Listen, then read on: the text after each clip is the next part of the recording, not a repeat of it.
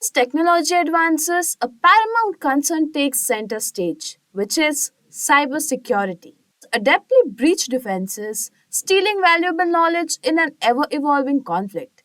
As a result, the demand for cybersecurity experts is substantial. Cybersecurity career encompasses diverse roles from security analyst earning from $60,000 to $90,000 to CISOs earning $150,000 to $250,000. Salaries fluctuate based on experience and location, but the field's growth promises strong career paths. If you are looking to dive deep into the world of cybersecurity, then become an expert with postgraduate program in cybersecurity. Some key features of this program include master classes from MIT faculty, featuring modules from MIT SSC and EC Council, 8 times higher interaction in live online classes conducted by industry experts. Simplilearn's Job Assist help you to get noticed by top hiring companies and much more. You will gain skills like advanced hacking concepts, network packet analysis, ethical hacking, IDS firewalls and honeypots, security and risk management, network security, and software development security. So hurry up and enroll now. Get the complete course details in the description box. If you are looking to have a smart entry in this field, then Simplilearn offers a 6 months program, Caltech Cybersecurity Bootcamp. With this program, you will learn all the cybersecurity fundamentals with hands-on projects. Find the complete course details from the link in the description box and pin comment. So without any further delay, over to our tutors. Now there are several reasons as to why you should learn cybersecurity. Here we have the top 10 reasons for the same. At number 10, the reason we have is basic requirements. There is a wrong notion that building a career in cybersecurity is daunting. Well, it is not. A fancy college degree is not at all that it takes to become a successful cybersecurity professional. You can venture into the domain of cybersecurity with some basic knowledge of IT and with an authorized cybersecurity certification. The overall eligibility criterion for the cybersecurity domain is relaxing across the world. IT professionals with cybersecurity certifications are known to receive higher salary packages. Certifications are always given extra weightage in the InfoSec field, and it opens doors to bigger opportunities. These cybersecurity certifications can be opted by anyone, as the eligibility for these are very basic. Cybersecurity certifications train professionals and thus helps in bridging the gap between the supply and demand of skilled cybersecurity professionals. So don't take a step back from learning cybersecurity thinking it is a tedious process. If you are a fresher or a professional, you can go ahead with just these basic requirements. Before moving on to our next reason, here is a question for you all. How many of you like mathematics? Please let us know in the comment section below. I'm sure not everyone loves mathematics, and that is completely okay when it comes to learning cybersecurity. And our ninth reason is, mathematics is not a concern for learning cybersecurity. Many of us find mathematics challenging. Some have the aptitude for dealing with numbers and some don't. And for those who don't, they find it difficult to proceed with a career that has maths involved. However, you can take your decision without any worries when it comes to cybersecurity, as the domain of cybersecurity does not involve mathematics. So if maths is not your strong point, then choosing to learn cybersecurity is a great choice. This can definitely be a relief to many.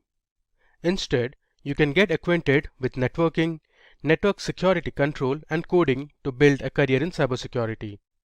Our eighth reason is that cybersecurity is a profession that helps achieve the greater good. Cybersecurity consists of a set of measures and approaches that help companies and individuals' data from being compromised and stolen.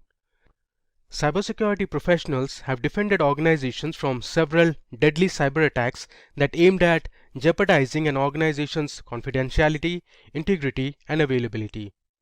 Cybercrimes are currently on the rise.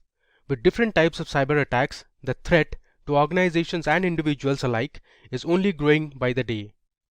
Government agencies, police forces, and cybercrime cells are tackling this threat. However, there is more requirement for skilled cybersecurity professionals who can protect data and work for the greater good. Therefore, If you want to bring about a positive impact and a meaningful difference to the society we live in, then learning cybersecurity is a great choice. Our seventh reason is that you get to travel the world. Who doesn't love to travel the globe? Learning cybersecurity is a great reason, especially for those of you who aspire to travel the world. With the lack of cybersecurity professionals in the world, there are plenty of opportunities for skilled experts to travel overseas to showcase their cybersecurity skills, which are in high demand. The increased demand for cybersecurity professionals is not just restricted to one area, but to the entire world. There are several employment opportunities for cybersecurity professionals across the globe, so learning cybersecurity can open new doors for you overseas as well. Our sixth reason is very interesting, and that is the fact that you get to work with secret agencies and high-profile ones. Like other professionals, cybersecurity professionals also have the opportunity to work with several prestigious multinational companies and big giants like Google, Dell, Accenture and others.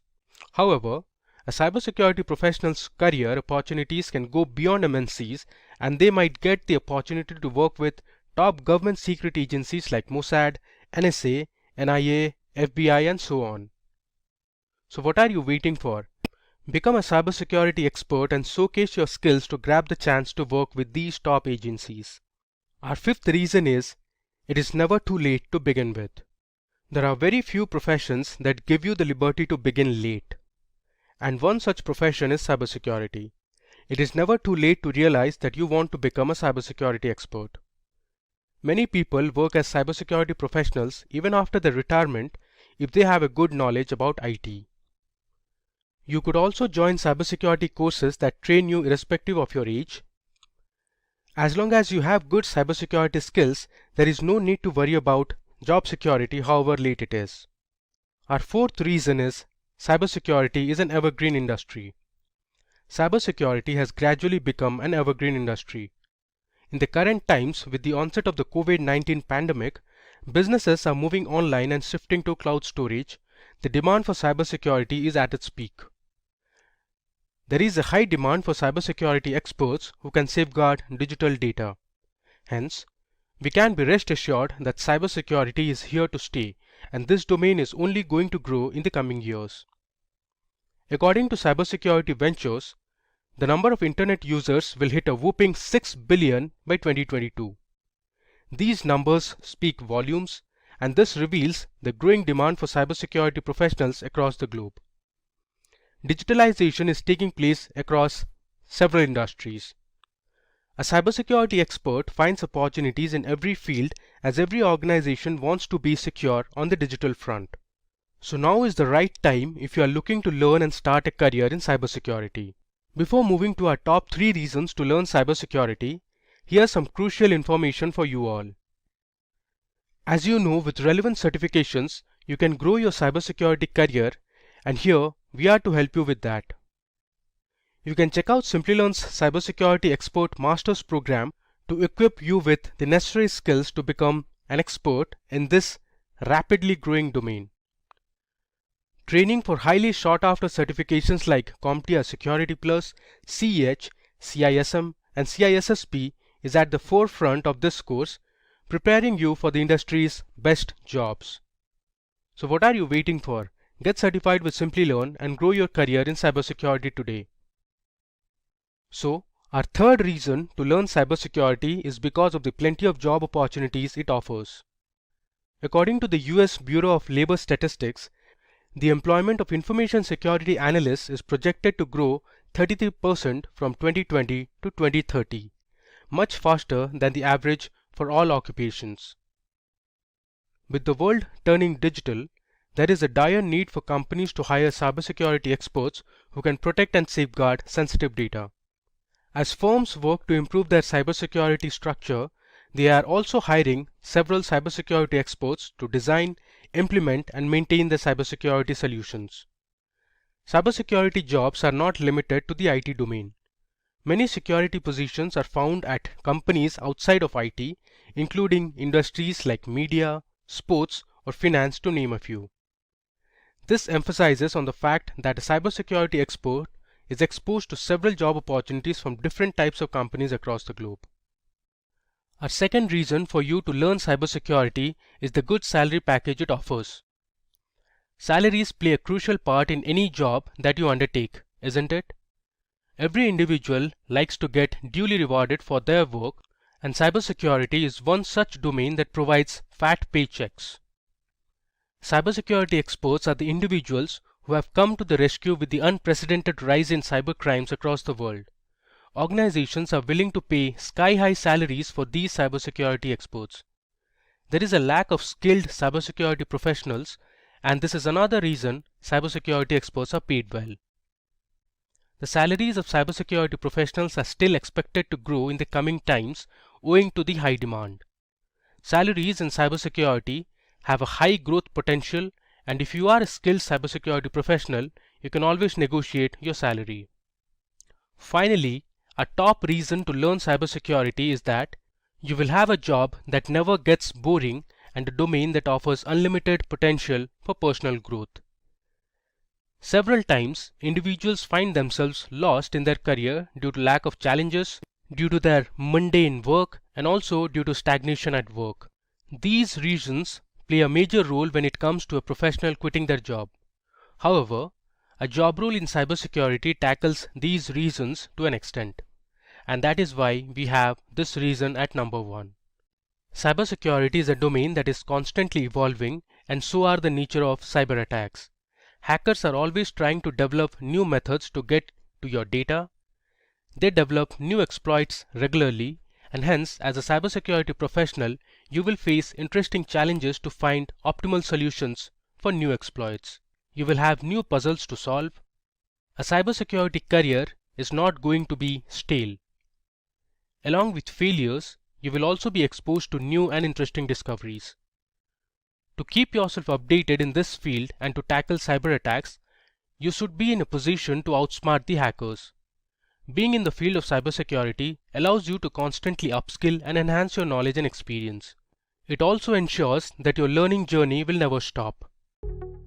Was your Sony PlayStation hacked in 2011? Because 77 million PlayStation accounts were indeed hacked according to Sony. If a huge corporation like Sony could not protect itself from cyber threats, you can assume that the chances of any organization being 100% safe are pretty slim. Cybersecurity is a booming industry and will be for the foreseeable future, considering most of the IT business has moved on to the cloud. According to recent trend studies, the cybersecurity domain is set to skyrocket to nearly $200 billion by 2027. So what are you waiting for? Stay tuned to this video on becoming a cybersecurity expert in 2023. And jumpstart your career. In today's video, we will cover the basic responsibilities of a cybersecurity expert and the different types of cybersecurity domains. We go through the required skills for being a cybersecurity expert and a roadmap on how to become one. Finally, we cover the best cybersecurity certifications to help you secure your first job in this lucrative domain, followed by the different roles you can name for in this industry. Before we move forward, ensure you're subscribed to our channel and hit the bell icon to stay updated with the latest trends and informative videos. And for all the budding cybersecurity professionals, here is a small question to test your knowledge. If a user finds a Facebook cloned website that hackers set up to steal passwords, what attack can this be classified as? Is it A, phishing? Is it B, SQL injection? Is it 3, a DDoS attack? Or 4, cryptojack? Let us know your answers in the comments below, and let's start by learning about what a cybersecurity expert does. A cybersecurity expert specializes in preventing unwanted access to or theft of computer systems and data. More people and organizations rely on the internet and computers to conduct their day-to-day activities in today's digital environment. Because of this increased reliance on technology, it has become a major target for criminals looking to get access to confidential data or wreak havoc on networks. As a result, there is an increasing demand for qualified cybersecurity specialists who can assist in mitigating these dangers. Experts in cybersecurity typically have a computer science or engineering backgrounds and use their computing systems expertise to create efficient security solutions. Cybersecurity professionals need to be technically proficient, but they also need to be able to think tactically and keep up with the latest emerging advancements in danger. Cybersecurity professionals have the necessary skills and expertise to identify suspicious signals before they pose a risk. They can also keep track of the most recent dangers and neutralize them before they hurt the business. With that being said, the key responsibilities include, but are definitely not limited to gathering data on current security measures for threat assessment and keeping regular records of the status of systems, regularly checking for assaults, and if any are detected, implementing the necessary preventive measures, performing vulnerability scanning to identify weak spots, and collaborating with the cybersecurity team to update security protocols as needed. Considering security first while setting up firewall software, network firewall programs, data servers, and antivirus systems. Providing credentials for unauthorized users, presenting tasks linked to access, and looking for changes to non-listed information. Helping lead staff members receive trainings on phishing and other common threats. With so many duties on the board, it's bound to expect multiple categories in this domain. So let's take a look at the different types of cybersecurity. Number one, we have network security. This branch of network engineering, as opposed to focusing on individual databases or devices, protects against breaches for a network of interconnected devices. Network security experts use firewalls, physical protective hardware, and security awareness to prevent breaches and retain lost data. Email and user security may also be a focus of network security. The professionals may lead organizational initiatives to enforce tougher password policies or to restrict web browsing to reputable websites only. The professionals have a more focused area of work than cybersecurity personnel. Cybersecurity protects attacks from attacks on individuals, networks, hardware, and software. In contrast, network security focuses on weak links between a network of interconnected devices only.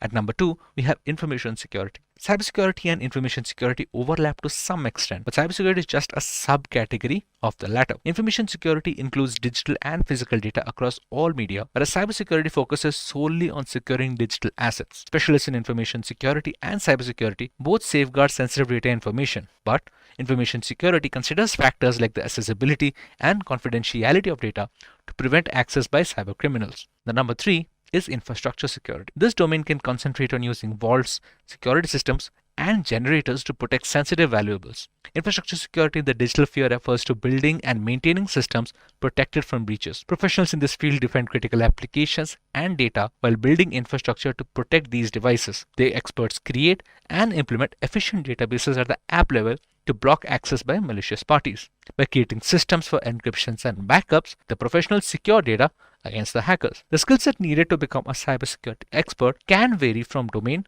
to domain, but the major chunk of skills remain the same. So let's go through some of these skills in our next section. At the top of our list is being technically adept. Cybersecurity professionals must have a solid grasp of computer networking and how they operate. They should also be aware of typical security flaws and how to mitigate them. Cybersecurity professionals must recognize how hackers operate and think and function to defend systems from assault. This enables them to predict assaults and put effective countermeasures in place. Number three is having a methodical approach. Cybersecurity work frequently demands a high level of precision and a meticulous attention to detail. Paying this attention to nuances to find evidence that could result in a successful attack is very crucial to cybersecurity.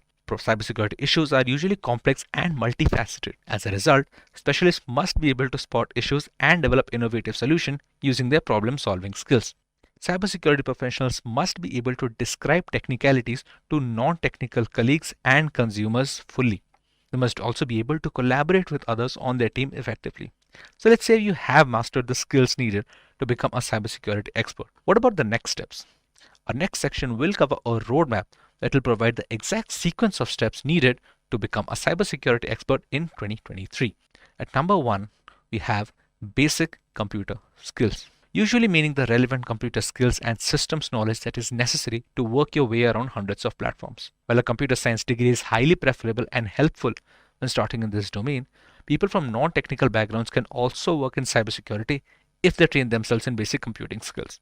Number two is networking skills. Networking skills are absolutely essential since a lot of the work will revolve around wireless access and network security protocols. With everything going wireless, networking skills and particularly wireless networking should be the next step in your journey.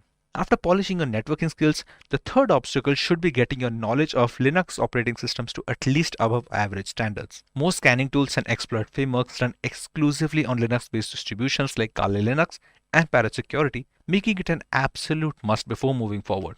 Basic scripting skills should be the next step since developing and combating exploits will require some programming skills. While not mandatory, these scripting skills will help you modify exploits that can later be used to secure infrastructure. The next step is the P8 certification by TCM or the Cyber Mentor. This course will teach the practical aspects of ethical hacking. This course covers tools and concepts to help you succeed as an ethical hacker or a cybersecurity analyst.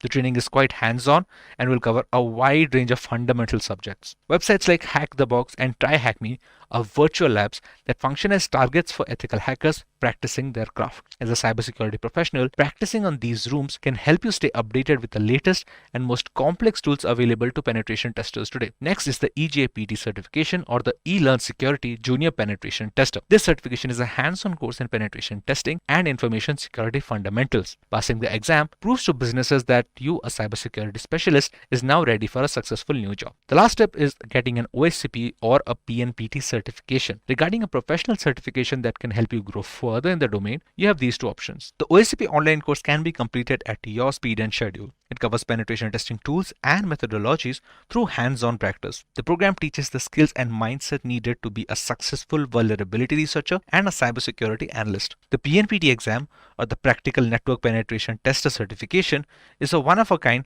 vulnerability scanning certification exam that evaluates a student's capacity to perform a networking penetration test at a professional level. Now that we know the roadmap that needs to be followed to become a cybersecurity expert, let us look into some of the best certifications available on the market today. At number 1, we are going to have the CISSP certification. It is based on a common body of knowledge that covers a broad range of topics, including network security, cryptography, and access control. To be eligible for the CISSP though, candidates must have at least 5 years of real-life work experience in at least 2 or more of the 8 CISSP domains. At number 2, we have the CEH certification, or the Certified Ethical Hacker. This certification validates a candidate's ability to identify, assess, and mitigate risks in an organization system. To earn the CEH certification, candidates must pass an exam that covers topics such as network scanning, enumeration, social engineering, and SQL injection. Number 3, we have the CCSP. The Certified Cloud Security Professional Credential is a globally recognized certification demonstrating a deep understanding of cloud security architecture, design, operations, and services. The CCSP validates an individual's ability to secure cloud data along with its applications and manage workloads effectively. The fourth certification we have for you is the CISA. This exam tests a candidate knowledge of information system auditing, control, and security. Candidates who pass the exam must maintain this certification through continued education and professional development. The CISA certification is widely recognized as a benchmark of excellence in information security. As we've already discussed, there are many facets to cybersecurity. Needless to say, there are a variety of roles to choose from in this domain. So let's go through some of the most popular roles in the cybersecurity division today. At number 1, we have the Application Security Engineer. Application security experts can build, deploy, and manage computer software and applications in various sectors. They work almost entirely in an office setting, with most of their time spent writing and debugging software. Fluency in several programming languages like C, C#, Java, Python, and JavaScript is necessary. At number 2, we have the security engineer. They are responsible for designing and implementing strategies that ensure the security of an organization's products and systems. They must be able to examine an organization's procedures and predict future difficulties.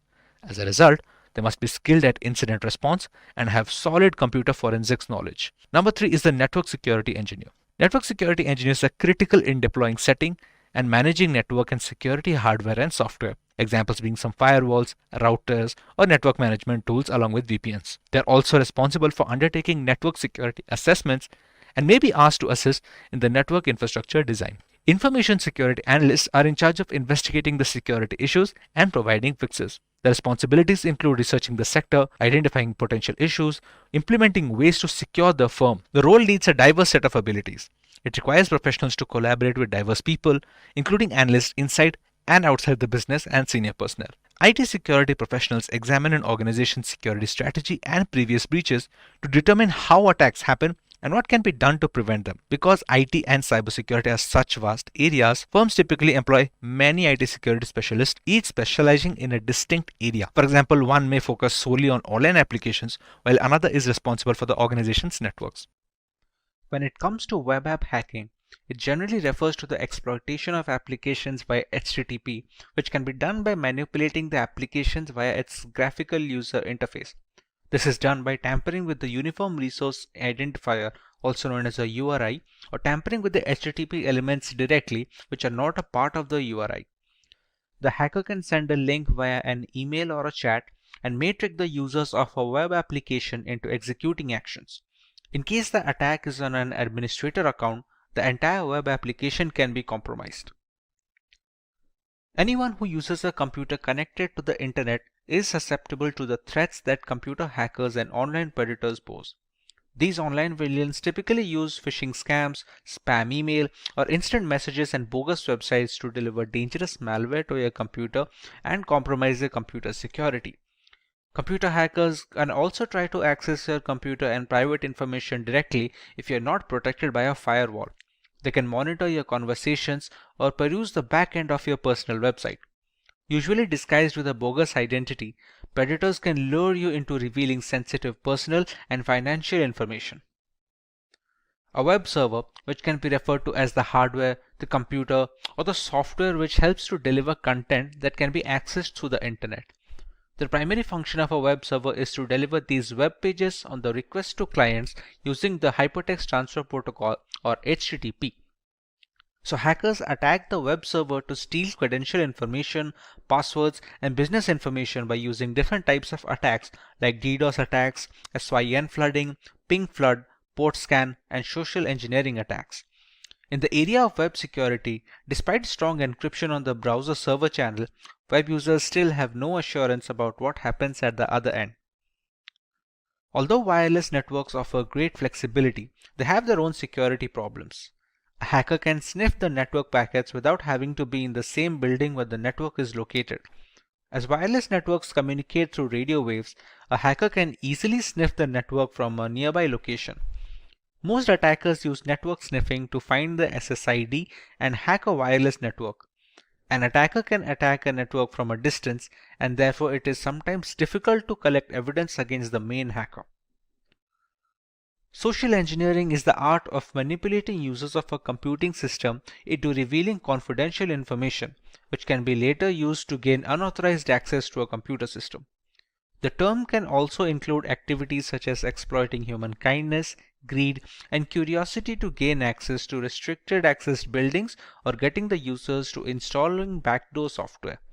Knowing the tricks used by hackers to trick users into releasing vital login information is fundamental in protecting computer systems. Coming to our main focus for today, let us have a look at the top 5 most essential ethical hacking tools to be used in 2021.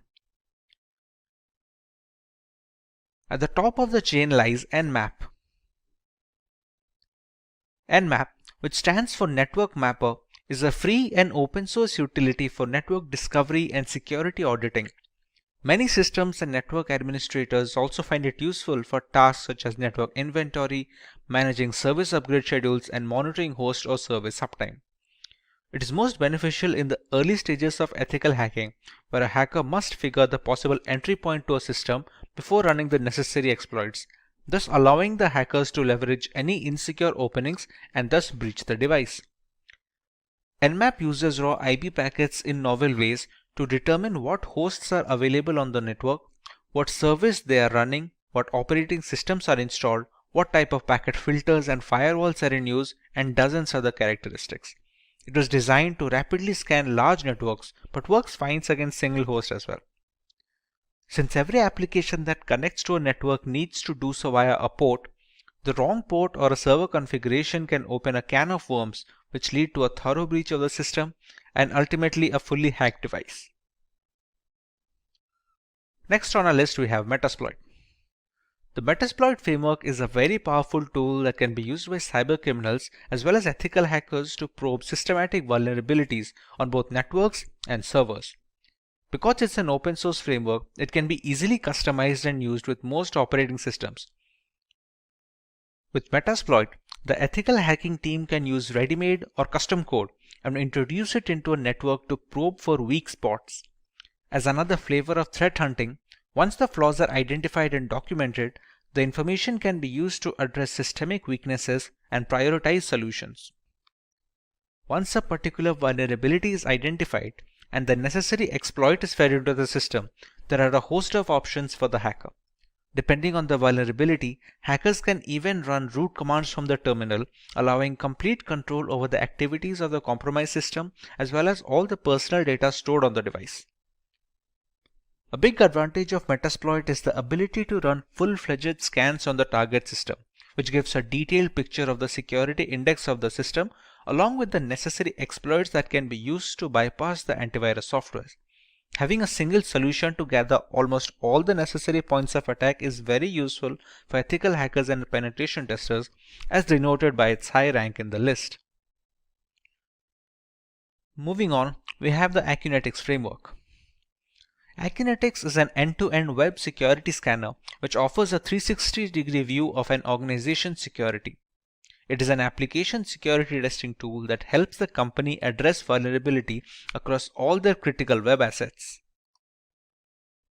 The need to be able to test applications in depth and further than traditional vulnerability management tools has created a market with several players in the application security space. Akunetics can detect over 7,000 vulnerabilities, including SQL injections, cross-site scripting, misconfigurations, weak passwords, exposed database, and other out-of-band vulnerabilities. It can scan all pages, web apps, and complex web applications running HTML5 and JavaScript as well. It also lets you scan complex multi-level forms and even password-protected areas of the site. Akunetics is a dynamic application security testing package, which has definite perks over status application security testing frameworks, which are also known as SAST scanners. SAST tools only work during development and only for specific languages and have a history of reporting a lot of false positives, whereas dynamic testing tools, also known as DAST, have the ability to streamline testing from development to deployment with minimal issues. Next on our list, we have AirGarden. This is a multi-use bash script used for Linux systems to hack and audit wireless networks like our everyday Wi-Fi router and its counterparts. Along with being able to launch denial of service attacks on compromised networks, this multi-purpose Wi-Fi hacking tool has very rich features which support multiple methods for Wi-Fi hacking, including WPS hacking modes, WP attacks, handshake captures, evil twin, and so much more. It usually needs an external network adapter that supports monitor mode, which is necessary to be able to capture wireless traffic that traverse the air channels. Thanks to its open source nature, AirGarden can be used with multiple community plugins and add-ons, thereby increasing its effectiveness against a wide variety of routers, both in the 2.4 GHz and the 5 GHz band. Finally, at number 5, we have John the Ripper. John the Ripper is an open source password security auditing and the password recovery tool which is available for many operating systems. John the Ripper Jumbo supports hundreds of hash and cipher types, including for user passwords of operating systems, web apps, database servers, encrypted keys, and document files. Some of the key features of the tool include offering multiple modes to speed up the password cracking, automatically deselecting the hashing algorithm used by the passwords, and the ease of running and configuring the tool to make it password cracking easier. It can use dictionary attacks along with regular brute forcing to speed up the process of cracking the correct password without wasting additional resources. The word list being used in these dictionary attacks can be used by the user's end, allowing for a completely customizable process. We also have a few honorary mentions in our list that just missed the cut. NetSparker, for instance, is an automated yet fully configurable web application security scanner that enables you to scan websites, web applications, and web services. The scanning technology is designed to help you secure web applications easily without any fuss, so you can focus on fixing the reported vulnerabilities. The Burp Suite Professional is one of the most popular penetration testing and vulnerability finder tools and is used for checking web application security. The term Burp, as it is commonly known, is a proxy-based tool which is used to evaluate the security of web-based application and to do hands-on testing. Moving away from websites and applications, Wireshark is a free and open source packet analyzer which was launched in 2006. It is used for network troubleshooting, analysis, software and communications protocol development, and education. It captures network traffic on the local network and stores data for offline analysis. Wireshark captures network traffic from Ethernet, Bluetooth, wireless networks, and frame relay connections. Now that we learn about the different types of tools that can be used when conducting an ethical hacking audit, let's learn about some potential benefits of such campaigns and why organizations prefer to pay for such audits. Being able to identify defects from an attacker's perspective is game-changing since it displays all the potential avenues of a possible hack. One can only prepare for the known vulnerabilities as a defensive specialist, but proactively trying to breach a network or device can make hackers think of techniques that no defense contractors can account for. This kind of unpredictability goes a long way in securing a network against malicious actors. Another advantage of hiring ethical hackers is the ability to preemptively fix possible weak points in a company's network infrastructure. As seen on many occasions, a real breach will cause loss of data and irreparable damage to the foundation of an organization. Being able to gauge such shortcomings before they become public and can be exploited is a benefit most organizations make use of. This is not to imply that such security audits are only beneficial to the organization paying for it. When coming across companies that provide certain services, a reliable third-party security audit goes a long way in instilling trust and confidence over their craft. If the ethical hackers cannot find any major vulnerabilities that can be leveraged by hackers, it just accentuates the technical brilliance of the organization and its engineers, thereby increasing the clientele by a substantial amount. Jude is waiting at the airport to hop on her flight back home when she realizes that she missed making an important bank payment. She connects her laptop to the public Wi-Fi at the airport and goes ahead to carry out the bank transaction. Everything goes well, and Jude completes her transaction. After a couple of days, she was wiped off her feet when she learned that her bank account was subjected to a cyber attack and a hefty amount was wiped from her account.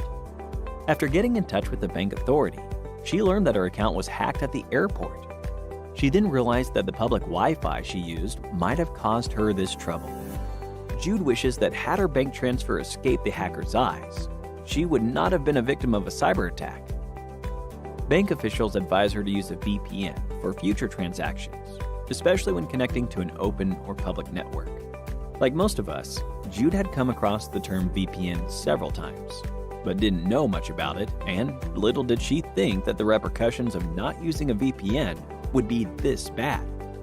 Let's understand how the hacker would have exploited Jude's transaction in the absence of a VPN. In this process, Jude's computer first connects to the Internet Service Provider, ISP, which provides access to the Internet. She sends her details to the bank's server using her IP address. Internet Protocol Address, or IP address, is a unique address that recognizes a particular device, be it a laptop or a smartphone on the Internet. When these details pass through the public network, the hacker, who passively watches the network traffic, intercepts it. This is a passive cyber attack, where the hacker collects Jude's bank details without being detected. More often or not, in such an attack, payment information is likely to be stolen. The targeted data here are the victim's username, passwords, and other personal information. Such an unsecured connection exposed Jude's IP address and bank details to the hacker when it passed through the public network. So would Jude have been able to secure her transaction with the help of a VPN? Well, yes. Picture Jude's bank transaction to be happening in a tunnel that is invisible to the hacker. In such a case, the hacker will not be able to spot her transaction, and that is precisely what a VPN does. A virtual private network, more often known as VPN, creates a secure tunnel between your device and the Internet. For using a VPN, Jude's first step would be to install software-based technology known as the VPN client on her laptop or smartphone that would let her establish a secure connection. The VPN client connects to the Wi-Fi and then to the ISP. Here, the VPN client encrypts Jude's information using VPN protocols. Data is encrypted to make sure it is secure. Next, the VPN client establishes a VPN tunnel within the public network that connects to the VPN server.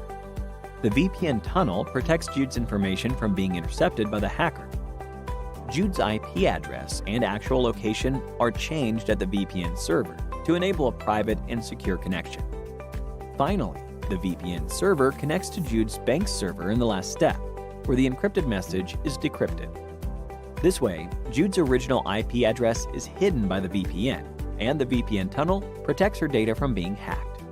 This explains how VPN makes your data anonymous and secure when it passes through the public network, and the difference between a normal connection and a VPN connection. After learning about this, Jude was certain that she should start using a VPN to carry out her online transactions in the future. This is also applicable to each one of us. Even if you work remotely or connect to public Wi-Fi, using a VPN is the safest option. In addition to providing a secure encrypted data transfer, VPNs are also used to disguise your whereabouts and give you access to regional web content. VPN servers act as proxies on the internet. This way, your actual location cannot be established. VPN enables you to spoof your location and switch to a server to another country and thereby change your location. For example, by doing so, you can watch any content on Netflix that might be unavailable for your region.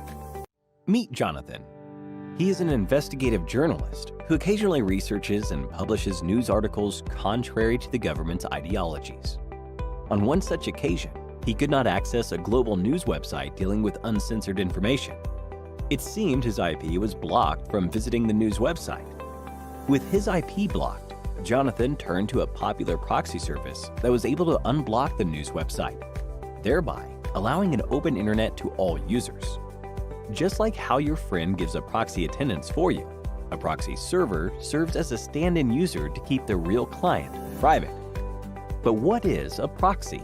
Let's understand its working by taking a look at how Jonathan was able to access geo-blocked content without much hassle. A proxy server acts as a gateway or intermediary server between a user and its destination website. When Jonathan wasn't able to access the news website, he connected his system to a global proxy server. Once connected, the proxy server assigns a new IP address to Jonathan's system, an IP address of a different country where the website is not censored. Following this process, whenever Jonathan visits that website, the website administrators see the new IP address assigned via proxy server and sees no reason to deny access to their account.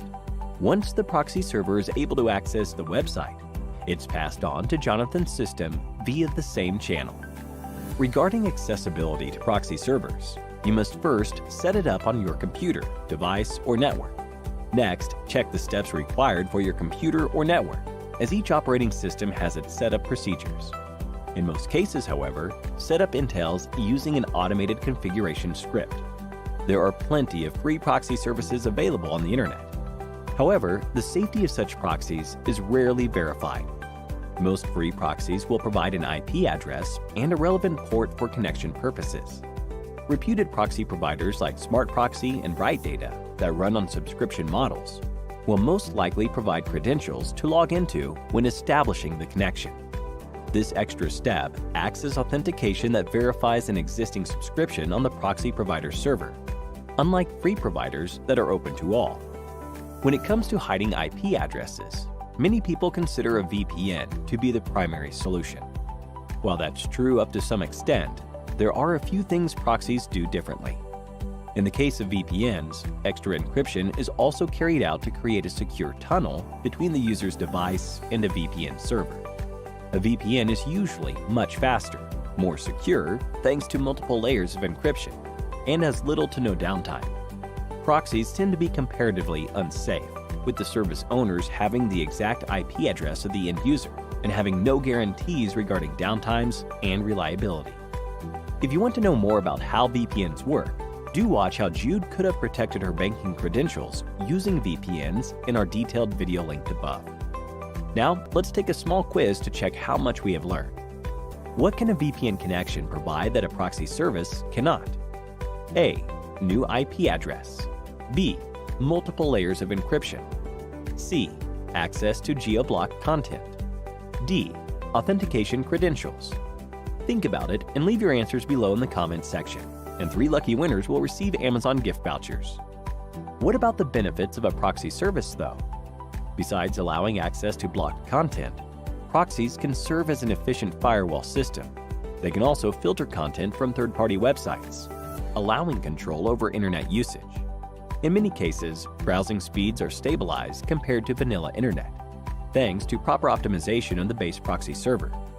The element of privacy proxies provides is highly lucrative to people looking to hide their actual IP address from as many prying eyes as possible. One can easily argue the benefits of using VPNs over proxies for added security measures. However, a few basic tasks don't warrant maximum privacy for the user's side, as in other cases. For example, many consumers worldwide find proxy services more convenient, since all major operating systems starting from Windows to Android allow proxy configuration without the hassle of installing new applications, as is in the case of a VPN. In addition, there are services online that function as web proxies, allowing users to access blocked content without any setup from their end. They can enter the target URL, and the web proxy will route data from its physical server. This level of freedom is hard to come by in the case of VPNs, making proxies an ideal solution for casual browsing. With the next generation of internet exchanges focused on maximum privacy and security, a variety of ways have been enforced to maintain them as such. Censorship has been shifted from the streets to the digital domain. It forces the standard citizen to derive alternative ways to maintain anonymity. A major weapon in this battle for privacy and security is the Tor browser, an independent browser meant to browse the internet while relaying information through the Tor network. It serves as a meaningful alternative to the standard internet browsing habits. To better understand the purpose of this browser and such, we must learn about the work of the Tor network. Featuring its own routing protocol, the Tor browser is an easy way to maintain anonymity while browsing without emptying one's wallet. Let's take a look at the topics to be covered today. We start with the explanation of what is the Tor network and its significance in the working of the Tor browser. We take a look at the Onion routing protocol and how it transmits the data from the client devices to the Tor directories in order to circumvent government censorship. Moving on, we learn a few features of the Tor browser and the distinct advantages the Tor network provides. Next, we learn the difference between using a VPN and a Tor to anonymize internet usage. And finally, we have a live demonstration of the Tor browser anonymization features in action. Let's move on to learning about the Tor network. Tor, short for the Onion router. It's an open source privacy network that permits users to browse the web anonymously. The Tor was initially developed and solely used by the US Navy to protect sensitive government communications before the network was made publicly available. The digital era has disrupted the traditional way of doing things in every sector of the economy. The rapid rise in development and innovation of digital products has given way to frequent data breaches and cyber thefts. In response, consumers are increasingly opting for products that offer data privacy and cybersecurity.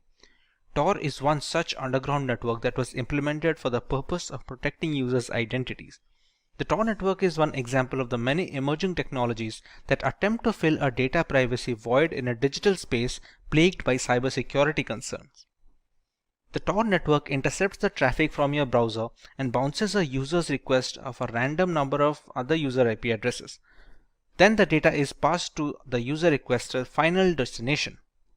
These random users are volunteer devices which are called as nodes or relays.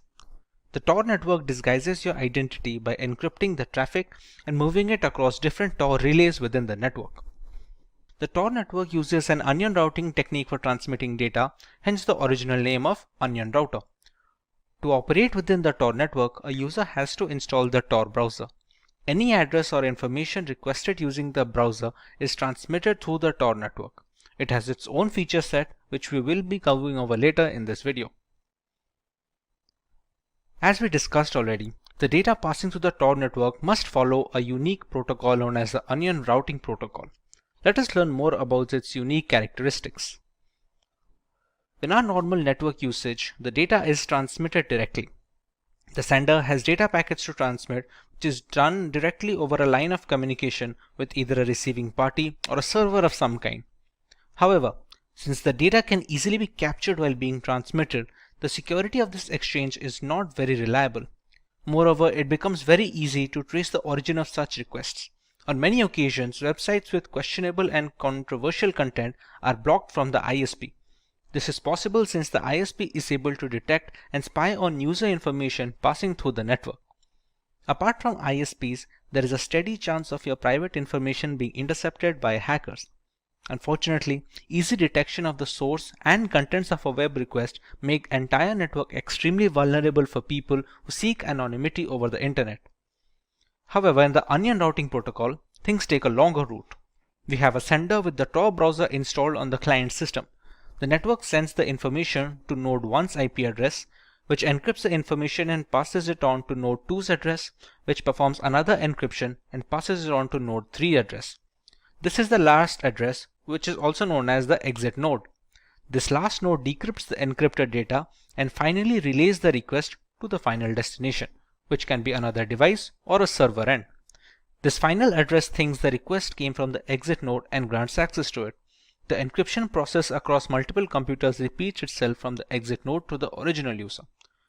The Tor network obfuscates user IP addresses from unwanted surveillance by keeping the user's request untraceable. With multiple servers touching the data, it makes the tracking very difficult for both ISPs and malicious attackers. Now that we understand the way Tor works, let us learn more about the Tor browser. The Tor browser was developed by a non-profit organization as a part of the Tor project in 2008, and its first public release was announced. The Tor browser is a browser forked from the popular Firefox that anonymizes your web traffic using the Tor network. If you're investigating a competitor, researching an opposing litigant in a legal dispute, or just think it's creepy for your ISP or the government to know what websites you visit, the Tor browser might be the right solution.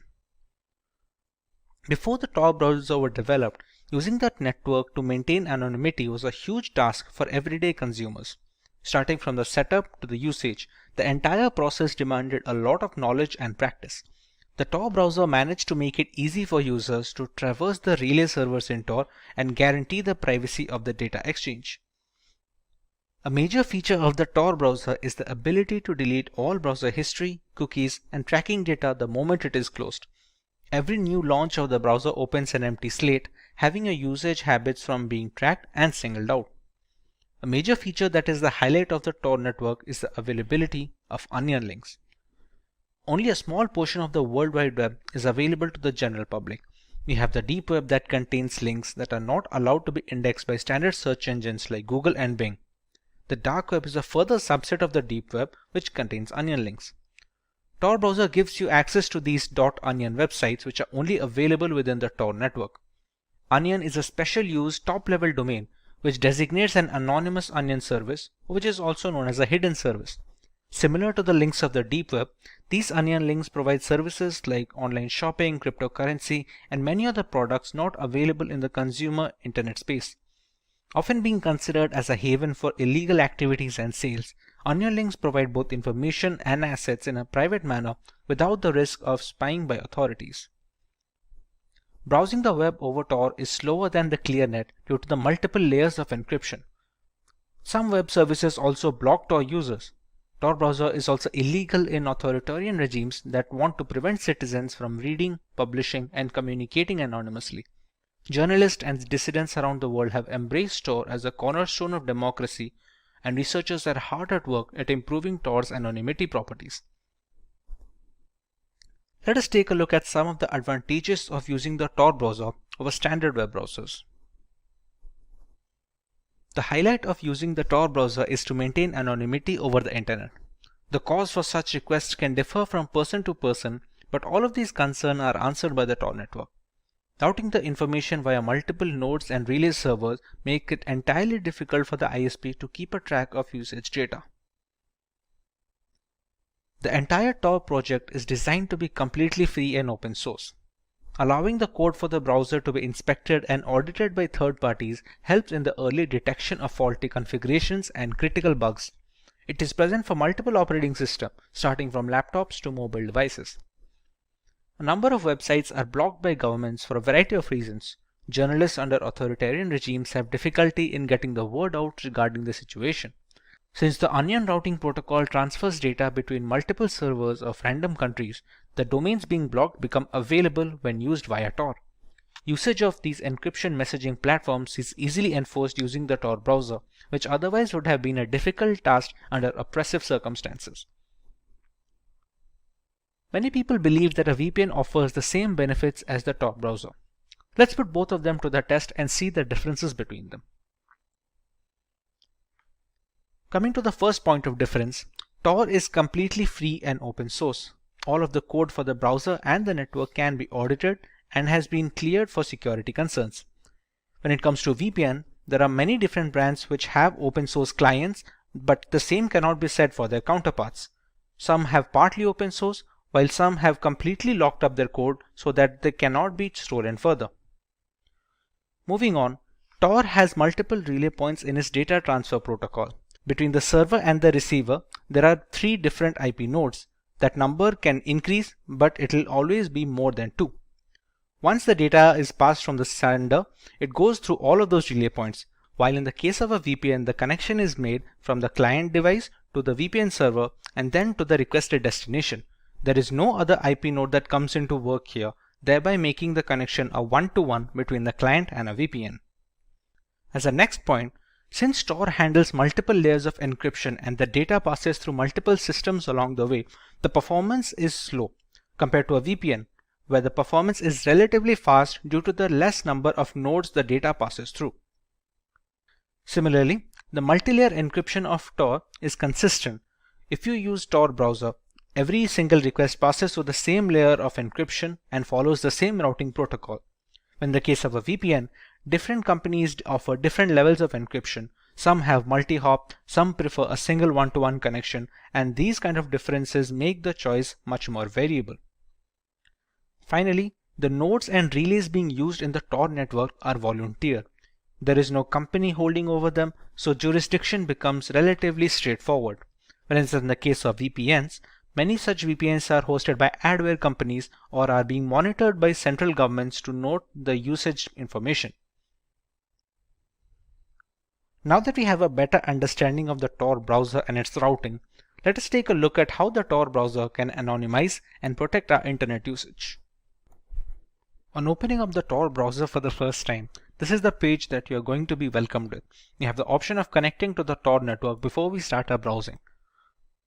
So let's press connect, and we can see that it is connected. Coming to the anonymization, let's check my current location on Google Chrome. Currently is showing as Navi Mumbai in Maharashtra. If we check the same link on the Tor browser, we should get a different address. Now every link that we open in the Tor browser will be little delayed and the speed will be hampered because of the multiple layers of encryption like we discussed. Now as you can see, it's showing a German IP and the state of Bavaria. This is how the anonymization works. There is no VPN configured, there is no proxy attached. It's straight up the out of the box settings that come inbuilt with the Tor browser. Similarly, we have an option of cleaning up the data. Let's say if you want to refresh your location and you want to use a different ID for the next browsing session. If you just restart it once, and we can have to check it again, we should be seeing a different country this time. As you can see, we have Netherlands right now. So this is how you can keep refreshing your address, you can keep refreshing your host location so that you cannot be tracked when in browsing the internet. Like we discussed, we have some onion links that can only be used on the Tor network. As you can see, these kind of links do not open in the Google Chrome browser. But once we copy these over to the Tor browser,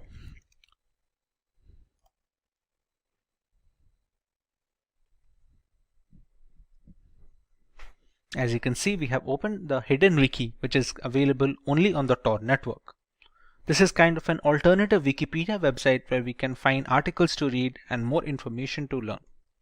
Similarly, we have another onion link over here, which is once again available only for the Tor browser.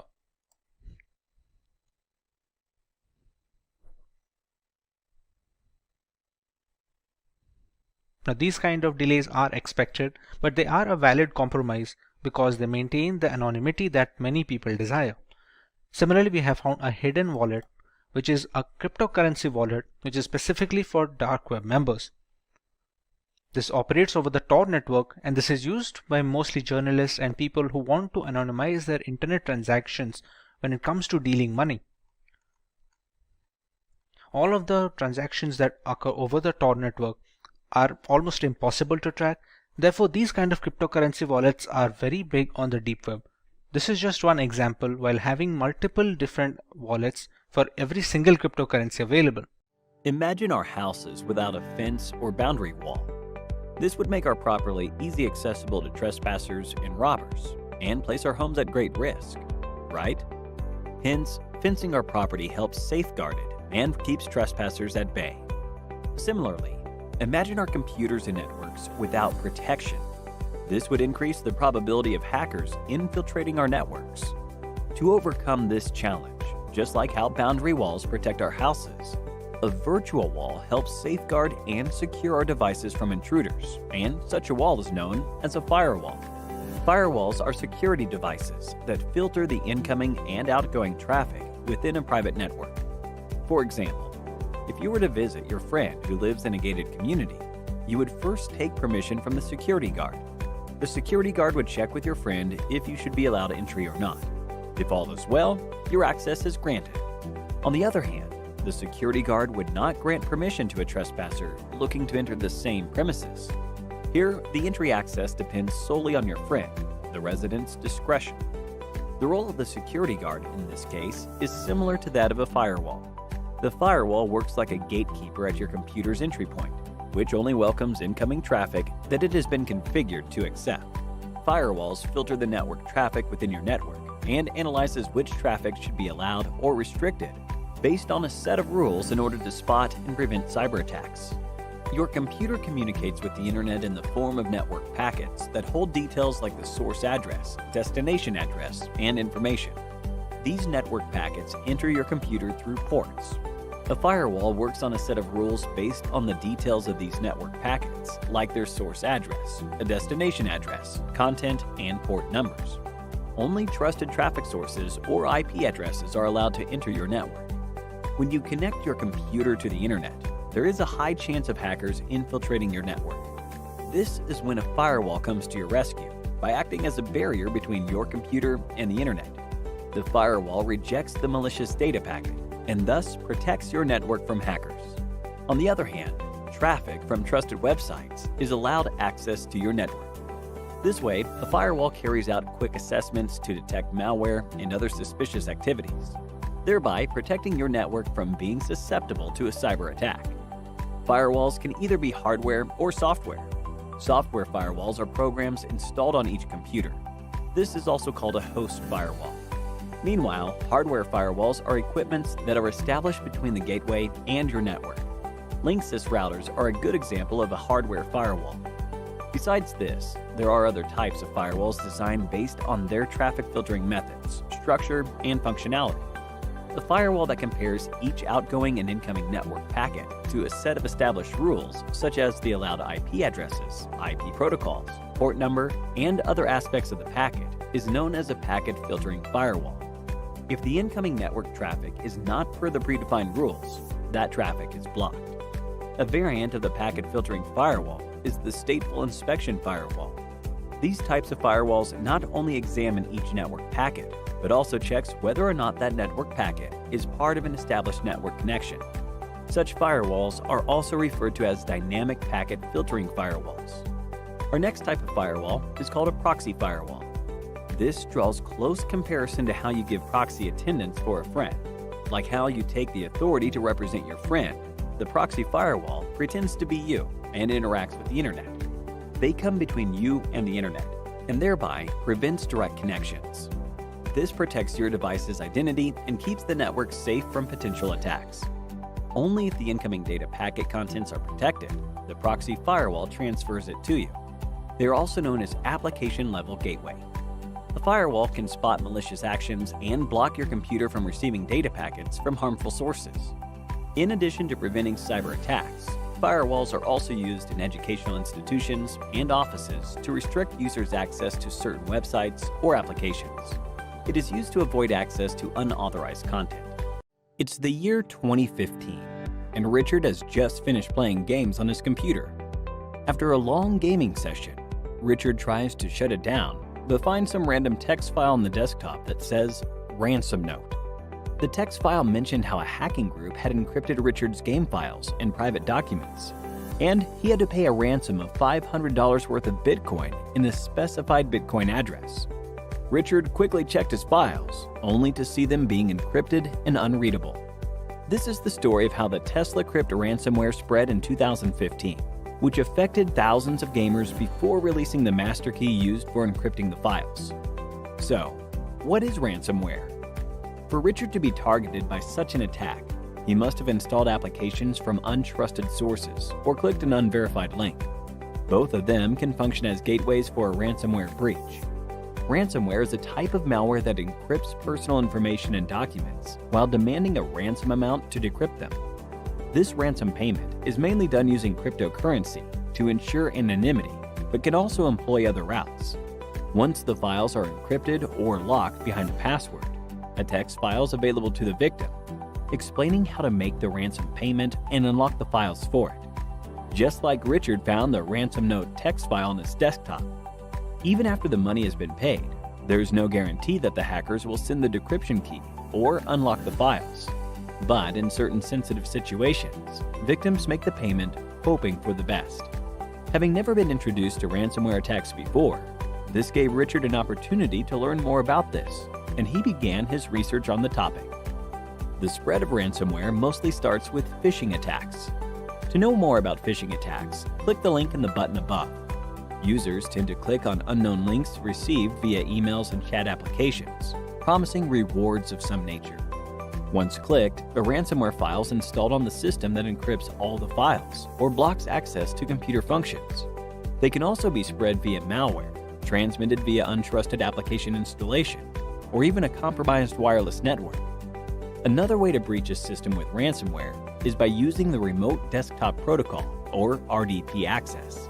A computer can be accessed remotely using this protocol, allowing a hacker to install malicious software on the system with the owner unaware of these developments. Coming to the different types of ransomware. First, we have locker ransomware, which is a type of malware that blocks standard computer functions from being accessed until the payment to the hackers is complete. It shows a lock screen that doesn't allow the victim to use the computer for even basic purposes. Another type is crypto ransomware, which encrypts the local files and documents in the computers. Once the files are encrypted, finding the decryption key is impossible unless the ransomware variant is old and the keys are already available on the internet. Scareware is fake software that claims to have detected a virus or other issue on your computer and directs you to pay to resolve the problem. Some types of scareware lock the computer, while others simply flood the screen with pop-up alerts without actually damaging files.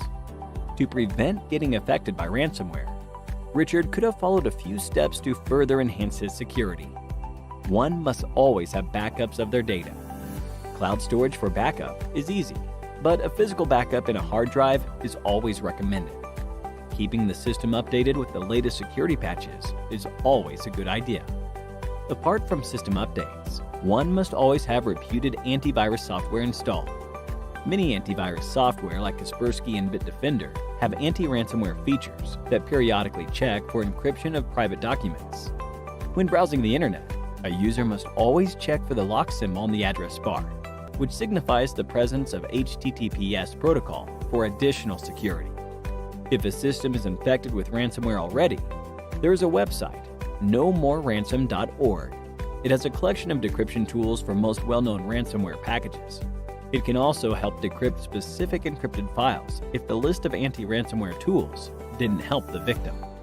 If you are looking to dive deep into the world of cybersecurity, then become an expert with postgraduate program in cybersecurity. So hurry up and enroll now. Get the complete course details in the description box. If you are looking to have a smart entry in this field, then Simplilearn offers a 6-month program, Caltech Cybersecurity Bootcamp. Find the complete course details from the link in the description box and pin comment. The year was 1971. An engineer named Bob Thompson at BBN, an American research and development company later acquired by Raytheon, created the world's first virus proof of concept, dubbed the Creeper. Although credited and referenced by various entities as the world's first computer virus, the Creeper actually exhibited the behavior of a worm. I am the Creeper and catch me if you can. This is what the virus said. And the world was never the same. With over 12 types of malwares and over 100 types of viruses lurking around the network channels of the internet waiting to curb innocent users and exploit vulnerabilities, the 21st century saw a tremendous growth in cybercrimes. So let's start with what is malware. Malware is a short form for malicious software, and it's like a sneaky digital intruder that infiltrates your device without permission. It's created by cybercriminals who want to disrupt, damage, or gain unauthorized access to your personal information, financial data, or even control your device remotely. Think of malware as a digital bully that's up to no good. So let's understand how does a malware work. Step 1. Intrusion. Malware sneaks into your device through various entry points like malicious email attachments, infected websites, software vulnerabilities, or even through removable storage devices like USB drives. Step 2 is execution. Once inside, the malware starts executing its malicious code. It may install additional files, modify system settings, or create hidden processes in the background to evade detection. Step 3 is persistence. To maintain control over your device, malware often tries to establish persistence. It may create registered entries, modify startup settings, or hide in system folders, ensuring it launches every time you boot up your device. Next step is exploitation. Malware takes advantage of vulnerabilities in your operating system, applications, or network to spread its reach. It may exploit security weaknesses to propagate across networks, infect other devices, or steal sensitive information. The step 5 is malicious activities. Now that the malware has settled in, it carries out its intended actions depending on its type. This could include stealing personal information, capturing keystrokes, encrypting files, displaying unwanted ads, or even hijacking your device for cybercriminals' remote control. The next step is concealment. Malware often employs techniques to hide its presence and avoid detection. It may use rootkit technology to hide its files and processes, employ anti-analysis measures, or encrypt its communication with command and control servers to evade security measures. The last step is damage or profit. Ultimately, malware aims to achieve its malicious objective. It may cause damage to your system, compromise your privacy, steal financial information, or create opportunities for cybercriminals to profit. Have you ever wondered how it feels to be a cybersecurity expert after gaining a certification? So let's take a minute to hear it out from our learners who have experienced massive success in their career after taking the cybersecurity course. Now that we have a good idea of how does a malware work, let's understand the different types of malware. More than 12 types of malwares are present in the world today, and each of them is threatening to different extent. So let's discuss some of the most common and hazardous malwares. The first is virus, a classic troublemaker that attaches itself to a program or file, replicating and spreading across your system. It can corrupt or destroy data and even render your device useless. The second one is worm, a sneaky creature that replicates itself and spreads across networks, causing congestion and slowing down systems. It can also exploit vulnerabilities to gain unauthorized access. The next one is Trojan horse. Inspired by the ancient Greek tale, this malware disguises itself as a legitimate software, tricking you into installing it. Once inside, it opens a backdoor, giving cybercriminals remote control over your device. The next is ransomware. This villainous malware holds your data hostage by encrypting it. The cybercriminals then demand a ransom to restore access, leaving you feel like a character in a digital hostage situation. Next is spyware, a nosy little malware that secretly monitors your activities, collecting sensitive information like password, browsing habits, and even keystrokes. Talk about an invasion of privacy.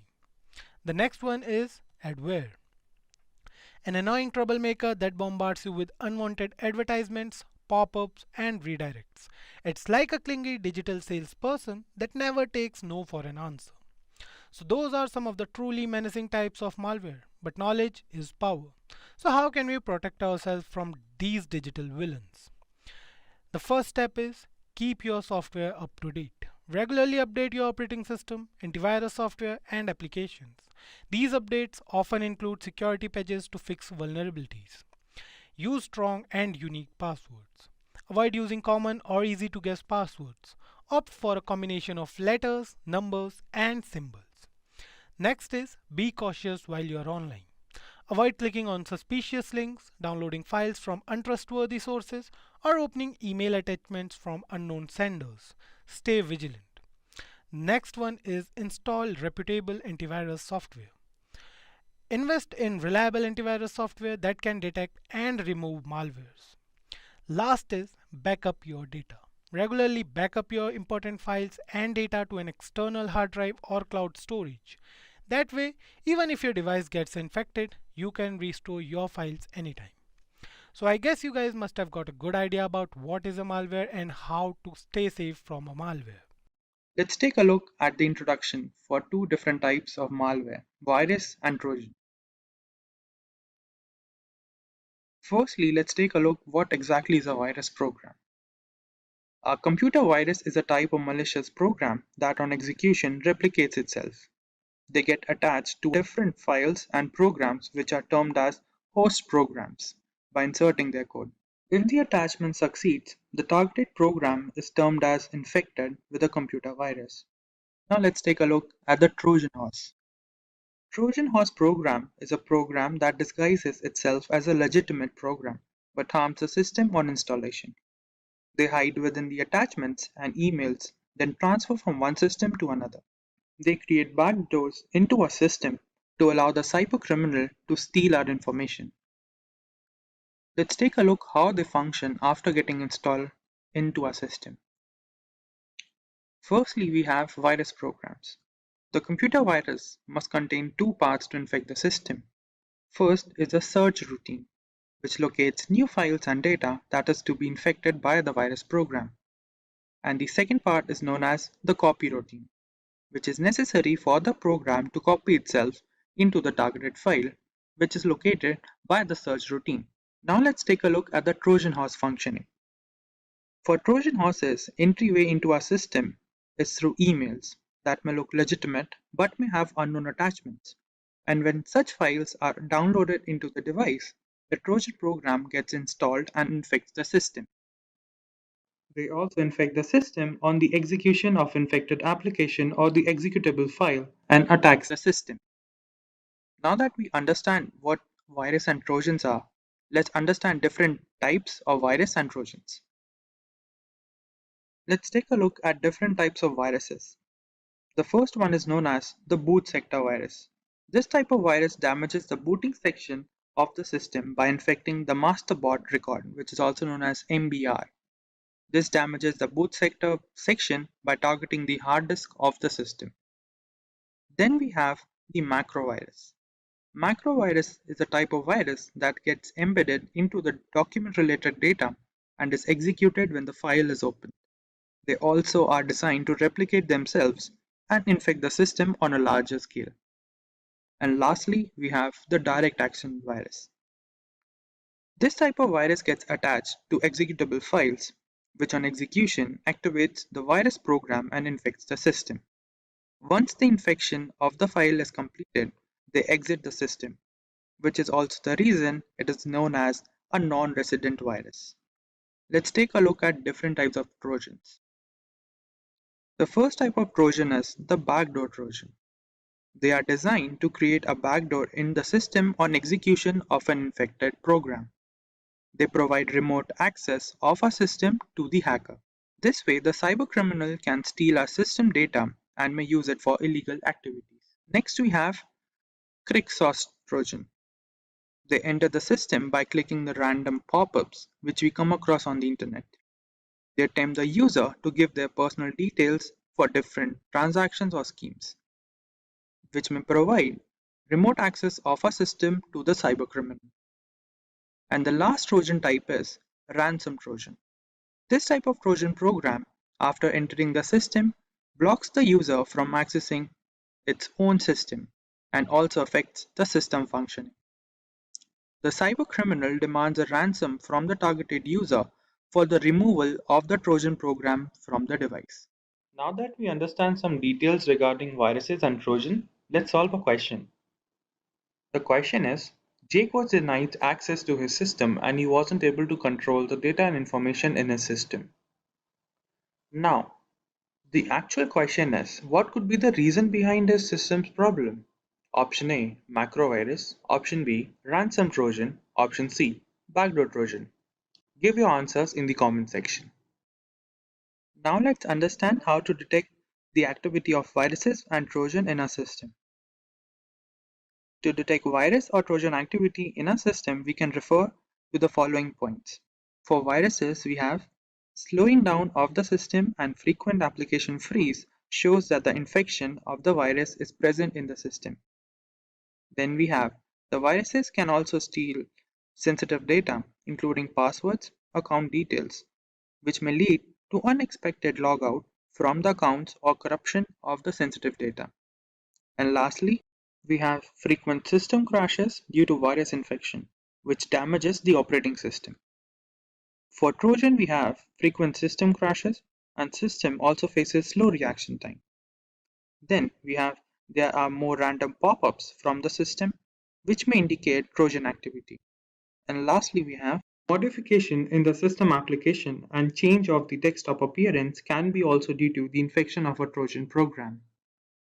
Next, let's take a look at a famous cyber attack for virus and a Trojan horse.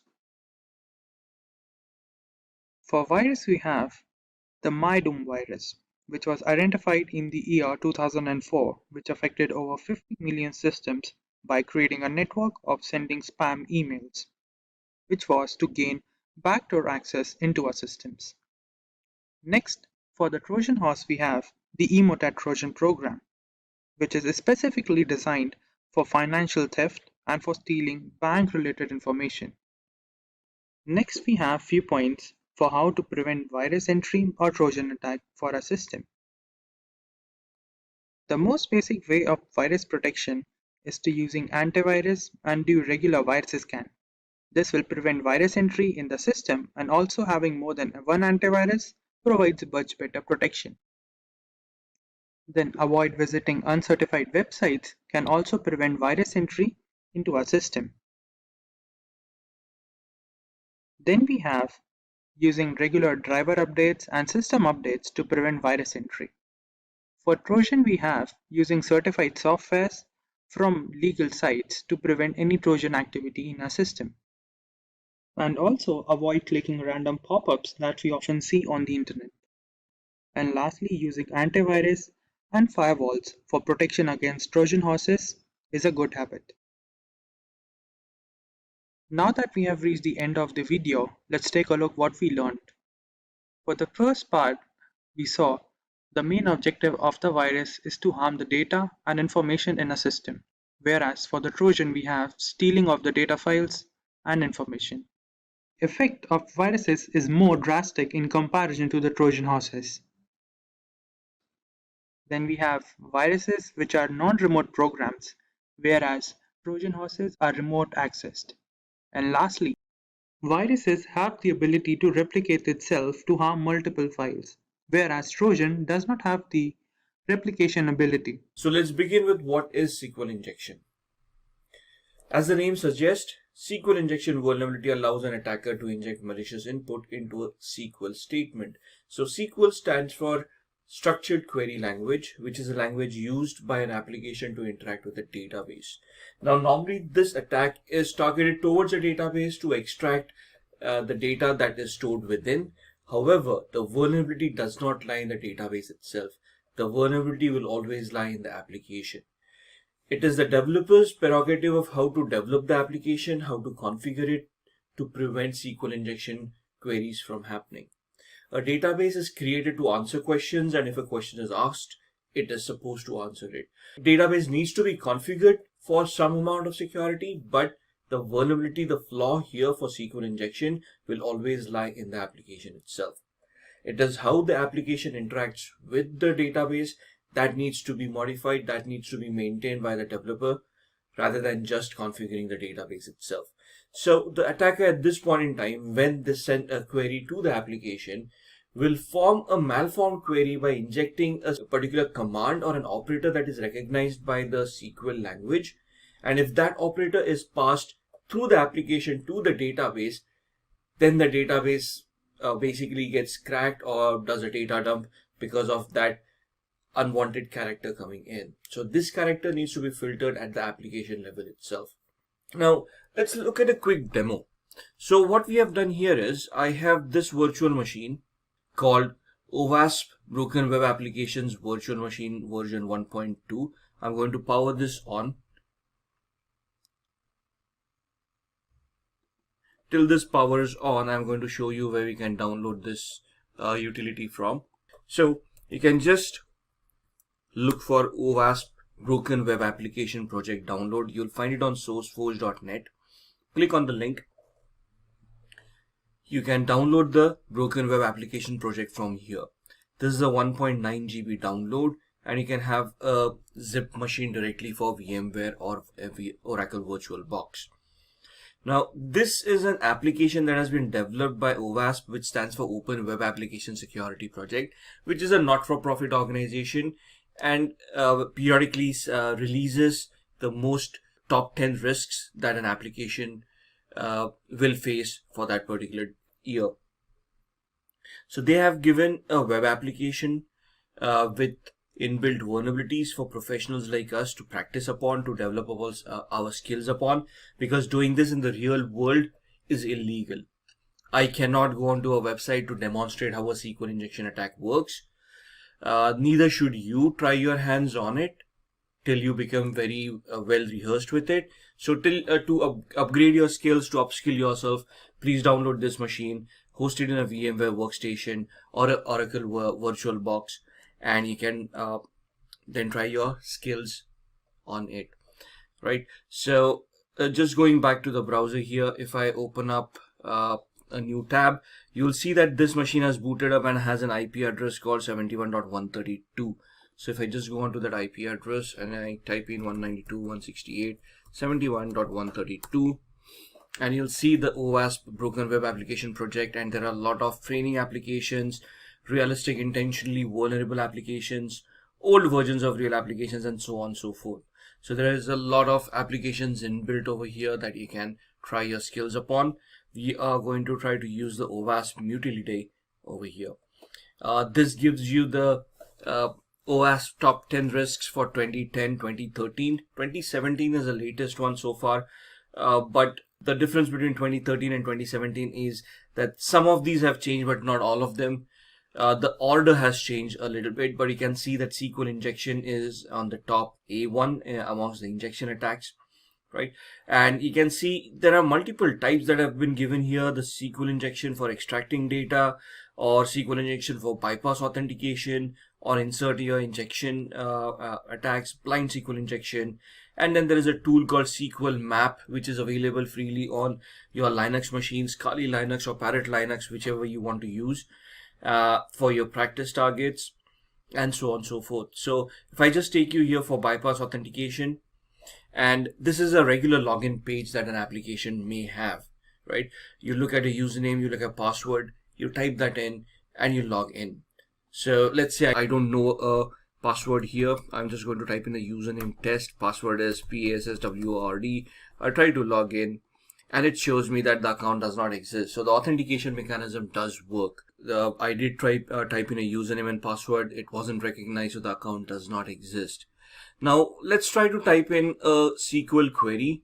Here I'm going to just give it a single quote, which is an operator that is recognized by the SQL language, which when the database tries to execute will cause the database to dump some data or to bypass authentication in this case. And I'm going to give it a condition, single quote, or 1 equals 1 space hyphen space, and I'm going to click on login. Now right now I'm not logged in at all, and we tried our username and password and we weren't able to log in. So now if I log in, you will see that it gives me a status update saying the user has been authenticated, and I'm logged in as admin, got root. So that is what these SQL queries can achieve. I'm going to log out right now, and we are going to look at the basics of SQL injection. So looking at that small demo, now let's look at what types of SQL injections are available.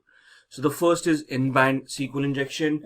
There are two subtypes within in-band: error-based injection attack and a union-based injection attack. The second type is blind SQL injection attack, where there's a Boolean based and a time based attack. And the third one is out of bounds SQL injection attack. Now, what is in-band SQL injection attack? In-band is where we are either attempting the error-based or the union-based. What is error-based? We send a query to the database, we craft a query to the database, and it generates an error message, and it dumps the error message right in front of us on the screen. That makes us realize that there is a flaw, and there is some information that is dumped on the screen, which we can then further utilize to craft our further queries as we go ahead. Whereas union based is it is where we combine multiple statements at the same time. So if you look at the URL, earlier in the URL, you would see a large structure in that URL.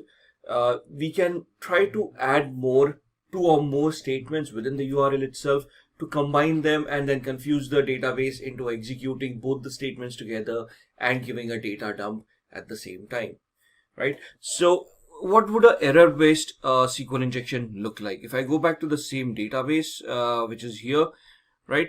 And if you remember the username, we gave it a single quote or 1 equals 1 space hyphen space. We gave it the condition, right? So basically what it did was a single quote is an operator that goes to the database, selects the default table in the user tables in this database column, and then compares it to the condition that is given. So the condition that we gave was 1 equals 1, which is always true. So what it did was it selected the default user table that was available in the database, and instead of comparing it to a password, it compared it to the condition. So if I give it 1 equals 2 where the condition is false, and if I log in, you will see that the account doesn't exist, comes back again because the condition was false, and instead of comparing the user account to the password, it basically compared the user account to the condition. So if I give it a single quote or 1 equals 1 hyphen space and log in, you can see that this is a correct condition, and thus we are able to log in. Now, before we even go to that extent, if I just forget the condition over here and I just give it a single quote, the operator, and I send this operator to the database and I click on login, you will see that it generates an error, which is right on top. And it tells us the line, the file where the error happened, and you can see it happened in the MySQL handler.php file. Right? And then it gives us the message, you have an error in your SQL syntax, check the manual that corresponds to your MySQL server version for the right syntax to use. Now, why would a hacker want to do this in the first place? Because there are different types of databases. So there is a MySQL, MS SQL or Microsoft SQL, Oracle SQL, IBM DB2. All of these are variations of the SQL database. They use the SQL language. However, every database has its own command, right? They have their own syntax, they have their own specific commands that are utilized for the database. So in this scenario, the hacker wants to identify what database is being currently utilized so they can craft those particular queries. So now with this injection, with just me sending the quote and the error getting generated, I now come to know that we are using a MySQL server, and the version of that server is 5.1.73. and the rest of the information about where the handlers are located and so on and so forth. Right, this gives the information to the hacker of how they want to proceed next, what kind of queries they want to create, what kind of syntax they want to utilize. So error-based attack is where you generate these kind of errors and you get this information. The union-based is where you craft your queries within the URL, or you can try to combine multiple statements within the input fields and try to generate a response from that. Then we come to Boolean-based SQL injection. Sends a SQL query to the database, which forces the application to return a different result depending on whether the query returns a true or a false result. So basically, if the input is false, both the inputs are false, the output would be false. There's one input that is false, the other input that is true, input B, the output would be true, and so on and so forth. Right? So depending on the result from the inputs, the attacker will come to know which input is true. With this, he can then access the database of the website. So you're trying to figure out by sending out multiple inputs and then analyzing the output to see what exactly, which command exactly worked, what was the resultant output of that command. Thus, from this kind of an information, the hacker can infer their next step forward. Then you have time-based SQL injections. Now, there are times when a database administrator or an application administrator has done some security configuration and thus have disabled verbose error messages. Now, what is a verbose error message? The error message that we saw right here is a verbose error message. That means that the message gives out details. The message gives out details about what the database is, the version and whatnot. So if they have sanitized these errors and you no longer can generate these errors and thus you cannot figure out what database is, then what do? Right? For example, if I just take you to Simplilearn,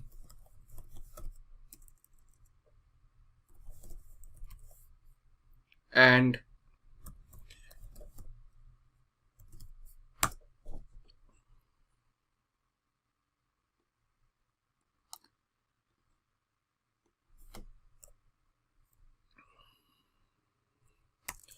take you to a URL that is supposedly not accessible, you can see that it gives a generic error.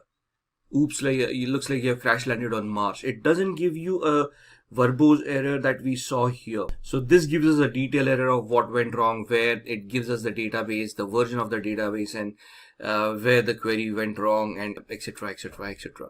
Whereas on this site, where there's a lot of security that goes in here, so you can see that it doesn't generate a error.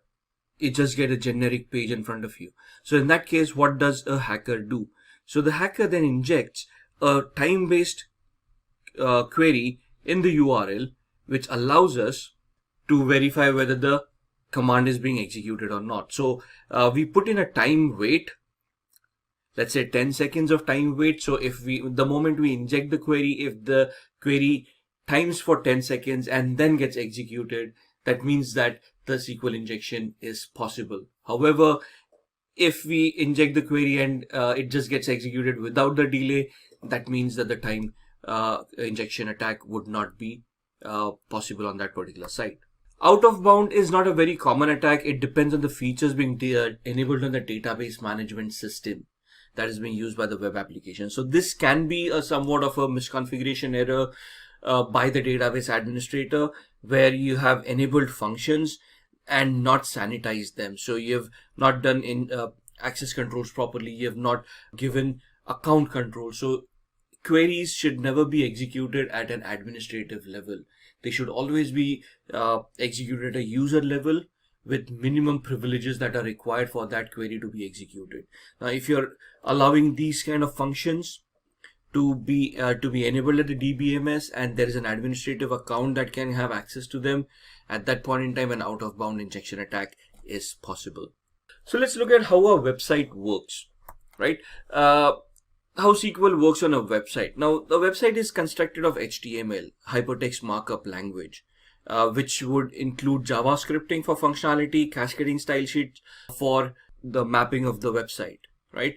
And then React, JS and whatnot for further functionality. Now, when we send a query to the website, it is normally using the HTTP protocol or HTTPS protocol. When the query reaches the application would then go ahead and generate the SQL query. At the client side, you'll have all these scripting languages coming in on the front end that we can utilize to craft queries and then send them across. At the server side, you'll have databases like Oracle, MySQL, MS SQL, and so on and so forth that will then execute those queries, right? So just to give you an example, if I use a tool called Postman, what we generally do when we craft a query is we send out a GET request to the website, and then we receive a response from the site with the HTML code and everything. So this is a tool that is utilized by software testers to test the responses that you're going to get from various websites. So on the left hand side, you can see I've used it on quite a bit. Here we have an example for gmail.com. So let's continue with that. So this is a GET request being sent to Gmail.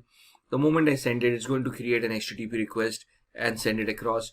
the response that I get is this. This is the HTML code for gmail.com, right? These are the cookies. These are the headers that include information. So you can see this is a text HTML.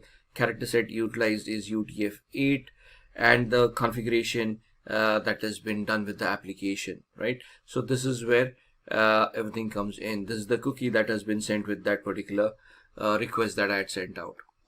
Now, if we analyze this query, right?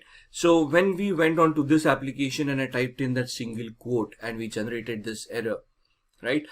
You can see that the application converted this into a SQL query. So the query was select username from accounts where the username in quotes, single quotes, and we use the quote, right? The single quote right there. So that's where we use that operator, and that's where the exception error occurred. So these are the kind of queries that are structured by the application and then taken on to the database for execution. When we type in, it is a HTTP GET request with the username and password within that query that is sent to the application. The application converts it into a SQL query, sends it to the database, and the database responds with the appropriate response. So how do we prevent SQL injection in the first place? Use prepared statements and parameterized queries. These statements make sure that the parameters passed into SQL statements are treated in a safe manner. So for example, we saw that the single quote was an operator.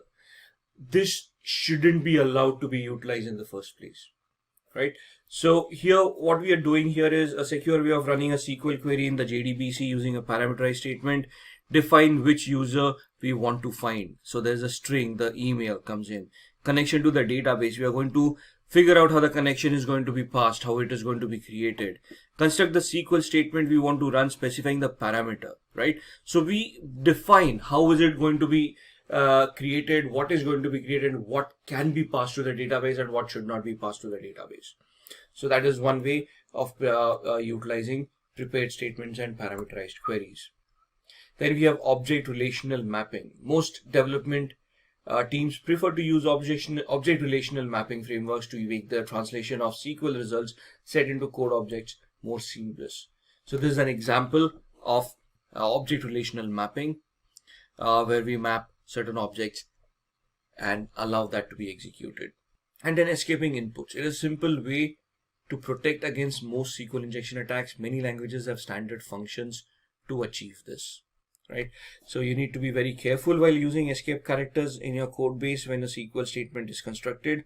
Not all injection attacks rely on abuse of code characters. So you need to know what characters are being utilized in the configuration that you have created, in the structure that you have created, in the code that you have created, which characters are being recognized as operators. You need to sanitize those operators, and you need to basically ensure that these operators cannot be accepted as user input. If they are, they're weeded out by the application and they never reach the database. Other methods of preventing SQL injection are password hashing, so that passwords cannot be bypassed, the passwords cannot be recovered, passwords cannot be cracked. Third-party authentication, you use OAuth or some other service for a single sign-on mechanism.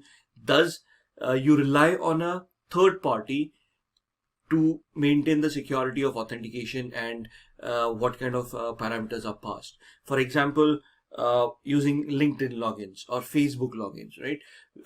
For the layman, you normally go on to Facebook and you allow, if you're using a game, right? If you start playing a game, you're allowed to log into the game using your Facebook credentials or your Google credentials. Now that is not just for ease of use, but the game user, the developer, has outsourced the authentication mechanisms to third parties such as Facebook or Google, because they understand that that authentication mechanism is as safe as can be.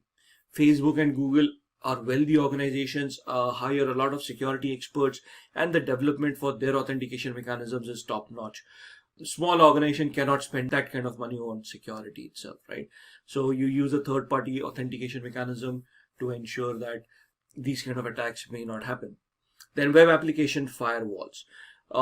Having a web application firewall and configuring it properly for SQL injection attacks is one of the sure shot method of mitigating or minimizing the threat in the first place. So at this point in time, you have realized that the application has some vulnerabilities for SQL injection, and instead of recoding or restructuring the application, you want to take the easier way out or the cheaper way out. So what you do is you install a web application firewall, and you configure the web application firewall to identify malicious queries and stop them at the firewall level itself, so they never reach the application, and thus the vulnerabilities on the application don't get executed.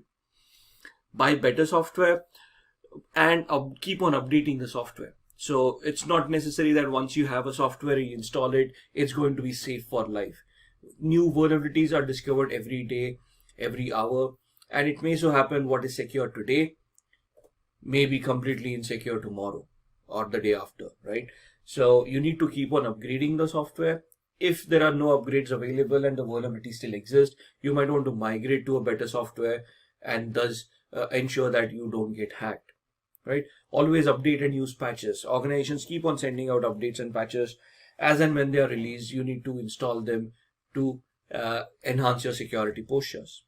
And then continuously monitor SQL statements and databases. Use protocol monitors, use different softwares, use the firewalls to keep on monitoring what kind of queries you're getting. And based on those queries, you want to ensure the inputs and the queries that are creating are not detrimental to the health of the software that you have. Jane is relaxing at home when she receives an email from a bank that asks her to update her credit card PIN in the next 24 hours as a security measure. Judging the severity of the message, Jane follows the link provided in the email. On delivering her current credit card PIN and the supposedly updated one, the website became unresponsive, which prompted her to try sometime later.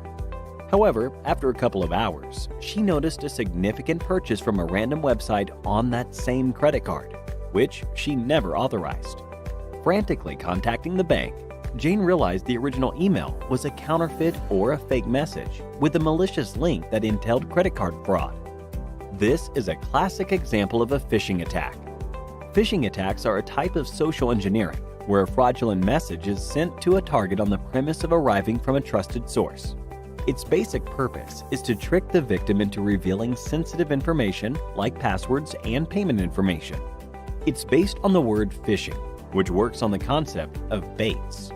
If a supposed victim catches the bait, the attack can go ahead, which in our case makes Jane the fish and the phishing emails the bait.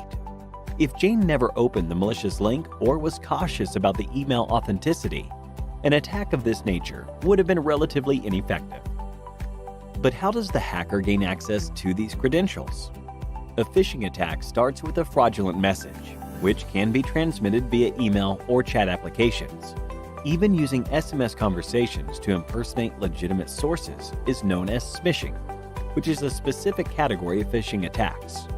Irrespective of the manner of transmission, the message targets the victim in a way that coaxes them to open a malicious link and provide critical information on the requisite website. More often than not, the websites are designed to look as authentic as possible. Once the victims submit information using the link, be it a password or credit card details, the data is sent to the hacker who designed the email and the fake website, giving him complete control over the account whose password was just provided. Often carried out in campaigns where an identical phishing mail is sent to thousands of users, the rate of success is relatively low, but never zero. Between 2013 and 2015, corporate giants like Facebook and Google were tricked off of $100 million due to an extensive phishing campaign, where a known common associate was impersonated by the hackers. Apart from credit access, some of these campaigns target the victim device and install malware when clicked on the malicious links, which can later function as a botnet or a target for ransomware attacks. There is no single formula, for there are multiple categories of phishing attacks. The issue with Jane, where the hacker stole her bank credentials, falls under the umbrella of deceptive phishing. A general email is sent out to thousands of users in this category, hoping some of them fall prey to this scam. Spear phishing, on the other hand, is a bit customized version. The targets are researched before being sent an email. For example, if you never had a Netflix subscription, sending you an email that seems like the Netflix team sends it becomes pointless. This is a potential drawback of deceptive phishing techniques. On the other hand, a simple screenshot of a Spotify playlist being shared on social media indicates a probable point of entry. The hacker can send counterfeit messages to the target user while implying the source of such messages being Spotify, tricking them into sharing private information. Since the hacker already knows the target uses Spotify, the chances of victims taking the bait increase substantially. For more important targets like CEOs and people with a fortune on their back, the research done is tenfold, which can be called a case of whaling. The hackers prepare and wait for the right moment to launch their phishing attack, often to steal industry secrets for rival companies or sell them off at a higher price. Apart from just emails, farming focuses on fake websites that resemble their original counterparts as much as possible. A prevalent method is to use domain names like Facebook with a single O or YouTube with no E.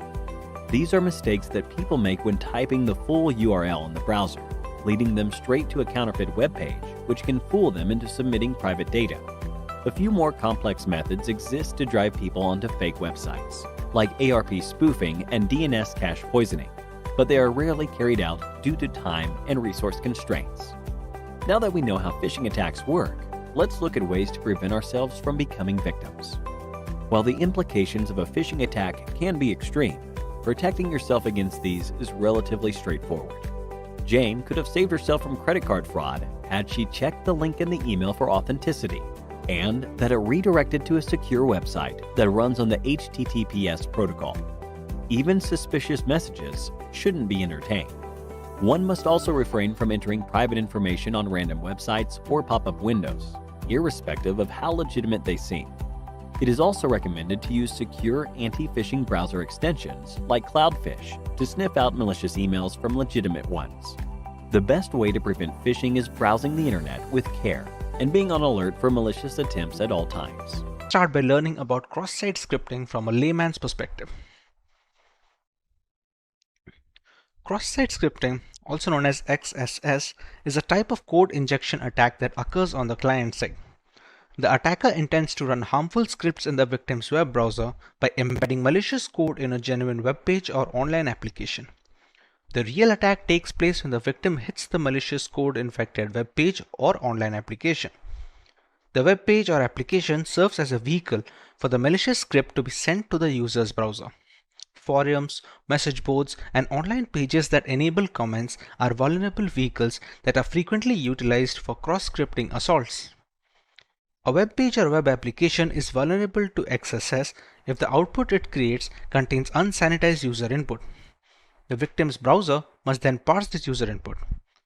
In VBScript, ActiveX, Flash, and even CSS, cross-site scripting attacks are conceivable. They are nevertheless most ubiquitous in JavaScript, owing to the fact that JavaScript is most important to most browser experiences nowadays. The main purpose of this attack is to steal the other user's identity, be it via cookies, session tokens, and other information. In most of the cases, this attack is being used to steal the other person's cookies. As we know, cookies help us to log in automatically. Therefore, with the stolen cookies, we can log in with other identities. And this is one of the reasons why this attack is considered as one of the riskiest attacks. It can be performed with different client-side programming languages as well. Cross-site scripting is often compared with similar client-side attacks, as client-side languages are mostly being used during this. However, an XSS attack is considered riskier because of its ability to damage even less vulnerable technologies. Most often, this attack is performed with JavaScript and HTML. JavaScript is a programming language that runs on web pages inside your browser. The client-side code adds functionality and interactivity to the web page and is used extensively on all major applications and CMS platforms. Unlike server-side languages such as PHP, JavaScript code runs inside your browser and cannot impact the website for other visitors. It is sandboxed to your own navigator and can only perform actions within your own browser window. While JavaScript is client-side and does not run on the server, it can be used to interact with the server by performing background requests. Attackers can then use these background requests to add unwanted spam content to a web page without refreshing it.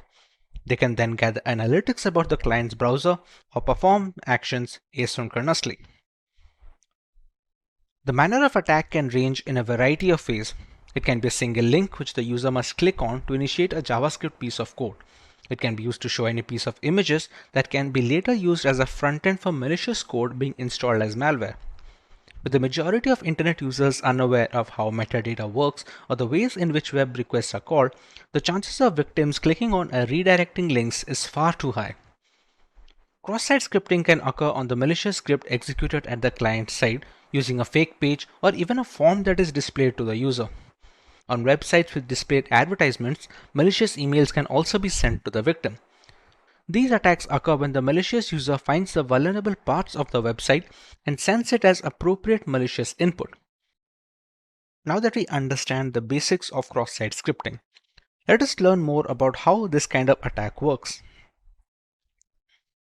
In the first place, we have the website or the web browser, which is used to show content to the victim, or which is the user in our case.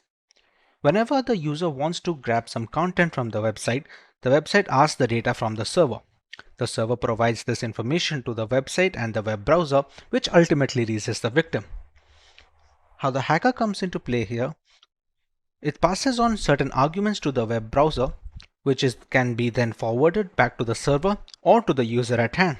The entire cross-site scripting attack vector means sending and injecting malicious code or script. This attack can be performed in different ways. Depending on the type of attack, the malicious script may be reflected on the victim's browser or stored in the database and executed every time when the user calls the appropriate function. The main reason for this attack is inappropriate users' input validation, where the malicious input can get into the output. A malicious user can enter a script which will be injected onto the website's code. Then the browser is not able to know if the executed code is malicious or not. Therefore, this malicious script is being executed on the victim's browser or any faked form if that is being displayed for the users. There are many ways to trigger an XSS attack. For example, the execution could be triggered automatically when the page loads or when a user hovers over specific elements of the page like hyperlinks. Potential consequences of cross-site scripting attacks include capturing keystrokes of a user, redirecting a user to malicious websites, running web browser-based exploits, obtaining cookie information of a user who is logged into a website, and many more. In some cases, cross-site scripting attack leads to complete compromise of the victim's account. Attackers can trick users into entering credentials on a fake form, which can then provide all information to the attacker. With the basic working of a cross-site scripting attack out of the way, let us go over the different ways hackers can leverage vulnerable web applications to gather information and eventually breach those systems. The prime purpose of performing XSS attack is to steal the other person's identity. As mentioned, it may be cookies, session tokens, etc. XSS may also be used to display fake pages or forms for the victim. However, this can be performed in several ways. We have a reflected attack. This attack occurs when a malicious script is not being saved on the web server but is reflected in the website results. Reflected XSS code is not being saved permanently. In this case, the malicious code is being reflected in any website result. The attack code can be included in the faked URL or in the HTTP parameters. It can affect the victim in different ways, by displaying fake malicious page or by sending a malicious email. In a reflected cross-site scripting example, the input of a search form is reflected on the page to show what the search key was. An attacker may craft a URL that contains malicious code and then spread the same URL via email or social media. A user who clicks on this link opens the valid web application, which then runs the malicious code in the browser. This script is not stored in the web application and malicious code is shown only to one user.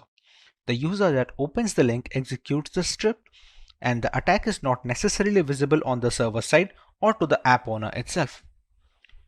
The next variant is the stored cross-site scripting attacks. This occurs when a malicious script is being saved on the web server permanently.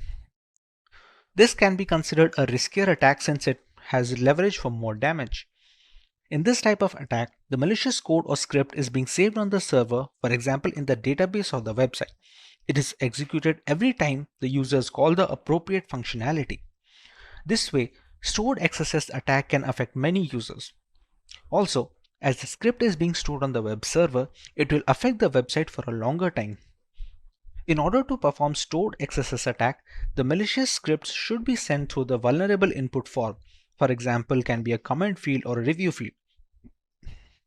This way, the appropriate script will be saved in the database and evaluated on the page load or appropriate function calling. In a stored XSS example, the script might have been submitted via an input field to the web server, which did not perform a sufficient validation and stores the script permanently in the database.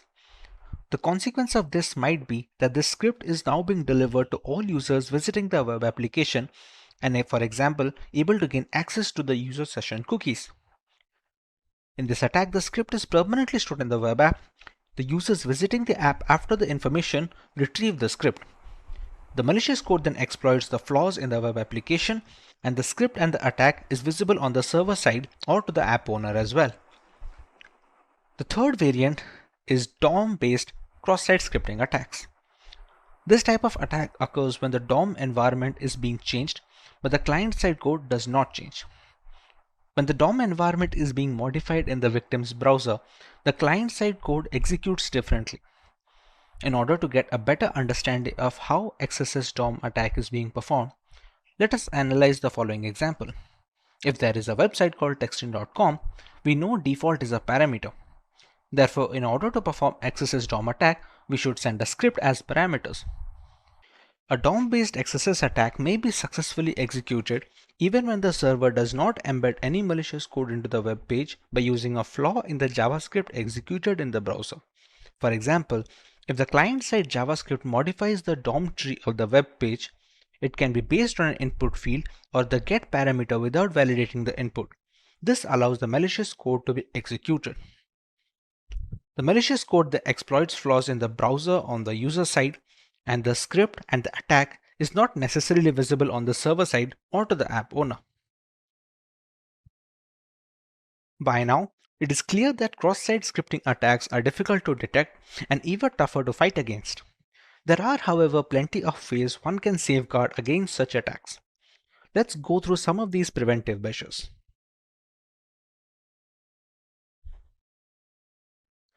Like mentioned earlier, XSS attacks are sometimes difficult to detect. However, this can be changed if you get some external help.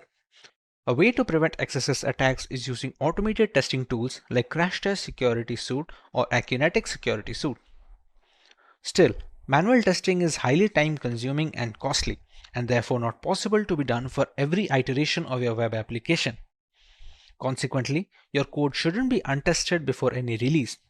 Using automated security, you can scan your web application for cross-site scripting and other critical vulnerabilities before every release. This way, you can ensure that your web application's live version is still secure whenever you alter or add a feature. Input fields are the most common point of entry for XSS attack scripts. Therefore, you should always screen and validate any information input into data fields. This is particularly important if the data will be included as HTML output. This can be used to protect against reflected XSS attacks.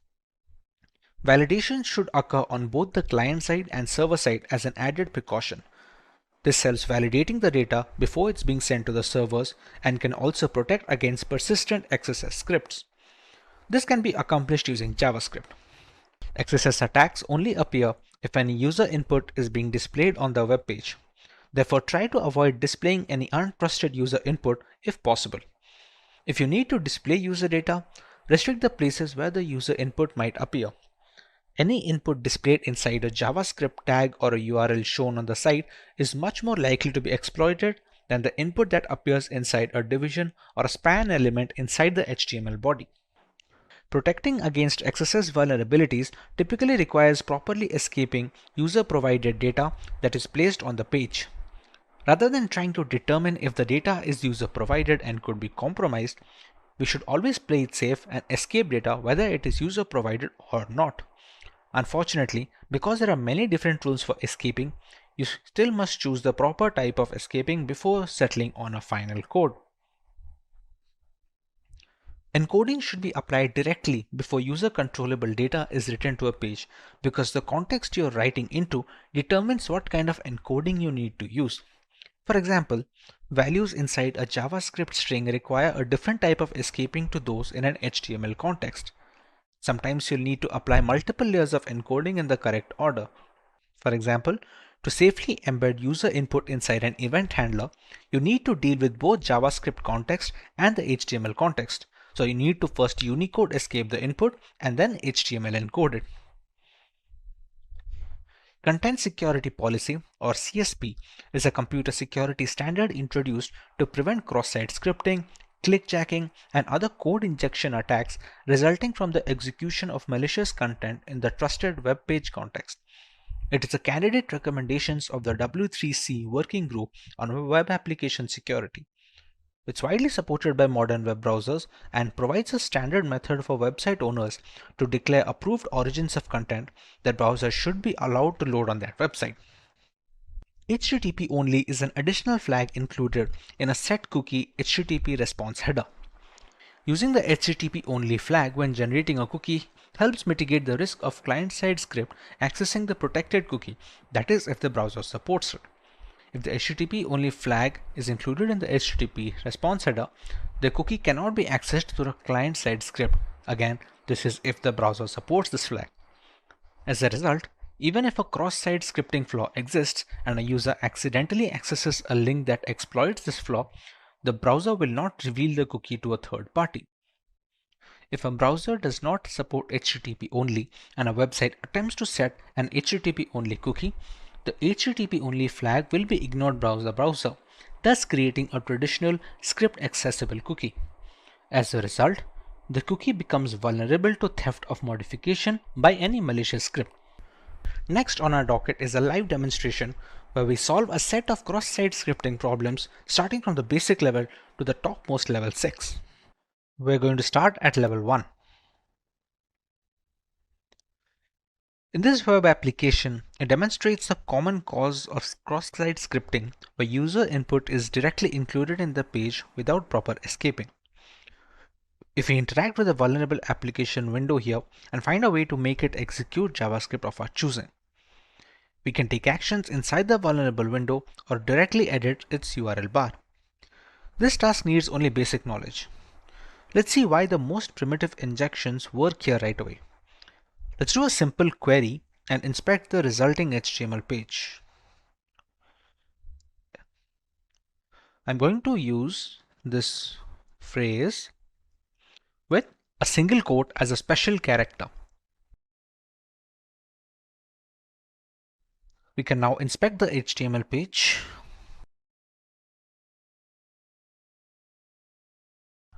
We can see here in this line, the special character single quote appears in the result over here. The provided query text is placed directly in a B tag, as in a body element. We need to perform a reflected XSS into the web application because they are non-persistent XSS attacks and the payload should be included in the URL to perform successful exploitation. We can use any payload, but we're going to use the simple one to perform an alert in this web application. It's simple and can be shown easily. We're just going to write the script over here.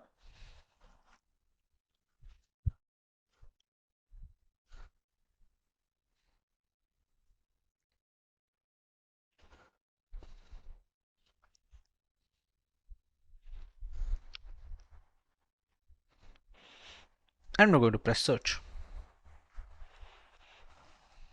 As you can see, we have successfully launched our first cross-site scripting attack. We can see an alert box pop up with the necessary message, and a similar process can be used to steal browser cookies and passwords, albeit with different commands. Now we have the option to move to level 2. In this web application, it shows that how easily XSS bugs can be introduced in complex chat applications. Chat app conversations are stored in a database and retrieved when a user wants to see the conversation. Therefore, if a malicious user injects some JavaScript code, all visitors will be infected. This kind of cross-site scripting attack is more powerful and it is more riskier than reflected cross-site scripting attacks, and that's why it is known as stored XSS.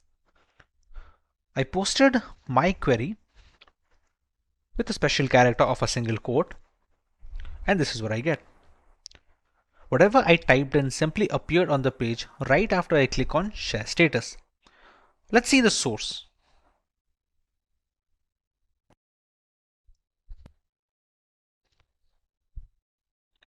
You can see here, the text I posted seems directly put inside a block quote tag. So even a simple script tag we used in level 1 should work here, but it will not. Let us examine the code to understand why. We're going to toggle the code over here and check the index.html file.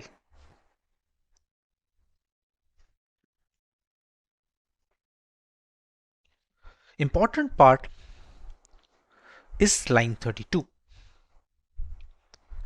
The generated HTML fragment, which is the HTML variable in the code, is added to the mail HTML using the inner HTML method. So when the browser parsing this HTML fragment, it will not execute any script tag defined within that HTML fragment. HTML parser will not execute a script tag when it parses HTMLs via this method. This is why the script tag like we used in level 1 is not going to work here. Our solution is to use events. Events will execute the defined JavaScripts. We're going to use an image over here.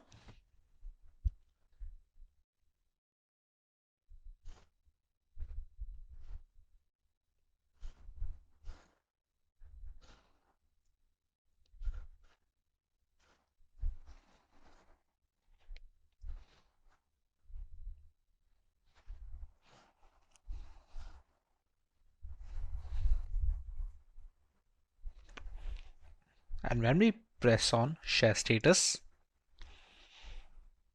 in the above injection, we are loading an image that doesn't exist, which causes to trigger an onError event. In onError event, it will execute our alert method. With that, we are able to beat level 2, and we can now move up to the next level in our challenge.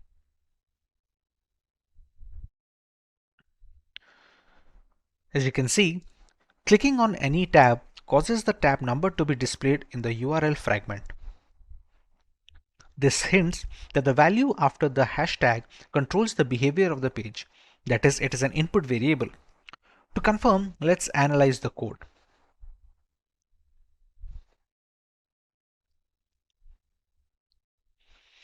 As you can see in line 43, inside the event handling, the value provided after the hash in the URL is directly passed onto the choTab method. No input validation is being performed. The value passed to the choseTab method is directly injected into the img tag in line 17.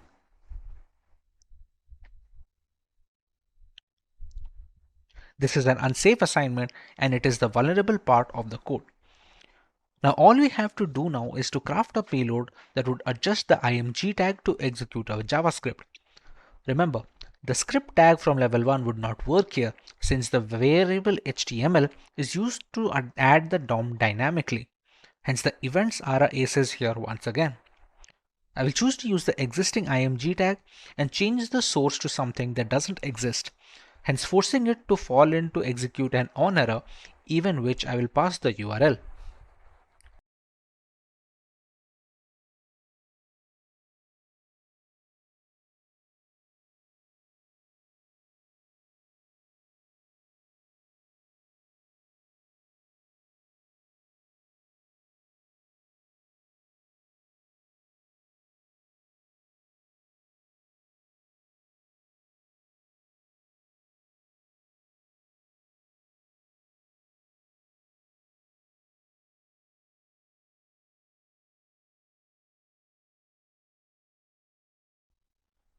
Once we visit that URL, we can see that our Java pop-up has opened up here with the same message of XSS level 3 has been completed. With this, we can now move on to level 4, which is going to present a different kind of attack. In this web application, there is a timer on the page. That means whatever numbers we put in the box, a countdown starts. And then when it finishes, the application alerts that the countdown is finished. And we can see the time is up pop-up appearing over here, and this resets the timer again. Now it is obvious that the value entered in the text box is transferred to the server over the timer parameter in the URL. Let us examine the code to see how the timer parameter is being handled. We're going to visit timer.html over here, and we're going to check over here. In line 21, the start timer method is being called in the onload event. However, the timer parameter is being directly passed to the start timer method. We need to perform a pop-up alert in the web application which escapes the content of the function start timer without breaking the JavaScript code. The parameter value is directly added to the start timer method without any filtering.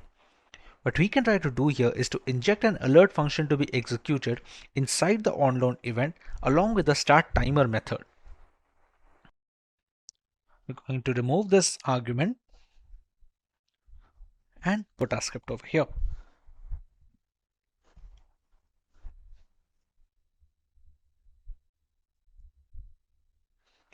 Now when we press on create timer, and we have a pop-up with the XSS level 4 completed. We can now move on to level 5. In this web application, this application XSS is different because this challenge description says cross-site scripting isn't just about correctly escaping data. Sometimes attackers can do bad things even without injecting new elements into the DOM. It's kind of open redirect because the attack payload is executed as a result of modifying the DOM environment in the victim's browser. This environment is used by the original client-side script so that the client-side code runs in an unexpected manner. The vulnerability can be easily detected if the next link in the sign-up page is inspected.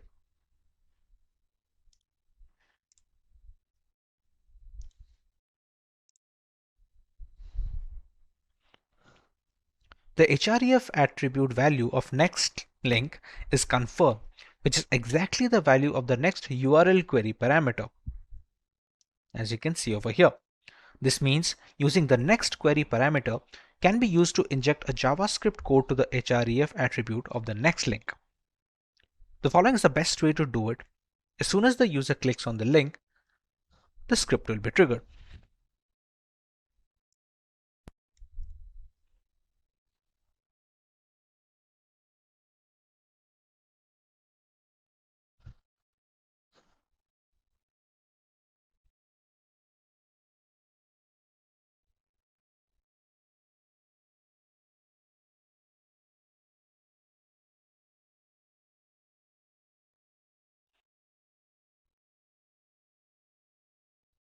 We're going to press anything random. And now that we click next, we can see the XSS level 5 that we had provided in the URL as a parameter to the next variable. Since the value of next provided appears on a pop-up, we can consider the attack a success and move on to the final level 6. In this web application, it shows some of the external JavaScript is retrieved. If you analyze the URL, you can see that the script is loaded already. The vulnerability lies within how the code handles the value after the hashtag. If you check on line 45, the value right after the hashtag is taken as the gadget name. And then in line 48, the value is directly passed on to the include gadget method. And in the include gadget method that we can see over here, you can see in line 18, a script tag is created and the URL gadget name parameter value is directly used as the source attribute of the script tag in line 28. This means we can completely control the source attribute of the script tag that is being created. That is, with this vulnerability, we can inject our own JavaScript file into the code.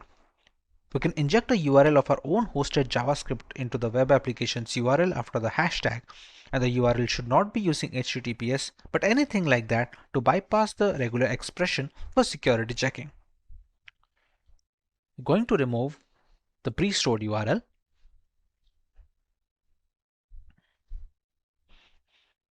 and we're going to load our own JavaScript file.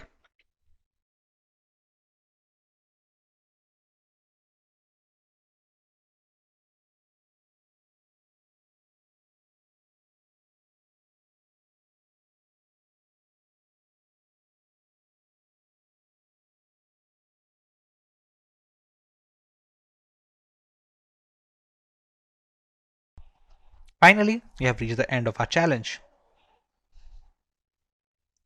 We completed 6 different varieties of cross-scripting attacks and used different solutions for all of the 6 questions. With work from home being the norm in today's era, people spend considerable amount of time on the internet, often without specific measures to ensure a secure session. Apart from individuals, organizations worldwide that host data and conduct business over the internet are always at the risk of a DDoS attack. These DDoS attacks are getting more extreme, with hackers getting easy access to botnet farms and compromised devices.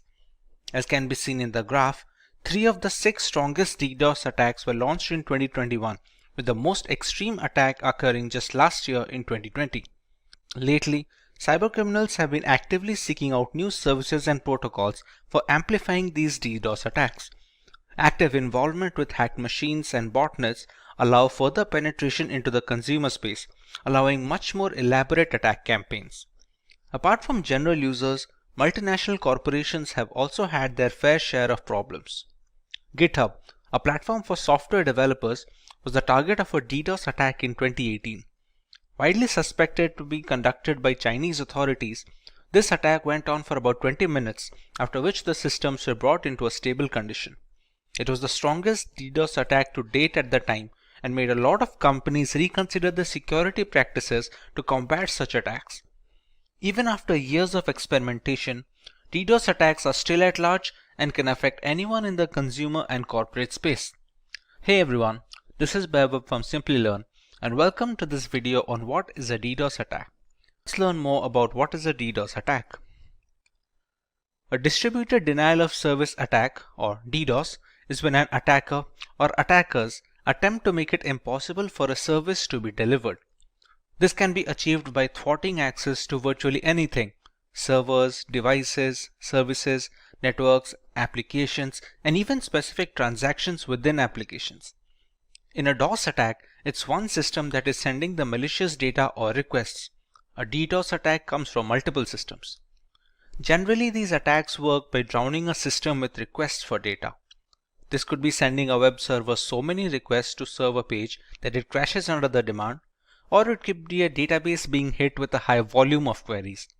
The result is available internet bandwidth, CPU, and RAM capacity become overwhelmed. The impact could range from a minor annoyance from disrupted services to experiencing entire websites, applications, or even entire businesses taking offline. More often than not, these attacks are launched using machines in a botnet. A botnet is a network of devices that can be triggered to send requests from a remote source, often known as the command and control center. The bots in the network attack a particular target, thereby hiding the original perpetrator of the DDoS campaign. But how do these devices come under a botnet? And what are the requests being made to the web servers? Let's learn more about these and how DDoS attacks work. A DDoS attack is a two-phase process. In the first phase, a hacker creates a botnet of devices. Simply put, a vast network of computers are hacked via malware, ransomware, or just simple social engineering. These devices become a part of the botnet, which can be triggered anytime to start bombarding a system or a server on the instruction of the hacker that created the botnet. The devices in these networks are called bots or zombies. In the second phase, a particular target is selected for the attack. When the hacker finds the right time to attack, all the zombies in the botnet network send these requests to the target, thereby taking up all the server's available bandwidth. These can be simple ping requests or complex attacks like SYN flooding and UDP flooding. The aim is to overwhelm them with more traffic than the server or the network can accommodate. The goal is to render the website or service inoperable. There is a lot of wiggle room when it comes to the type of DDoS attack a hacker can go with. Depending on the target's vulnerability, we can choose one of the 3 broad categories of DDoS attacks. Volume-based attacks use massive amounts of bogus traffic to overwhelm a resource. It can be a website or a server. They include ICMP, UDP, and spoofed packet flood attacks. The size of volume-based attack is measured in bits per second. These attacks focus on clogging all the available bandwidth for the server, thereby cutting the supply short. Several requests are sent to the server, all of which warrant a reply, thereby not allowing the target to cater to the general legitimate users. Next, we have the protocol level attacks. These attacks are meant to consume essential resources of the target server. They exhaust the load balancers and firewalls, which are meant to protect the system against the DDoS attacks. These protocol attacks include SYN floods and Smurf DDoS, among others, and the size is measured in packets per second. For example, in an SSL handshake, server replies to the hello message sent by the hacker, which will be the client in this case, but since the IP is spoofed and leads nowhere, the server gets stuck in an endless loop of sending the acknowledgement without any end in sight. Finally, we have the application level attacks. Application layer attacks are conducted by flooding applications with maliciously crafted requests. The size of application layer attacks is measured in requests per second. These are relatively sophisticated attacks that target the application and operating system level vulnerabilities. They prevent the specific applications from delivering necessary information to users and hog the network bandwidth up to the point of a system crash. Examples of such an attack are HTTP flooding and BGP hijacking. A single device can request data from a server using HTTP post or GET without any issues. However, when the requisite botnet is instructed to bombard the server with thousands of requests, the database bandwidth gets jammed and it eventually becomes unresponsive and unusable. But what about the reasons for such an attack? There are multiple lines of thought as to why a hacker decides to launch a DDoS attack on unsuspecting targets. Let's take a look at a few of them. The first option is to gain a competitive advantage. Many DDoS attacks are conducted by hacking communities against rival groups. Some organizations hire such communities to stagger their rivals' resources at a network level to gain an advantage in the playing field. Since being a victim of a DDoS attack indicates a lack of security, the reputation of such a company takes a significant hit, allowing the rivals to cover up some ground. Secondly, some hackers launch these DDoS attacks to hold multinational corporations at ransom. The resources are jammed, and the only way to clear the way is if the target company agrees to pay a designated amount of money to the hackers. Even a few minutes of inactivity is detrimental to a company's reputation in the global market, and it can cause a spiral effect, both in terms of market value and product security index. Most of the time, a compromise is reached and the resources are freed after a while. DDoS attacks have also found use in the political segment. Certain activists tend to use DDoS attacks to voice their opinion. Spreading the word online is much faster than any local rally or forum. Primarily political, these attacks also focus on online communities, ethical dilemmas, or even protests against corporations. Let's take a look at a few ways that companies and individuals can protect themselves against DDoS attacks. The company can employ load balancers and firewalls to help protect the data from such attacks. Load balancers reroute the traffic from one server to another in a DDoS attack. This reduces the single point of failure and adds resiliency to the server data. A firewall blocks unwanted traffic into a system and manages the number of requests made at a definite rate. It checks for multiple attacks from a single IP and occasional slowdowns to detect a DDoS attack in action. Early detection of a DDoS attack goes a long way in recovering the data lost in such an event. Once you've detected the attack, you will have to find a way to respond. For example, you will have to work on dropping the malicious DDoS traffic before it reaches your server so that it doesn't throttle and exhaust your bandwidth. Here's where you will filter the traffic so that only legitimate traffic reaches the server. By intelligent routing, you can break the remaining traffic into manageable chunks that can be handled by your cluster resources. The most important stage in DDoS mitigation is where you will look for patterns of DDoS attacks and use those to analyze and strengthen your mitigation techniques. For example, blocking an IP that's repeatedly found to be offending is a first step. Cloud providers like Amazon Web Services and Microsoft Azure, who offer high levels of cybersecurity, including firewalls and threat monitoring software, can help protect your assets and network from DDoS criminals. The cloud also has greater bandwidth than most private networks, so it is likely to fail if under the pressure of increased DDoS attacks. Additionally, reputable cloud providers offer network redundancy duplicating copies of your data, systems, and equipment, so that if your service becomes corrupted or unavailable due to a DDoS attack, you can switch to a secure access on backed up versions without missing a beat. One can also increase the amount of bandwidth available to a host server being targeted. Since DDoS attacks fundamentally operate on the principle of overwhelming systems with heavy traffic, simply provisioning extra bandwidth to handle unexpected traffic spikes can provide a measure of protection. This solution can prove expensive, as a lot of that bandwidth is going to go unused most of the time. A content delivery network, or a CDN, distributes your content and boosts performance by minimizing the distance between your resources and end users. It stores the cached version of your content in multiple locations, and this eventually mitigates DDoS attacks by avoiding a single point of failure when the attacker is trying to focus on a single target.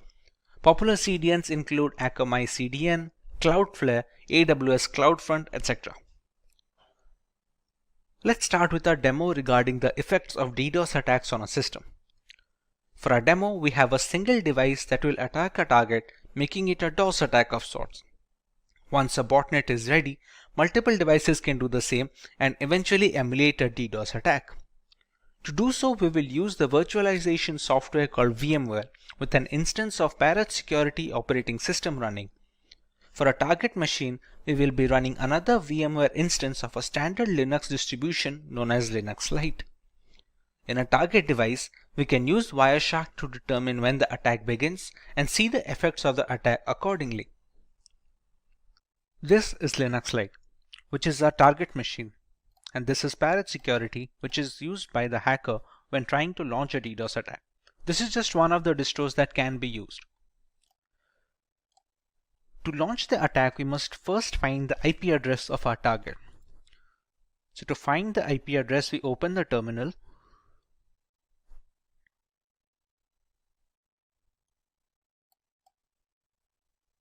We use the command ifconfig. And here we can find the IP address. Now remember, we're launching this attack in VMware. Now both the instances of Parrot Security and Linux Lite are being run on my local network. So the address that you can see here is 192.168.72.129, which is a private address. This IP cannot be accessed from outside the network, basically anyone who is not connected to my Wi-Fi.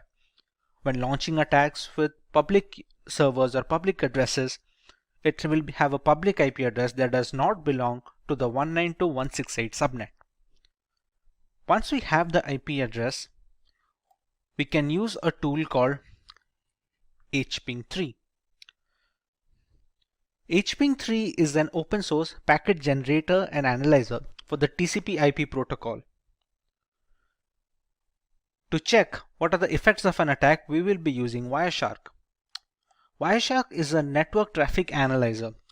We can see whatever traffic that is passing through the Linux Lite distro is being displayed over here with the IP address, the source IP, and the destination IP as to where the request is being transferred to. Once we have the DOS attack launched, you can see the results coming over here from the source IP, which will be Parrot Security. Now, to launch the hping3 command, we need to give sudo access to the console, which is the root access.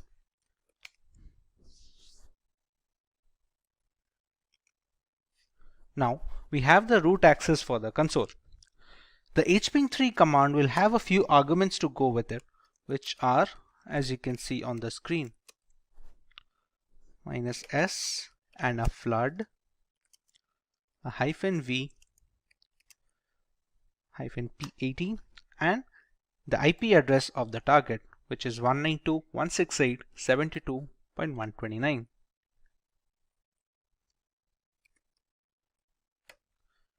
In this command, we have a few arguments such as the -s, which specifies SYN packets. Like in an SSL handshake, we have the SYN request that the client sends to the server to initiate a connection. The -flood aims to ignore the replies that the server will send back to the client in response to the SYN packets.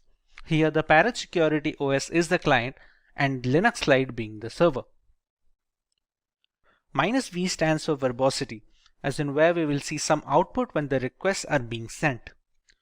The -P80 stands for port 80, which we can replace the port number if we want to attack a different port. And finally, we have the IP address of our target. As of right now, if we check Wireshark, it is relatively clear and there is no indication of a DDoS attack incoming.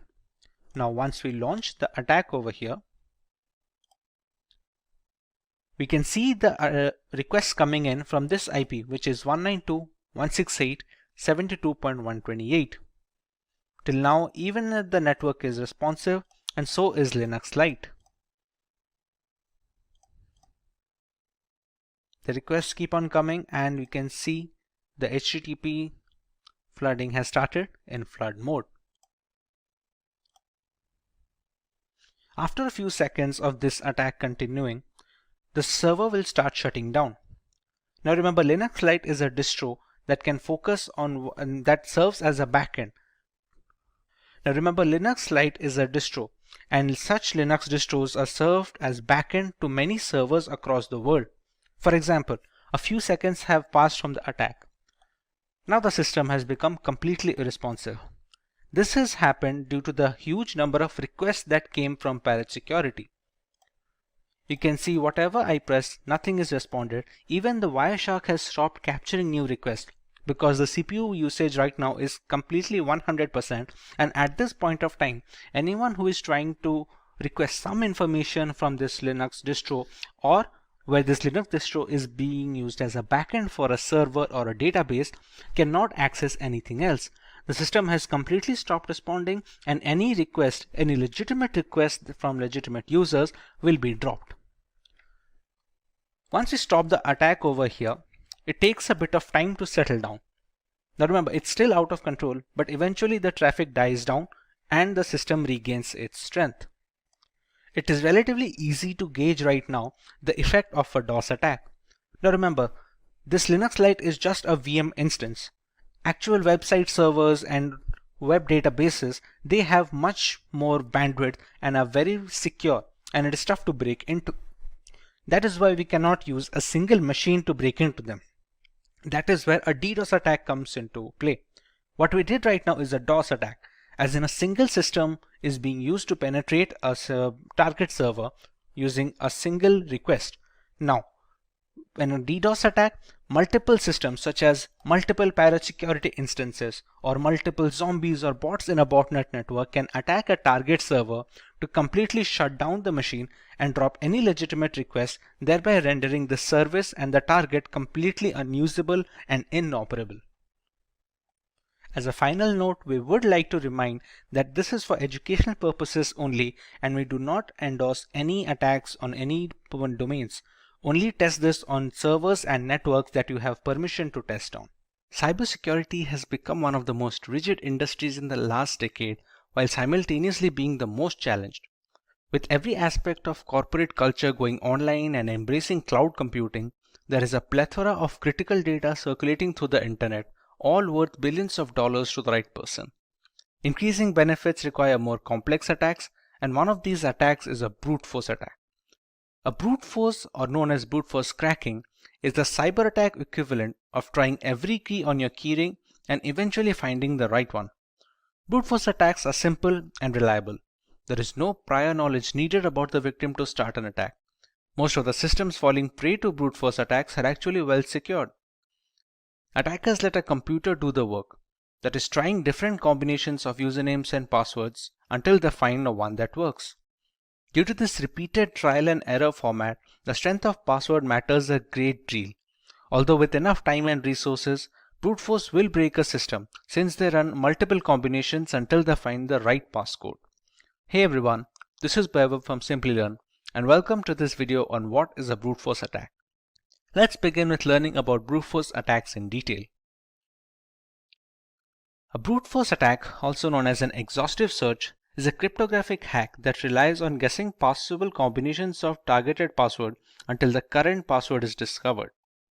It can be used to break into online accounts, encrypted documents, or even network peripheral devices. The longer the password, the more combinations that will need to be tested.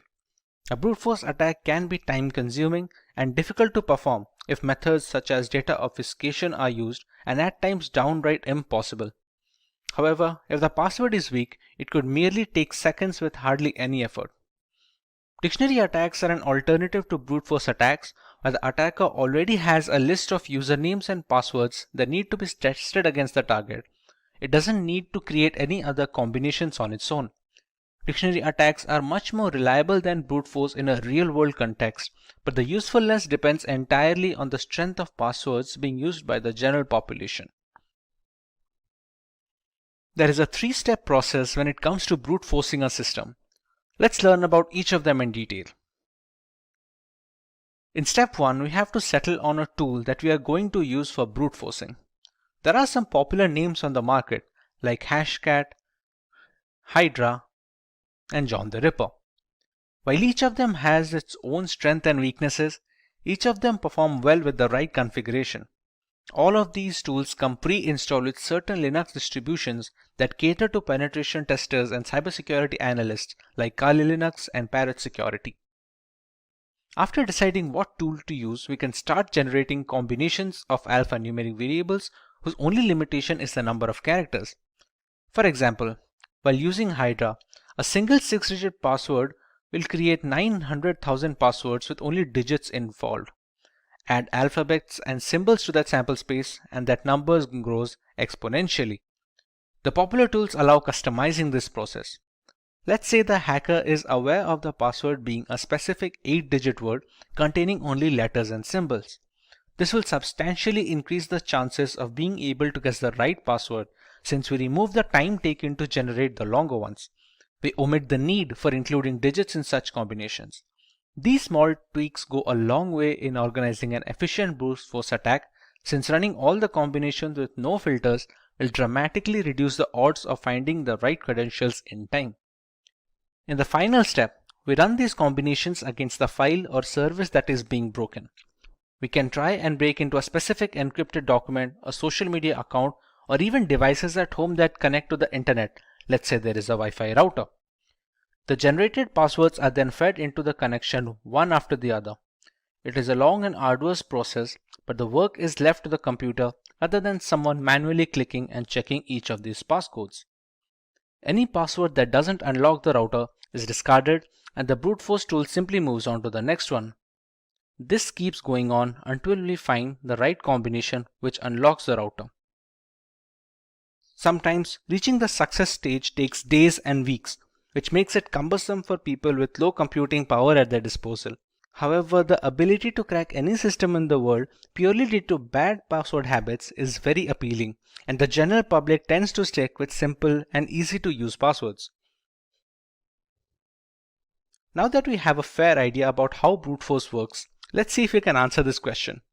We learned about how complex passwords are tougher to crack by brute force. Among the ones listed on the screens, which one do you believe will take the longest to be broken when using brute force tools? Leave your answers in the comment section and we will get back to you with the correct option next week. Let's move on to the harmful effects of getting a system compromised due to brute force attacks. A hacked laptop or mobile can have social media accounts logged in, giving the hackers free access to the victim's connections. It has been reported on multiple occasions where compromised Facebook accounts are sending malicious links and attachments to people on their friends list.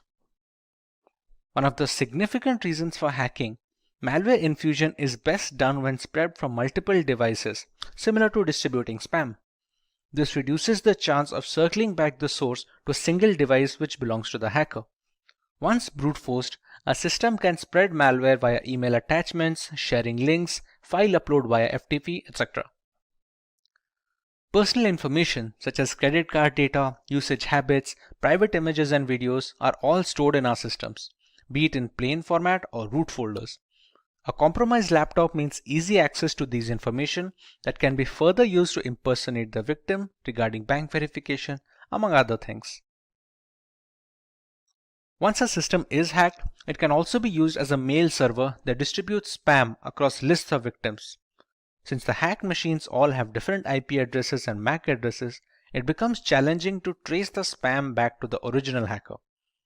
With so many harmful implications arising from a brute force attack, it's imperative that the general public must be protected against such.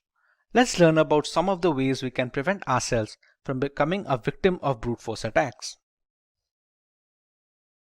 Using passwords consisting of alphabets, letters, and numbers have a much higher chance of withstanding brute force attacks thanks to the sheer number of combinations they can produce. The longer the password, the less likely it is that a hacker will devote the time and resources to brute force them. Having alphanumeric passwords also allows the user to keep different passwords for different websites. This is to ensure that if a single account or a password is compromised due to a breach or a hack, the rest of the accounts are isolated from the incident.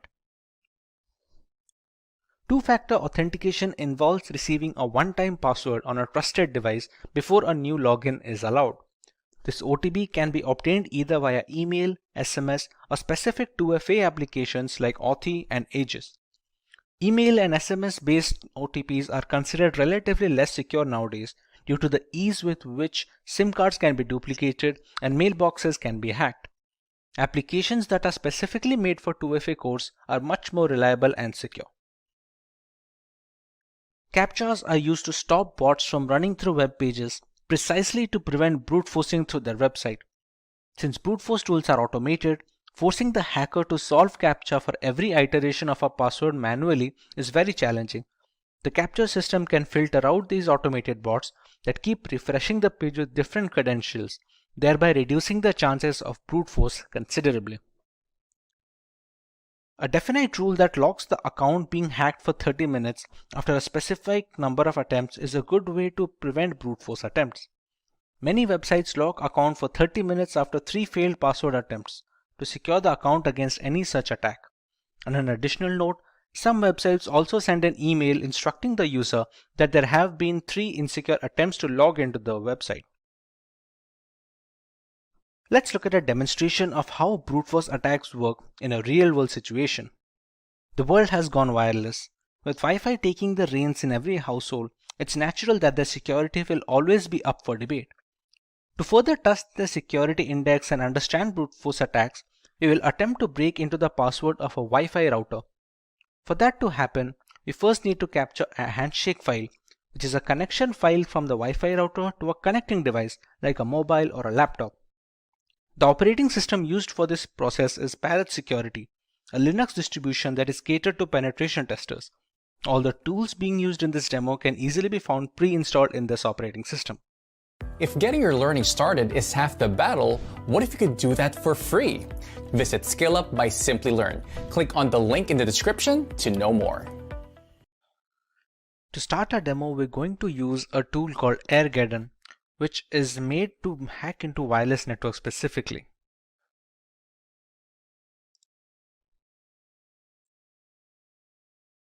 At this point, it's going to check for all the necessary scripts that are installed in the system.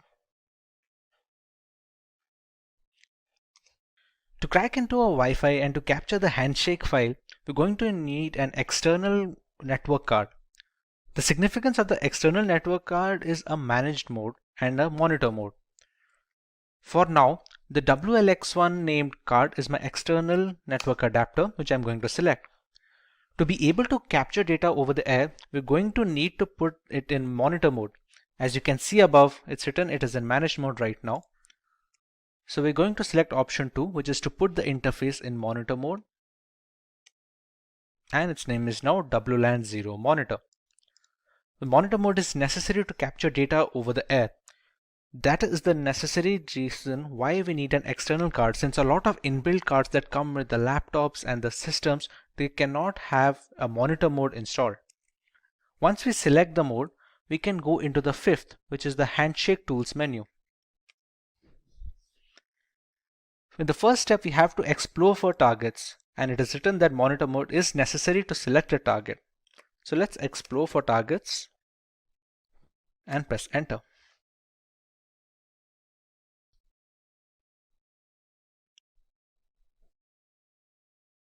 We have to let this run for about 60 seconds to get a fair idea about the networks that are currently working in this locality. For example, this ESS ID is supposed to be the Wi-Fi name that we see when connecting to a network. Geo24, Recover Me. These are all the names that we see on our mobile when trying to search for the Wi-Fi's. This BSS ID is supposed to be an identifier, somewhat like a MAC address that identifies this network from other devices. The channels features on one or two, there are many channels that the networks can focus on. This here is supposed to be a client that is connected to one such network. For example, the station that you can see 5626, this is supposed to be the MAC address of the device that is connected to a router. This BSS ID is supposed to be which Wi-Fi it is connected to. For example, 5895D8 is this one, which is the Geo24 router. So we already know which router has a device connected to it, and we can use our attack to capture this handshake. Now that it has already run for 1 minute, now that we press Ctrl C, we will be asked to select a target.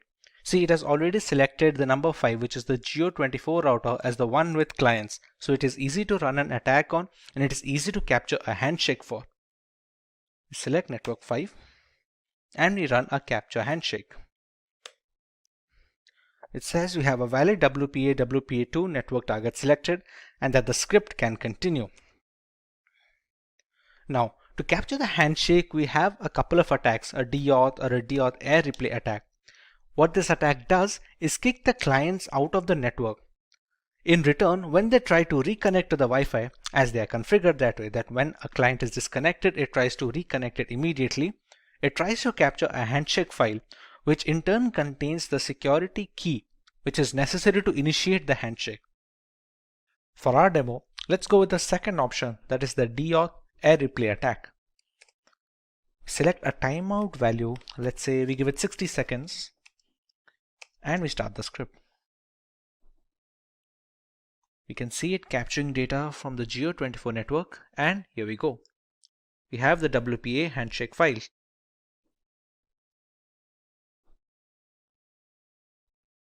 Once the handshake file is captured, you can actually close this, and here we go. Congratulations. In order to capturing a handshake, it has verified that a PMK ID from the target network has successfully been captured. This is the file that is already stored. It's a .cap file. For the path, let's say we can keep it in a desktop. Okay, we give the path and the handshake file is generated. We can already see a target over here, same Geo24 router with the BSS ID. Now if we return to its main menu, we already have the handshake file captured with us. Now our job is to brute force into that handshake capture file. The capture file is often encrypted with the security key of the Wi-Fi network. If we know how to decrypt it, we will automatically get the security key. So let's go to the offline WPA2 decrypt menu. Since we'll be cracking personal networks, we can go with option 1. Now to run the brute force tool, we have two options. Either we can go with the air crack or we can go with the hashcat. Let's go with aircrack plus crunch, which is a brute force attack against a handshake file. We can go with option 2. It can already detect the capture file that we have generated, so we select yes. The BSS ID is the one which denotes the Geo24 router, so we're going to select yes as well. The minimum length of the key, for example, it has already checked that the minimum length of a Wi-Fi security key, which is a WPA to PSK key, will always be more than 8 digits and below 64 digits.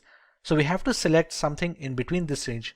So if we already know, let's say that the password is at least 10 digits, we can go with the minimum length as 10. And as a rough guess, let's say we put the maximum length as 20. The character set that we're going to use for checking the password will affect the time taken to brute force.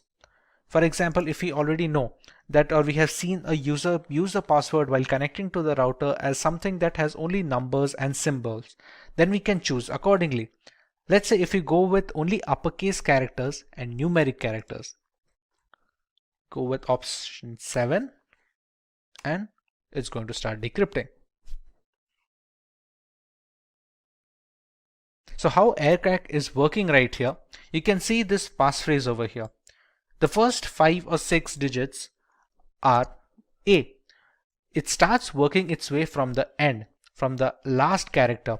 It keeps trying every single combination. You can see the fourth character from the right side, the D. It will eventually turn to E because it keeps checking up every single character from the end.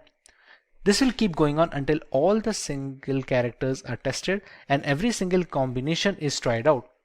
Since the handshake file is encrypted using the security key, that is the WPA2 key of the router, whichever passphrase is able to decrypt the handshake key completely will be the key of the Wi-Fi router.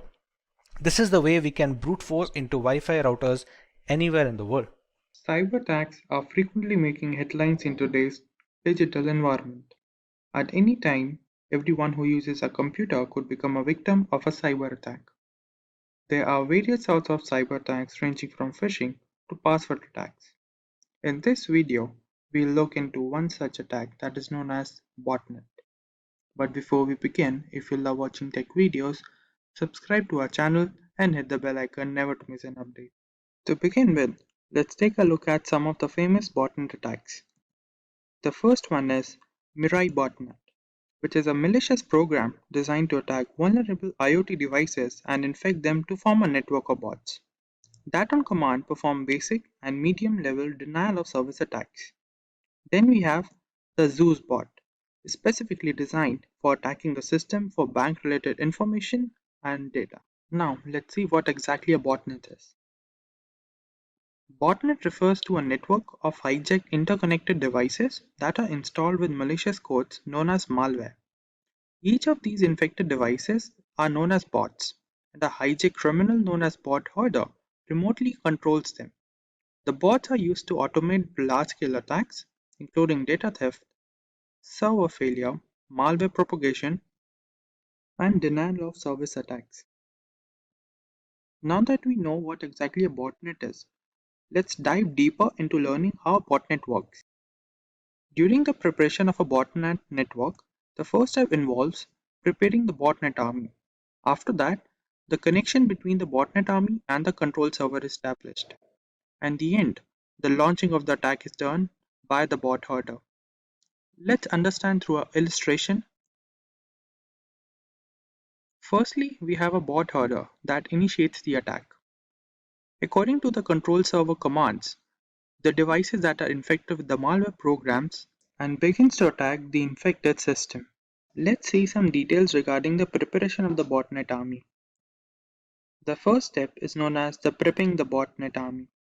The first step is creating a botnet is to infect as many as connected devices as possible.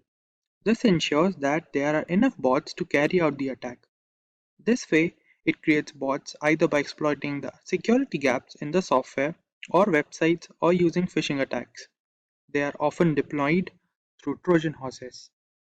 For the next step we have establishing the connection. Once it hacks the device, as per previous step, it infects it with a specific malware that connects the device back to the control bot server. A bot hoarder uses command programming to drive the bot's actions. And the last step is known as launching the attack. Once infected, a bot allows access to admin level operation like gathering and stealing of data, reading and rewriting the system data, monitoring user activities, performing denial of service attacks, including other cybercrimes. Now let's take a look at the botnet architecture. The first type is known as client-server model. The client-server model is a traditional model that operates with the help of a command and control center server and communication protocols like IRC. When the bot hoarder issues a command to the server, it is then relayed to the client to perform malicious actions. Then we have peer-to-peer model. Here controlling the infected bots involves a peer-to-peer network that relies on a decentralized approach. That is, the bots are topological interconnected and acts as both C and C servers, that is, the server and the client. Today hackers adopt this approach to avoid detection and single point failure. In the end, we will see some points on some countermeasure against botnet attacks. The first step is to have updated drivers and system updates. After that, we should avoid clicking random pop-ups or links that we often see on the internet. And lastly, having certified antivirus, anti-spyware softwares, and firewall installed into a system will protect against malware attack. The internet is an endless source of information and data. Still, in some cases, we come across some occurrences like cyber attacks, hacking, forced entry, which may affect our time on the web. Hi everyone, and welcome to the Simplilearn channel. Today we will discuss a topic that secretly records our input data, that is known as keyloggers. But before we begin, if you like watching tech videos, subscribe to our channel and hit the bell icon to never miss an update. To understand the keylogging problem better, let's take a look at an example. This is June. She works in a business firm where she manages the company's data regularly. This is Jacob from the information department, who is here to inform her about some of the security protocols. During the briefing, she informed him about some of the problems her system was facing with, which included slow reaction speed and unusual internet activity. As Jacob heard about the problems with the system, he thinks of the possibility what could be the reason behind these problems her system was facing with. The conclusion that he came across was the keylogging issue. Unknown to the problem her system was facing with, she asked him about some of the details regarding it. For today's topic, we learn what exactly keyloggers are and how they affect our system, what are the harmful effects that keylogging can bring into the system. To begin with, we learn what exactly the keylogging program is. As the name suggests, keylogger is a malicious program or a tool that is designed to record keystrokes that are typed during data input and record them into a log file. Then the same program secretly sends these log files to its origin, where they can be used for malicious acts by the hacker. Now that we know what the keylogging program is, let's take a look how they enter into the system. Searching for a suitable driver for a system can often lead to the installation of the keylogging program into the system if we often visit suspicious sites and uncertified software are installed into our system. Then, if we use unknown links or visiting unknown websites which come through unknown addresses can also be a reason behind the keylogging issue entering into the system. And lastly, there are often cases where different pop-ups that we often see on social sites or different media sites can lead to the installation of keylogging program into a system. Now that we know how the problem gets into the system, let's take a look how to identify whether the system is infected by the keylogging issue. The keylogging issue can be identified if there are often cases when our keyboard lags behind the system. The data that we enter sometimes is stuck in between when we type through the input. Then, there are cases when the system freeze occurs unknowingly to what exactly could be the reason behind them. And also there are delayed reaction time for different applications that run on the system. And lastly, there are different cases when we often see suspicious internet activity on the system that we don't know about. This could lead to the identification of a problem into the system. Now, we'll take a look at different types of keyloggers that are present on the net which can harm our system differently. The first problem that keyloggers arouse is API based. The most common keylogging case, which uses APIs to keep a log of the type data and share it to its origin for malicious purposes. Each time we press a key, the keylogger intercepts the signal and logs it.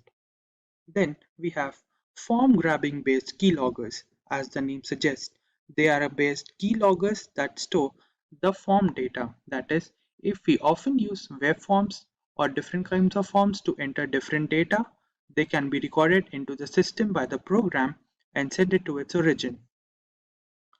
Then we have kernel-based keyloggers. These keyloggers are installed deeply into the operating system, where they can hide from different antivirus if not checked properly, and they record the data that we type on the keyboard and send it to its origin. And lastly, we have hardware keyloggers. These keyloggers are present directly into the hardware. That is, they are embedded into system where they record the data that we type on the keyboard. Now, let's take a look how hackers differentiate different type of recorded data and exploit them.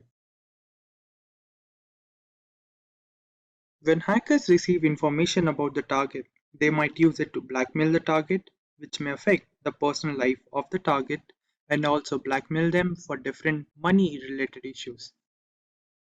Then, in case of company data that is recorded by the keylogging program can also affect the economic value of the company in the market, which may lead to the downfall of the company. Also, in some cases, the keylogging program can also log data about military secrets, which may include nuclear codes or security protocols which are necessary to maintain the security of a country. Now, let's take a look whether mobile devices get infected with the keylogging issue or not. In the case of hand devices, infection of keyloggers are low in comparison to the computer systems, as they use on-screen keyboard or virtual keyboard.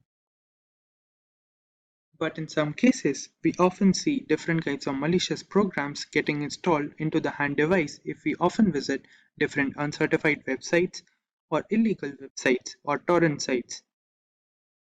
And also, the device that is infected with the keylogging issue or different kind of malicious program can often lead to the exploitation of data that includes photos, emails, or important files by the hacker or the cyber criminal that installed the particular malicious program into the system.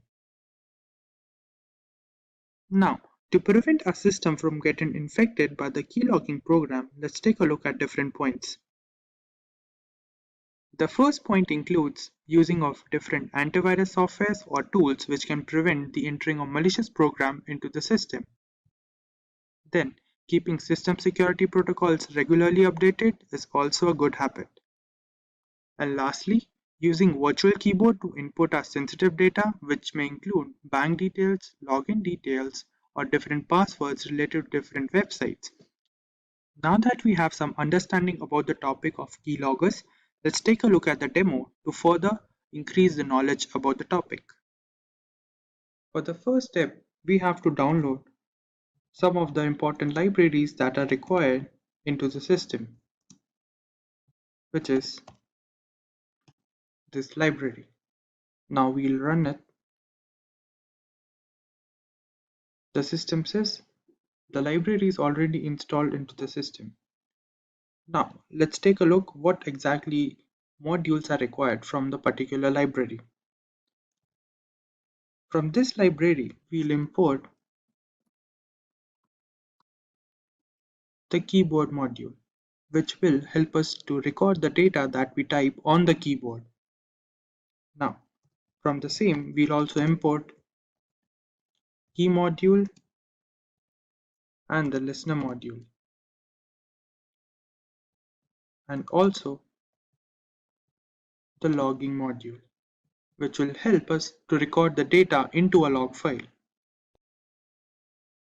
For the next part, we'll write a piece of code that will allow us to save the data that is recorded by the program into a text file that will be named as key_log text file along with the date and time stamp.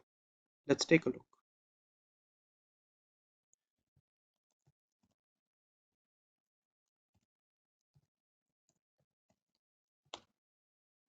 Now, we'll provide it with the file name that will be given as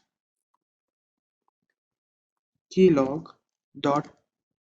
file, and also show the part where the format of the data is recorded. Put the brackets over here to contain the file name. Now we'll write the format in which the data will be recorded into the log file, which will be given as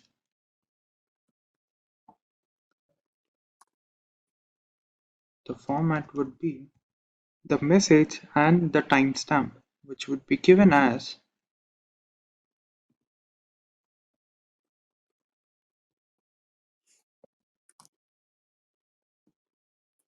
along with the timestamp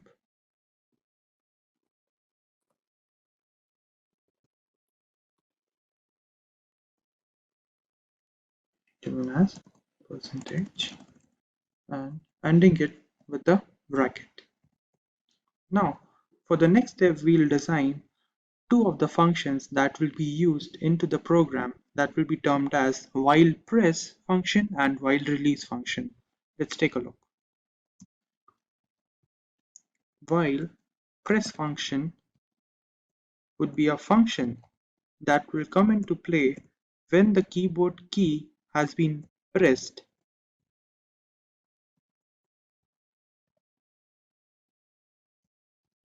is pressed.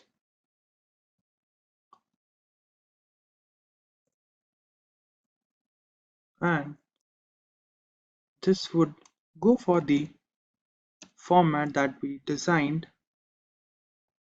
in the above line and logging the pressed key info, a string file to be recorded into the log file. Now we'll design a function that is while release.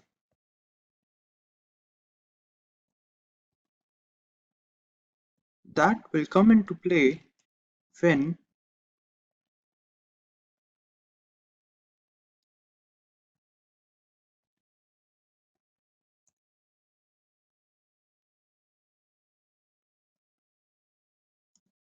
the escape key has been pressed. That is, the program will terminate itself and the program will stop from running. And in the end, we require for the functioning of the program to loop these functions, that is while press and while release, to continue its cycle.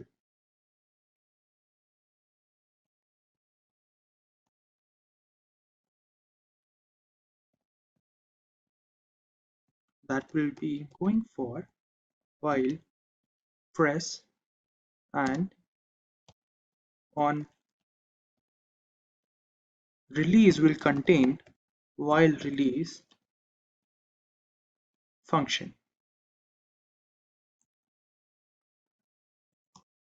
As listener. And now this part would join the different threads and store them into the log file. Now that we have completed the code for the program, let's run it.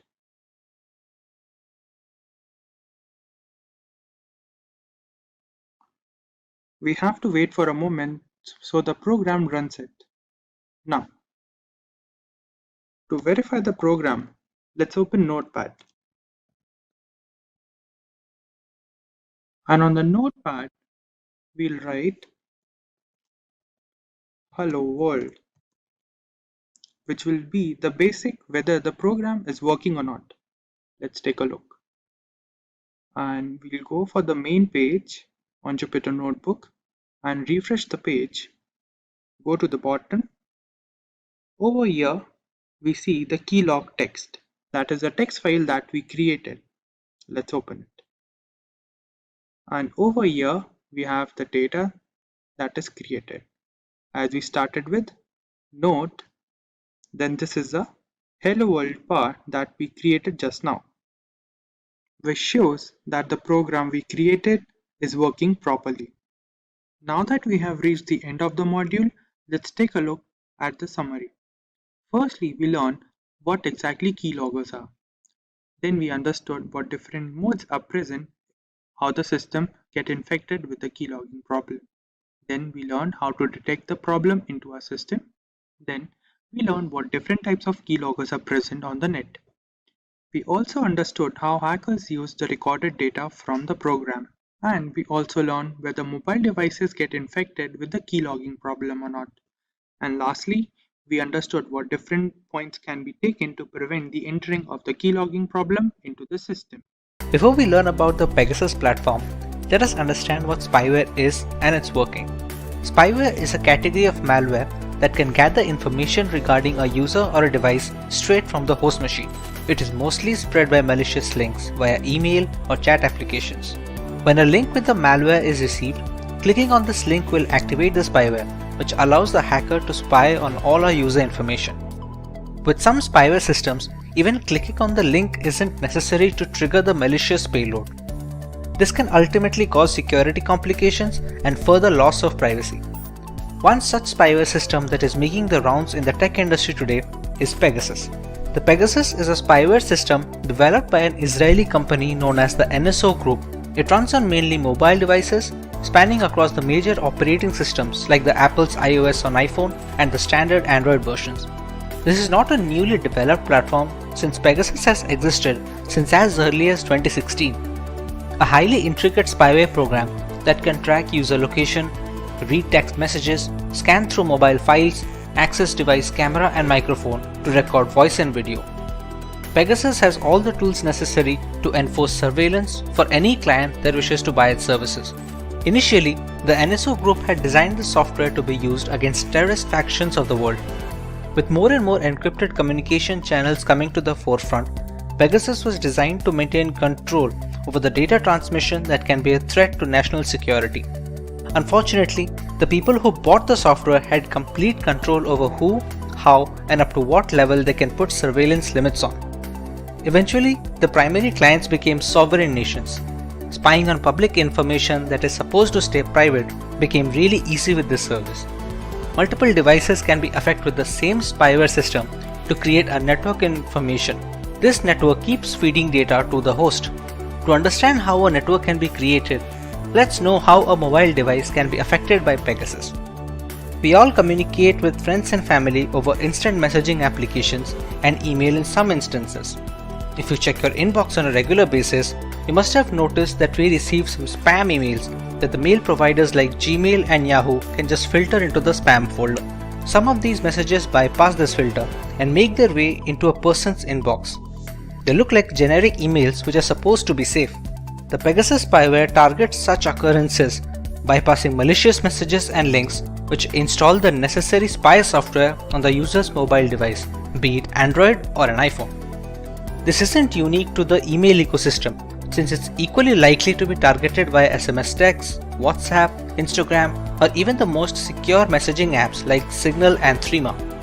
Once the malicious links are clicked, a spyware package is downloaded and installed on the device. After the spyware is successfully installed, the perpetrator who sent the payload to the victim can monitor everything the user does. Pegasus can collect private emails, passwords, images, videos, and every other piece of information that passes through the device network.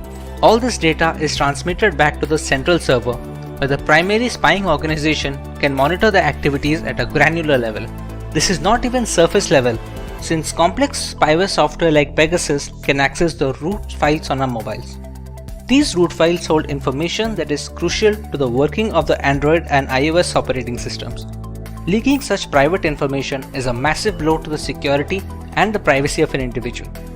The information that may seem trivial, like the name of your Wi-Fi connection or the last time you ordered an item from Amazon, are indeed all valuable information. This exploitation is primarily possible due to the zero-day vulnerabilities known as bugs in the software development process. The zero-day bugs are the ones that have just been discovered by some independent security company or a researcher. Once they are found, reporting these vulnerabilities to the developer of the platform, which would be either Google for Android or Apple for iOS, is the right thing to do. However, many such critical bugs make their way onto the dark web, where hackers can use them to create exploits. These exploits are then sent to innocent users with a link or a message, like we had discussed before. Pegasus was able to affect the latest devices with all the security patches installed, but some bugs are not reported to the developers or just cannot be fixed without breaking some core functionality. These become the gateway for spyware to enter into the system. You can never be 100% safe, but you sure can give it all in protecting yourself. The one thing where Pegasus stands out is its zero-click action feature. Usually in spam emails, the malicious code is activated when the user clicks the malware link. a user doesn't need to click the link in the new version of the Pegasus and a few other spyware programs. Once the message arrives in the inbox of WhatsApp, Gmail, or any other chat applications, the spyware gets activated and everything can be recorded and sent back to the central server. The primary issue with being affected by spyware as a victim is detection. Unlike crypto miners and Trojans, spying services usually do not demand many system resources, which makes them tough to detect after they have been activated. Since many devices slow down after a couple of years, any kind of performance hit due to such spyware is often attributed to poor software longevity by the users. They do not check meticulously for any other causes that is causing this slowdown. When left unchecked, these devices can capture voice and video from the mobile sensors while keeping the owner in the dark.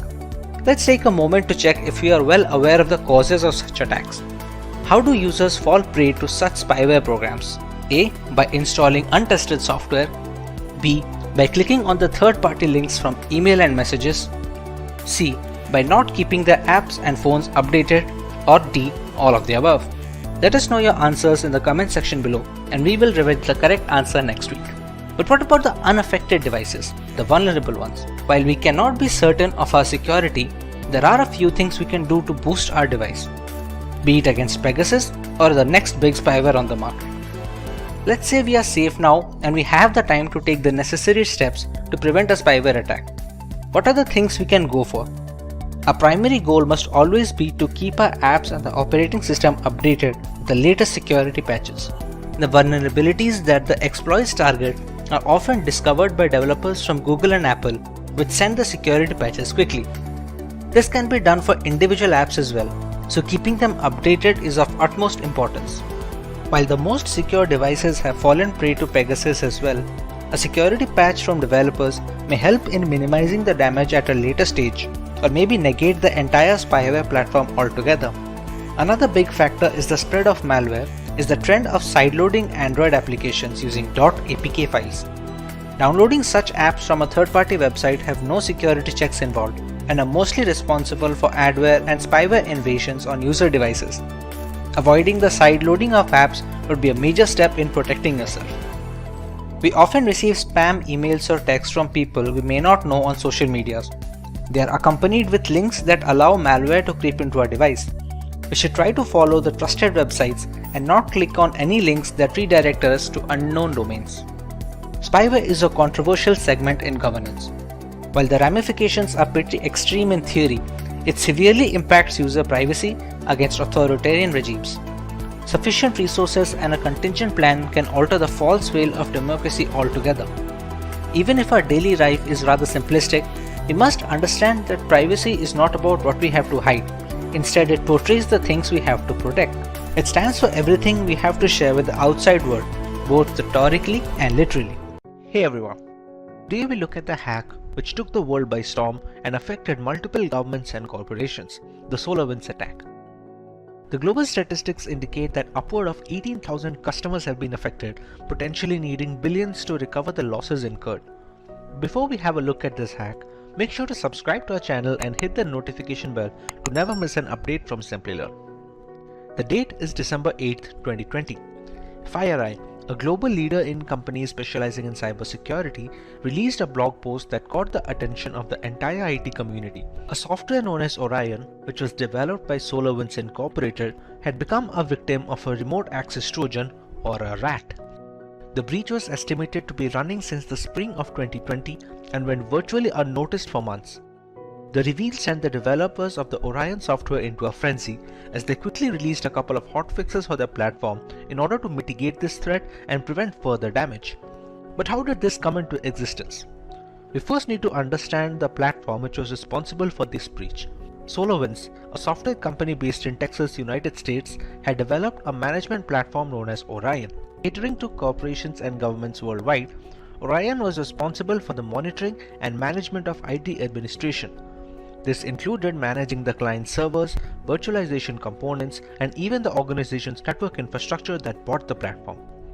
SolarWinds claims they have more than 300,000 clients, including US government agencies and several Fortune 500 companies. This entire chain can be classified as a supply chain attack. In this variant of cybercrime, the hackers target relatively weaker links in an organization's chain of control and delivery. These are preferably services rendered by a third party since there is no direct jurisdiction over it. In this case, the Orion platform was the primary target. The culprit, however, was software updates. The update server for SolarWinds Orion had a malicious version attached with malware, or a Trojan to be precise. This was made possible since the code repository that handled these software updates was breached. Once the update server repository was compromised, the source code of the applications became open to modification and malicious code found its way onto the software. A remote access Trojan was attached to a potential update nicknamed the Sunburst update. This update gave hackers backdoor access to any client that uses the correct version. On its release, many clients believed the update to be legitimate since it came from the right source and they had no reason to believe otherwise. American government agencies were supposedly hit the hardest as the list of victims included the US Departments of Homeland Security, Treasury, and Health. Several private companies like Cisco, Nvidia, and Intel were compromised, according to a list published by the cybersecurity firm TrueSec. Most of the companies had issued quick updates to fix these vulnerabilities introduced by the software. While the actual perpetrators have never been found, it is believed that this was an act of cross-border corporate espionage conducted by state-sponsored hackers either from Russia or China. Before we move forward, let's take a recap of the things we learned. What category of malware was responsible for the SolarWinds hack? Was it one, a virus, a remote access Trojan, a spyware, or a worm? Let us know your answers in the comment section right away, and we will reveal the correct answer in a week. Coming to possible reparations, the Biden government has launched a full investigation on the effects and the repercussions of this breach. There are a couple of things that we as consumers must always tend to when working our way through the World Wide Web. Using a password manager is highly recommended, which can generate secure alphanumeric passwords. You must also use different passwords for different accounts, thereby reducing the chances of a single point of failure should one of those accounts get breached. Usage of two-factor authentication applications is also encouraged since it acts as a safety net if hackers directly get a hold of our credentials. Clicking on unknown links transmitted via emails is also a strict no, as is installing applications from unverified sources. The SolarWinds hack is estimated to cost the parent company nearly $18 million as reparations, making it one, if not the biggest hacks in cyberspace history. As recently as of July 2021, the hackers accessed some US attorneys' Microsoft 365 email accounts as part of the attack. Criminal organizations like the FBI and CIA are determined to figure out the culprits responsible for this debacle. However, the intricacy and the full extent of the breach makes it a way more complicated job than it looks on paper. The day is 26th February 2022. The world is hit with breaking news that Russian state TV channels have been hacked by Anonymous, a hacktivist collective and movement who have made a name taking part in multiple cyber wars in the past decade. This was in response to the Russian aggression on Ukrainian territory in the hopes of annexation. Anonymous hacked the Russian state TV networks to combat propaganda in Russia and highlight the damage to life meted out by the Kremlin in Ukraine. They also hacked 120,000 Russian troops' personal information and the Russian central bank, stealing 35,000 files. This served as a clear indicator of how cyber war can change the momentum in battle, something which people had never seen so closely. So, what is cyber war? A digital assault or series of strikes or hacks against a country is sometimes referred to as a cyber war. It has the ability to cause havoc on government and civilian infrastructure, as well as disrupt essential systems, causing state harm and even death. In this day and age, the internet plays a bigger role than just watching videos and learning content. It's where you have your personal data and carry financial transactions. So rather than resorting to physical violence, cyber wars become the new means to cause havoc, considering the vulnerability of the data passing through the internet. In most circumstances, cyber warfare involves a nation-state attacking another. In certain cases, the assaults are carried out by terrorist organizations or non-state actors pursuing a hostile nation's aim. In June 2021, Chinese hackers targeted organizations like Verizon to secure remote access to their networks. Stuxnet was a computer worm designed to attack Iran's nuclear facilities, but evolved and expanded to many other industrial and energy-producing sites in 2010. Since the definition of cyber war is so vague, applying rules and sanctions based on digital assault is even tougher, making the field of cyber warfare a lawless land, not bound by any rules or policies. There are multiple ways in which these attacks can be carried out. A major category of cyber attack is espionage. Espionage entails monitoring other countries to steal critical secrets. This might include compromising vulnerable computer systems with botnets or spear phishing attempts before extracting sensitive data in cyber warfare. The next weapon in cyber war is sabotage. Government agencies must identify sensitive data and its dangers if it is exploited. Insider threats, such as disgruntled or irresponsible personnel or government staff with ties to the attacking country, can be used by hostile countries or terrorists to steal or destroy information.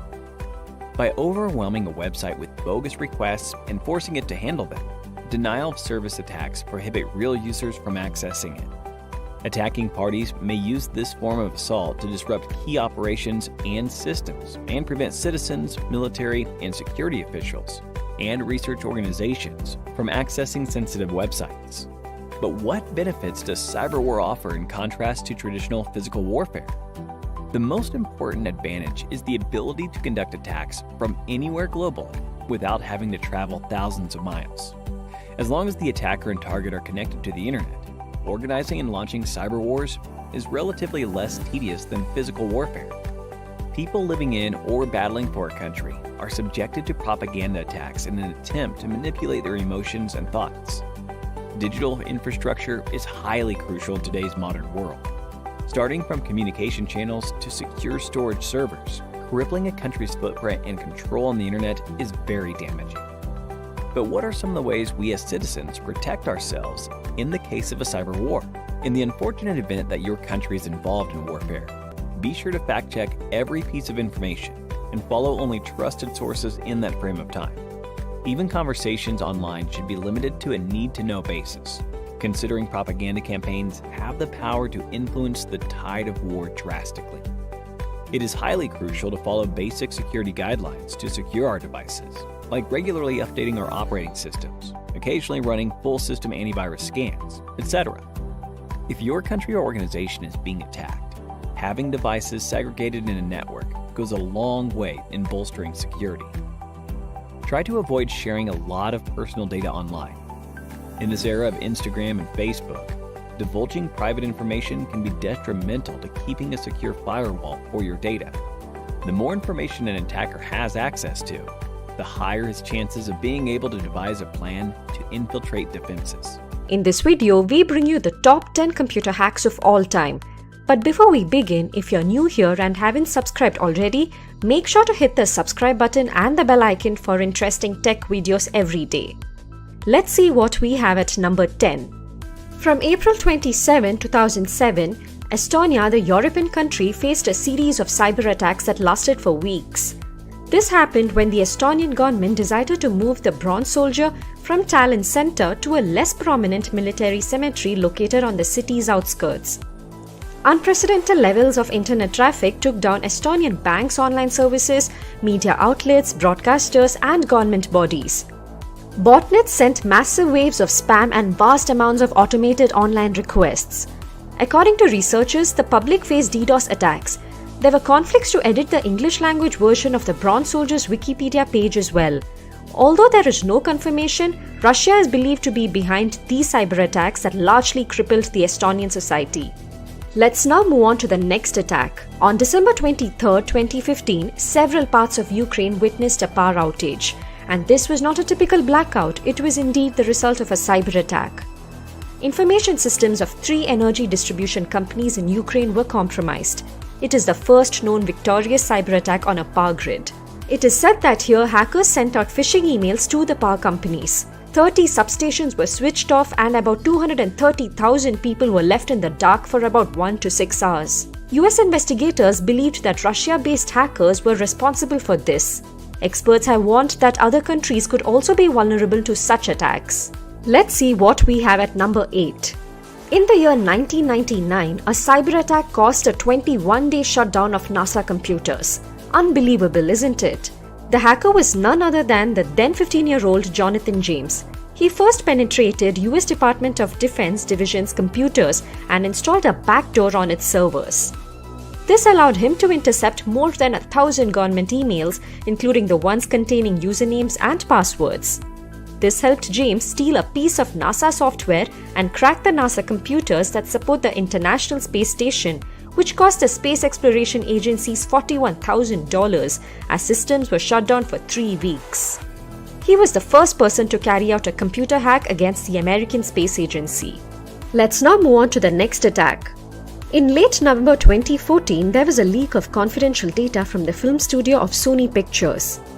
Information about Sony Pictures employees, their emails, copies of the then unreleased Sony films, future propositions, and other crucial data were leaked. This cyber attack was carried out by a hacker group named Guardians of Peace. So what did the hackers want? Well, they demanded that Sony withdraw its then upcoming movie, The Interview. This movie was a comedy storyline to assassinate the North Korean leader Kim Jong-un. Sony then decided to cancel the film's theatrical release due to the threats at cinemas screening the movie. It is indeed hard to trace the roots of a cyber attack. In this case, after evaluation, the US intelligence officials arrived at the theory that the attack was in a way related to the government of North Korea. However, North Korea had denied the same. Moving on to our number 6. In December 2006, TJX, the US retailer company, identified that 45.6 million debit and credit card details were stolen. This happened from one of its systems over 18 months by an unknown number of intruders. It was one of the first, largest ever cyber attacks involving the loss of personal data. As a result, banks in the affected regions had to reissue and block thousands of payment cards. A group of hackers did this, Albert Gonzalez being the mastermind. The group was from Miami, the place where the TJX heist was believed to have originated. Reports said that the TJX data breach occurred because of weak web encryption at 2 of its Marshall stores in Miami. Next, moving on to our top 5, let us see what we have at number 5. The year 2010 witnessed the discovery of the deadly computer worm Stuxnet. This malware's motive was unlike any other usual cyber attacks. It aimed at destructing the equipment the computers controlled. Stuxnet came with the deadly purpose of damaging Iran's nuclear infrastructure. It infected more than 200,000 computers, including 14 industrial sites and a uranium enrichment plant in Iran. Stuxnet initially spread via Microsoft Windows and targeted Siemens industrial control systems. Although it was discovered only in 2010, it is believed to have been silently sabotaging Iran's nuclear facilities. It was one of the first discovered malware that was capable of hampering hardware systems. It largely damaged the centrifuges of the Iranian reactors. This is believed to be a cyber weapon created by the US and the Israeli intelligence, although there is no documented evidence or acceptance by either of the countries for the same. Moving on to number 4. In the year 2014, Home Depot was the victim of one of the deadliest cyber attacks. 56 million payment cards were compromised along with 53 million customer email addresses stolen. This security breach happened from April to September 2014. Criminals were believed to have used a third-party vendor's username and password to enter the perimeter of Home Depot's network. The attackers were then able to deploy custom-built malware on its self-checkout systems in the US and Canada. Moving on to our top 3. As you might be aware, the PlayStation gaming system is one of Sony's most popular products. Unfortunately, in April 2011, Sony executives witnessed abnormal activity on the PlayStation network. This resulted in the compromise of approximately 77 million PlayStation users' accounts and prevented users of PlayStation 3 and PlayStation Portable consoles from accessing this service. This forced Sony to turn off the PlayStation network on April 20th. On May 4th, Sony confirmed that personally identifiable information from each of the 77 million accounts had been exposed. The outage lasted for 23 days. Sony released almost daily announcements concerning the system outage. In the end, Sony is believed to have invested approximately $170 million to improve the network security, to investigate the attack, and to cover the expenses of caring for the consumers that had been affected. Let's now move on to the next attack at number 2. In May 2017, one of the most dangerous cyber attacks took place. It was known as the WannaCry ransomware attack caused by the WannaCry crypto worm. The victims were the users that used the unsupported version of Microsoft Windows and those who hadn't installed the new security update. This did not take place through phishing like other attacks, but through an exposed vulnerable SMB port. The attack originated in Asia and then eventually spread across the globe. In a day, more than 200,000 computers were infected across 150 countries.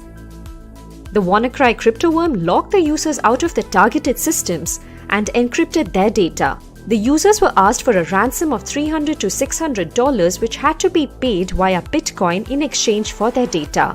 This attack took a toll on both private and government organizations. It resulted in damages from hundreds of millions to billions of dollars. In a matter of few days, the emergency patches released by Microsoft halted the attack. Also, the discovery of a kill switch prevented the infected computers from spreading the cryptoworm. Security experts in a few countries believed that North Korea was behind this attack. And finally, let's see what we have at number 1. More than 2 decades ago, in March 1999, the Melissa virus, a mass-mailing macrovirus, was released. It targeted Microsoft Word and Outlook-based systems and created considerable network traffic. Melissa virus infected computers via emails. The email would look like an important message? Well, yes, it was fake. If the recipient opens the attachments in the mail and downloads the document and then opens it with Microsoft Word, a virus was released on their computers. This would then mass mail itself to the first 50 people in the victim's contact list and then disable multiple safeguard features on Microsoft Word and Microsoft Outlook. This began spreading like a wildfire across the internet. David L. Smith released the virus. The virus caused nearly 80 million worth of damages. It did not steal data or money, however, it caused a havoc. Almost 1 million email accounts were disrupted worldwide, agencies were overloaded, and some had to be shut down entirely, and internet traffic in some locations was slowed down. Security was traditionally considered an afterthought in software development. It is becoming an increasingly important concern for all aspects of app development, from design to deployment and beyond. The number of programs produced, distributed, deployed, and patched across network continually increases. As a result, application security features must deal with a wide range of risks. Let's take an example. A malicious script may be mirrored on the victim's web browser or kept in a database and run whenever the user contacts the proper function, depending on the kind of attack in question here. This allows malicious code to be entered in the case of an output. The major cause of this attack is faulty user input validation, which allows malicious input to enter the final output. An evil user can enter a script that will be injected into the website's code. The browser will then be unable to determine whether the processed code is harmful. As a result, a malicious script is performed on the victim's browser, or a bogus form is shown to the users. Are you aware of which attack this is? If not, do stay till the end to find the correct answer. Are you aware of which attack this is? If not, please stay till the end of the video to know the correct answer. Hey everyone, welcome to today's video on application security. Before we move forward, subscribe to our channel and hit the bell icon to never miss an update from us. Let's take a look at the topics to be covered today. We start by learning about application security and its different types. We learn about the most common vulnerabilities in AppSec, followed by the importance of application security in today's cybersecurity space. Next, we cover some attacks against application layer security and end the video with some protection techniques to enforce application security parameters. So let's start by learning about application security from a grassroots perspective. Application security, which is often known as AppSec, protects application software from external security threats by utilizing security software, hardware, methodologies, best practices, and different processes. Organizations require application security technologies that safeguard all of their programs, from internal to popular external apps on consumer mobile phones. These solutions must address the whole development cycle and provide testing after an application has been deployed to detect possible issues. Application security mechanisms must be capable of testing web pages for possible and exploitable vulnerabilities, analyzing code, and assisting in the administration of development and safety management processes. The testing solutions must also be simple and easy to install for system administrators worldwide. consumers utilize hundreds of applications daily to access theoretically important and favored services such as e-commerce, banking, music, etc. To be productive, these professionals use a variety of software solutions as well, ranging from online word checkers to tablet based creative tools, among other things. Backend software, of course, exists to automate essential operations and processes and decrease this human labor. But to make matters worse, the quantity and complexity of these apps and their backend code is increasing. The software security problem 10 years ago was about securing desktop apps and static web pages that were natively harmless and easy to scale through and defend. Because of outsourced development, the number of legacy programs and in house development that uses third party, open source, and commercialized off the shelf software modules, the software supply chain has become considerably more convoluted. Now that we understand application security on a general level, let us go through some of the different categories or the types of application security. The three major types to be covered in this section: web application security, API security, and cloud native application security. A web application is a program available through the internet and it operates on a web server. The client is accessed using a web browser. The applications, by definition, must allow connections from clients across unsecured networks. This exposes them to a variety of risks. Many online apps are mission critical and include sensitive customer data, making them an attractive target for attackers and a top concern for any cybersecurity program or framework. The advent of HTTPS, which offers an encrypted channel of communication, guards versus man in the middle attacks or MITM attacks, has addressed several online application weaknesses. Many weaknesses, though, still persist. Many security providers have created solutions specifically geared to safeguard online applications in response to the rising challenge of web application security. A web application firewall is an example of a security technology meant to identify and prevent application layer assaults in the case of web applications. When it comes to APIs that have security flaws are the root of many major data breaches. They have the potential to reveal sensitive data and disrupt vital corporate processes. API security flaws include insufficient authentication, unintended data disclosure, and a failure to apply rate restriction, which allows API abuse. The requirement for API security, like the necessity for web application security, has led to the creation of sophisticated equipment that can discover API vulnerabilities and protect APIs in production level. The third type is cloud native application security. Infrastructure and environments are often built up automatically in cloud native apps depending on declarative configuration, which is known as infrastructure as code or IAC. Developers are tasked with developing declarative settings and application code, both of which should be secure. Because practically everything is defined during the development stage, shifting left is even more crucial in cloud native setups. Traditional testing techniques can help cloud native apps, but they are insufficient. Dedicated cloud native security solutions are mandatory at this point of time, which are capable of instrumenting vessels, container clusters, and serverless operations, reporting on security concerns, and providing developers with a quick feedback loop.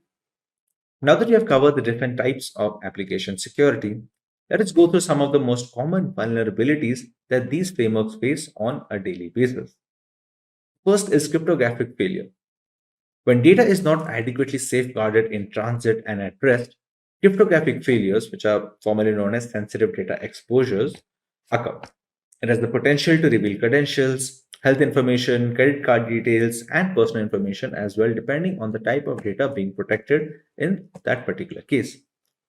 Injection attacks. Threat actors can use injection vulnerabilities to convey malicious information to a web application interpreter. It has the potential to assemble and execute this data on the server. SQL injection is a popular type of injection, which I've already covered in an introduction for this video. Another major vulnerability are outdated components.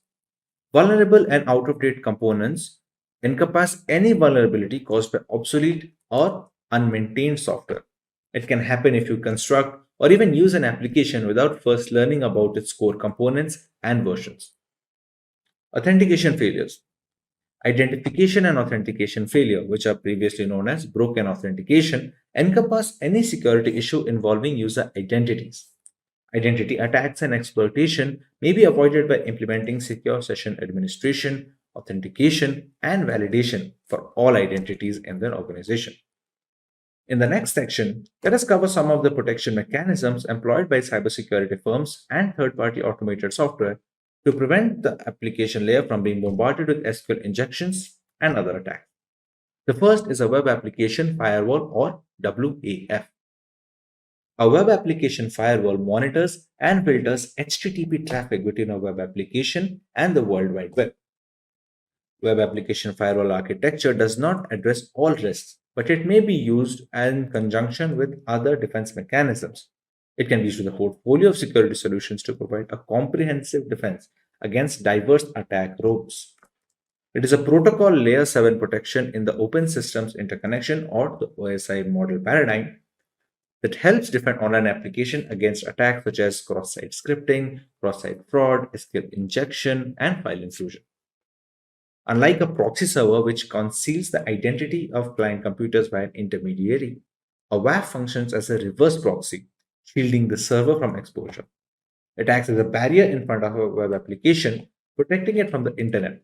The clients must pass through the web application firewall before they can access the application.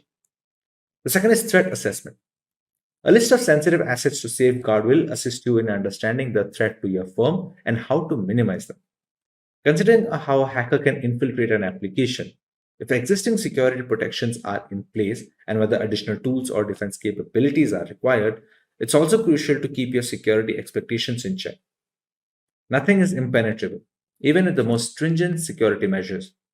It would be best if you were realistic about what you believe your team can handle in the long run. When pushed too aggressively, safety regulations and procedures might be disregarded.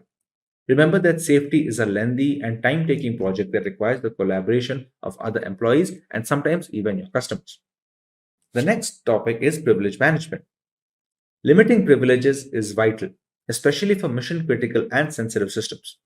The least privilege principle states that access to programs and data should be limited to those who require them when they require them. For two reasons, the least privilege principle is absolutely critical. The first is that hackers may compromise less privileged accounts, and ensuring they do not acquire access to highly sensitive systems is critical. The second is that internal dangers are equally harmful as external adversaries.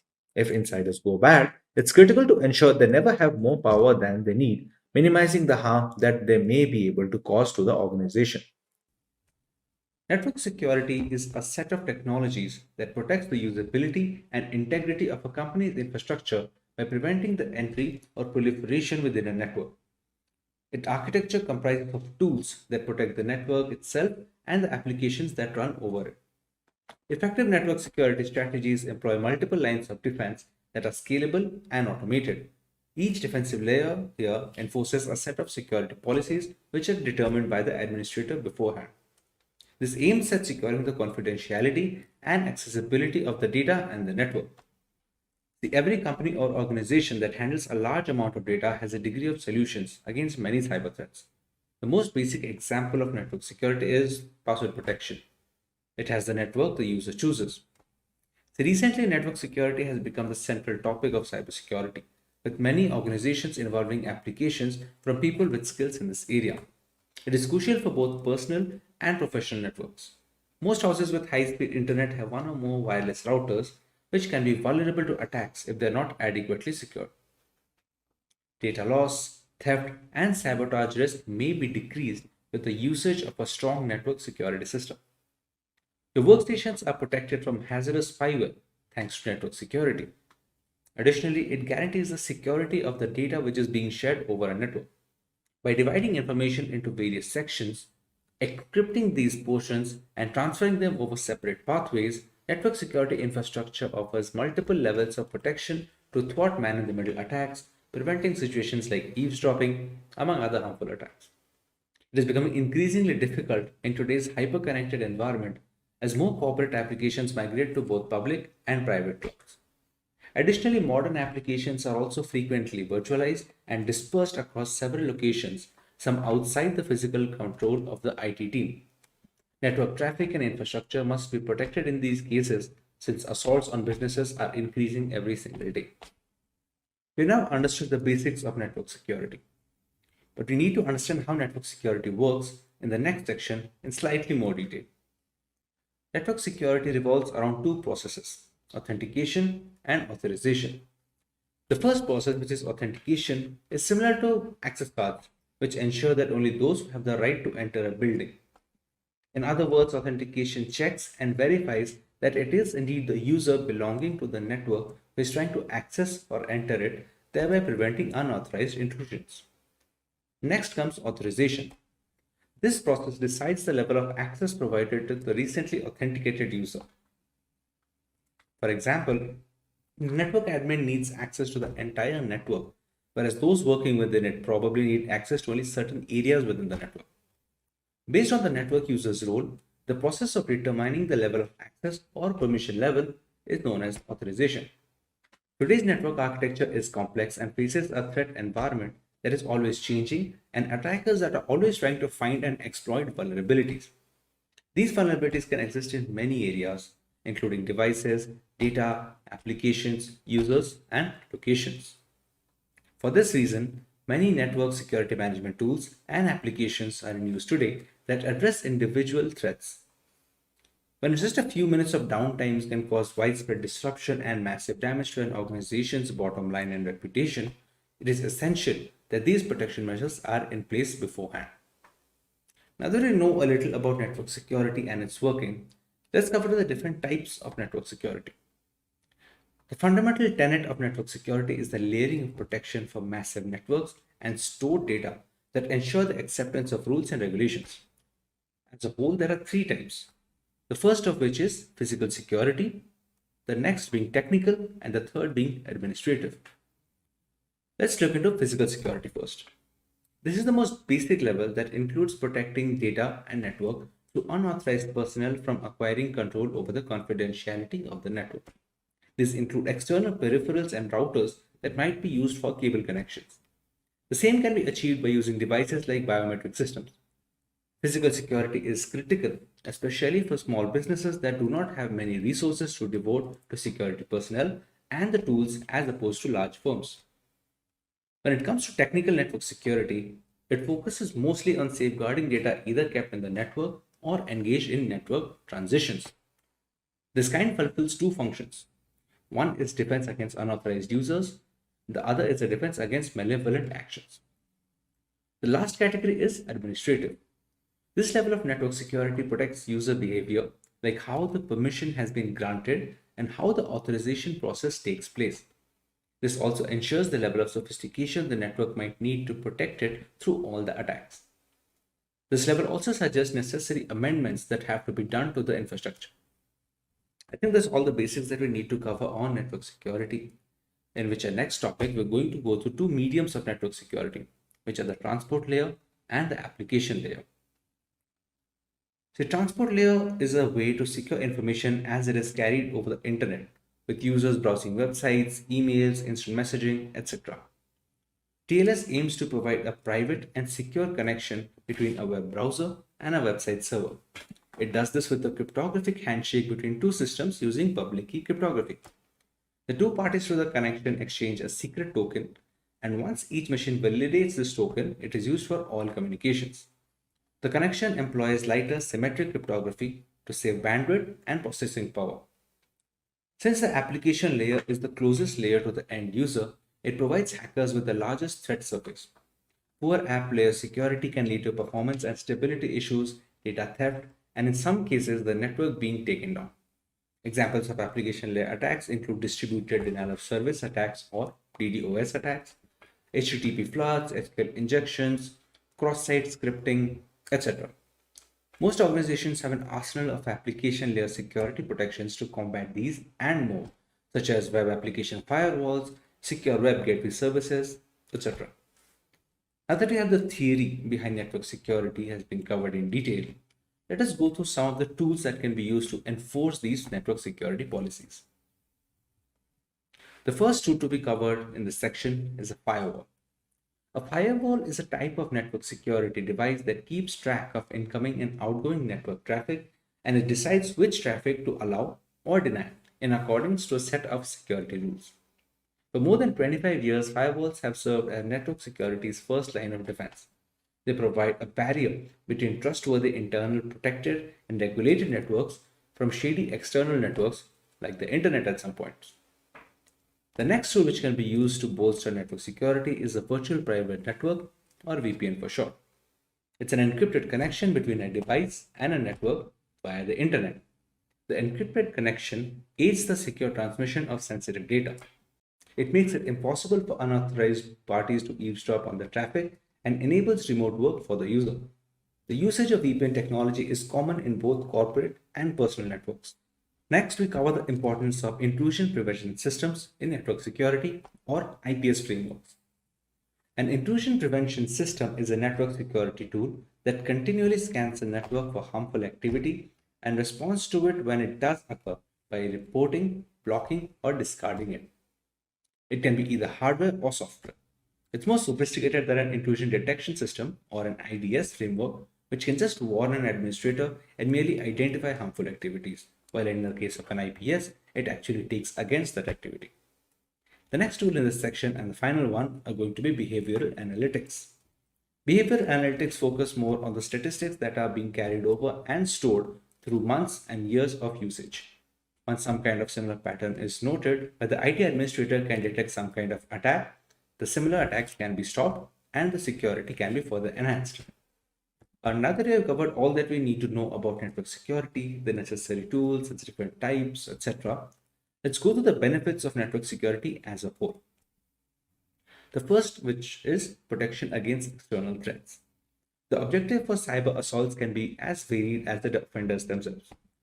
Although they're typically initiated for financial gain, whether they are industrial spies, hacktivists, or cyber criminals, these bad actors all have one thing in common, which is how quick, clever, and covert the attacks are getting.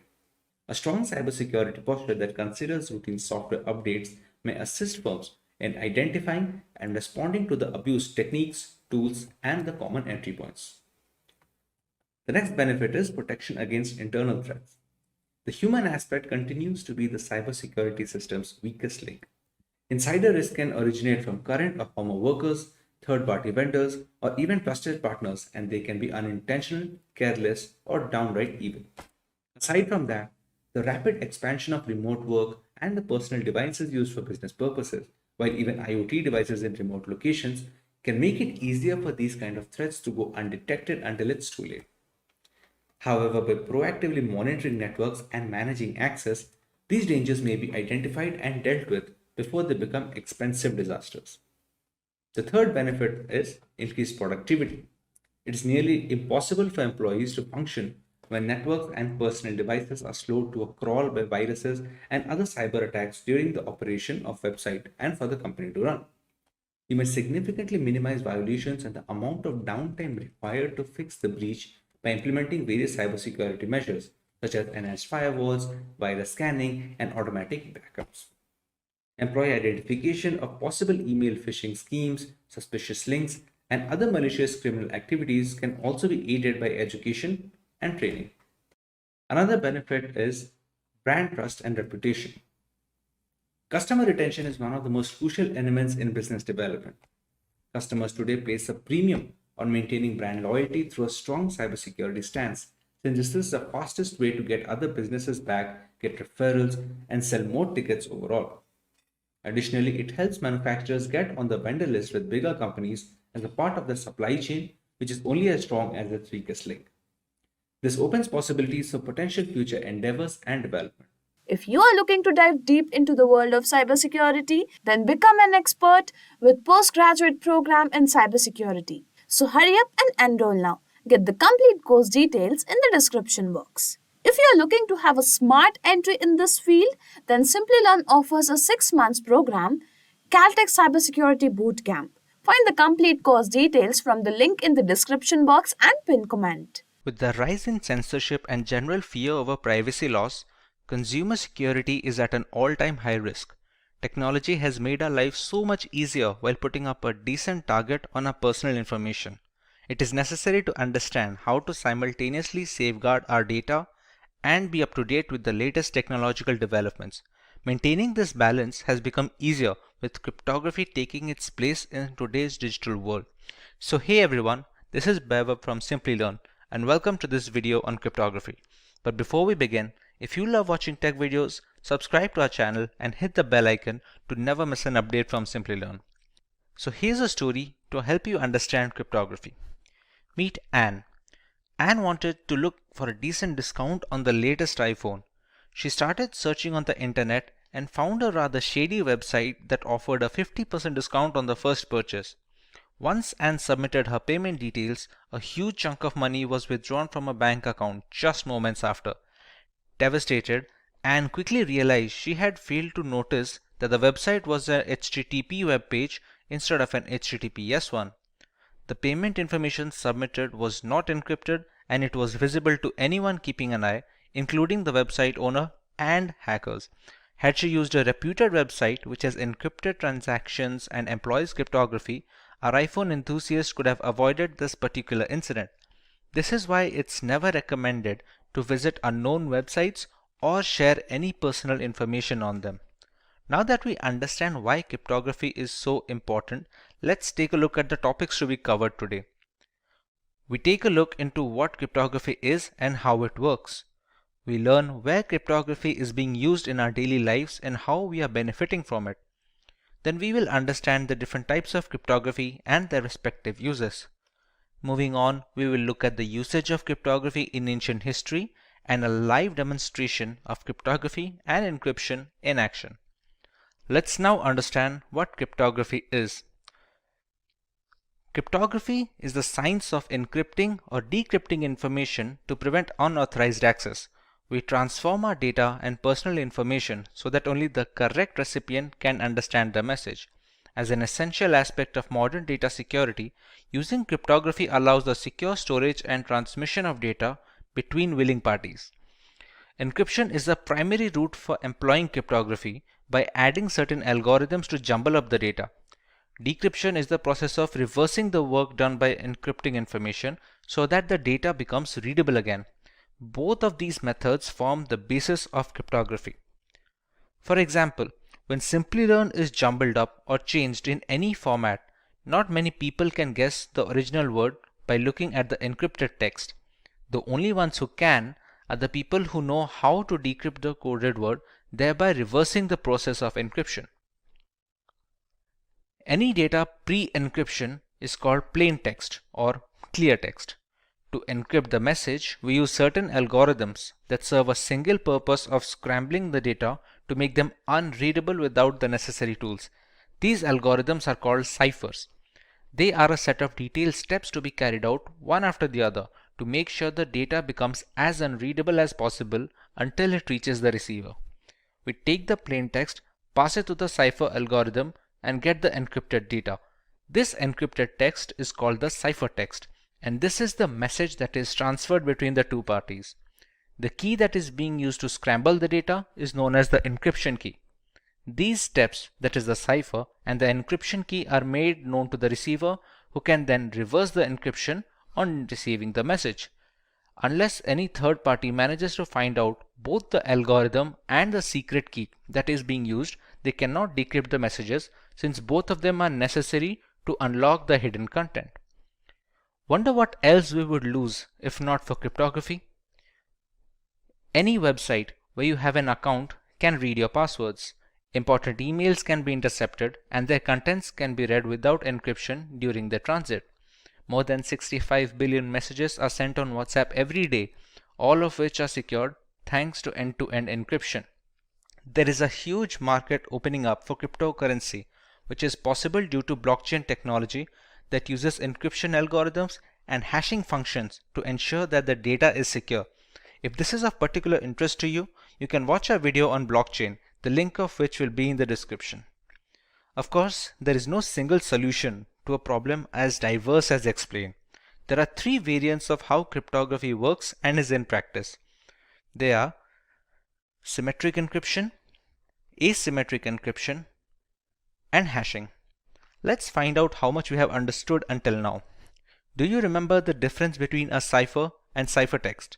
Leave your answers in the comments, and before we proceed, If you find this video interesting, make sure to give it a thumbs up before moving ahead. Let's look at symmetric encryption first. Symmetric encryption uses a single key for both the encryption and decryption of data. It is comparatively less secure than asymmetric encryption, but much faster. It is a compromise that has to be embraced in order to deliver data as fast as possible without leaving information completely vulnerable. This type of encryption is used when data rests on servers and identifies personnel for payment applications and services. The potential drawback with symmetric encryption is that both the sender and receiver need to have the same secret key, and it should be kept hidden at all times. Caesar cipher and Enigma machine are both symmetric encryption examples that we will look into further. For example, if Alice wants to send a message to Bob, she can apply a substitution cipher or a shift cipher to encrypt the message. But Bob must be aware of the same key itself, so he can decrypt it when he finds it necessary to read the entire message. Symmetric encryption uses one of the two types of ciphers, stream ciphers and block ciphers. Block ciphers break the plain text into blocks of fixed size and use the key to convert it into ciphertext. Stream ciphers convert the plain text into ciphertext one bit at a time instead of resorting to breaking them up into bigger chunks. In today's world, the most widely used symmetric encryption algorithm is AES 256, that stands for Advanced Encryption Standard, which has a key size of 256-bit with 128-bit and 196-bit key sizes also being available. Other primitive algorithms like the Data Encryption Standard, that is the DES, the Triple Data Encryption Standard 3DES, and Blowfish have all fallen out of favor due to the rise of AES. AES chops up the data into blocks and performs 10 plus rounds of obscuring and substituting the message to make it unreadable. Asymmetric encryption, on the other hand, has a double whammy at its disposal. There are two different keys at play here, a public key and a private key. The public key is used to encrypt information pre-transit, and a private key is used to decrypt the information post-transit. If Alice wants to communicate with Bob using asymmetric encryption, she encrypts the message using Bob's public key. After receiving the message, Bob uses his own private key to decrypt the data. This way, nobody can intercept the message in between transmissions, and there is no need for any secure key exchange for this to work, since the encryption is done with the public key and the decryption is done with a private key that no one except Bob has access to. Both the keys are necessary to read the full message. There is also a reverse scenario where we can use the private key for encryption and the public key for decryption. A server can sign non-confidential information using its private key, and anyone who has its public key can decrypt the message. This mechanism also proves that the sender is authenticated and there is no problem with the origin of the information. RSA encryption is the most widely used asymmetric encryption standard. It is named after its founders Rivest, Shamir, and Edelman, and it uses block ciphers that separate the data into blocks and obscure the information. Widely considered the most secure form of encryption, albeit relatively slower than AES, it is widely used in web browsing, secure identification, VPNs, emails, and chat applications. With so much hanging on the key's secrecy, there must be a way to transmit the keys without others reading our private data. Many systems use a combination of symmetric encryption and asymmetric encryption to bolster security and match speed at the same time. Since asymmetric encryption takes longer to decrypt large amounts of data, the full information is encrypted using a single key, that is, symmetric encryption. That single key is then transmitted to the receiver using asymmetric encryption, so you don't have to compromise either way. Another route is using the Diffie-Hellman key exchange, which relies on a one-way function and is much tougher to break into. The third variant of cryptography is termed as hashing. Hashing is the process of scrambling a piece of data beyond recognition. It gives an output of fixed size, which is known as the hash value of the original data, or just hash in general. The calculations that do the job of messing up the data collection form the hash function. They are generally not reversible without resilient brute force mechanisms and are very helpful when storing data on website servers that need not be stored in plain text. For example, many websites store your account passwords in a hashed format so that not even the administrator can read your credentials. When a user tries to log in, they can compare the entered password's hash value with the hash value that is already stored on the servers for authentication, since the function will always return the same value for the same input. Cryptography has been in practice for centuries. Julius Caesar used a substitution shift to move alphabets a certain number of spaces beyond their place in the alphabet table. A spy can't decipher the original message at first glance. For example, if he wanted to pass confidential information to his armies and decides to use the substitution shift of +2, A becomes C, B becomes D, and so on. The word attack, when passed through a substitution shift of +3, becomes DWWDEFN. This cipher has been appropriately named the Caesar cipher, which is one of the most widely used algorithms. The Enigma is probably the most famous cryptographic cipher device used in ancient history. It was used by the Nazi German armies in the World Wars.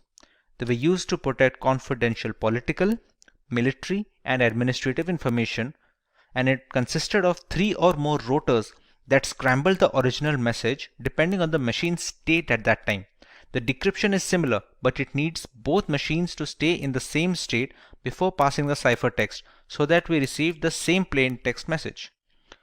Let's take a look at how our data is protected while we browse the internet thanks to cryptography.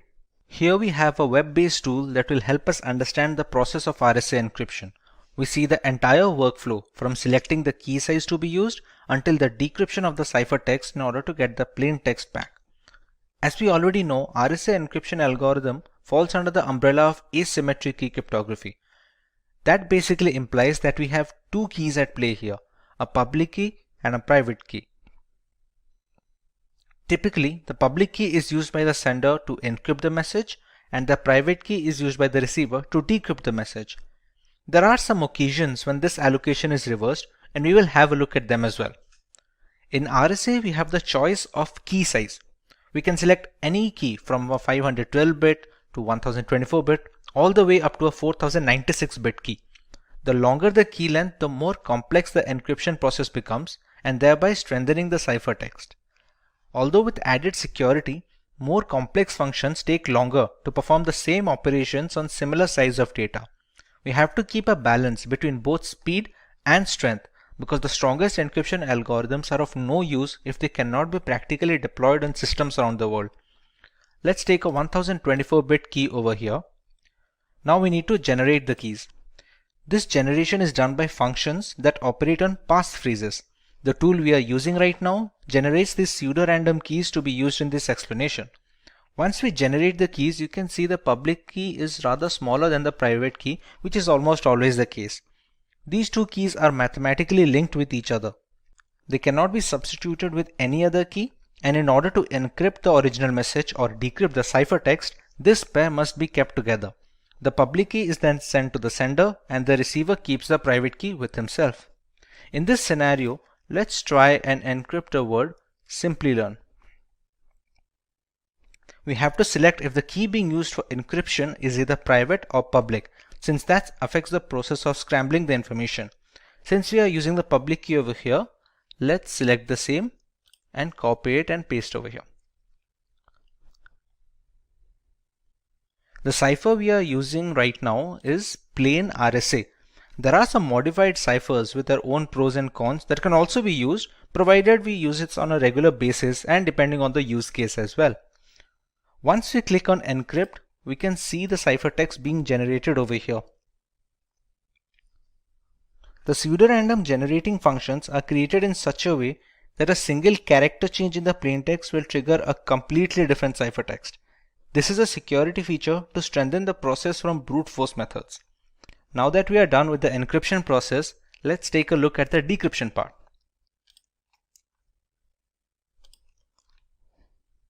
The receiver gets this ciphertext from the sender with no other key or supplement.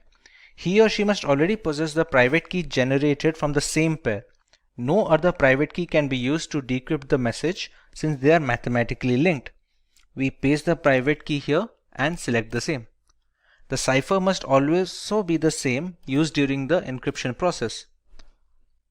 Once we click decrypt, you can see the original plain text we had decided to encrypt.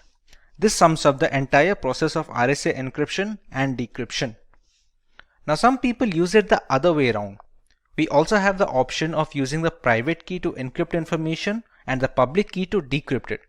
This is done mostly to validate the origin of the message. Since the keys only work in pairs, if a different private key is used to encrypt the message, the public key cannot decrypt it. Conversely, if the public key is able to decrypt the message, it must have been encrypted with the right private key and hence the rightful owner. Here we just have to take the private key and use that to encrypt the plain text and select the same in this checkbox as well. You can see we have generated a completely new ciphertext. This ciphertext will be sent to the receiver, and this time we will use the public key for decryption. Let's select the correct checkbox and decrypt, and we still get the same output. Now let's take a look at practical example of encryption in the real world. We all use the internet on a daily basis, and many are aware of the implications of using unsafe websites. Let's take a look at Wikipedia here. Pretty standard HTTPS website where the H stands for secured. Let's take a look at how it secures the data. Wireshark is the world's foremost and most widely used network protocol analyzer. It lets you see what's happening on your network at a microscopic level, and we are going to use this software to see the traffic that is leaving our machine and to understand how vulnerable it is. Since there are many applications running in this machine, let's apply a filter that will only show us the results related to Wikipedia.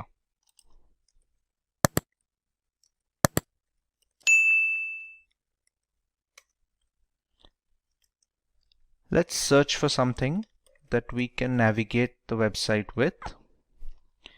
Okay, once we get into it a little, you can see some of the requests being populated over here. Let's take a look at the specific request. These are the data packets that basically transport the data from our machine to the internet and vice versa.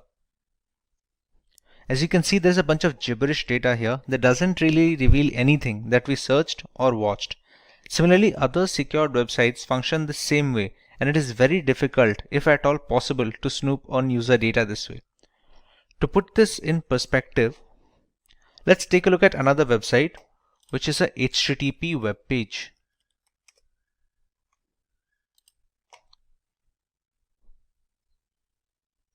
This has no encryption enabled from the server end, which makes it vulnerable to attacks.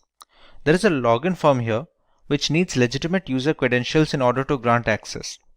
Let's enter a random pair of credentials.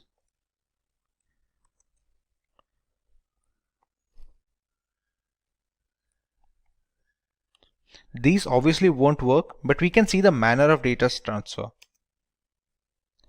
Unsurprisingly, we weren't able to get into the platform. Instead, we can see the data packets. Let's apply a similar filter that will help us understand what request this website is sending.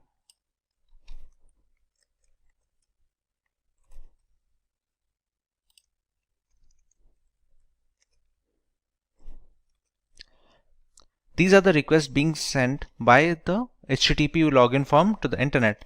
If we check here, see, whatever username and password that we are entering, we can easily see it with the Wireshark. Now, we used a dummy pair of credentials. If we select the right data packet, we can find our correct credentials. If any website had asked for our payment information or our legitimate credentials, it would have been really easy to get a hold of these. To reiterate what we have already learned, we must always avoid HTTP websites and just unknown or not trustworthy websites in general, because the problem we saw here is just the tip of the iceberg. Even though cryptography has managed to lessen the risk of cyber attacks, it is still prevalent and we should always be alert to keep ourselves safe online. There are two types of encryption in cryptography: symmetric key cryptography and asymmetric key cryptography. Both of these categories have their pros and cons and differ only by their implementation. Today we are going to focus exclusively on symmetric key cryptography. let us have a look at its applications in order to understand its importance better. This variant of cryptography is primarily used in banking applications where personally identifiable information needs to be encrypted. With so many aspects of banking moving on to the internet, having a reliable safety net is crucial. Symmetric cryptography helps in detecting bank fraud and boosts the security index of these payment gateways in general. They are also helpful in protecting data that is not in transit and rests on servers and data centers. These centers house a massive amount of data that needs to be encrypted with a fast and efficient algorithm so that when the data needs to be recalled by the respective service, there is the assurance of minor to no delay. While browsing the internet, we need symmetric encryption to browse secure HTTPS websites so that we get an all-around protection. It plays a significant role in verifying website server authenticity, exchanging the necessary encryption keys required, and generating a session using those keys to ensure maximum security.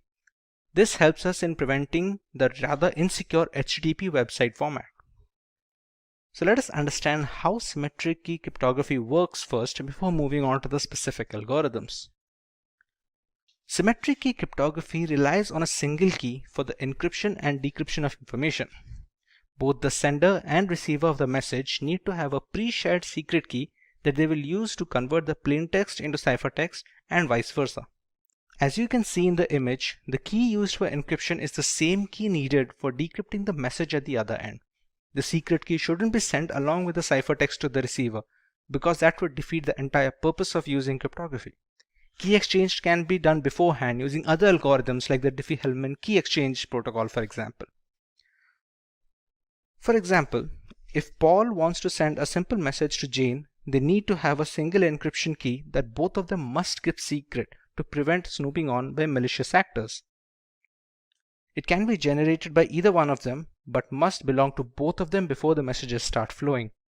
Suppose the message "I am ready" is converted into ciphertext using a specific substitution cipher by Paul. In that case, Jane must also be aware of the substitution shift to decrypt this ciphertext once it reaches her. Irrespective of the scenario where someone manages to grab the ciphertext mid-transit to try and read the message, not having the secret key renders everyone helpless looking to snoop in. The symmetric key algorithms like the data encryption standard have been in use since the 1970s, while the popular ones like the AES have become the industry standard today. With the entire architecture of symmetric cryptography depending on the single key being used, you can understand why it's of paramount importance to keep it secret on all occasions. The side effect of having a single key for the encryption and decryption is it becomes a single point of failure. Anyone who gets their hand on it can read all the encrypted messages and do so mainly without the knowledge of the sender and the receiver. So it is the priority to keep the encryption and decryption key private at all times. Should it fall into the wrong hands, the third party can send messages to either the sender or the receiver using the same key to encrypt the message. Upon receiving the message and decrypting it with the key, it is impossible to guess its origin. If the sender somehow transmits the secret key along with the ciphertext, anyone can intercept the package and access the information. Consequently, this encryption category is termed private key cryptography, since a big part of the data's integrity is riding on the promise that the users can keep the keys secret. This terminology contrasts with asymmetric key cryptography, which is called public key cryptography, because it has two different keys at play, one of which is public. Provided we manage to keep the keys secret, we still have to choose what kind of ciphers we want to use to encrypt this information. In symmetric key cryptography, there are broadly two categories of ciphers that we can employ. Let us have a look. Stream ciphers are the algorithms that encrypt basic information one bit at a time. It can change depending on the algorithm being used, but usually it relies on a single bit or byte to do the encryption. This is the relatively quicker alternative considering the algorithm doesn't have to deal with blocks of data at a single time.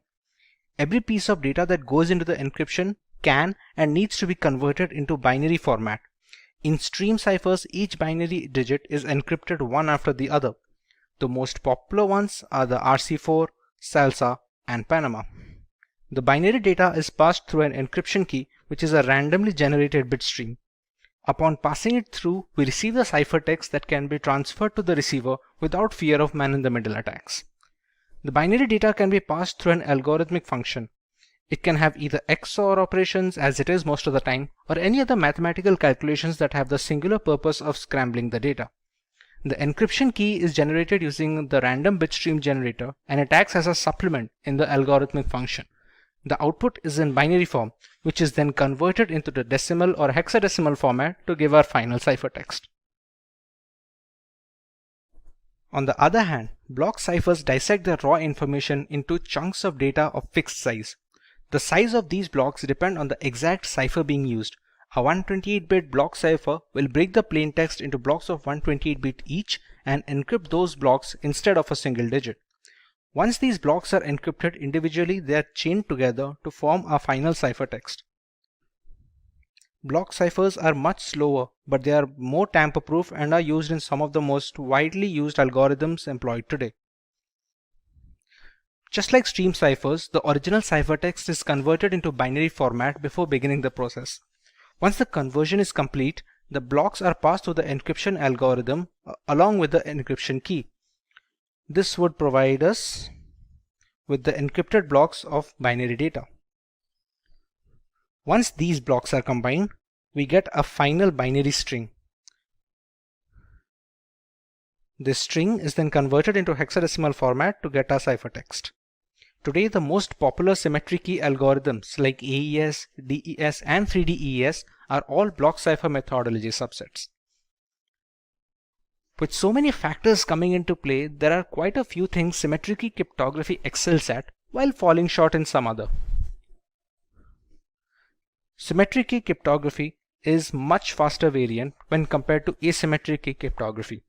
There is only one key in play, unlike asymmetric encryption, and this drastically improves calculation speed in the encryption and decryption. Similarly, the performance of symmetric encryption is much more efficient under similar computational limitations. Fewer calculations help in better memory management for the host system. Bulk amounts of data that need to be encrypted are very well suited for symmetric algorithms. Since they are much quicker, handling large amounts of data is simple and easy to use in servers and data farms. This helps in better latency during data recall and fewer mixed packets. Thanks to its simple single key structure, symmetric key cryptography algorithms are much easier to set up a communication channel with and offer a much more straightforward maintenance duties. Once the secret key is transmitted to both the sender and receiver without any prior mishandling, the rest of the system aligns easily and everyday communications becomes easy and secure. If the algorithm is applied as per the documentation, symmetric algorithms are very robust and can encrypt vast amounts of data with very less overhead. DES algorithm stands for Data Encryption Standard. It is a symmetric key cipher that is used to encrypt and decrypt information in a block-by-block manner. Each block is encrypted individually and they are later chained together to form our final ciphertext, which is then sent to a receiver.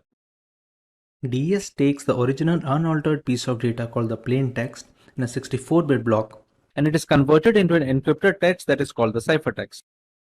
It uses 48-bit keys during the encryption process and follows a specific structure called the Fistel cipher structure during the entire process.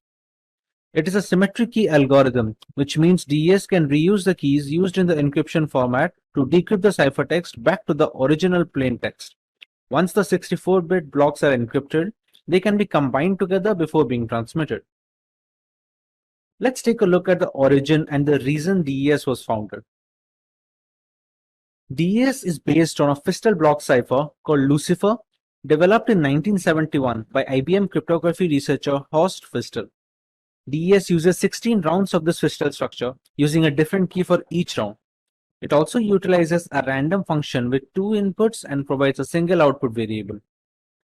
DES became the organization's approved encryption standard in November 1976 and was later reaffirmed as a standard in 1983, 1988, and finally in 1999. But eventually DES was cracked and it was no longer considered a secure solution for all official routes of communication. Consequently, Triple DES was developed. Triple DES is a symmetric key block cipher that uses a double DES cipher. Encrypt with the first key, delete encryption with the second key, and encrypt again with the third key. There is also a variation of the two keys where the first and second key are duplicate of each other. But triple DES was ultimately deemed too slow for the growing need for fast communication channels, and people eventually fell back to using DES for encrypting messages. In order to search for a better alternative, a public-wide competition was organized and helped cryptographers develop their own algorithm as a proposal for the next global standard. This is where the Rindale algorithm came into play and was later credited to be the next advanced encryption standard. For a long time, DES was the standard for data encryption for data security. Its rule ended in 2002 when finally the advanced encryption standard replaced DES as an acceptable standard following a public competition for a place. To understand the structure of a Fistel cipher, we can use the following image as a reference. The block being encrypted is divided into two parts, one of which is being passed on to the function, while the other part is XORed with the function's output. The function also uses the encryption key that differs for each individual round. This keeps going on until the last step, until where the right-hand side and the left-hand side are being swapped. Here we receive our final ciphertext. For the decryption process, the entire procedure is reversed, starting from the order of the keys to the block sorting. If the entire process is repeated in a reverse order, we will eventually get back our plain text, and this simplicity helps the speed. Overall, this was later detrimental to the efficiency of the algorithm, hence the security was compromised. A Fistel block cipher is a structure used to derive many symmetric block ciphers such as DES, which as we have discussed in our previous comment. Fistel cipher proposed a structure that implements substitution and permutation alternately so that we can obtain ciphertext from the plain text and vice versa. This helps in reducing the redundancy of the program and increases the complexity to combat brute force attacks. The Fistel cipher is actually based on the Shannon structure that was proposed in 1945. The Fistel cipher is the structure suggested by Horst Feistel, which was considered to be a backbone while developing many symmetric block ciphers. The Shannon structure highlights the implementation of alternate confusion and diffusion. And like we already discussed, the Fistel cipher structure can be completely reversed depending on the data.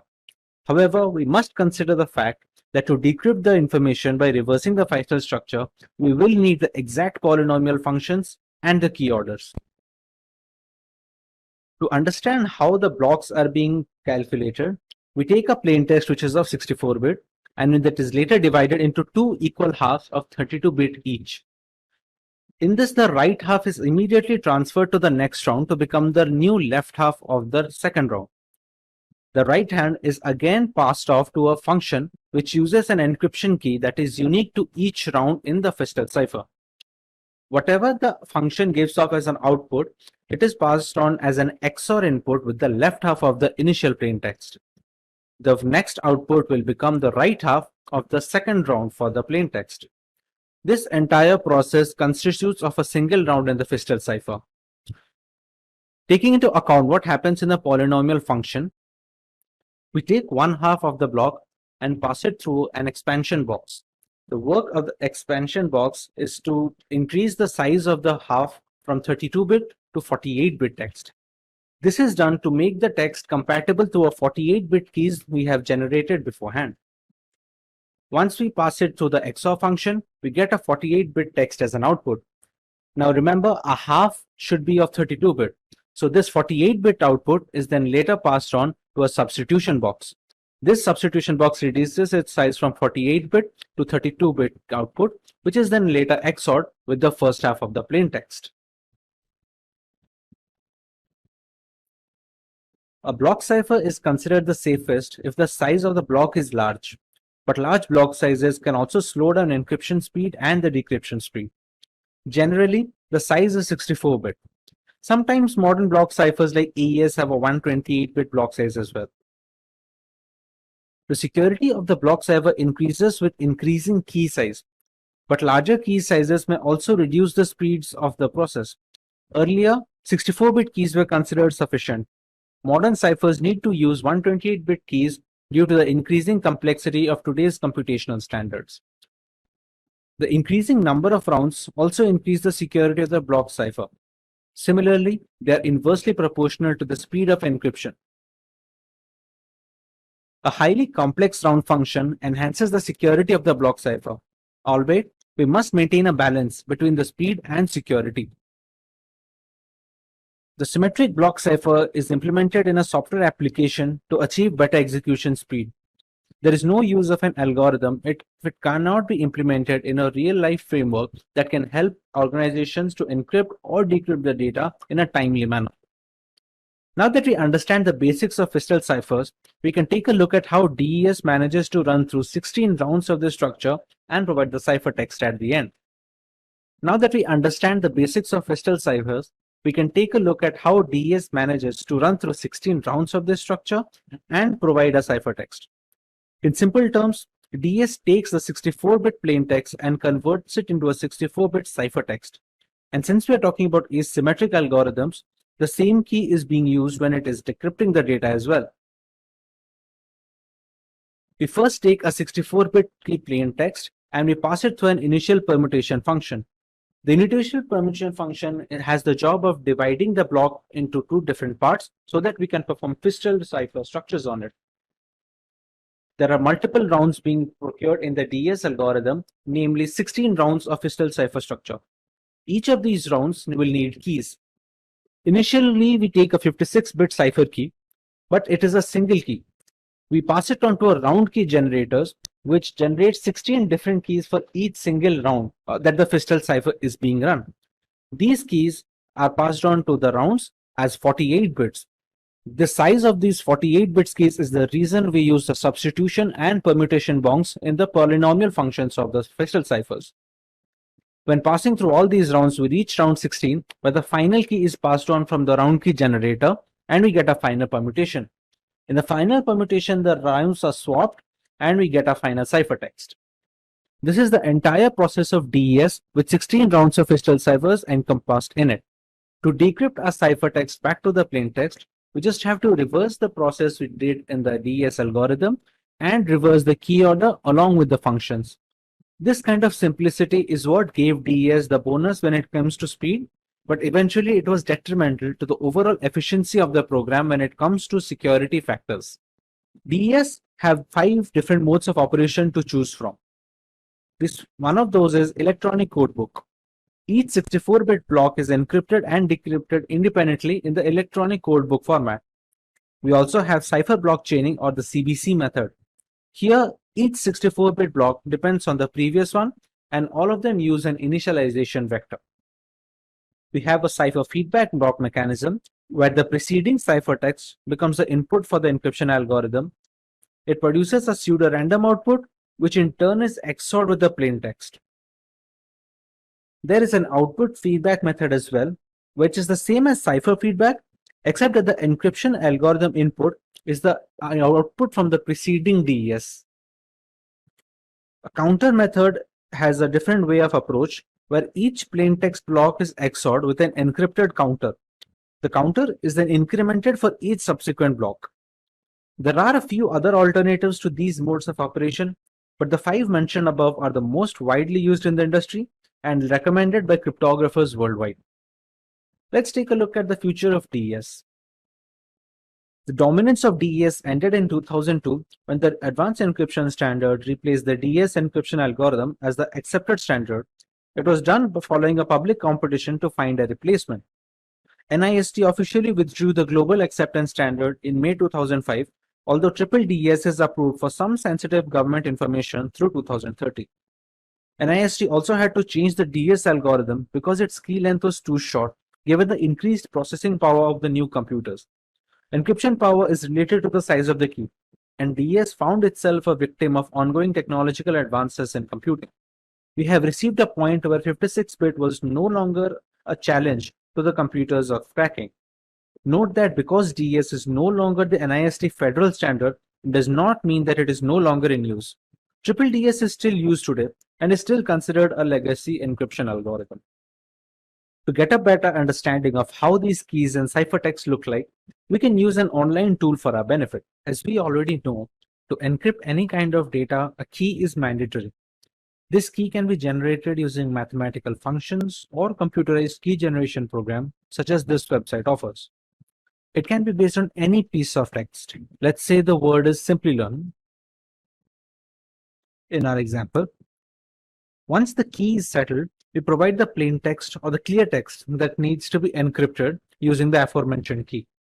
Suppose our sentence for this example is "This is my first message." We have satisfied two prerequisites, the message and the key. Another variable that goes into play is the mode of operation. We have already learned about 5 different modes of operation, while we can see some other options here as well. Let us go with the CBC variant, which basically means the cipher block chaining method. One of CBC's key characteristics is that it uses a chaining process. It causes the decryption of a block of ciphertext to depend all on the preceding ciphertext blocks. As a result, the entire validity of all the blocks is contained in the previous adjacent blocks as well. A single bit error in a ciphertext block affects the decryption of all the subsequent blocks. Rearrangement of the order of these, for example, can cause the decryption process to get corrupted. Regarding the manner of displaying binary information, we have two options here. We can either go with base 64 or the hexadecimal format. Let's go with the base 64 right now. As you can see, the ciphertext is readily available. Base 64 is a little more efficient than hex, so we will be getting a smaller ciphertext when it comes to base 64. Albeit the size of both the formats will be the same. The hex has a longer ciphertext since base 64 takes 4 characters for every 3 bytes, while hex will take 2 characters for each byte. Hence, base 64 turns out to be more efficient. Now to decrypt the ciphertext, we go by the same format. We choose base 64. We copy the ciphertext onto a decryption tool, and we have to make sure that the key we are using is exactly the same. We choose similar mode of operation, and we choose the correct encoding format as well, which is base 64 in this case. As you can see, the decryption is complete and we get a plain text back. Even if you keep everything the same, but we just change the encoding format, it will not be able to decrypt anything. Unfortunately, DES has become rather easy to crack even without the help of a key. The advanced encryption standard is still on top when it comes to symmetric encryption security and will likely stay there for a while. Eventually, with so much computing power growth, the need for a stronger algorithm was necessary to safeguard our personal data. As solid as DES was, the computers of today could easily break the encryption with repeated attempts, thereby rendering the data security helpless. To counter this dilemma, a new standard was introduced which was termed as the Advanced Encryption Standard or the AES algorithm. Let's learn what is Advanced Encryption Standard. The AES algorithm, also known as the Rijndael algorithm, is a symmetric block cipher with a block size of 128 bits. It is converted into ciphertext using keys of 128, 192, or 256 bits. It is implemented in software and hardware throughout the world to encrypt sensitive data.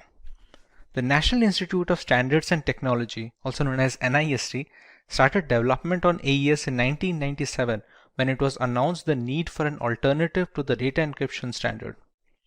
The new internet needed a replacement for DES because of its small key size.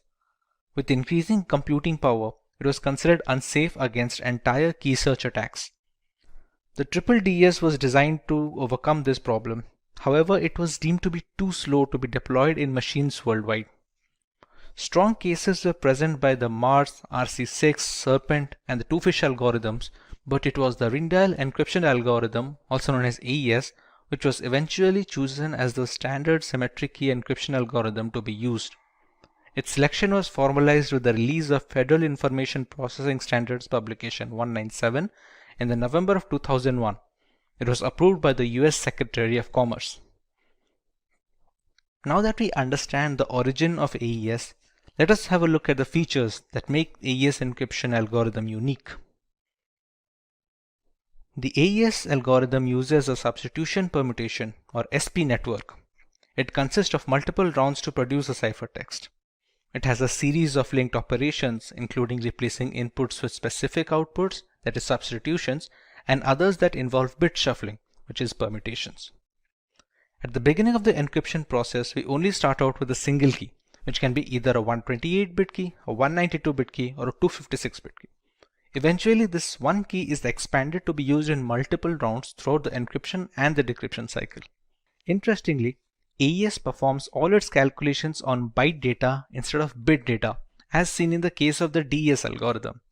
Therefore, AES treats 128 bits of a clear text block as 16 bytes. The number of rounds during the encryption process depends on the key size that is being used. The 128-bit key size fixes 10 rounds, the 192-bit key size fixes 12 rounds, and the 256-bit key holds 14 rounds. A round key is required for each of these rounds, but since only one key is input into the algorithm, the single key needs to be expanded to get the key for each round, including the round 0. With so many mathematical calculations going on in the background, there are bound to be a lot of steps throughout the procedure. Let's have a look at the steps followed in AES. Before we move ahead, we need to understand how data is being stored during the process of AES encryption.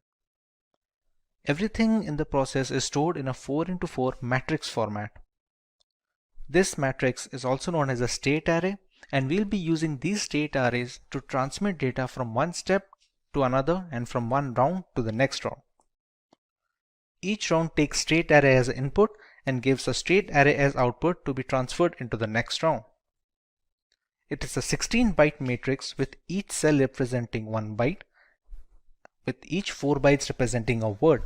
So every state array will have a total of 4 words representing it. As we previously discussed, we take a single key and expand it to the number of rounds that we need the key to be used in. Let's say the number of rounds are n, then the key has to be expanded to be used with n plus 1 rounds, because the first round is the key 0 round. Let's say n is the number of rounds. The key is expanded to n plus 1 rounds. It is also a state array having 4 words in its vicinity. Every key is used for a single round, and the first key is used as a round key before any round begins. In the very beginning, the plaintext is captured and passed through an XOR function with the round key as a supplement. This key can be considered the first key from the n plus 1 expanded set. Moving on, the state array resulting from the above step is passed on to a byte substitution process. Beyond that, there is a provision to shift rows in the state arrays. Later on, the state array is mixed with a constant matrix to shuffle its column in the mix column segment, after which we add the round key for that particular round. The last 4 steps mentioned are part of every single round that the encryption algorithm goes through. The state arrays are then passed from one round to the next as an input. In the last round, however, we skip the mix columns portion, with the rest of the process remaining unchanged. But what are these byte substitution and row shifting processes? Let's find out regarding each step in more detail. In the first step, the plaintext is stored in a state array and it is XORed with the K0, which is the first key in the expanded key set. This step is performed only once on a block while being repeated at the end of each round as per iteration demands. The state array is XORed with the key to get a new state array, which is then passed off as input to the sub-bytes process. In the second stage, we have byte substitution. We leverage an X box called as a substitution box to randomly switch data among each element. Every single byte is converted into a hexadecimal value having 2 parts. The first part denotes the row value and the second part denotes the column value. The entire state array is passed through the S box to create a brand new state array, which is then passed off as an input to the row shifting process. The 16 input bytes are replaced by looking at a fixed table given in the design. We finally get a matrix with 4 rows and 4 columns. When it comes to row shifting, each bit in the 4 rows of the matrix is shifted to the left. An entry that is a fall off is reinserted to the right of the line. The change is done as follows. The first line is not moved in any way.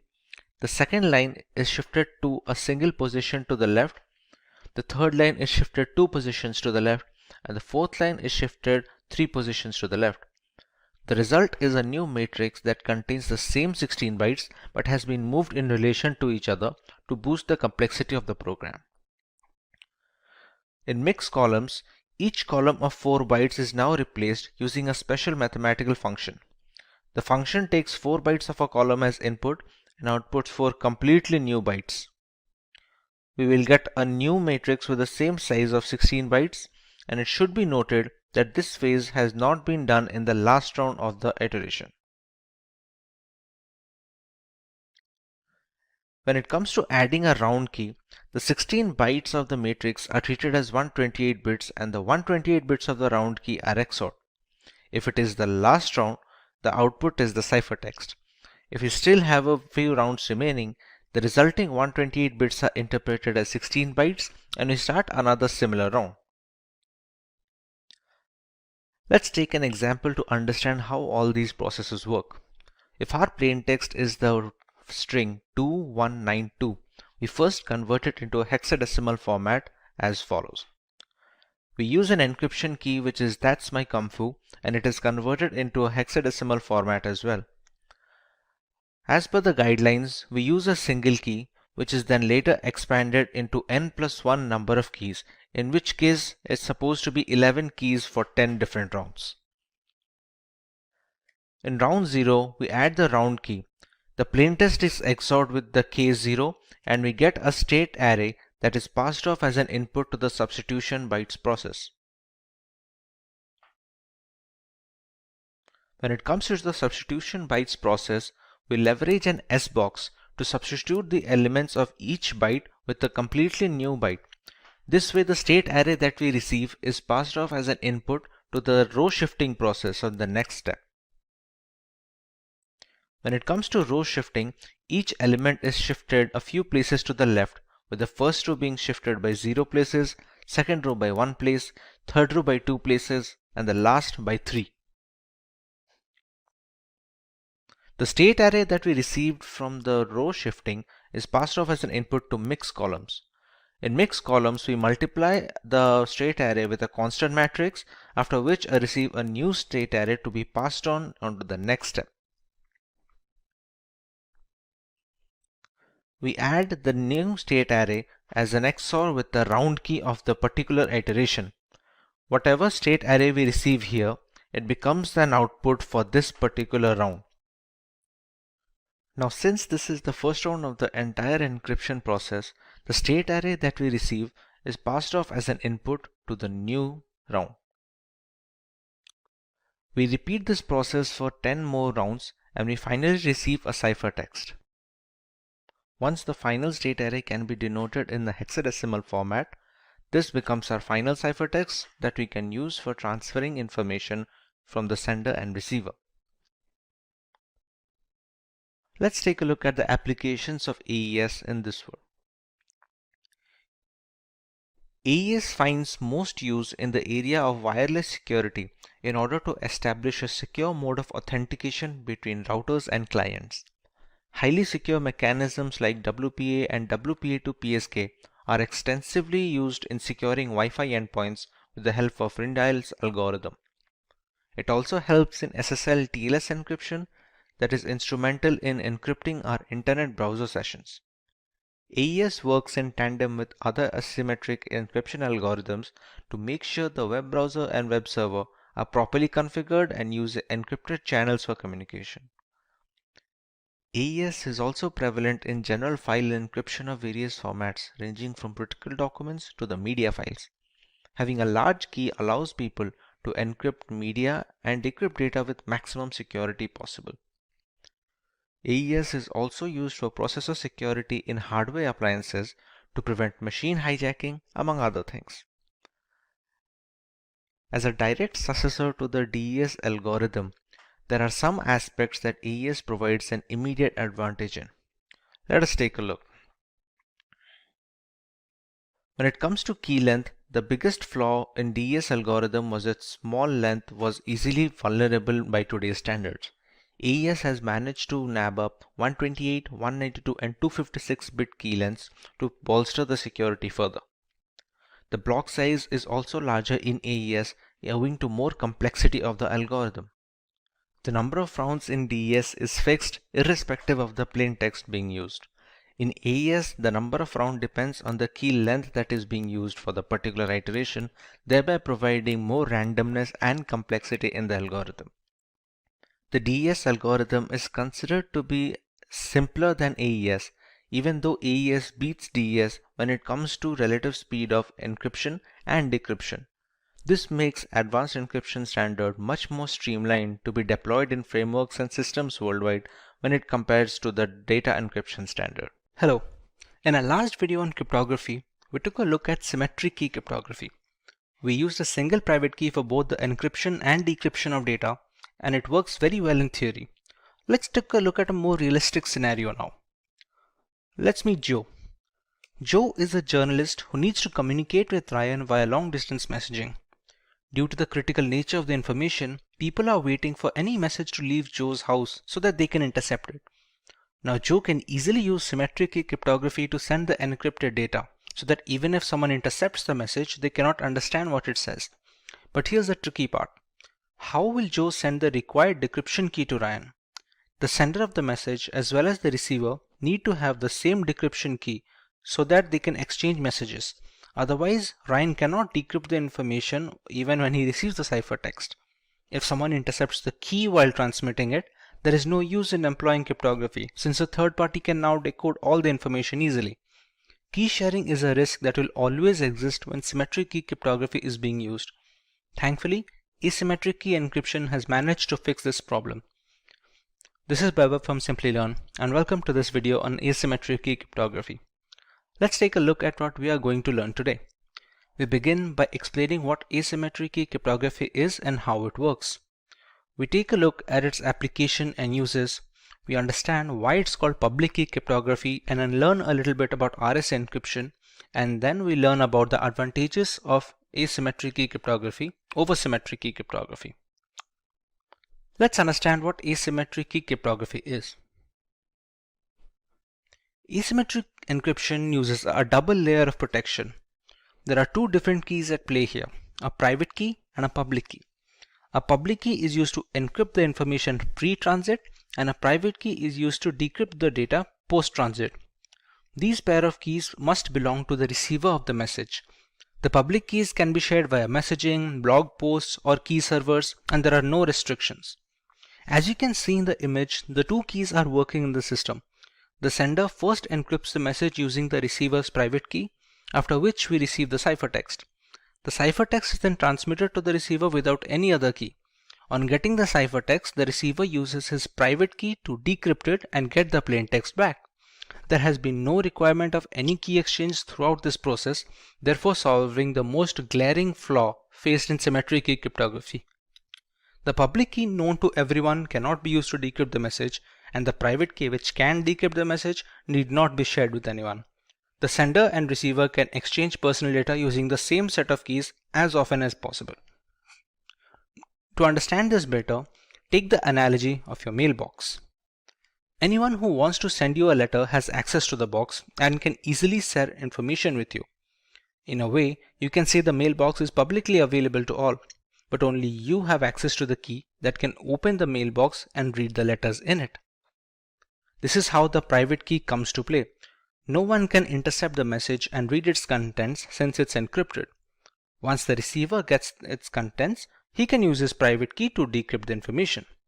Both the public key and the private key are generated, so they are interlinked, and you cannot substitute other private keys to decrypt the data. In another example, if Alice wants to send a message to Bob, let's say it reads "Call me today," she must use Bob's public key while encrypting the message. Upon receiving the cipher message, Bob can proceed to use his private key in order to decrypt the message, and hence complete security is attained during transmission without any need for sharing the key. Since this type of encryption is highly secure, it has many uses in areas that require high confidentiality. It is used to manage digital signatures, so there is valid proof of a document's authenticity. With so many aspects of business transitioning to the digital sphere, critical documents need to be verified before being considered authentic and acted upon.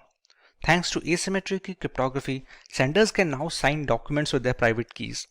Anyone who needs to verify the authenticity of such signatures can use the sender's public key to decrypt the signature. Since the public and the private keys are linked to each other mathematically, it's impossible to repeat this verification with duplicate keys. Document encryption has been made very simple by today's standards, but the background implementation follows a similar approach. In blockchain architecture, asymmetric key cryptography is used to authorize transactions and maintain the system. Thanks to its two key structures, changes are reflected across the blockchain's peer-to-peer network only if it is approved from both ends. Along with asymmetric key cryptography's tamper-proof architecture, its non-repudiation characteristic also helps in keeping the network stable. We can also use asymmetric key cryptography combined with symmetric key cryptography to monitor SSL or TLS encrypted browsing sessions to make sure nobody can steal our personal information when accessing banking websites or the internet in general. It plays a significant role in verifying website server authenticity, exchanging the necessary encryption keys required, and generating a session using those keys to ensure maximum security instead of the rather insecure HTTP website format. Security parameters differ on a session-by-session basis, so the verification process is consistent and utterly essential to modern data security. Another great use of the asymmetric key cryptography structure is transmitting keys for symmetric key cryptography. With the most significant difficulty in symmetric encryption being key exchange, asymmetric keys can help clear the shortcoming. The original message is first encrypted using a symmetric key. The key used for encrypting the data is then converted into the ciphertext using the receiver's public key. Now we have two ciphertexts to transmit to the receiver. On receiving both of them, the receiver uses his private key to decrypt the symmetric key. He can then use it to decrypt the original information on getting the key used to encrypt the data. While this may seem more complicated than just asymmetric key cryptography alone, symmetric encryption algorithms are much more optimized for vast amounts of data on some occasions. Encrypting the key using asymmetric algorithms will definitely be more memory efficient and secure. You might remember us discussing why symmetric encryption was called private key cryptography. Let us understand why asymmetric falls under the public key cryptography. We have two keys at our disposal. The encryption key is available to everyone. The decryption key is supposed to be private. Unlike symmetric key cryptography, there is no need to share anything privately to have an encrypted messaging system. To put that into perspective, we share our email address with anyone looking to communicate with us. It is supposed to be public by design so that our email login credentials are private and they help in preventing any data mishandling. Since there is nothing hidden from the world, if they want to send us any encrypted information, this category is called the public key cryptography. There are quite a few algorithms being used today that follow the architecture of asymmetric cryptography, none more famous than the RSA encryption. RSA encryption is the most widely used encryption or public key encryption standard using asymmetric key approach. Named after its founders, Rivest, Shamir, and Edelman, it uses block ciphers to obscure the information. If you are unfamiliar with how block ciphers work, they are encryption algorithms that divide the original data into blocks of equal size. The block size depends on the exact cipher being used. Once they are broken down, these blocks are encrypted individually and later chained together to form the final ciphertext. Widely considered to be the most secure form of encryption, albeit relatively slower than symmetric encryption algorithms, it is widely used in web browsing, secure identification, VPNs, emails, and other chat applications. With so many variables in play, there must be some advantages that give asymmetric key cryptography an edge over the traditional symmetric encryption methodologies. Let's go through some of them. There is no need for any reliable key sharing channel in asymmetric encryption. It was an added risk in private key cryptography that has been completely eliminated in public key architecture. The key which is made public cannot decrypt any confidential information, and the only key that can decrypt doesn't need to be shared publicly under any circumstance. We have much more extensive key lengths in RSA encryption and other asymmetric algorithms like 2048-bit key and 4096-bit keys. Larger keys are much harder to break into via brute force and are much more secure. Asymmetric key cryptography can use as a proof of authenticity, since only the rightful owner of the keys can generate the messages to be decrypted by the private key. The situation can also be reversed. Encryption is done using a private key and decryption is done by the public key, which would not function if the correct private key is not used to generate the message, hence proving the authenticity of the owner. It also has a tamper protection feature, where the message cannot be intercepted and changed without invalidating the private key used to encrypt the data. Consequently, the public key cannot decrypt the message, and it is easy to realize the information is not 100% legitimate when and where the case requires. Now that we have a proper revision, let's understand what digital signatures are before moving on to the algorithm. The objective of digital signatures is to authenticate and verify documents and data. This is necessary to avoid tampering and digital modification or forgery of any kind during the transmission of official documents. They work on the public key cryptography architecture with one exception. Typically, an asymmetric key system encrypts using a public key and decrypts with a private key. For digital signatures, however, the reverse is true. The signature is encrypted using a private key and is decrypted with the public key. Because the keys are inked together, decoding it with the public key verifies that the proper private key was used to sign the document, thereby verifying the signature's provenance. Let's go through each step to understand the procedure thoroughly. In step 1, we have M, which is the original plaintext message, and it is passed on to a hash function denoted by h hash to create a digest. Next, it bundles the message together with the hash digest and encrypts it using the sender's private key. It sends the encrypted bundle to the receiver, who can decrypt it using the sender's public key. Once the message is decrypted, it is passed through the same hash function h hash to generate a similar digest. It compares the newly generated hash with the bundled hash value received along with the message. If they match, it verifies data integrity. In many instances, they provide a layer of validation and security to messages through a non-secure channel. Properly implemented, a digital signature gives the receiver reason to believe that the message was sent by the claimed sender. Digital signatures are equivalent to traditional handwritten signatures in many respects, but properly implemented digital signatures are more difficult to forge than the handwritten type. Digital signature schemes in the sense used here are cryptographically based and must be implemented properly to be effective. They can also provide non-repudiation, meaning that the signer cannot successfully claim that they did not sign a message while also claiming their private key remains secret. Further, some non-repudiation schemes offer a timestamp for the digital signature, so that even if the private key is exposed, the signature is valid. To implement the concept of digital signature in real world, we have two primary algorithms to follow: the RSA algorithm and the DSA algorithm, but the latter is a topic of learning today. So let's go ahead and see what the digital signature algorithm is supposed to do. Digital signature algorithm is a FIPS standard, which is the Federal Information Processing Standard for digital signatures.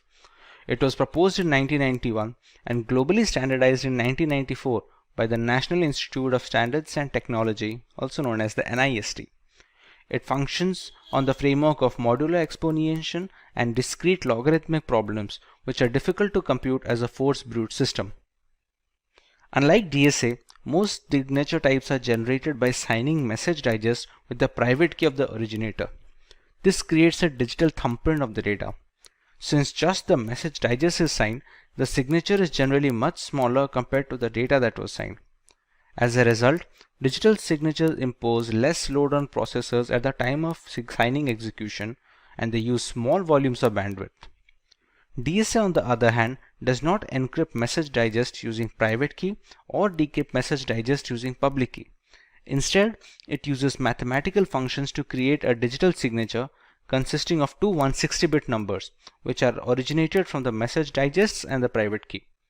DSAs make use of the public key for authenticating the signature, but the authorization process is much more complicated when compared with RSA. DSA also provides 3 benefits, which is the message authentication, integrity verification, and non-repudiation. In the image, we can see the entire process of DSA validation.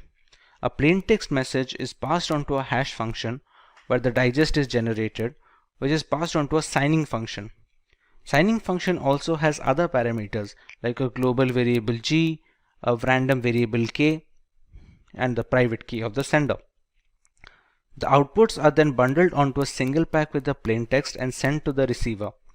The 2 outputs we receive from the signing functions are the 2 160-bit numbers denoted by S and R. On the receiver end, we pass the plain text through the same hash function to regenerate the message digest. It is passed on to verification function, which has other requirements such as the public key of the sender, global variable G, and SNR received from the sender. The value generated by the function is then compared to R. If they match, then the verification process is complete and data integrity is verified. This was an overview of the way the DSA algorithm works. We already know it depends on logarithmic functions to calculate the outputs, so let us see how we can do the same in our next section. We have 3 phases here, the first of which is key generation. To generate the keys, we need some prerequisites. We select a queue which becomes a prime divisor. We select a prime number p such that p-1 mod q equal to 0. We also select a random integer g which must satisfy the 2 formulas being mentioned on the screen right now. Once these values are selected, we can go ahead with generating the keys. The private key can be denoted by x, and it is any random integer that falls between the bracket of 0 and the value of q. The public key can be calculated as y equal to g to the power x mod p, where y stands for the public key. The private key can then be packaged as a bundle which comprises of values of p, q, g, and x. Similarly, the public key can also be packaged as a bundle having the values of p, q, g, and y. Once we're done with key generation, we can start verifying the signature and its generation. Repeat. Once the keys are generated, we can start generating the signature. The message is passed through a hash function to generate the digest h first. We can choose any random integer k which falls under the bracket of 0 and q. To calculate the first 160-bit number of a signing function of r, we use the formula g to the power k mod p into mod q. Similarly, to calculate the value of the second output, that is s, we use the following formula that is shown on the screen. The signature can then be packaged as a bundle having r and s. This bundle along with the plain text message is then passed on to the receiver. Now with the third phase, we have to verify the signature. We first calculate the message digest received in the bundle by passing it to the same hash function.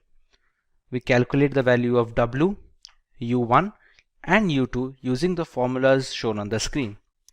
We have to calculate a verification component which is then to be compared with the value of r being sent by the sender. This verification component can be calculated using the following formula.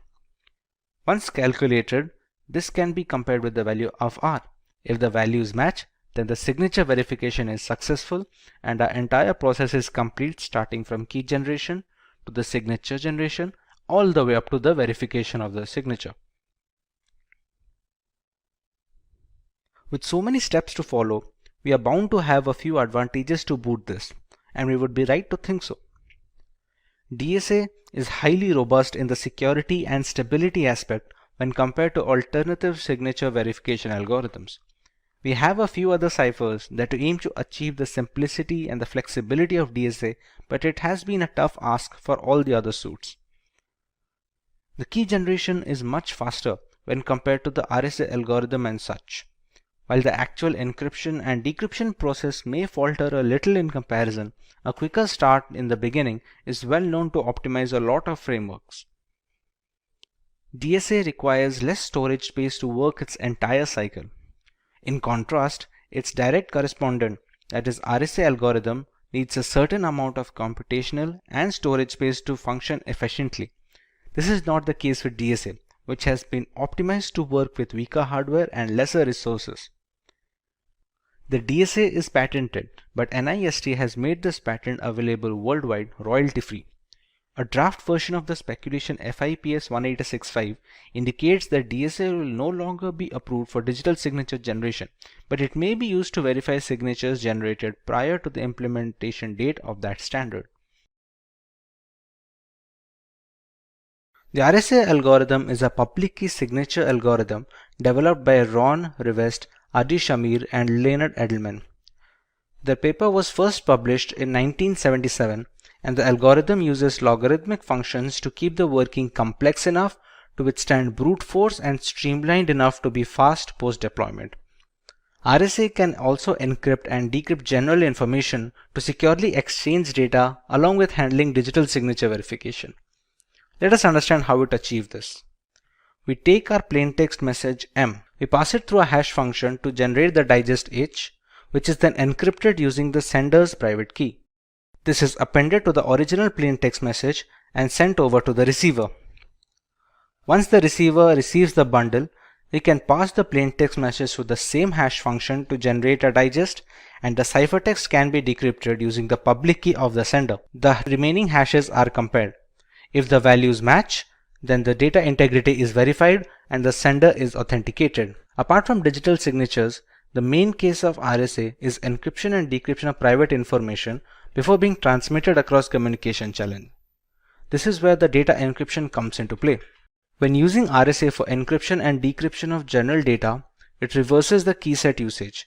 Unlike signature verification, it receives the receiver's public key to encrypt the data and uses the receiver's private key in decrypting the data.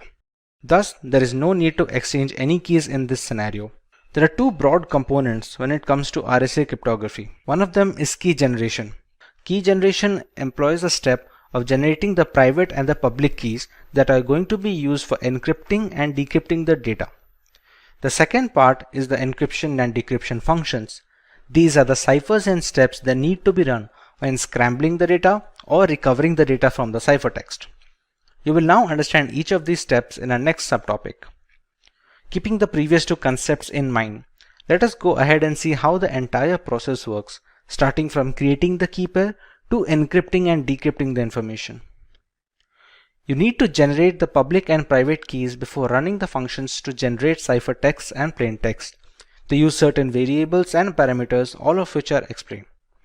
We first use two large prime numbers which can be denoted by P and Q. We can compute the value of n as n equal to P into Q and compute the value of Z as P minus 1 into Q minus 1. A number E is chosen at random satisfying the following conditions, and a number D is also selected at random following the formula ED mod Z equal to 1, and it can be calculated with the formula given below. The public key is then packaged as a bundle with N and E, and the private key is packaged as a bundle using N and D. This sums up the key generation process. For the encryption and decryption function, we use the formula C and M. The ciphertext can be calculated as C equal to M to the power E mod N, and the plaintext can be calculated from the ciphertext as C power D mod N. When it comes to a data encryption example, let's take P and Q as 7 and 13. The value of N can be calculated as 91. If we select the value of E to be 5, it satisfies all the criteria that we need it to. The value of D can be calculated using the following function, which gives it as 29. The public key can then be packaged as 91,5 and the private key can then be packaged as 91,29. The plaintext, if it is 10, which is denoted by M. Ciphertext can be calculated to the formula C equal to M to the power E mod N, which gives us 82. If somebody receives this ciphertext, they can calculate the plaintext using the formula C to the power D mod N, which gives us the value of 10 as selected as our plaintext. We can now look at the factors that make the RSA algorithm stand out versus its competitors in the advantageous topics of this lesson. RSA encryption depends on using the receiver's public key so that you don't have to share any secret key to receive the messages from others. This was the most glaring flaw faced by symmetric algorithms, which were eventually fixed by asymmetric cryptography structure. Since the key pairs are related to each other, a receiver cannot intercept the message since they don't have the correct private keys to decrypt the information. If a public key can decrypt the information, the sender cannot refuse signing it with his private key without admitting the private key is not in fact private anymore. The encryption process is faster than that of the DSA algorithm. Even if the key generation is slower in RSA, many systems across the world tend to reuse the same keys so that they can spend less time in key generation and more time on actual ciphertext management. Data will be tamper-proof in transit since meddling with the data will alter the usage of the keys. The private key won't be able to decrypt the information, hence alerting the receiver of any kind of manipulation in between. The receiver must be aware of any third party who possesses the private key, since they can alter the data mid-transit, the cases of which are rather low. Imagine creating an account on a new website. You provide your email address and set a password that you are confident and you would not forget. What about the website owner? How securely are they going to store your password? For website administrators, they have three alternatives. They can either store the passwords in a plain text format, they can encrypt the passwords using an encryption and decryption key, or they can store the passwords in a hash value. Let's have a look at each of these. When a password is stored in plain text format, it is considered to be the most unsafe option since anyone in the company can read your passwords. A single hack and a data server breach will expose all the account's credentials without needing any extra effort. To counter this, owners can encrypt the passwords and keep them in the servers as a second alternative. But that would mean they also have to store the decryption key somewhere on their servers. In the event of a data breach or the server hack, both the decryption key and encrypted passwords will be leaked, thus making it a single point of failure. What if there was an option to store the passwords after scrambling them completely, but with no way to decrypt them? This is where hashing comes to play. Since only the hashed values are stored in the server, no encryption is needed. With no plain text passwords to protect, your credentials are safe from the website administrators. Considering all the pros, hashed passwords are the industry standard when it comes to storing credentials nowadays. Before getting too deep into the topic, let's get a brief overview of how hashing works. Hashing is the process of scrambling a piece of information or data beyond recognition. We can achieve this by using hash functions, which are essentially algorithms that perform mathematical operations on the main plain text. The value generated after passing the plain text information through the hash function is called the hash value, digest, or in general, just the hash of the original data. While this may sound similar to encryption, the major difference is hashes are meant to be irreversible. No decryption key can convert a digest back to its original value. However, a few hashing algorithms have been broken due to the increase in computational complexity of today's new generation computers and processors. There are new algorithms that stand the test of time and are still in use among multiple areas for password storage, identity verification, etc. Like we discussed earlier, websites use hashing to store the user's passwords. So how do they make use of these hash passwords? When a user signs up to create a new account, the password is then run through the hash function and the resulting hash value is stored on the servers. So the next time a user comes to log into the account, the password he enters is passed through the same hash function and compared to the hash stored on the main server. If the newly calculated hash is the same as the one stored on the website server, the password must have been correct because according to hash functions terminology, same inputs will always provide the same outputs. If the hashes do not match, then the password entered during login is not the same as the password entered during the sign-up. Hence, the login will be denied. This way, no plain text passwords get stored, preventing both the owner from snooping on user data and protecting users' privacy in the unfortunate event of a data breach or a hack. Apart from password storage, hashing can also be used to perform integrity checks. When a file is uploaded on the internet, the file's hash value is generated and it is uploaded along with the original information.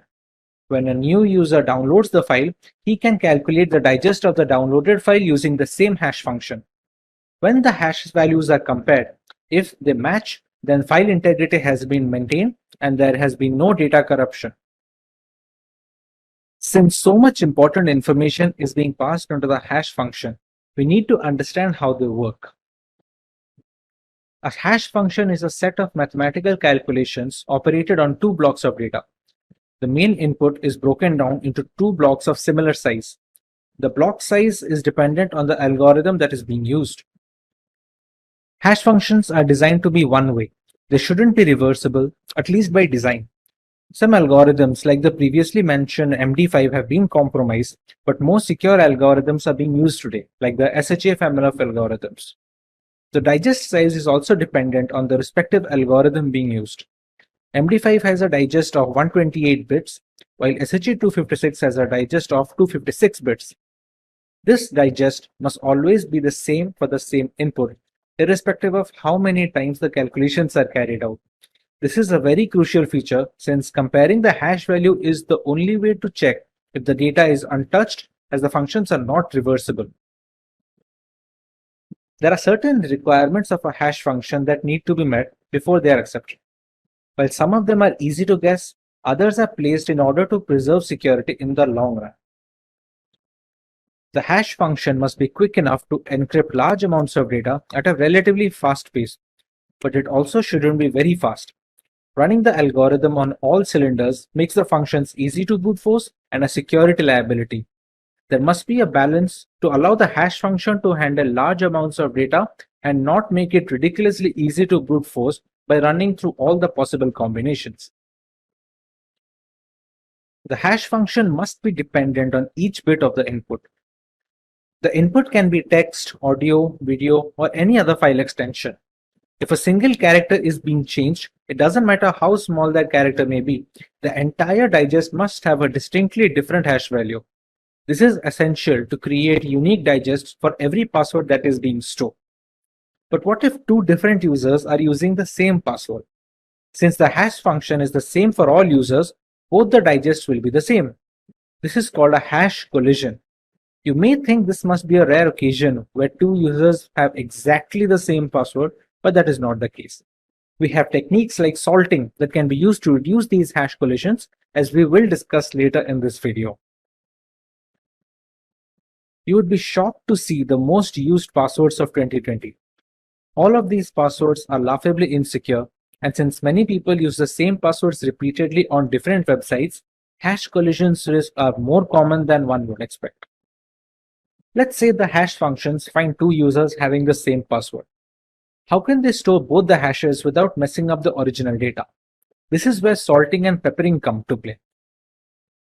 Salting is the process of adding a random keyword to the end of the input before it is passed on to the hash function. This random keyword is unique for each user on the system, and it is called the salt value or just the salt. So even if two passwords are exactly the same, the salt value will differ, and so will their digest. There is a small problem with this process though. Since the salt is unique for each user, they need to be stored in the database along with the passwords, and sometimes even in plain text to speed up the process of continuous verification. If the server is hacked, then the hashes will need to be brute forced, which takes a lot of time. But if they receive the salts as well, the entire process becomes very fast. This is something that peppering aims to solve. Peppering is the process of adding a random string of data to the input before passing them to the hash function. But this time the random string is not unique for each user. It is supposed to be common for all users in the database, and the extra bit added is called the pepper in this case. The pepper isn't stored on the servers. It is mostly hard-coded onto the website source code since it's going to be the same for all credentials. This way, even if the servers get hacked, they will not have the right pepper needed to crack into all the passwords. Many websites use a combination of salting and peppering to solve the problem of hash collision and bolster security. Since brute force takes such a long time, many hackers avoid taking the effort. The returns are mostly not worth it, and the possible combinations of using both salting and peppering is humongous. With the consensus aiming towards an educated public on digital privacy, it's no surprise to see an increasing interest in encryption algorithms. We have already covered the major names like the DES and the AES algorithm. MD5 algorithm was one of the first hashing algorithms to take the global stage as a successor to the MD4.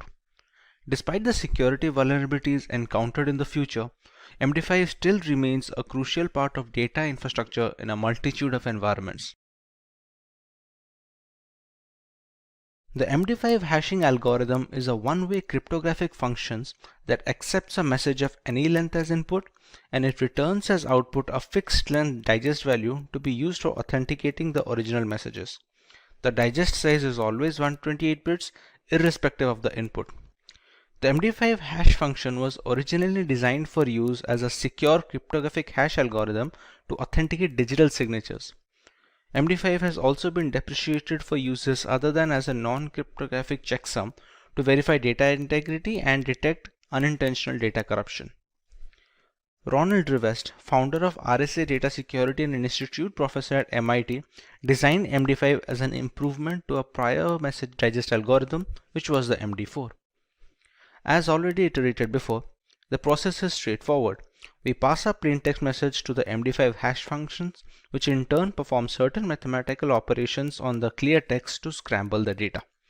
The 128-bit digest received from this is going to be radically different from the plaintext. The goal of any message digest function is to produce digests that appear to be random. To be considered cryptographically secure, the hash function should meet two requirements. First, that it is impossible for an attacker to generate a message that matches a specific hash value, and second, that it is impossible for an attacker to create two messages that produce the same hash value.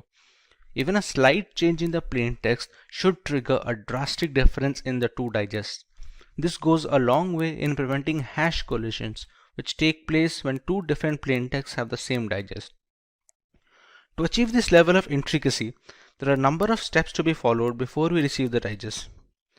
Let us take a look at the detailed procedure as to how the MD5 hash algorithm works. The first step is to make the plaintext compatible with the hash function. To do this, we need to pad the bits in the message. When we receive the input string, we have to make sure the size is 64 bits short of a multiple of 512. When it comes to padding the bits, we must add 1 first, followed by zeros to round out the extra characters. This prepares a string to have a length of just 64 bits less than any multiple of 512. Here on out, we can proceed on to the next step where we have to pad the length bits. Initially in the first step, we appended the message in such a way that the total length of the bits in the message was 64 bits short of any multiple of 512. Now we add the length bits in such a way that the total number of bits in the message is perfectly a multiple of 512. That means 64-bit lengths to be precise are added to the message. Our final string to be hashed is now a definite multiple of 512. The next step would be to initialize the message digest buffer. The entire hashing plaintext is now broken down into 512-bit blocks.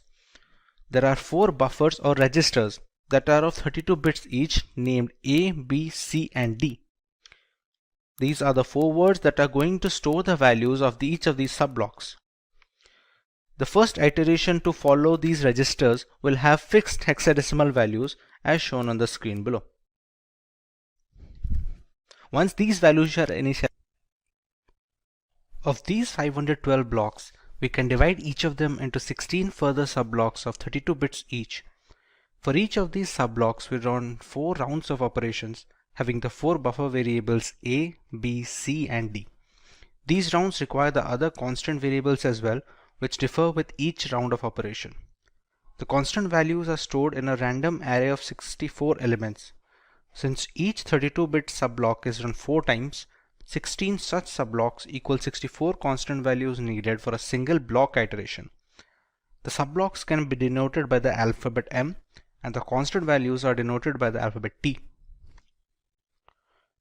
Coming to the actual round of operation, We see our 4 buffers which already have pre-initialized values for the first iteration. At the very beginning, the values of buffers B, C and D are passed on to a non-linear logarithmic function. The formula behind this function changes by the particular round being worked on, as we shall see later in this video. Once the output is calculated, it is added to the raw value stored in buffer A. The output of this addition is added to the particular 32-bit subblock using which we are running the 4 operations. The output of this requisite function then needs to be added to a constant value derived from the constant array k. Since we have 64 different elements in the array, Since we have 64 different elements in the array, we can use a distinct element for each iteration of a particular block. The next step involves a circular shift that increases the complexity of the hash algorithm and is necessary to create a unique digest for each individual input. The output generated is later added to the value stored in the buffer B. The final output is now stored in the second buffer of B of the output register. Individual values of C, D and A are derived from the preceding element before the iteration started, meaning the value of B gets stored in C, value of C gets stored in D, and the value of D in A. Now that we have a full register ready for this subblock, the values of A, B, C, D are moved on as input to the next subblock. Once all 16 subblocks are completed, the final register value is saved and the next 512-bit block begins. At the end of all these blocks, we get a final digest of the MD5 algorithm. Regarding the non-linear process mentioned in the first step, the formula changes for each round it's being run on. This is done to maintain the computational complexity of the algorithm and to increase randomness of the procedure. The formula for each of the 4 rounds uses the same parameters, that is B, C and D, to generate a single output. The formulas being used are shown on the screen right now. Algorithm. Unlike the latest hash algorithm families, a 32-bit digest is relatively easier to compare when verifying the digests. They don't consume a noticeable amount of disk storage and are comparatively easier to remember and reiterate. Passwords need not be stored in plain text format, making them accessible for hackers and malicious actors. When using digests, the database security also gets a boost since the size of all the hash values will be the same. In the event of a hack or a breach, the malicious actor will only receive the hashed values, so there is no way to regenerate the plain text, which would be the user passwords in this case. Since the functions are irreversible by design, hashing has become a compulsion when storing user credentials on the server nowadays. A relatively low memory footprint is necessary when it comes to integrating multiple services into the same framework without a CPU overhead. The digest size is the same and the same steps are run to get the hash value, irrespective of the size of the input string. This helps in creating a low requirement for computational power and is much easier to run on older hardware, which is pretty common in server farms around the world. We can monitor file corruption by comparing hash values before and after transit. Once the hashes match, file integrity checks are valid and we can avoid data corruption. Hash functions will always give the same output for the similar input, irrespective of the iteration parameters. It also helps in ensuring that the data hasn't been tampered with en route to the receiver of the message. We use our Wi-Fi every day for work, and we use the internet for entertainment and communication. The dependency on technology is at an all-time high, thanks to the radical developments and innovation in these last 2 decades. A big portion of this belongs to ensuring secure channels of communication and data transmission. The secure hash algorithm are a family of cryptographic hash functions that are published by the National Institute of Standards and Technology along with the NSA. It was passed as a Federal Information Processing Standard, also known as FIPS. It has 4 different families of hash functions. SHA-0 is a 160-bit hash function published in 1993, and it was closed down later after an undisclosed significant flaw.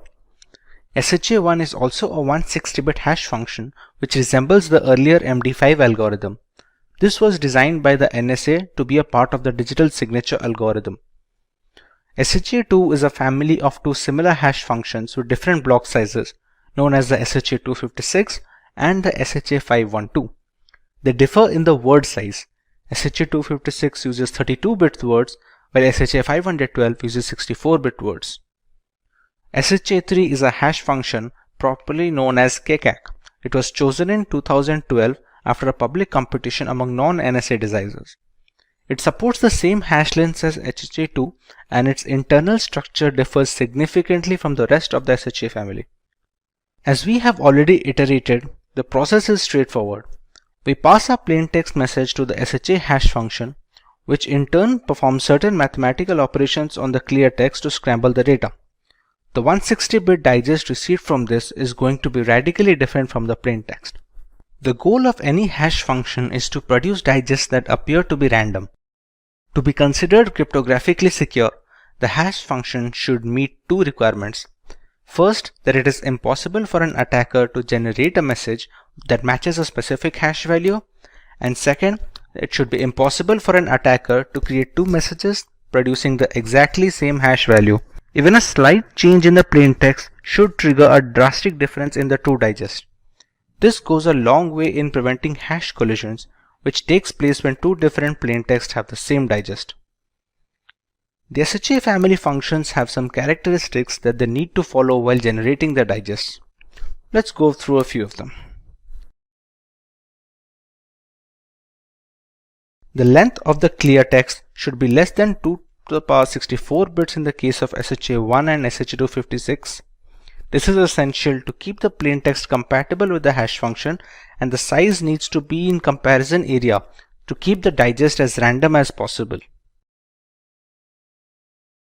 The length of the hash digest should be 256 bits in the SHA-256 algorithm, 512 bits in the SHA-512 algorithm, and so on. Bigger digest usually suggests significantly more calculations at the cost of speed and space.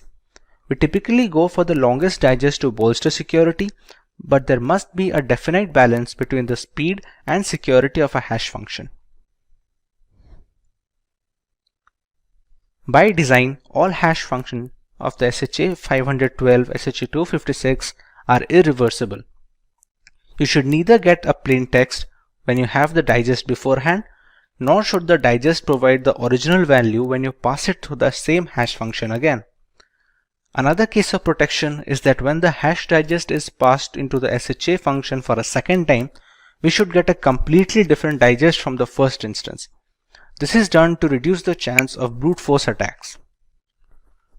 To achieve this level of intricacy, there are a number of steps to be followed before we receive the digest.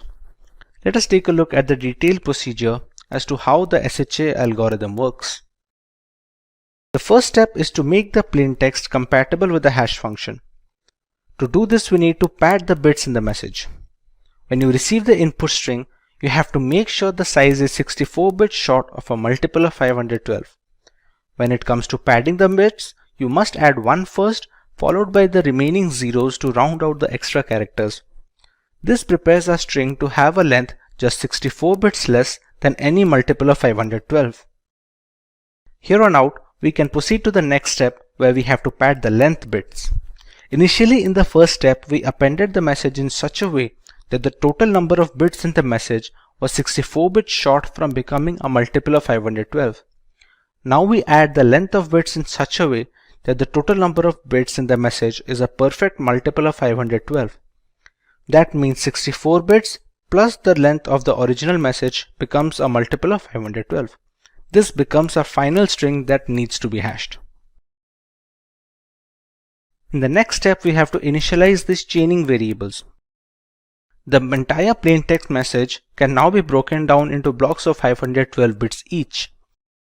Unlike other hash algorithms like MD5, which use 4 registers or buffers, SHA family use 5 buffers of 32 bits each.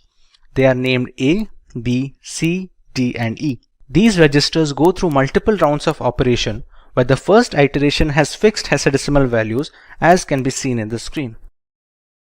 Moving on, we have to process each of the 512-bit blocks by breaking each of them into 16 subblocks of 32 bits each. Each of them goes through 4 rounds of operation that use the entire register and have the 512-bit block along with the constant array. Out of those 4 rounds, each round has 20 iterations. So in general, we have 80 rounds sum total. The constant value of k is an array of 80 elements. Of those 80, 16 elements are being used each round, so that comes out to 80 rounds for each of those elements. The value of t differs by the number of rounds, as can be seen in the table below. A single formula is necessary to calculate the output of each round and iteration. The formula can be ABCDE register is equal to E plus a nonlinear process P along with a circular shift of A plus WT plus KT.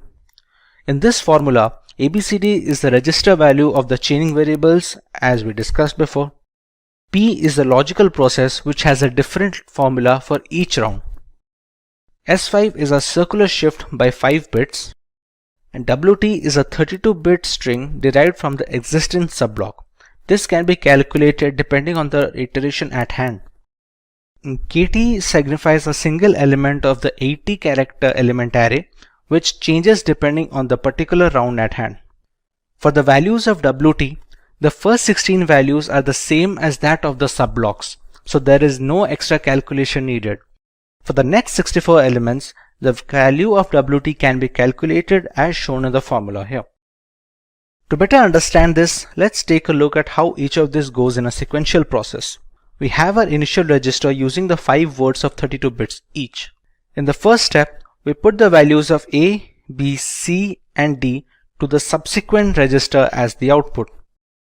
Next, we use a nonlinear process P that changes depending on the round and uses the values of B, C and D as input. Whatever output is generated from the nonlinear process, it is added with the value of the E register.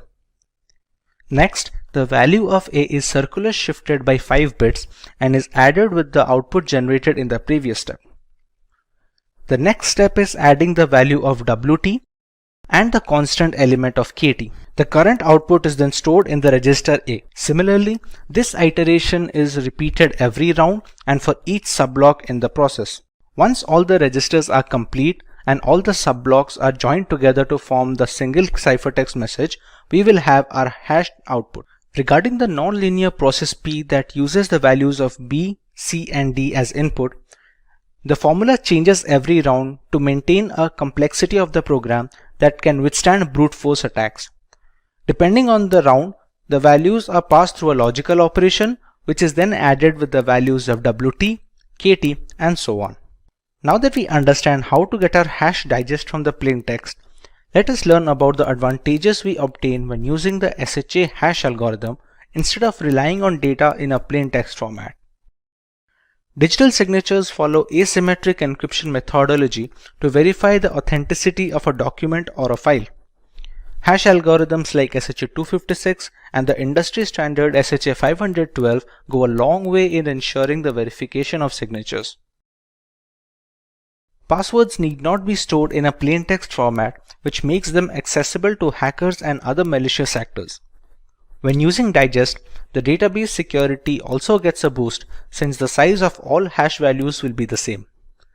In the event of a hack or a breach, the malicious actor will only receive the hash values with no way to regenerate the plain text.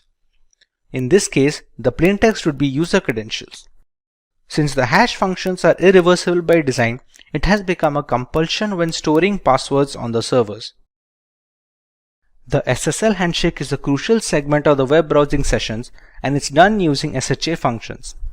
It consists of your web browsers and the web servers agreeing on encryption keys and hashing authentication to prepare a secure connection.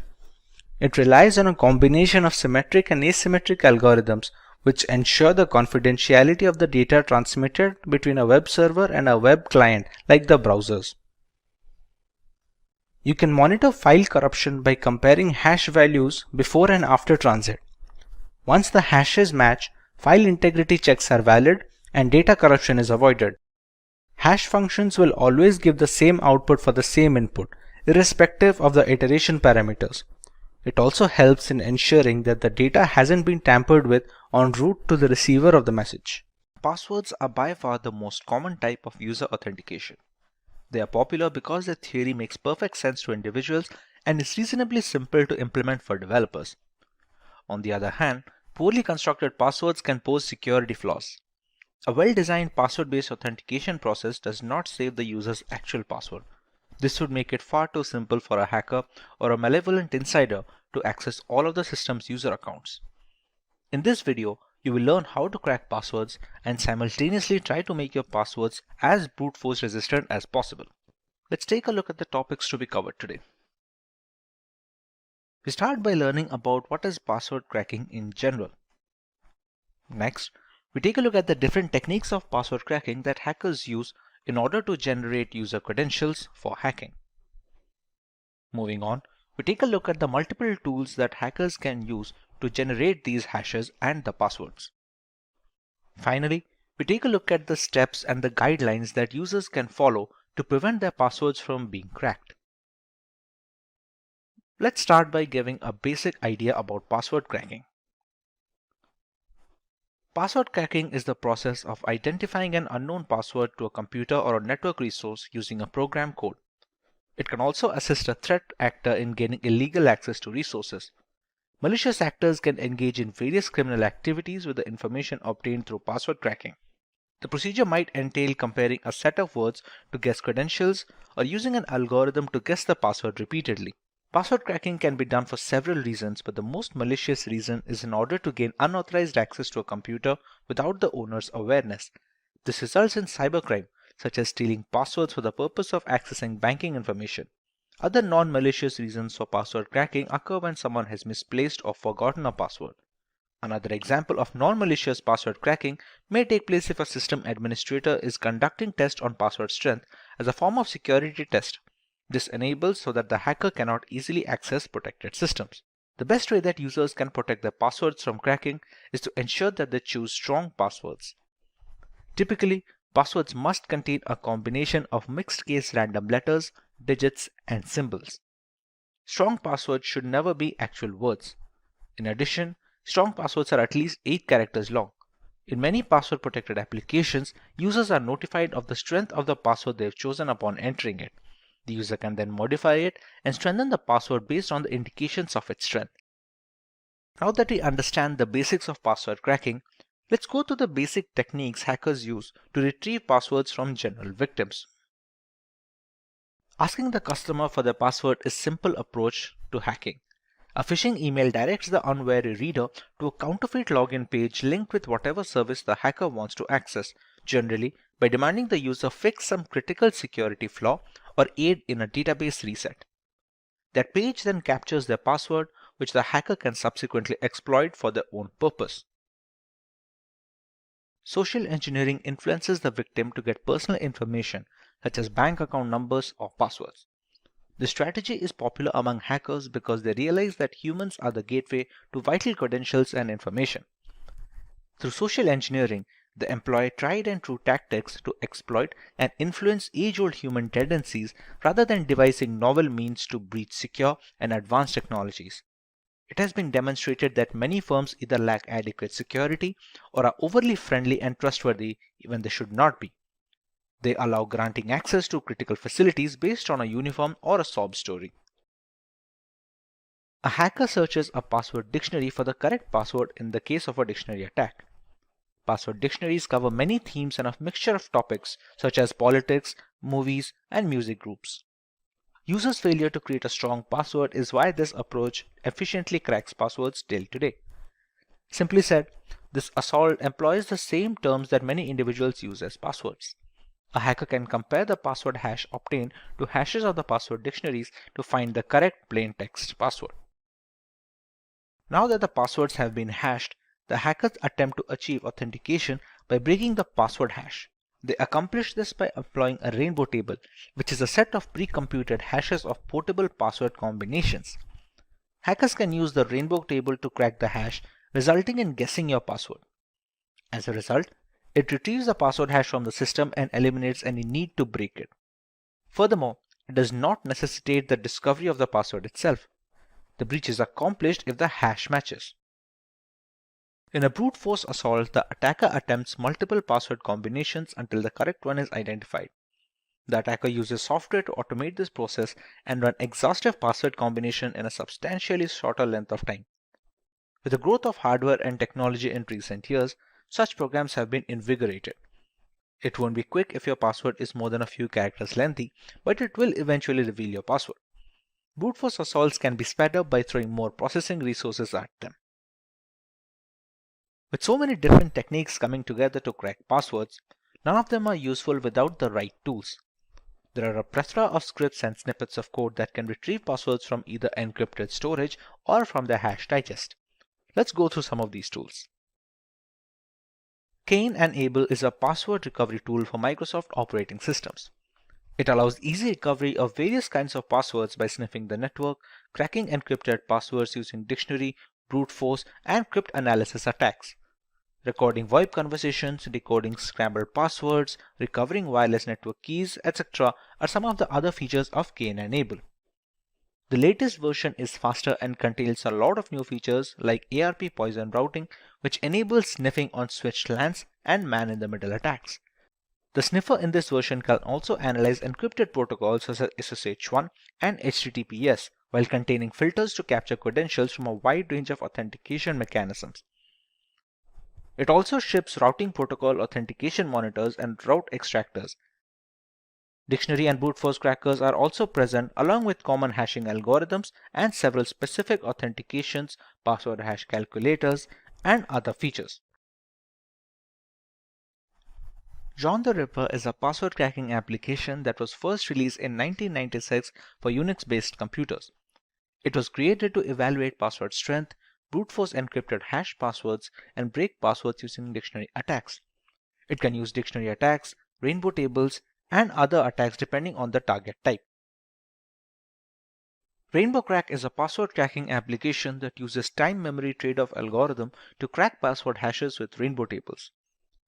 Rainbow tables make password cracking more easier and faster than traditional brute force attacks. It is like a dictionary containing nearly every possible password and the pre-calculated hashes. Creating this kind of dictionary takes much more time than cracking a single hash, but after that, you can use the same dictionary over and over again. This procedure might take a long time. However, once the table is ready, it can break passwords far quicker than brute force methods. With so many tools ready to nab our passwords, there are a certain set of rules users can follow to protect their credentials from being compromised. Let's cover some of these guidelines. Longer passwords are required, making the brute force mechanism tougher to implement. Longer passwords and passphrases have been demonstrated to boost security significantly. However, it is still critical to avoid lengthier passwords that have previously been hacked or that feature often in cracking dictionaries. This password policy encourages users to establish passwords that do not contain personal information. As previously said, most users create passwords utilizing personal information such as hobbies, nicknames, pet or family member names, etc. If a hacker has access to personal information about a specific user, for example via social media, they will test password combinations based on that knowledge. Password regulations should compel users to distinguish between security and convenience. Users should be prohibited from using the same password for all services. Password sharing between users, including those who work in the same department or use the same equipment, should be avoided. A single breached password doesn't affect your other accounts with this policy. Some password regulations necessitate the creation of a passphrase rather than a password. While passphrases serve the same objective, their length makes them more difficult to break. In addition to letters, a good pass should include numbers and symbols. Passwords may be easier for users to remember than passphrases. However, the latter is much more breach resistant. Two-factor authentication or 2FA can help secure an online account or even a smartphone. 2FA does this by asking the user to provide two forms of information, a password or a personal identification PIN, and a code texted to the user's smartphone or a fingerprint before accessing whatever is secured. This helps discourage unauthorized entries to an account without the original owner's permission. At this point, you may wonder why you need a strong password in the first place. Even if most websites are safe, there is still a danger that someone will try to access or exploit your information. A strong password is among the most effective ways to protect your accounts and personal information from hackers. You should follow certain rules and guidelines while creating a strong password. Password managers are also recommended to help remember the created passwords for convenience of usage. With that being said, let's take a look at the topics we are covering today. We start by learning about the state of password cracking in today's world and why creating strong passwords is an absolute must for every account. Next, we will look at some guidelines and rules that help strengthen passwords and make password cracking a daunting task for hackers. Moving on, we understand why passphrases have grown in popularity and are being recommended for credential protection over traditional passwords. And finally, we take a look at how password managers help alleviate the problem of creating and remembering complex passwords along with other critical personal information. Let's start by learning about why strong passwords have become an absolute necessity. One of the most common ways that hackers break into computers is by guessing passwords. Simple and commonly used passwords enable intruders to easily gain access and control a computing device.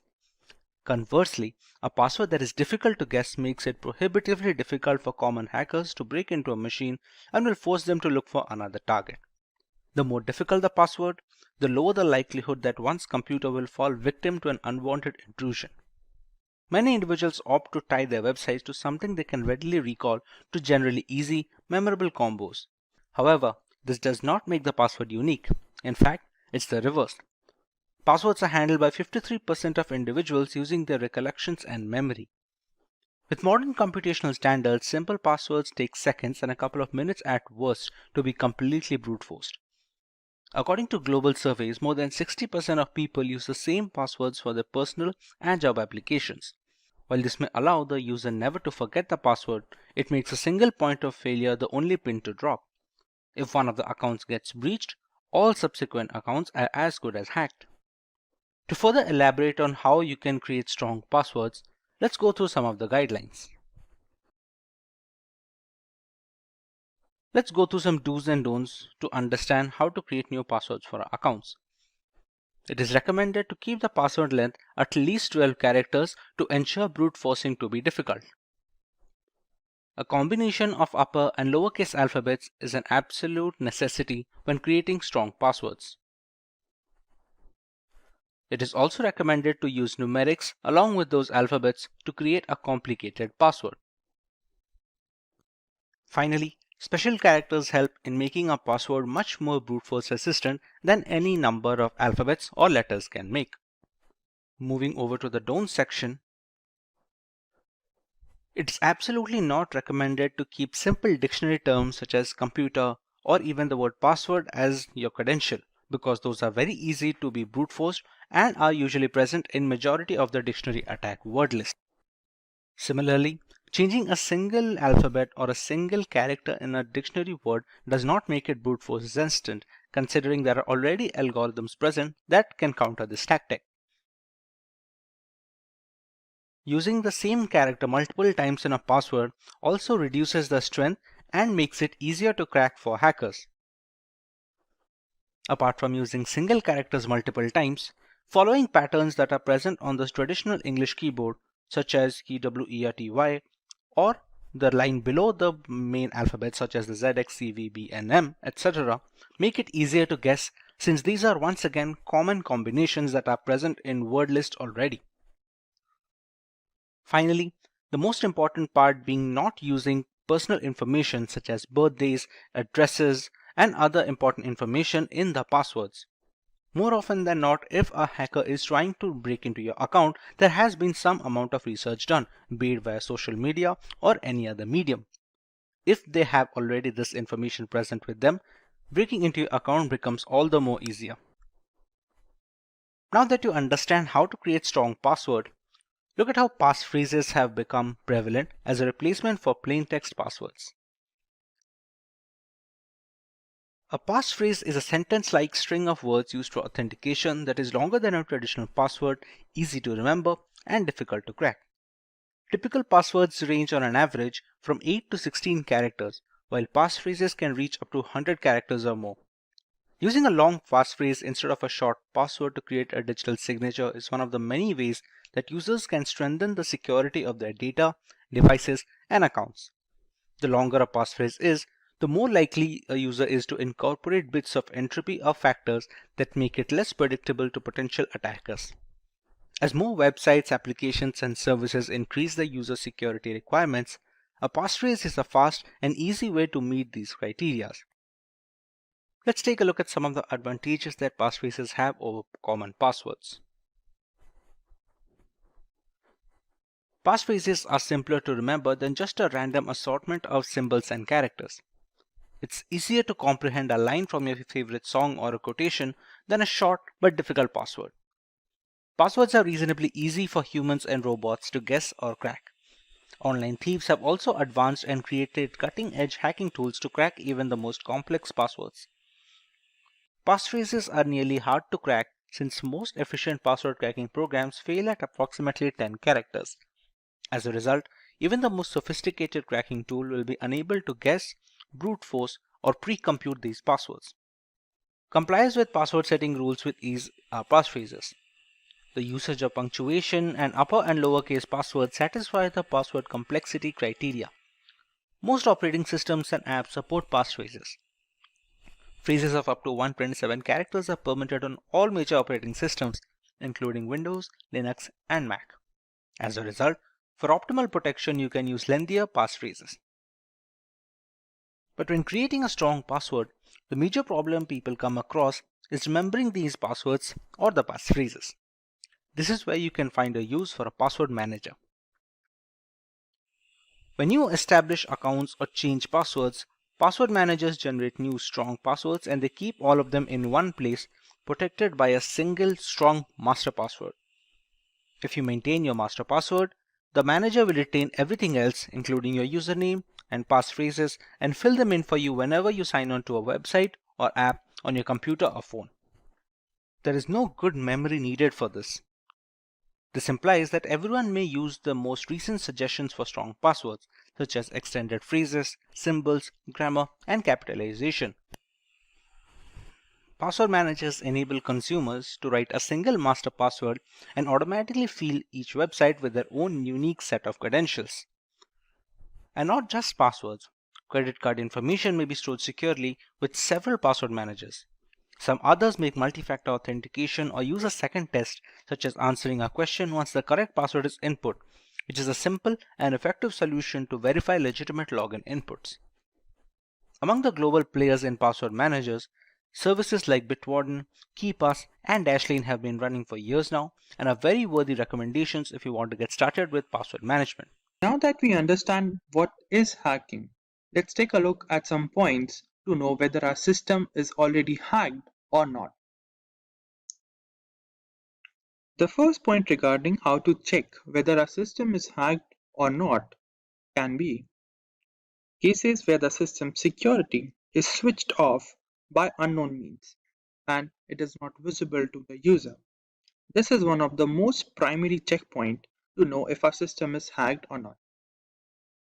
Next point to check whether a system is hacked or not would be frequent antivirus software failures, which are due to the interference from hacking attempts performed by a professional hacker or a cybercriminal. Then we also face problems regarding systems reaction speed, which is affected due to the execution of unknown applications in the background of the system, which also affects the hardware resources in the device.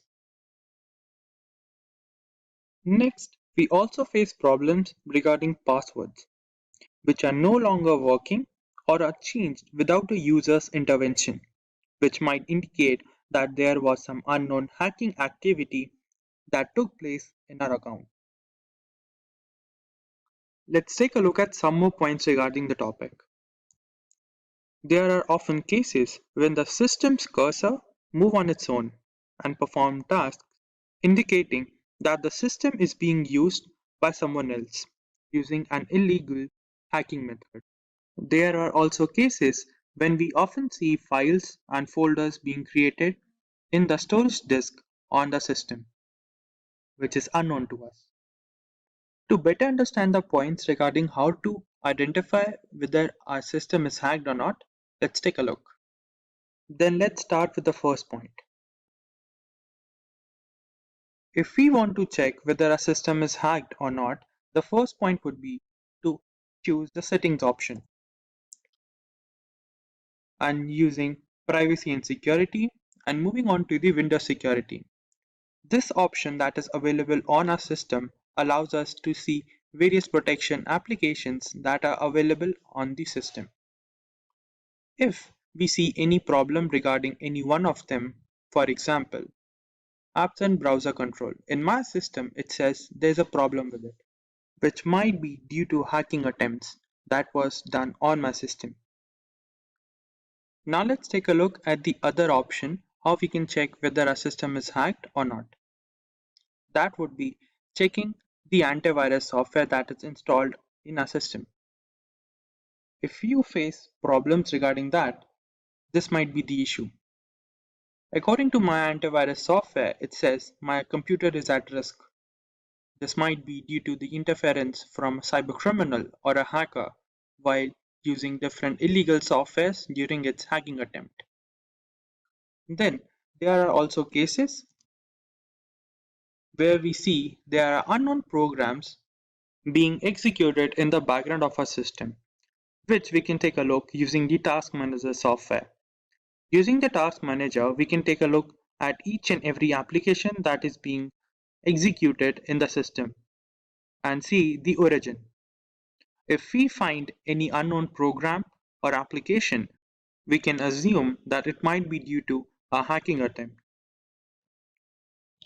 Moving on, if we want to check further whether our system is hacked or not, we can check for files or folders that are being created unknown to us. For example, this unknown folder, which contains some security details that are unknown to me. This might be also due to a hacking attempt by a hacker or a cybercriminal.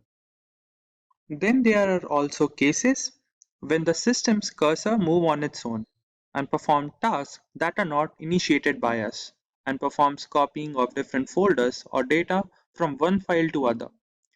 This is due to a hacking attempt that was done on a system and the hacker has taken control of a system.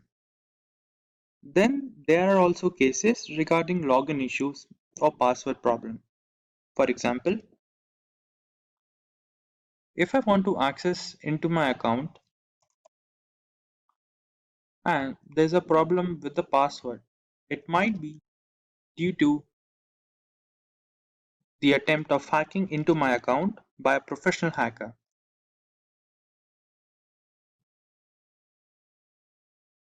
Seems like there's a problem with the username, which means there was a hacking attempt by a professional hacker. We can further check hacking attempts by accessing our web browser and checking whether there's some extra add-ons or unknown add-ons that wasn't installed by us. This might also indicate a hacking attempt on the system. Now that we are clear about how to check whether our system is hacked or not, let's take a look at some of the countermeasure against hacking. Let's begin. The first point regarding how to avoid hacking is do regular manual security checks and keep the system security updated. Using certified antivirus softwares is a basic countermeasure against hacking attempts. And if possible, visit only secure websites for surfing on the internet or use VPN or other internet security applications to mask your system's network to avoid any hacking attempts for the device. Then we have avoid clicking on random web pop-ups and ads to avoid hackers from getting into a system and accessing a device data. And lastly, use strong passwords or complex passwords for your login details. Applying these countermeasures, we can avoid hacking to a certain extent. The concept of instant messaging crossed into the mainstream in the 1990s, allowing friends, acquaintances, colleagues, and like-minded thinkers from all over the world to connect in real time. Since then, instant messaging has revolutionized how we communicate, and today over 1 billion people are signed up for at least one messaging app. The present instant messaging experience is seamless, and it intuitively integrates features like video, photos, voice, e-commerce, and gaming with plain old messaging. Among these apps, WhatsApp has comfortably found its place among the most popular messaging platforms. Like everyone associated with the internet, a matter of security is never far away. Considering the huge user base of this messaging app, hackers are always on the lookout for compromised accounts to grab. Today, we are going to cover some of the ways we can protect our WhatsApp account from falling into malicious hands. We start by learning about the importance of security when it comes to WhatsApp and instant messaging apps in general. Next, we cover some of the most important steps that should be followed in order to protect our WhatsApp accounts from hackers. Finally, we learn what we should do when a WhatsApp account gets compromised. Let's start by learning why we need to focus on the safety of WhatsApp. In the year of 2020, the big news was about Amazon CEO Jeff Bezos and his phone being hacked by Saudi Arabia. A report coming from The Guardian suggested that Bezos' phone was hacked via a video file sent on WhatsApp. The report said that Bezos' mobile phone was hacked by a Saudi Arabian prince in the year 2018 and gigabytes worth of data was stolen from the device. While there are some issues being raised about the report which states with a medium to high confidence that Jeff Bezos' phone was hacked, it does raise a security fear for regular users. After all, if the phone of one of the world's most powerful men can be hacked, the same can happen to any one of us as well. When it comes to regular users, we exchange messages with our loved ones regarding a paradigm of topics. The information which may seem trivial initially can later function as ammunition for a campaign regarding identity theft. Basic information like preferred banks, occasional dining places can go a long way in social engineering attacks, further increasing the need for secure messaging habits. WhatsApp uses end-to-end encryption to protect all communication on its platform. These encryption keys not only make it impossible to decrypt messages, but they also prevent third parties and even WhatsApp from accessing messages or calls. But not entirely. Although end-to-end encryption makes WhatsApp more secure than other communication apps, no app is 100% safe to use. Like any application or digital device, WhatsApp is often targeted by bad actors. It also has access to your contacts and tracks where and how long you use it, putting your privacy and personal information at risk. We all have access to our cell phones, so it's no surprise that SMS two-factor authentication is one of the most widespread types of MFA available. You don't need any apps or digital keys, and it's not tied to a specific ecosystem. Unfortunately, it's also not a secure multi-factor authentication method. The nature of SMS itself opens up your organization to a host of risks. Hackers may have many ways to leverage SMS to find a way into your accounts and network. Be it via spoofed SIM cards or message hijacking, WhatsApp 2FA using SMS isn't a foolproof solution. Now that we understand the variety of reasons why WhatsApp needs extra security, let's go through some of the ways we can achieve this.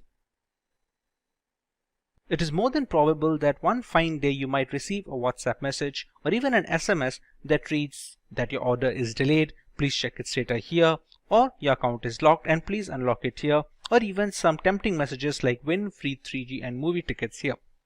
Some of them may sound intimidating and some of them may be lucrative, but they all have one purpose: to trick you into clicking that link, and once you do that, it's already over.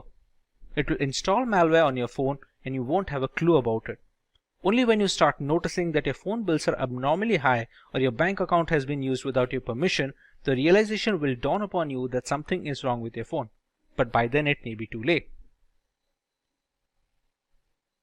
WhatsApp in itself provides various privacy options to users. The messaging platform provides users with the option to choose who they want to share their profile photo, status, and other details with. It's a good idea to change the settings to contacts only.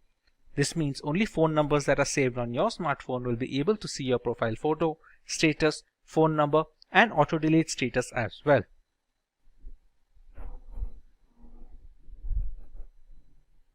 Make sure you enable the option to lock the screen every time WhatsApp is closed. This will ensure no one else but you can open your WhatsApp account. Just head to the settings menu, privacy, and select the screen lock option. You will then need to register your fingerprint. After the process is completed, you will have to scan your fingerprint every time you open the WhatsApp app. This adds an extra layer of security.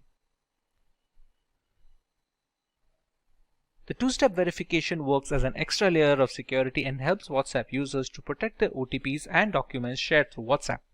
It is very easy to set up a PIN to activate a two-step verification. Users have to enter it periodically once it is activated. WhatsApp will sometimes keep asking users to enter this 6-digit passcode. Users cannot disable this without disabling the two-step verification feature altogether. In case users do not provide WhatsApp with an email ID and want to disable two-step verification, then the number will be permitted to re-verify on WhatsApp without the passcode after 7 days. However, the users will lose all pending messages upon re-verifying. We often have the tendency to log into WhatsApp web at the office and then leave the account open on the desktop. This habit can actually create problems for you. Someone else sitting on the same PC can access all your chats without you even realizing it.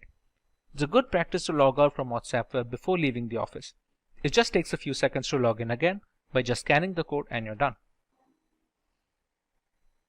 All WhatsApp users should ensure that the chats are end-to-end encrypted. To verify that a chat is end-to-end encrypted, open the chat, tap on the name of the contact to open the contact info screen, and then tap encryption to view the QR code and a 60-digit number. WhatsApp end-to-end encryption ensures that only you and your contact can read the messages that are being exchanged and nobody in between, not even WhatsApp. With the necessary guidelines out of the way, let us go through the recommended course of action should our WhatsApp accounts be compromised. The first and most important thing that you need to do is report the issue to the WhatsApp support team for assistance. Make sure that you reach out to the support team through its help desk and report the hacking attempt. WhatsApp Help Center will take the shortest time to resolve your issue via email or within the app itself. This will help you to take prompt legal action against the hackers. If you can't access your email, call the support team. In some cases, the support will deactivate your WhatsApp account and request you to reactivate it within 30 days if you don't want it to be deleted completely. When someone compromises your WhatsApp account, they can now send messages to your contacts stating that the company sent your verification code and gain access to their account. That's why one of the first things you'll want to do is send a message to your friends and family letting them know that you've lost access to your account. This action prevents further exploitation of your account and others. Another reason you'll want to let your contacts know you have no access to your WhatsApp account is that they may phish for personal information. From your banking number to your email address, hackers will cleverly attempt to gain as much access to your personal information as possible. WhatsApp Web is an extension of WhatsApp Messenger over the web that facilitates easy synchronization of our smartphone and personal computer. This is the biggest security threat that hackers can easily exploit to get into your personal data over WhatsApp. Therefore, it is highly recommended that you use this WhatsApp feature carefully. Once you notice that your WhatsApp Messenger has been hacked, go to your WhatsApp web and tap or click on the Logout from all computers option. This will deactivate all the web extensions of your account. Under the unfortunate circumstances where the account recovery doesn't seem likely, you can always ask WhatsApp support to delete your account permanently. While far from the ideal solution, it can act as a fail-safe option if you want to protect your personal data at any cost possible. You can always open a new account later with the security issues mitigated. It's no secret that the majority of our internet usage is at the risk of being hacked, be it via unsafe messaging applications or misconfigured operating systems. To counteract this void of digital security, penetration testing has become the norm when it comes to vulnerability assessment. Kali Linux is an operating system that has become a well-known weapon in this fight against hackers. A Linux distribution that is made specifically for penetration testers, Kali Linux has layers of features that we will be covering in today's lesson.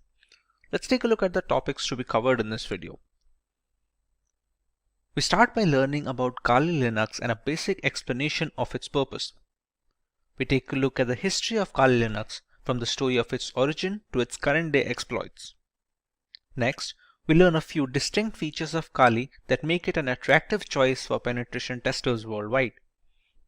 Finally, we take a look at the multiple ways we can install Kali Linux to start our journey in the world of penetration testing. Let's start by learning about Kali Linux in general.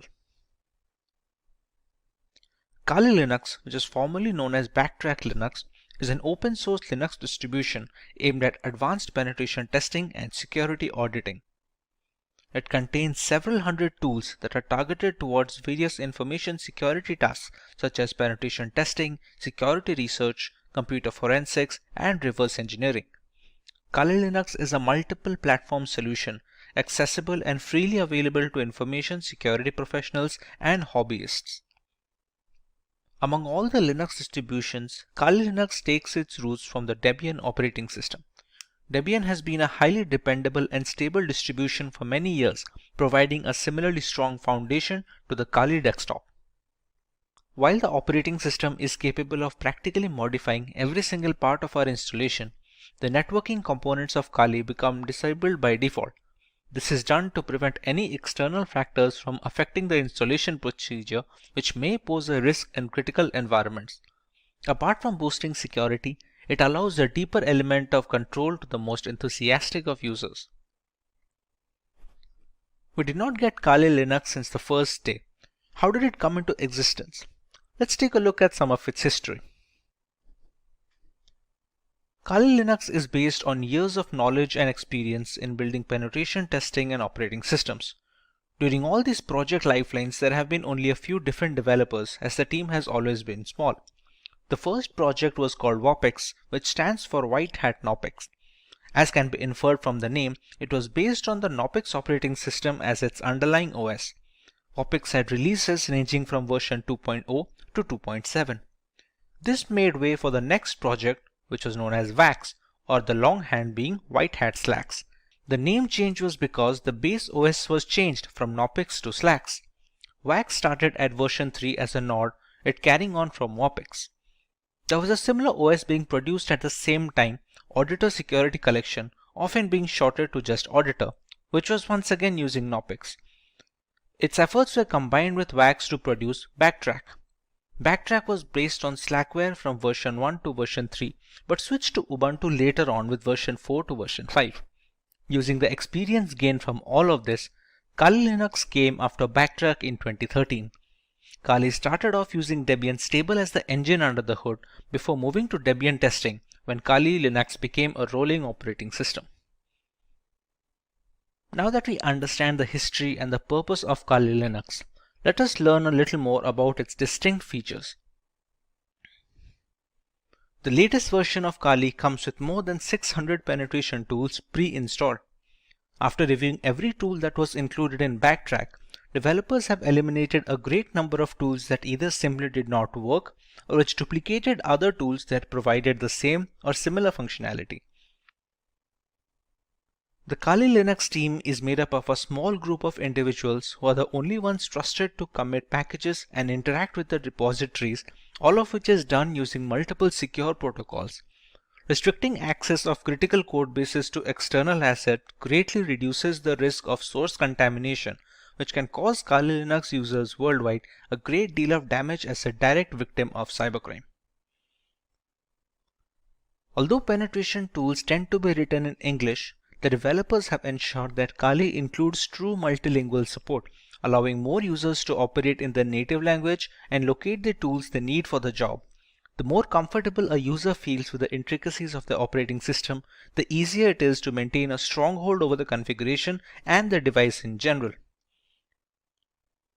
Since ARM-based single-board systems like the Raspberry Pi are becoming more and more prevalent and inexpensive, the development team knew that Kali's ARM support would need to be as robust as they could manage with fully working installations. Kali Linux is available on a wide range of ARM devices and has ARM repositories integrated with the mainline distributions, so the tools for ARM are updated in conjunction with the rest of the distribution. All this information is necessary for users to determine if Kali Linux is the correct choice for them. If it is, what are the ways that they can go forward with this installation and start their penetration testing journey? The first way to use Kali Linux is by launching the distribution in the live USB mode. This can be achieved by downloading the installer image file or the ISO file from the Kali Linux website and flashing it to a USB drive with a capacity of at least 8 GB. Some people don't need to save their data permanently, and a live USB is the perfect solution for such cases. After the ISO image is flashed, the thumb drive can be used to boot a fully working installation of the operating system, with the caveat that any changes made to the OS in this mode are not written permanently. Some cases allow persistent usage in live USBs, but those require further configuration than normal situations. But what if the user wants to store data permanently in the installed OS? The best and the most reliable way to ensure this is the full-fledged hard disk installation. This will ensure the complete usage of the system's hardware capabilities and will take into account the updates and the configurations being made to the OS. This method is supposed to override any pre-existing operating system installed on the computer, be it Windows or any other variant of Linux. The next alternative route for installing Kali Linux would be to use virtualization software such as VMware or VirtualBox. The software will be installed as a separate application on an already existing OS, and Kali Linux can be run as an operating system in the same computer as a window. The hardware requirements will be completely customizable, starting with the allotted RAM to the virtual hard disk capacity. The usage of both a host and guest operating system like Kali Linux allows users a safe environment to learn while not putting their systems at risk. If you want to learn more about how one can go forward with this method, we have a dedicated video where Kali Linux is being installed on VMware while running on a Windows 10 operating system. You can find the link in the description box to get started with your very own virtual machine. The final way to install Kali Linux is by using a dual boot system. To put it in simple words, the Kali Linux OS will not be overwriting any pre-installed operating system on a machine, but will be installed alongside it. When a computer boots up, the user will get a choice to boot into either of these operating systems. Many people prefer to keep both the Windows and Kali Linux installed, so the distribution of work and recreational activities is also allotted effectively. It gives users a safety valve should their custom Linux installation run into any bugs that cannot be fixed from within the operating system. Now, for the convenience of explanation, we're going to install Kali Linux today on a virtual machine software known as VMware. VMware is able to run multiple operating systems on a single host machine, which in our case is a Windows 10 system. To get started with Kali Linux installation, we have to go to the website to download an image file. We go to Get Kali, and as you can see, there are multiple platforms on which this operating system can be inverted.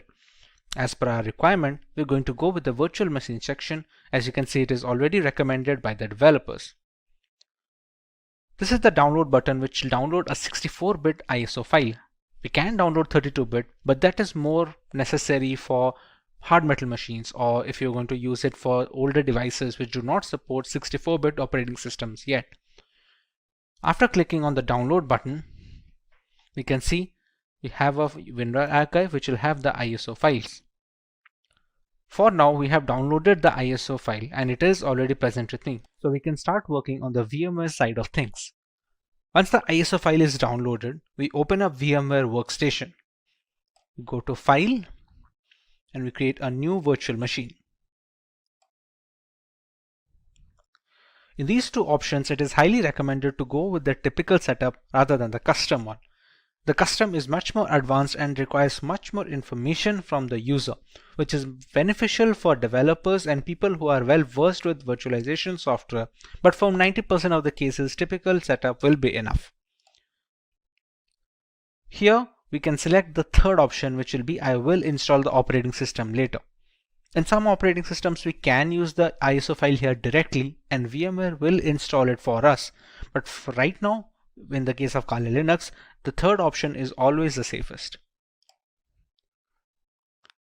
Kali Linux is a Linux distribution, so we can select Linux over here, and the version, as you can see here, have multiple versions such as the multiple kernels. Every distribution has a parent distribution. For example, Kali Linux has Debian, and there are other distributions which are based or forked from some parent distribution. Kali Linux is based off Debian, so we can go with the highest version of Debian, which is the Debian 10.x 64-bit. Go on next.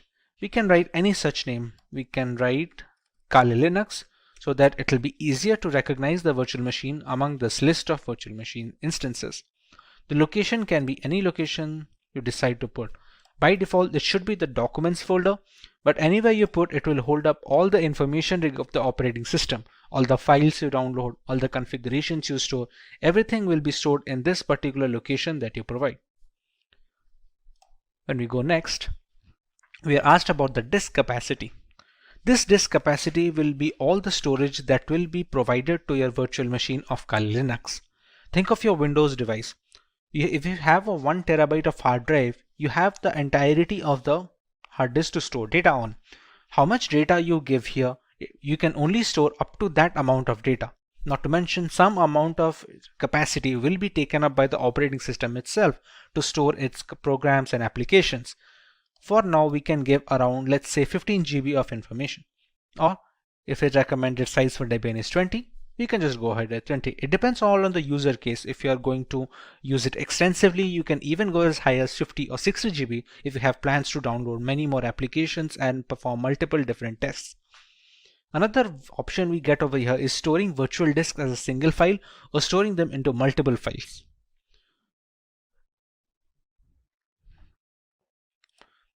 As we already know, this virtual machine runs entirely on VMware. Sometimes when transferring these virtual machine instances, let's say from a personal computer to a work computer, we're going to need to copy up the entire folder that we had mentioned before over here. Instead, all virtual machines have a portability feature. Now this portability feature is possible for all scenarios, except it is much easier if they split the virtual disk into multiple files. Now even if this makes porting virtual machines easier from either system to system or software to software, let's say if you want to switch from VMware to VirtualBox or vice versa, the performance takes a small hit. It's not huge, but it's recommended to go with storing the virtual disk as a single file if you have no purposes of ever moving the virtual machine. Even if you do, it's not a complete stop that it cannot be ported. It's just easier when using multiple files. But in order to get the best performance out of the virtual machine, we can store it as a single file over here. This is a summary of all the changes that we made and all the configurations that have been settled until now. Now at this point of time, we have not provided the .iso file yet, which is the installation file for the Kali Linux that we downloaded from this website. As of right now, we have only configured the settings of the virtual machine. So we can press on Finish. And we have Kali Linux in the list. Now, to make the changes further, we press on Edit Virtual Machine Settings. The memory is supposed to give the RAM of the virtual machine. The devices with RAM of 8 GB or below that, giving high amount of RAM will cause performance issues and the host system. If the memory has some amount of free storage left, let's say on idle storage, my Windows machine takes about 2 GB. So I have 6 GB of memory to provide. Although if you provide all of the 6 GB, it will be much more difficult for the host system to run everything properly. So for this instance, we can keep it as 2 GB of memory for the virtual machine instance.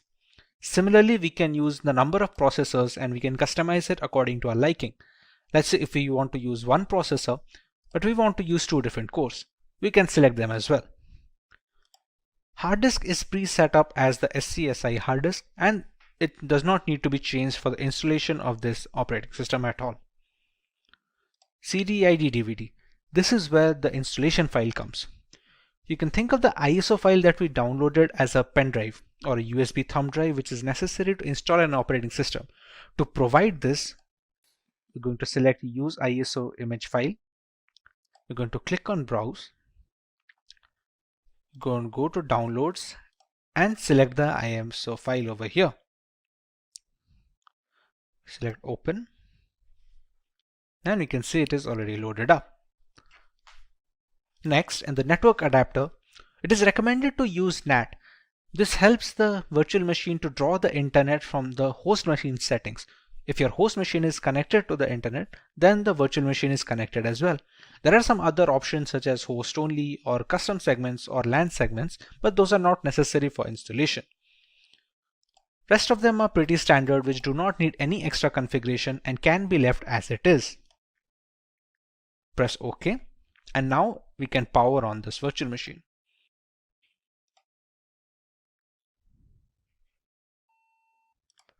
In this screen, we can choose how we want to proceed with the installation. We have a Start Installer option over here. So we're going to press Enter on that.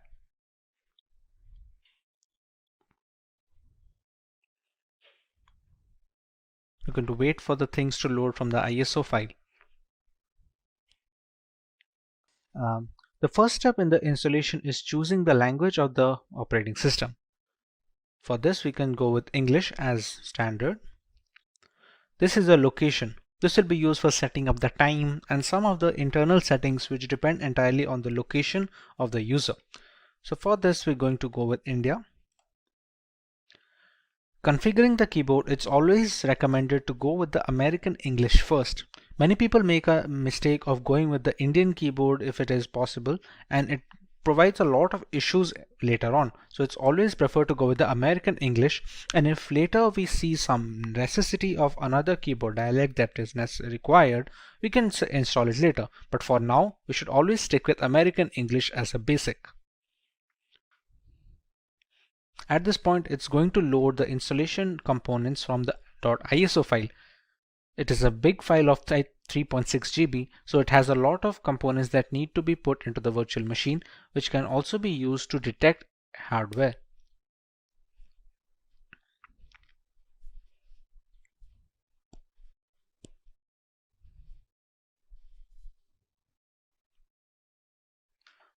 Once the hardware and the network configuration is done by the ISO file, we want to write a host name for the system.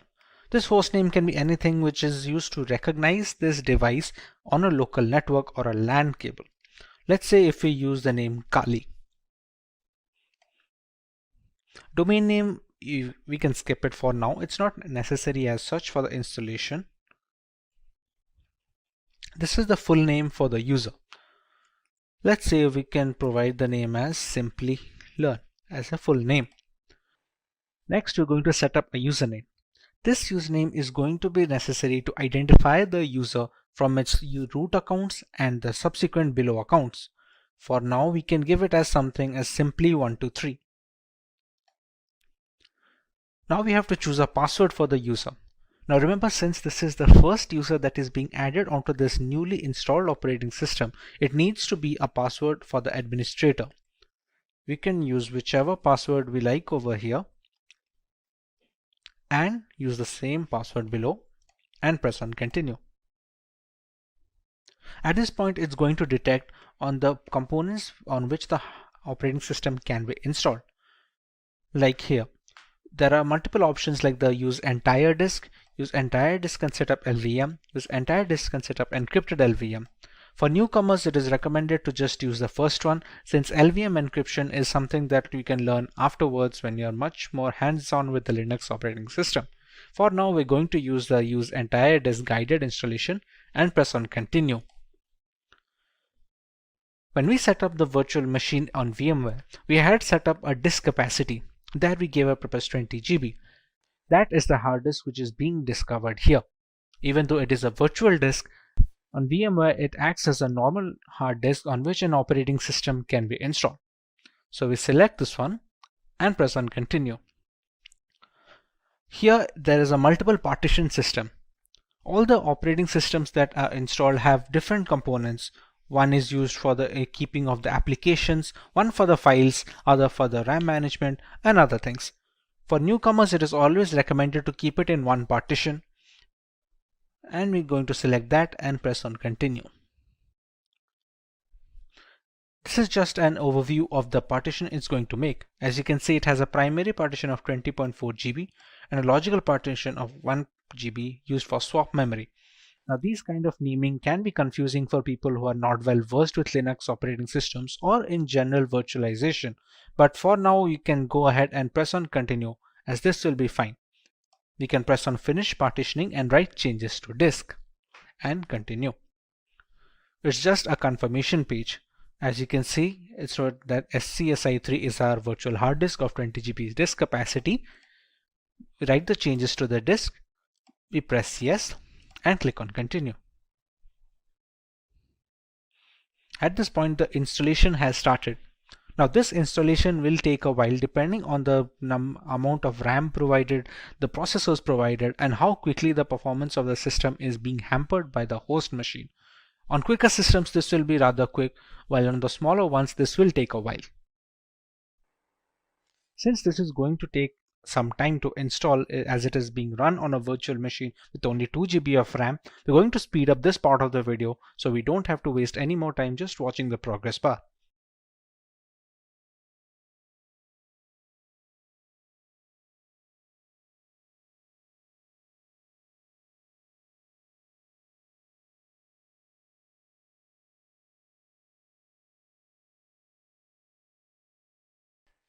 Now that our core installation is completed, it's asking us to configure a package manager. The work of a package manager on Linux operating systems is similar to the Google Play Store on Android mobile devices and on the App Store for the Apple devices. It's an interface to install external applications which are not installed by default. Let's say for Google Chrome or any other browser which can be used to browse the internet. At this point of time, it's asked us to select a network mirror. We're going to select as yes and move forward with this. Next, it's going to ask us for an HTTP proxy, which we can leave it as blank and press it as continue forward. At this point of time, it's looking for updates to the Kali Linux installation. This will fetch the new builds from the Kali server, so the installation is always updated to the latest version. Now that the package manager is configured, we have the grub bootloader. The grub is used for selecting the operating system while booting up. Its core functionality is to allow the operating system to be loaded correctly without any faults. So at this point of time, if it asks install the grub bootloader to your primary drive, we can select it as yes and press continue. Remember, the installation was conducted on dev SDA. So we're going to select installation of the grub loader on the same hard disk that we have configured. We press this one and press continue. So now the grub bootloader is being installed.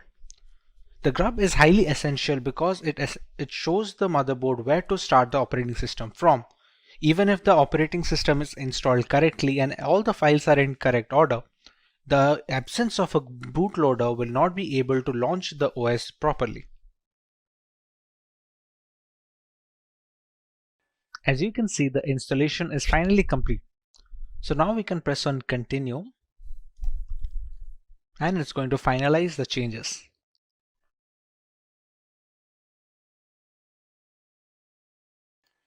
Now you can see Kali Linux being booted up straight away. It doesn't check for the ISO file anymore since the operating system is now installed onto the virtual hard disk storage that we had configured before.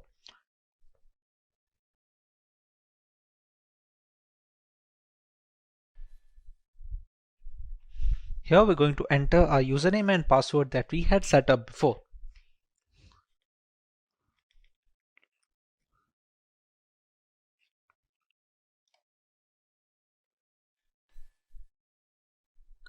And we have the Kali Linux system booted up.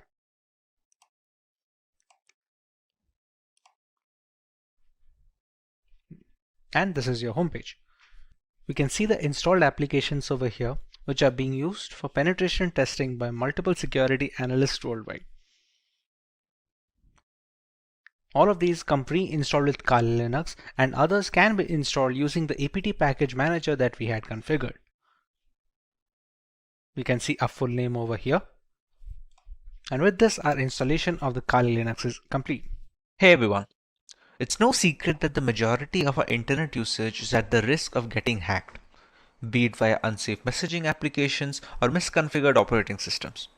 To counteract this void of digital security, penetration testing has become the norm when it comes to vulnerability assessment. Parrot Security OS is an operating system that has become a well-known weapon in this fight against hackers.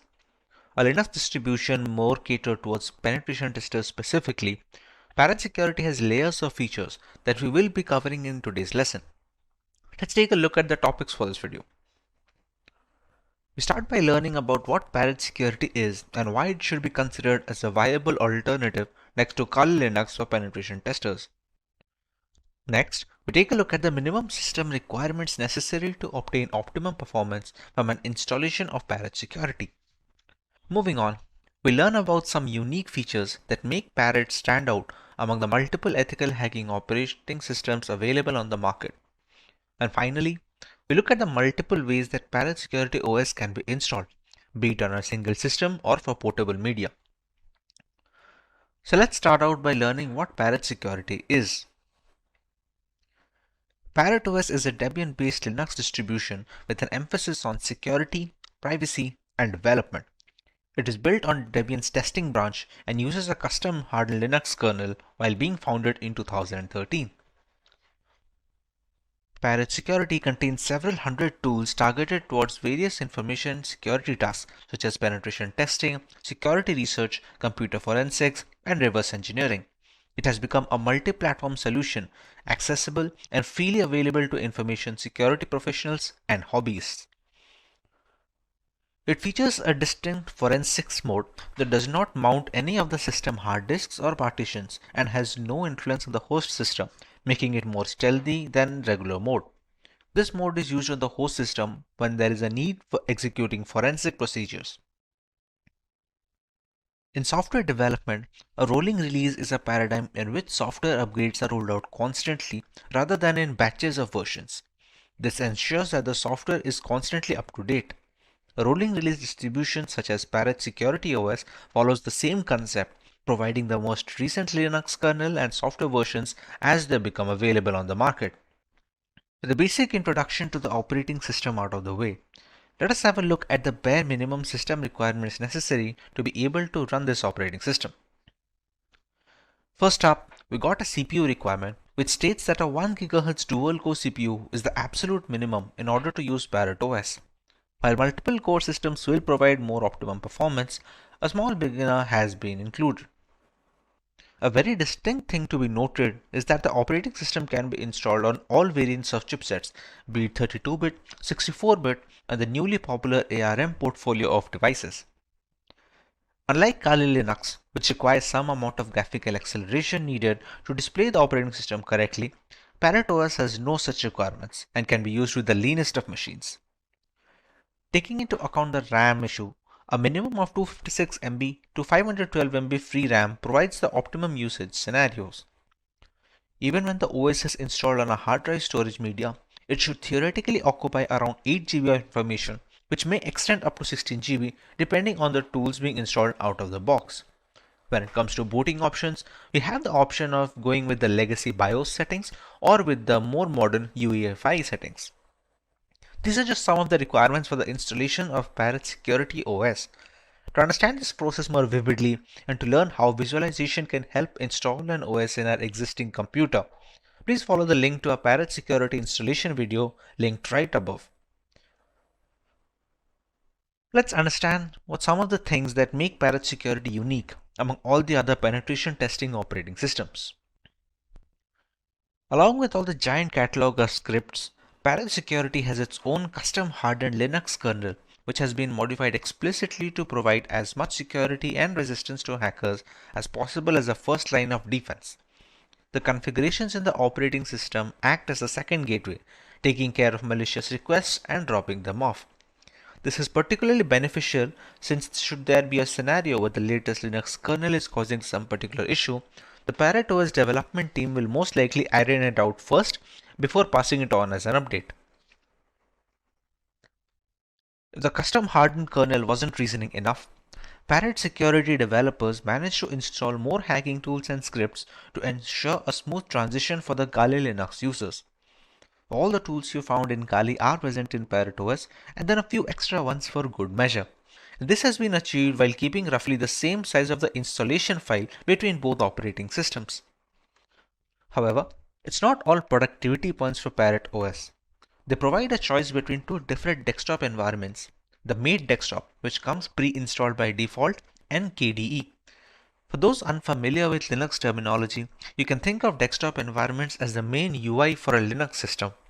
Being highly modular in nature, one can use Kali Linux or Parrot OS while adding another desktop environment which they find appealing. While Kali has only a single option, Parrot OS has managed to provide two optimized builds with Made Desktop and KDE Desktop ready-made on their website. One of the primary advantages of Parrot OS over Kali is that it's relatively lightweight. This implies that it takes significantly less disk space and computing power to function properly, with as little as 320 MB of RAM required. In reality, Parrot OS is also designed to operate successfully off a USB stick, but Kali Linux does not work well from a USB stick and is generally installed in a virtual machine. Parrot OS can be seen as more of a niche distribution if you're searching for something lighter than Kali Linux. There are multiple ways to go about with this installation. Many people prefer to install it directly onto a hard disk where the Parrot Security OS will overwrite whichever data the hard disk already has.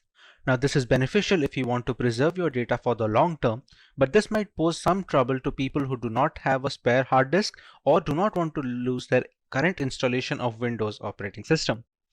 Another way to use Parrot Security is by using the live boot, but whatever changes you make to the live boot operating system, those changes are removed the moment we restart or shut down the system. A very good common ground between both these installations is virtualization. Using virtualization software like VMware or VirtualBox, we can install Parrot Security on our systems while simultaneously saving our data and having the convenience of a host machine such as a Windows operating system in case things go wrong. To start the installation, we first need to get an ISO file for the Parrot Security operating system. This can be found on the current website parrotsec.org. Once we enter the website, move into the download section and select the Get Security edition over here. Parrot Security OS has multiple desktop environments to choose from. These desktop environments serves as a different user interface for the user. For example, right now we have the Made Desktop and the KDE Desktop. As you can see from the screenshots, both of these look quite different while having a similar look and feel to them. For our example, let's go with the Made Desktop. We have two options. Either we can go with the direct download or we can get the torrent file. For this example, if we press on the download button and our download will start. I have already downloaded this file, but the ISO file provided over here will serve as an installation. It will have around 4.5 GB of space. It will be used to install this operating system in VMware. Once the file is downloaded, we can close this and open VMware Workstation. VMware can also be used as a player version or the workstation version. If you have much more familiarity with using VirtualBox for virtualization application, we can use that as well. Once the VMware is open, we click on File and select a new virtual machine. For the first time installation, we're going to go with the typical and recommended installation procedure instead of an advanced one. If you have already installed multiple virtual machine OSs, going with the advanced option will give you much more control over the hardware customization. But for now, we're going to stick with the typical option. Moving on, it will ask us for a source to where to install the operating system from. Since we're going to use a live ISO first, we're going to select the third option, which will be I will install the operating system later, and press next. As we already know, Parrot Security is a Debian derivative. So when selecting the guest operating system type, we're going to go with Linux, and in the selection, we're going to choose whichever the highest version of Debian is, along with a 64-bit OS. We're going to click on next. We're going to name our virtual machine, let's say Parrot Security OS. We're going to select the location where we want to save the virtual machine. This will have all the hard disks of the operating system installation. We're going to click on next.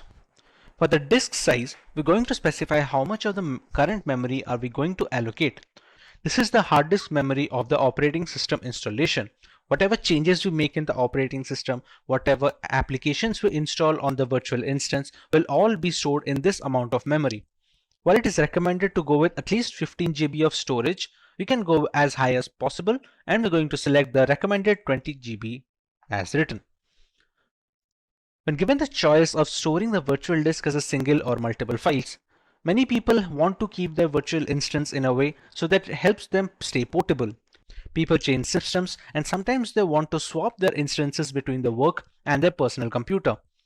If there is no portability in mind, storing the virtual disk as a single file gives the best performance and should be the recommended go-to when installing for the first time.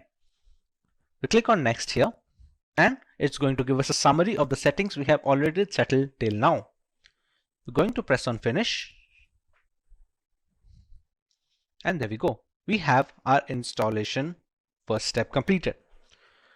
Here on out, we're going to click on Edit Virtual Machine Settings. Here we're going to have a look at some of the requirements that the Parrot Security OS will need. It is known to be a memory lightweight operating system, but just to have the almost optimum performance, we're going to provide around 2 GB of RAM from our host system, which is a Windows 10 machine. When it comes to the processors, I'm going to increase it to 2 and the number of cores to 2 as well. So giving out a total 4 processor cores to the operating system. Now this depends on what are your computer rig and how much resources you can justify. So these need to be customized according to the system at hand. Hard disk size has already been set at 20 GB and the rest of them are pretty standard and we can go on. One thing that we need to make sure is selecting the CD/DVD IDE. Here we have to use our ISO image file over here. Previously it should be use physical drive and at auto detect. We're going to use ISO image file over here. We're going to click on Browse. We're going to go to where we have downloaded the ISO file, which is over here, and select it. Press OK here, and we can now power on this virtual machine.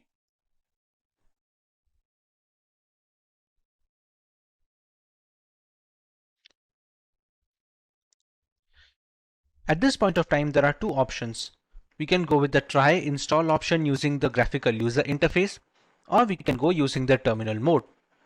To get a better user experience, we're going to go with the try install mode specifically. Press enter, and it's going to start the live boot ISO. Meanwhile, VMware has a prompt over here where it will try to install some VMware tools on it. While this is not mandatory, it is much more recommended to install these tools so that you can get some additional features like drag and drop with the host system and many more things. For now, we're going to close this prompt.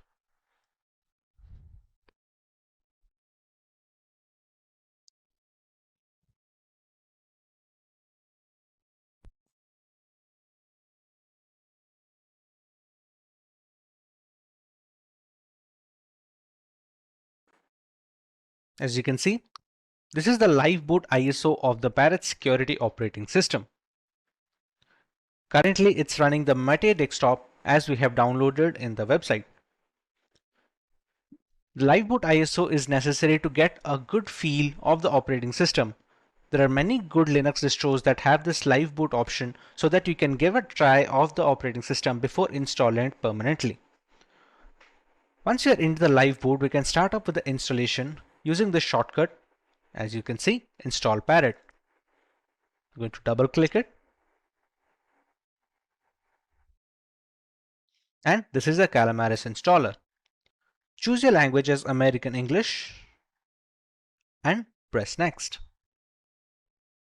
You can select your time zone according to your location.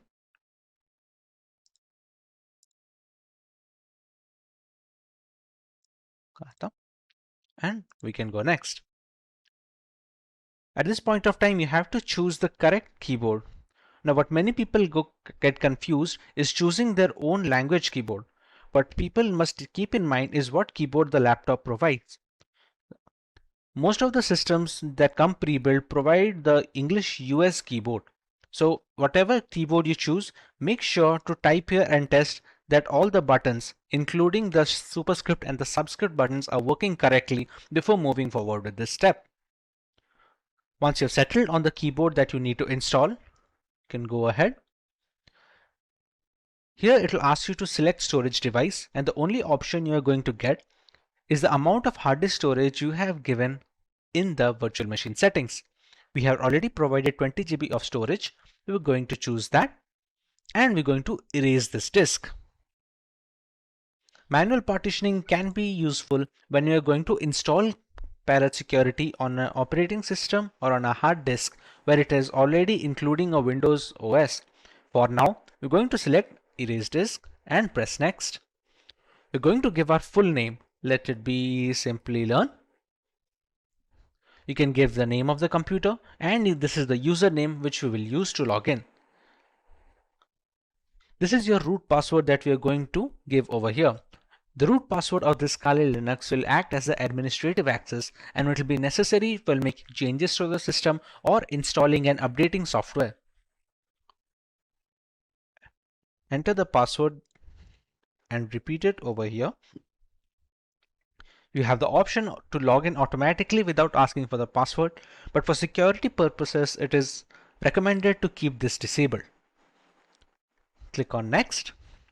This is another summary of the installation that we are going to move forward with.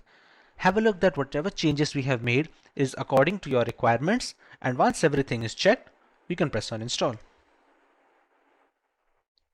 Click on Install Now. And we're going to let it complete the work.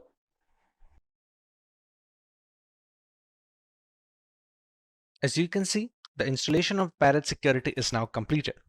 We're going to make sure that we have the Restart Now button over here disabled. I'm going to click on Done. We're going to shut down this live boot ISO. We're going to click on Menu. Turn off the device. And shut down. We're not restarting straight away because if you remember correctly, in the virtual machine instance settings, we had given it an ISO file. Please remove the live medium and press enter to continue. We can just press enter to continue. And it's going to shut down. Now, to move on, we're going to click on Edit Virtual Machine Settings. We're going to CD, DVD, and we're going to use physical drive now. We're going to remove it from the ISO image file because the installation has already been completed and we don't want to use the same ISO file again and again. By using physical drive over here, it's going to detect the 20 GB hard disk that we have already provided and installation is done on it. We're going to press OK.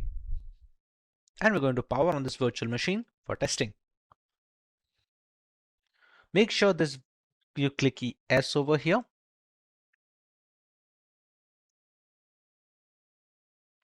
This is the grub menu. At this we get different choices, for example, which NVIDIA drivers off or with some other advanced options. More often than not, we're going to choose the first option and press enter. If you remember clearly, we did not get the option of try install or a terminal run just like we did in the live boot ISO. Since this is running straight from the 20 GB hard drive storage, it's going to start the OS directly.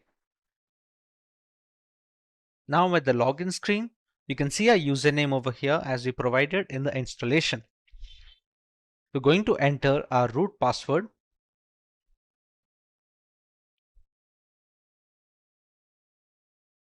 And press enter.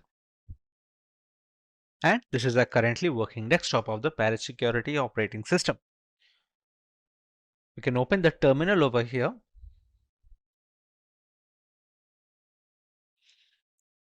And we're going to try our root password and installation. To install any software, we're going to use the keyword sudo apt install and neofetch. We're going to use the root password that we used to log in. We're going to press Y for yes. This is just an additional step that we're doing to check that the installation is done correctly with the correct amount of hardware requirements that we had provided.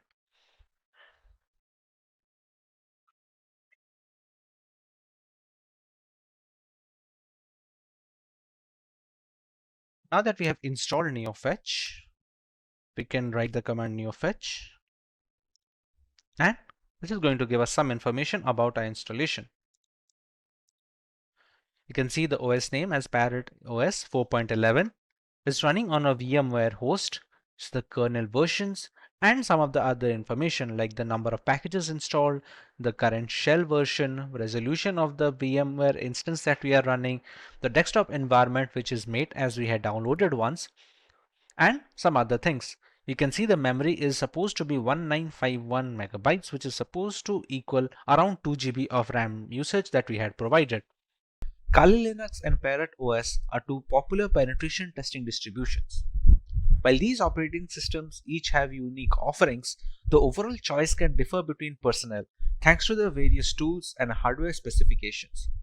Today we will look at both these distributions and settle on the perfect choice for each type of user.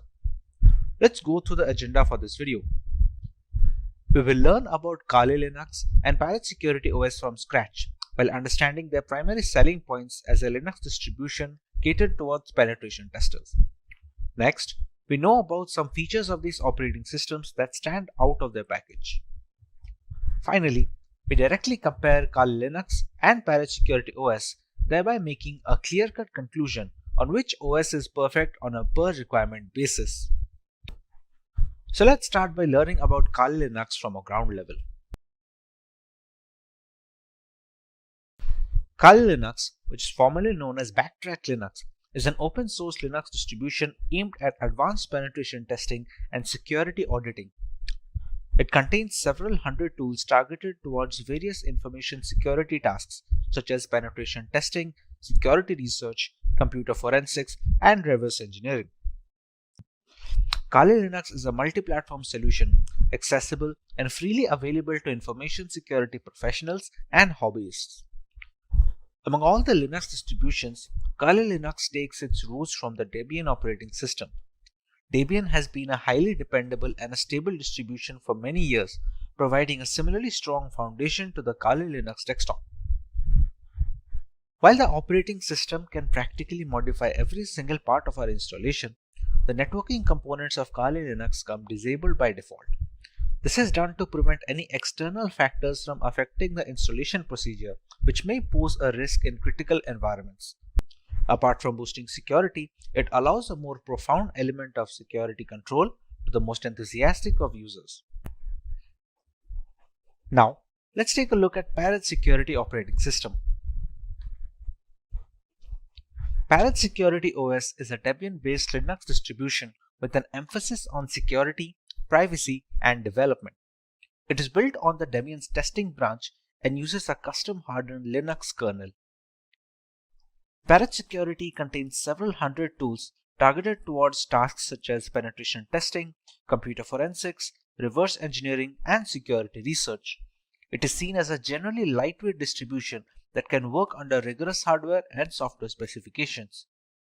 It features a distinct forensics mode that does not mount any of the system's hard disks or partitions and has no influence on the host system, making it much more stealthy than its regular occurrence. This mode is used on the host system to execute forensic procedures. A rolling release is a paradigm in which software upgrades are rolled out constantly rather than in batches of versions in software development. This ensures that the software is constantly up to date. A rolling release distribution such as Parrot Security OS follows the same concept. It provides the most recent Linux kernel and software versions as soon as they become available. With the basic introduction to the operating systems out of the way, let us take a look at the unique features of both Kali Linux and Parrot Security OS.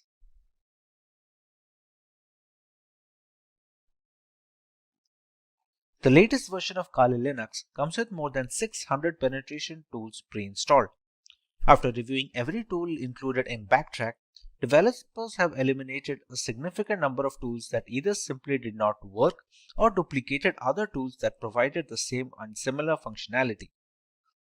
The Kali Linux team comprises a small group of individuals who are the only ones trusted to commit packages and interact with the repositories, all of which is done using multiple secure protocols.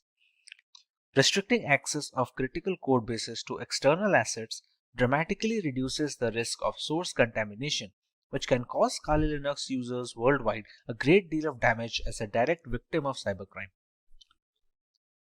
Although penetration tools tend to be written in English, the developers have ensured that Kali includes proper multilingual support, allowing more users to operate in the native language and locate the tools they need for their job. The more comfortable a user feels with the intricacies of the operating system, the easier it is to maintain a strong hold over the configuration and the device in general. Since ARM-based single-board systems like the Raspberry Pi are becoming more prevalent and inexpensive, the development team knew that Kali's ARM support would need to be as robust as they could manage with fully working installations. Kali Linux is available on a wide range of ARM devices and has ARM repositories integrated with the mainline distribution, so the tools for ARM are updated in conjunction with the rest of the distribution. Let's take a look at some of the features of Parrot Security operating system now. Along with a giant catalog of scripts, Parrot Security OS has its own hardened Linux kernel modified explicitly to provide as much security and resistance to hackers as possible in the first line of defense.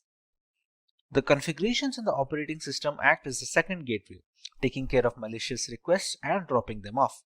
This is particularly beneficial since should there be a scenario where the latest Linux kernel is causing some particular issue, the Parrot OS development team will most likely iron it out first before passing it on as an update. If the custom hardened kernel wasn't reason enough, Parrot Security developers managed to install more hacking tools and scripts to ensure a smooth transition for the Kali Linux users. All the tools you find in Kali are present in Parrot OS and a few extra ones for good measure. And this has been achieved while keeping roughly the same operating system size between both of them. However, it's not all productivity points for Parrot OS. They provide a choice between two different desktop environments, Mate, which comes pre-installed by default, and KDE. For those unfamiliar with Linux terminology, you can think of desktop environments as the main UI for a distribution. Being highly modular in nature, one can use Parrot Security OS while adding another desktop environment that they find appealing. While Kali Linux has only a single option, Parrot Security has provided two optimized builds with Mate Desktop and KDE Desktop. One of the primary advantages of Parrot OS over Kali Linux is that it's relatively lightweight. This implies that it takes significantly less disk space and computing power to function correctly, with as little as 320 MB of RAM required. In reality, Parrot OS is designed to operate successfully off a USB stick, but Kali Linux does not work well from a USB drive and is generally installed in a virtual machine. Parrot OS is more of a niche distribution if you're searching for something lighter than Kali Linux. Features are great, but what about performance? Real-world metrics. Let us compare both these operating systems directly with respect to their hardware specifications and usability. In the end, we can decide on what distribution is fit for each type of user.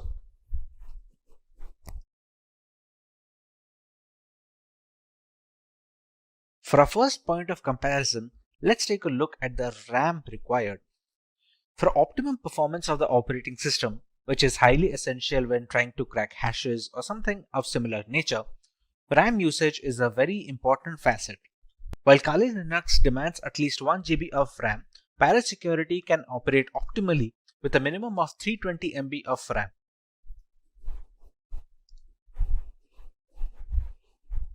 For correctly displaying graphical elements, Kali Linux requires GPU-based acceleration, while this is not the case with Parrot Security OS, which doesn't require any graphical acceleration needed from the user side. Once these operating systems are installed on VMware using their live boot ISOs, they take up a minimum amount of hard disk storage. Both of these operating systems have a recommended disk storage of minimum of 20 GB in Kali Linux and a minimum of 15 GB in Parrot Security, so they can install all the tools necessary in the ISO file. When it comes to the category and the selection of tools, Kali Linux has always been the first in securing every single tool available for hackers in the penetration testing industry. Parrot Security, on the other hand, has managed to take it up a notch. While specializing in wireless pen testing, Parrot Security makes it a point that all the tools that Kali Linux provides has been included in the ISO, while simultaneously adding some extra tools that many users will have to install from third-party sources in Kali Linux. Being a decade-old penetration testing distribution, Kali Linux has formed up a very big community with strong support signature. Parrot Security, on the other hand, is still growing, and it is garnering much more interest among veteran penetration testers and ethical hackers. A primary drawback of Kali Linux is the extensive hardware requirement. To perform optimally, it requires higher memory than Parrot Security. It also needs graphical acceleration while demanding more virtual hard disk storage.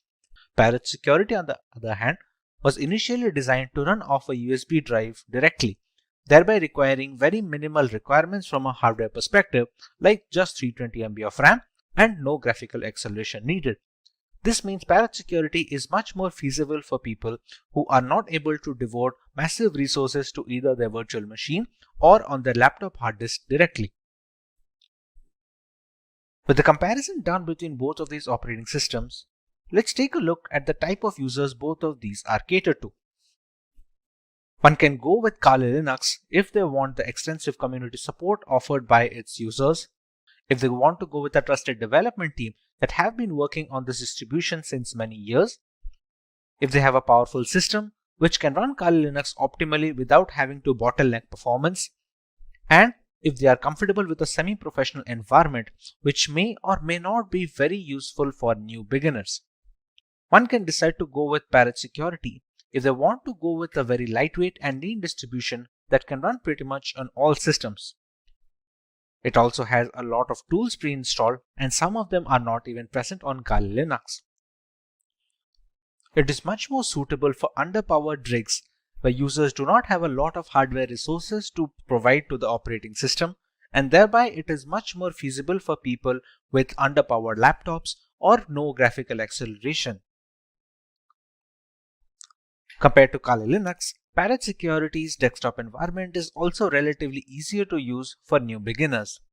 For people who are just getting into ethical hacking, Parrot Security does a relatively better job of introducing them to the operating system and to the various tools without having to dump them into the entire intricacies. With ethical hacking and penetration testing becoming mainstream in corporate environments, trained personnel and relevant equipment are in high demand. The right software framework can be the tipping point in a hacking campaign which deals with intricate hardware. One such tool that has become a mainstay for decades is NMap. When it comes to scanning machines for open ports and services, NMap has always been the first choice for hackers. Being lightweight and open source, NMap has strong community backing and receives regular updates. Let's take a look at the topics to be covered today. We start by learning about the different phases in ethical hacking and where NMap is most valuable to ethical hackers. We learn the basics of NMap and its purpose during a penetration testing campaign. Next, we take a look at the top-level approach of NMap as a scanning tool and how it conducts these scans on host machines. Moving on, we cover the multiple modes and types of scans that can be performed using NMap on unsuspecting users. We also look at some alternatives that users can prefer if NMap is not something they are comfortable with, while a live demonstration of the powers of NMap will help in shedding light on the topics being taught today. Let us first understand where and why NMap is essential. There are essentially 5 phases in ethical hacking. The reconnaissance phase is the first phase of the penetration test. Here, the security researcher collects information about the target. It can be done actively or passively or both. It helps security firms gather information about the target system, network components, active machines, etc. This activity can be performed by using the information publicly available and by using different tools. The scanning phase is more tool-oriented rather than being performed manually. The tester runs one or more scanner tools to gather more information about the target. By using various scanners such as war dialers, port scanners, network mappers, and vulnerability scanners, the penetration tester collects as many vulnerabilities which help in turn to attack a target in a more sophisticated manner. In the gaining access phase, the penetration tester tries to establish a connection with the target and exploit the vulnerabilities found in the previous phase. The exploitation may be a buffer overflow attack, denial of service attack, session hijacking, and many more. Basically, the penetration tester extracts information and sensitive data from the servers by gaining access with different tools. In the maintaining access phase, the penetration tester tries to create a backdoor for himself. It helps him to identify hidden vulnerabilities in the system while allowing him to come back to the system to retrieve more data further on. In the clearing tracks phase, the tester tries to remove all logs and footprints which might help the administrator identify his presence. This helps the tester to think like a hacker and perform corrective actions to mitigate those activities. NMap is most beneficial in the early stages of ethical hacking, where a hacker must figure the possible entry point to a system. It is necessary to know this before running the necessary exploits, thus allowing the hackers to leverage any insecure openings and breach the device. So the reconnaissance and the scanning phase are the points where NMap finds the most use. Let us now understand what NMap is from a layman's perspective. NMap, which stands for Network Mapper, is a free and open source utility for network discovery and security auditing. Many systems and network administrators also find it useful for tasks such as network inventory, managing service upgrade schedules, and monitoring host and service uptime. The program is most commonly used via a command line interface and is available for many different operating systems such as Linux, FreeBSD, and Gentoo. It is most beneficial in the early stages of ethical hacking, where a hacker must figure the possible entry point to a system before running the necessary exploits. NMap was developed for enterprise-scale networks and can scan through thousands of connected devices. However, in recent years, NMap is being increasingly used by smaller companies as well. NMap uses raw IP packets in novel ways to determine what hosts are available on the network, what services these hosts are offering, what operating systems they are running, what type of packet filters and firewalls are in use, and dozens of other characteristics. It was designed to rapidly scan large networks, but works fine against single hosts as well. The rise of the IoT, in particular, now means that networks used by these companies have become more complex and therefore harder to secure. Since every application that connects to a network needs to do so via a port, the wrong port or server configuration can open a can of worms that leads to a thorough breach of the system. The recent emergence of IoT botnets like Mirai has also stimulated interest in NMap, not least because of its ability to interrogate devices connected via the UPnP protocol, but also to highlight any devices that may be malicious. Now that we understand what NMap is, let us take a look at the workflow of how an ethical hacker uses this tool in penetration testing.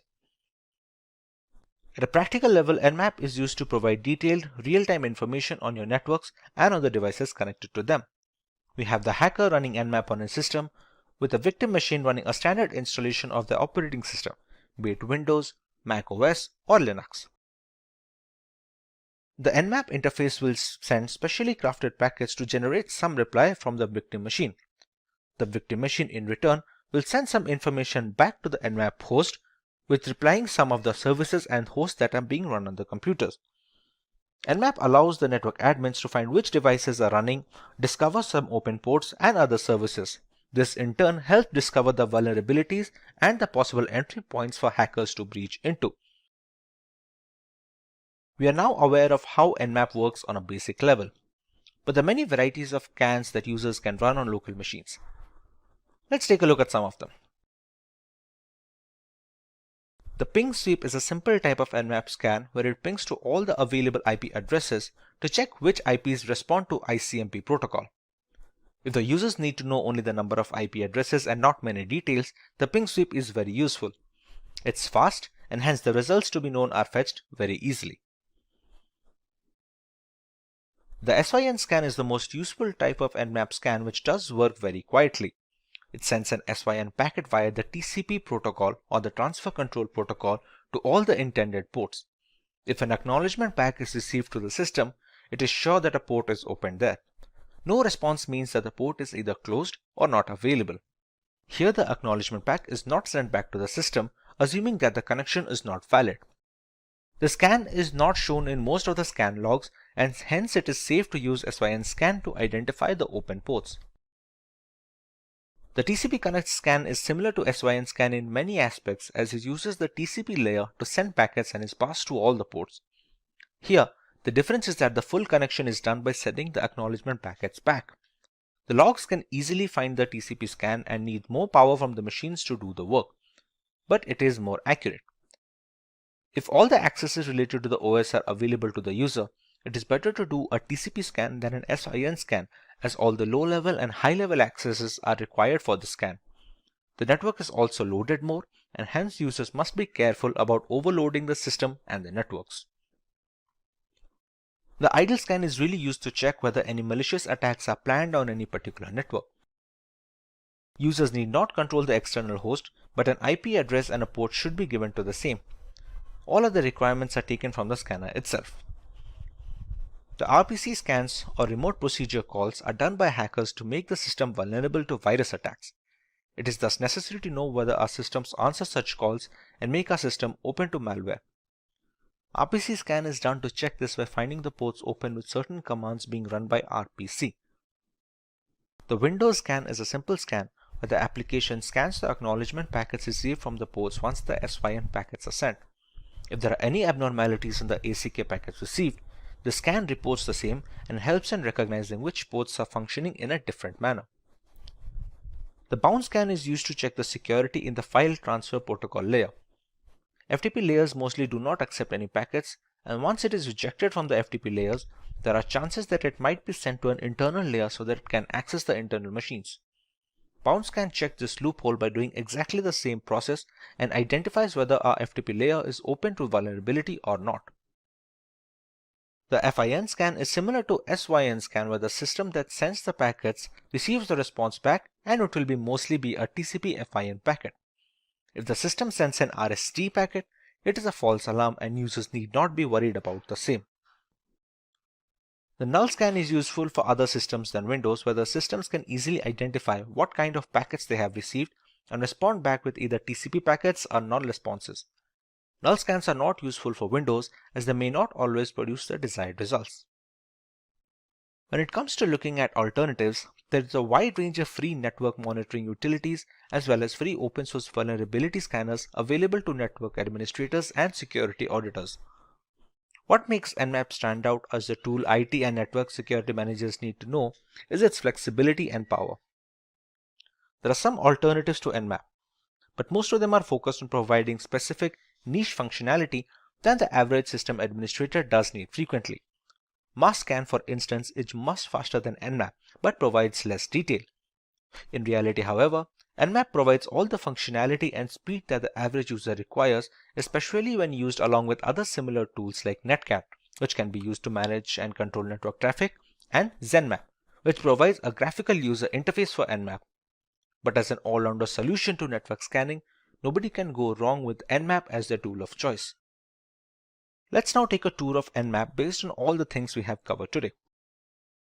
In this live demonstration, we start by learning of how to install NMap on a fresh operating system that doesn't come pre-installed with the tool. We also cover the different types of scans that can be run on local machines, along with checking multiple inferences an ethical hacker can gather based on the scan output of an NMap screen. Finally, we run scans on vulnerable machines to get an idea of how to proceed with the outputs we gather using this tool. If getting your learning started is half the battle, what if you could do that for free?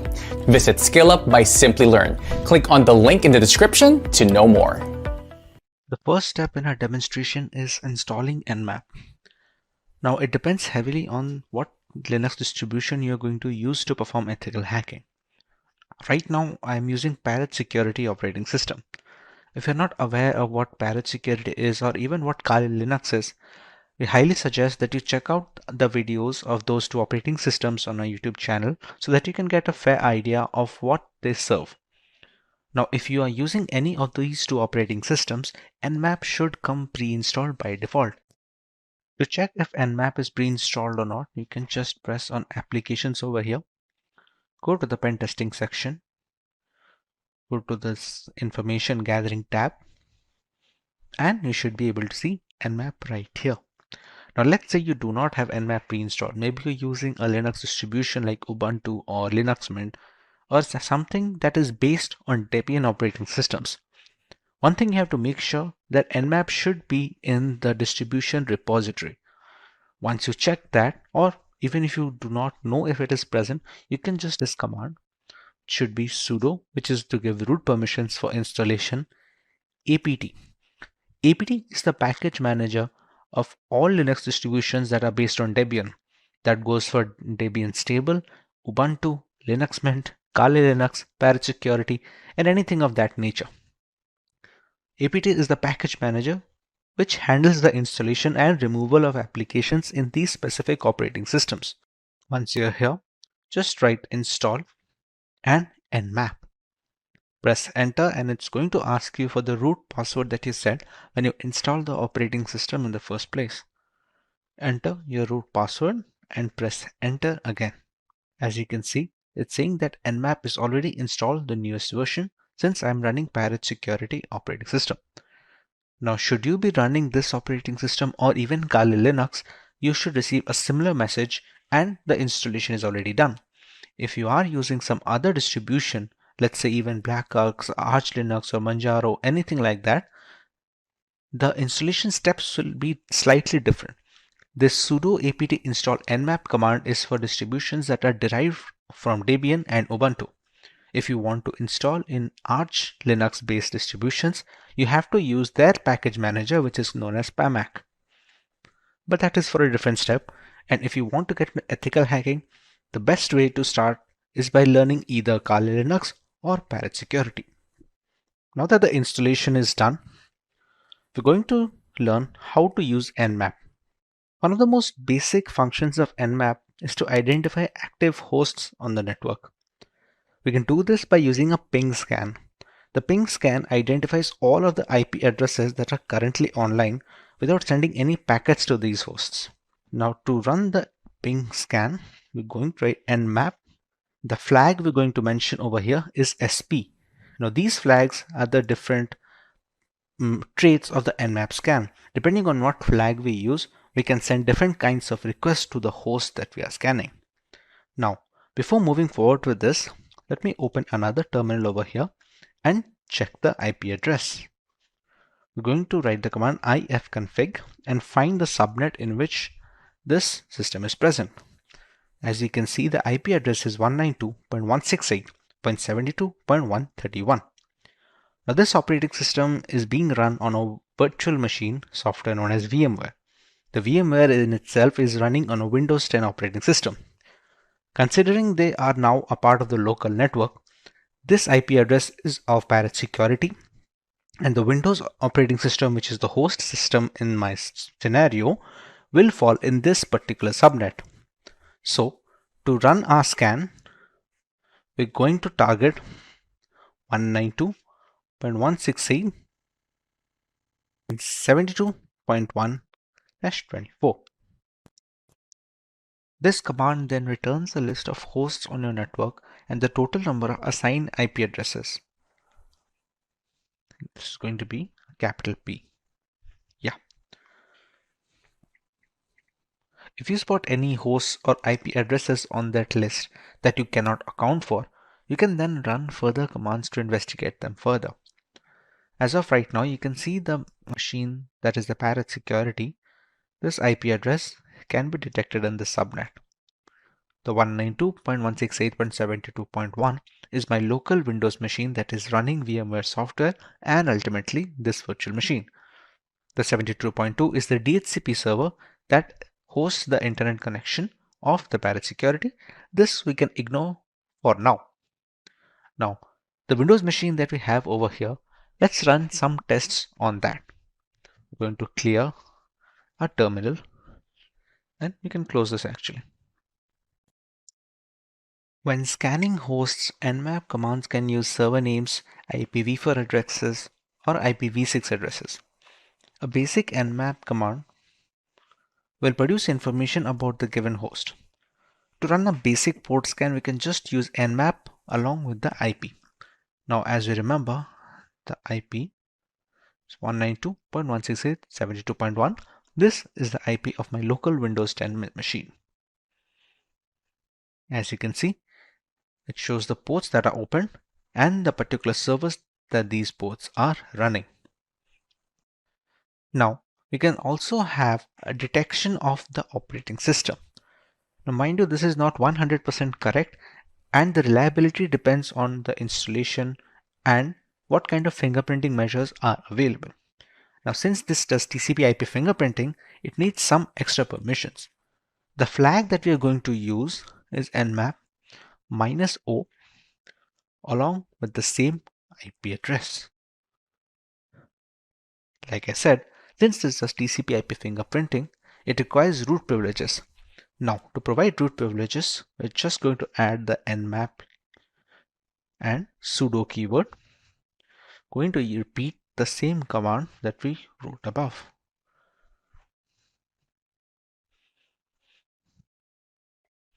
As you can see, it has successfully detected that I am running Microsoft Windows 10 with this MAC address. It has also shown the correct build number of the Windows 10 system that I am using. This is useful for troubleshooting, scanning for few vulnerabilities, or even locating some services that need to be updated. Now, to get the necessary information about these services, for example, what versions they are using, we have a command known as SV, which stands for service version. We use the same IP address and press enter.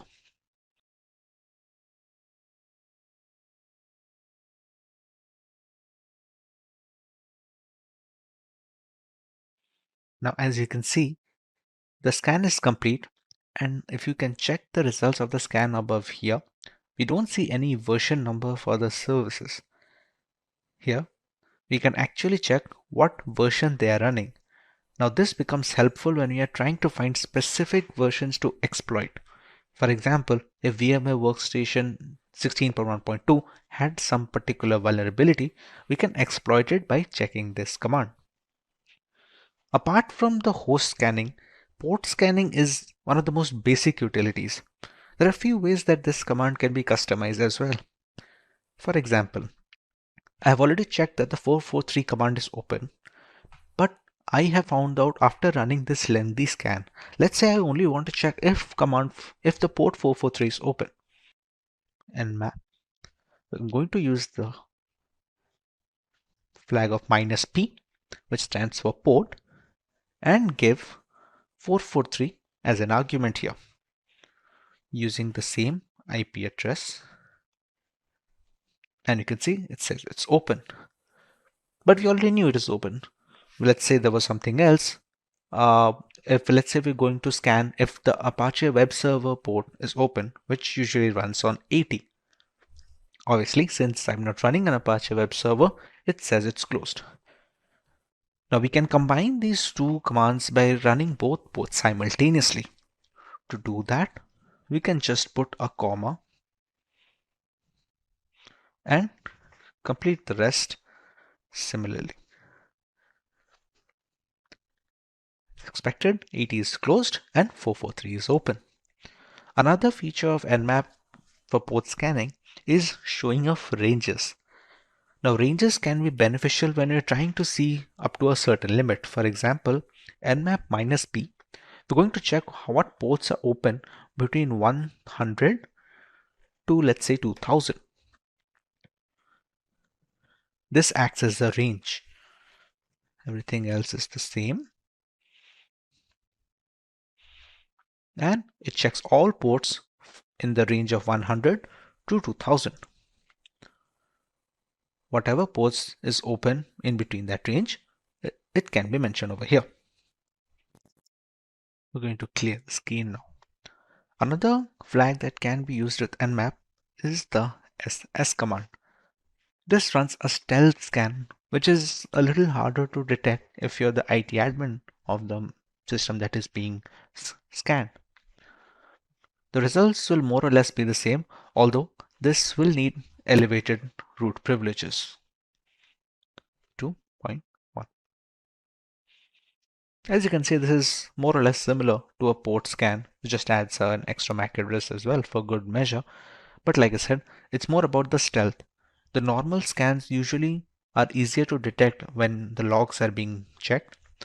Stealth scans are relatively tougher to check. On much more intricate systems, this takes longer as well.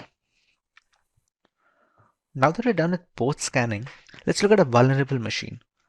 The system that you're scanning right now is my own personal system, but everything is pretty locked down as much as it can be. There is an attack box running in the cloud, the IP address of which is over here. Now, to be able to get into this network, we need to connect to their personal network using a VPN. So what I'm going to do is switch to a different workspace over here. I'm going to open a terminal, and if you can see over here, there is a hacktest.ovpn file. I'm going to connect to their VPN network using this OVPN file.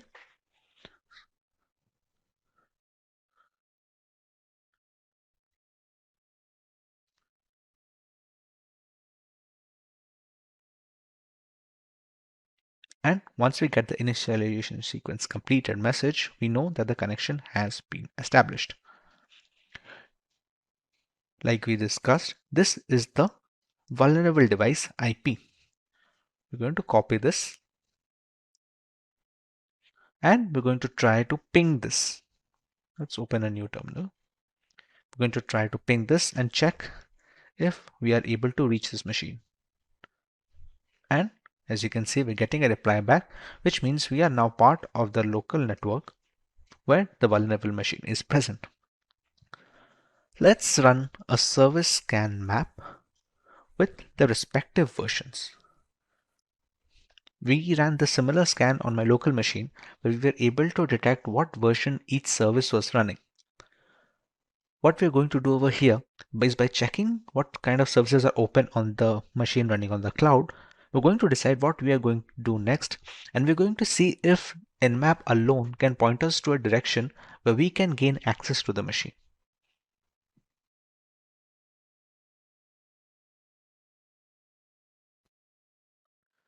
As you can see, the scan is now completed, and we have some of the ports that are being opened over here and what kind of service they are running. Now, like we discussed, this is the first stage, or sometimes even the second stage of ethical hacking. What we can infer from here is what are the services that are being run. Now, these two ports, 139 and 445, are actually Windows SMB server ports, which are above the Windows Samba server. Now, every service has a particular port attached to it that will be consistent whichever machine you may use. Apache server will always run on port 80. SMB servers will function on these two ports. Now, SMB servers have had a vulnerability known as the Eternal Blue exploit, which was pretty well known. As of right now, from the scan results, we are not able to detect if this machine has the similar vulnerability or not. But since it has the SMB server open, it's worth a shot that we try that exploit on this machine. Now, to start the exploit on this, we're going to open another terminal over here, and we're going to use Metasploit for trying the exploit there. We're going to write sudo msf console. Msf console is the keyword for launching the Metasploit console. Enter the root password and wait for Metasploit to launch. Other than the ports, we can also see that it has checked the host name of the system and the operating system as well. Now that the Metasploit is open, we're going to launch the exploit. Now before launching, we're going to have to check what exploits are there for the Eternal Blue vulnerability. We're going to use exploit blue, and we're going to check what kind of results we are getting over here. As you can see,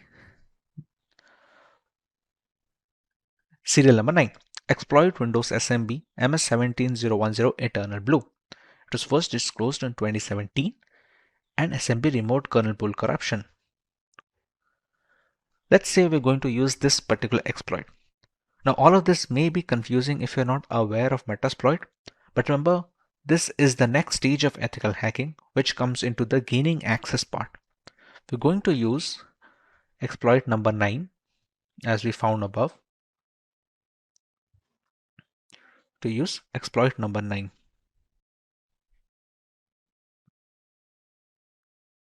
We're going to set a payload which is our malicious code that will run on the victim machine.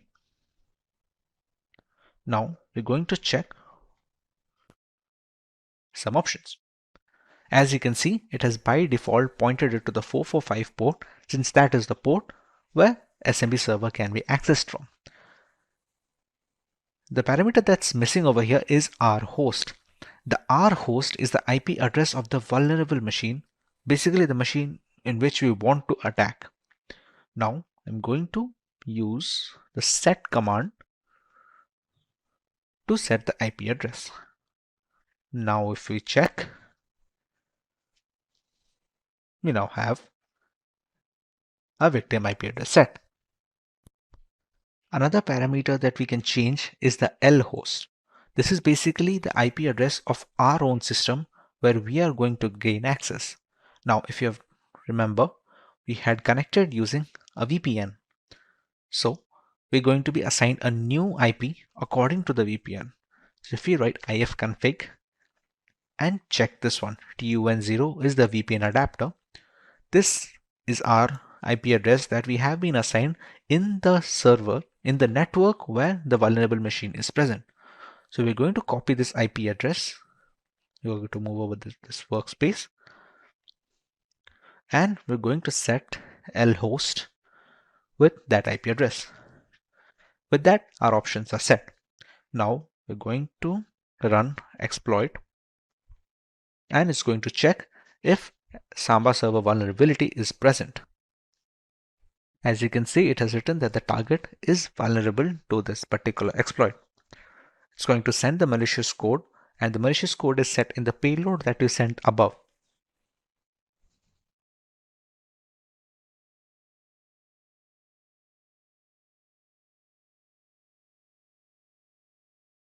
And we now have the shell command of the Windows machine. As you can see, C Windows System 32. To be sure that this is in fact this Windows machine that is being used, we're going to write ipconfig, which is a Windows only shell command. As you can see, this is the IP address that was assigned to the victim machine. Now, while the major part of this process was done on Metasploit, we would not have reached this stage had we not found out that the 139 and 445 ports are open, which basically pointed us that we can try the Eternal Blue exploit of the Windows Samba servers. Similarly, all the scans that we run serve as a preface to the actual stages or the actual hacking stages of the campaigns. This SV command was necessary because we could check what are the exact services that are being running. In some cases, if an Apache server is being run, there are particular versions which have particular exploits. Those exploits will not work on other versions. So we're going to have to check what particular version is being run and accordingly apply the exploit. That can be done in the Metasploit, or you can run some other tool.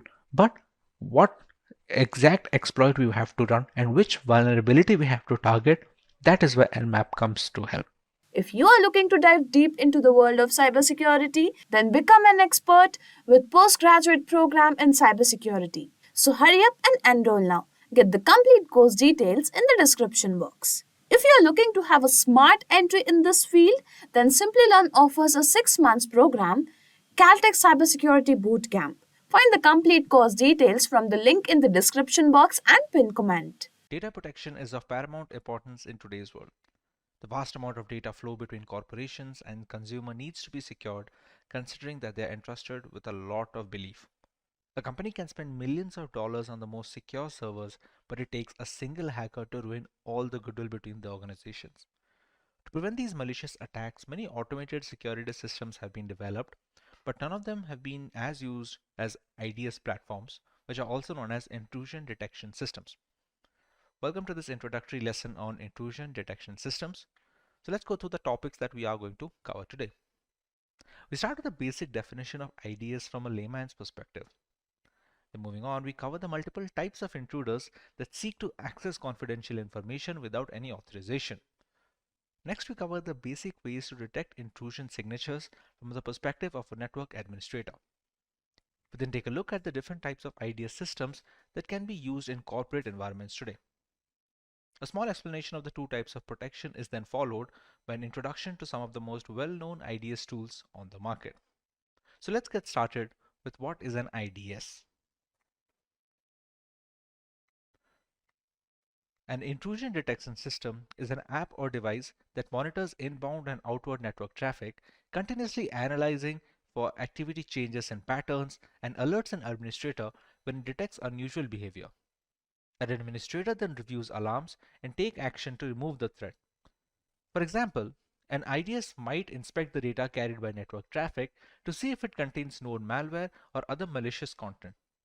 If it detects this type of threat, it sends an alert to your security team so they can investigate and remediate it. Once your team receives the alert, they must act quickly to prevent an attack from taking over the system.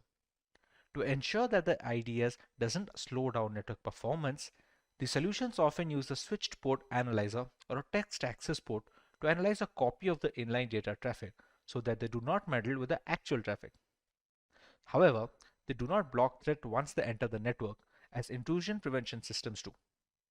Regardless of whether you set up a physical device or an IDS program, the system can recognize attack patterns with network packets, monitor user behavior, identify abnormal network activity, or ensure user and system activity do not go against security policies. The main goal of an IDS is to detect the anomalies before the hackers complete their objective.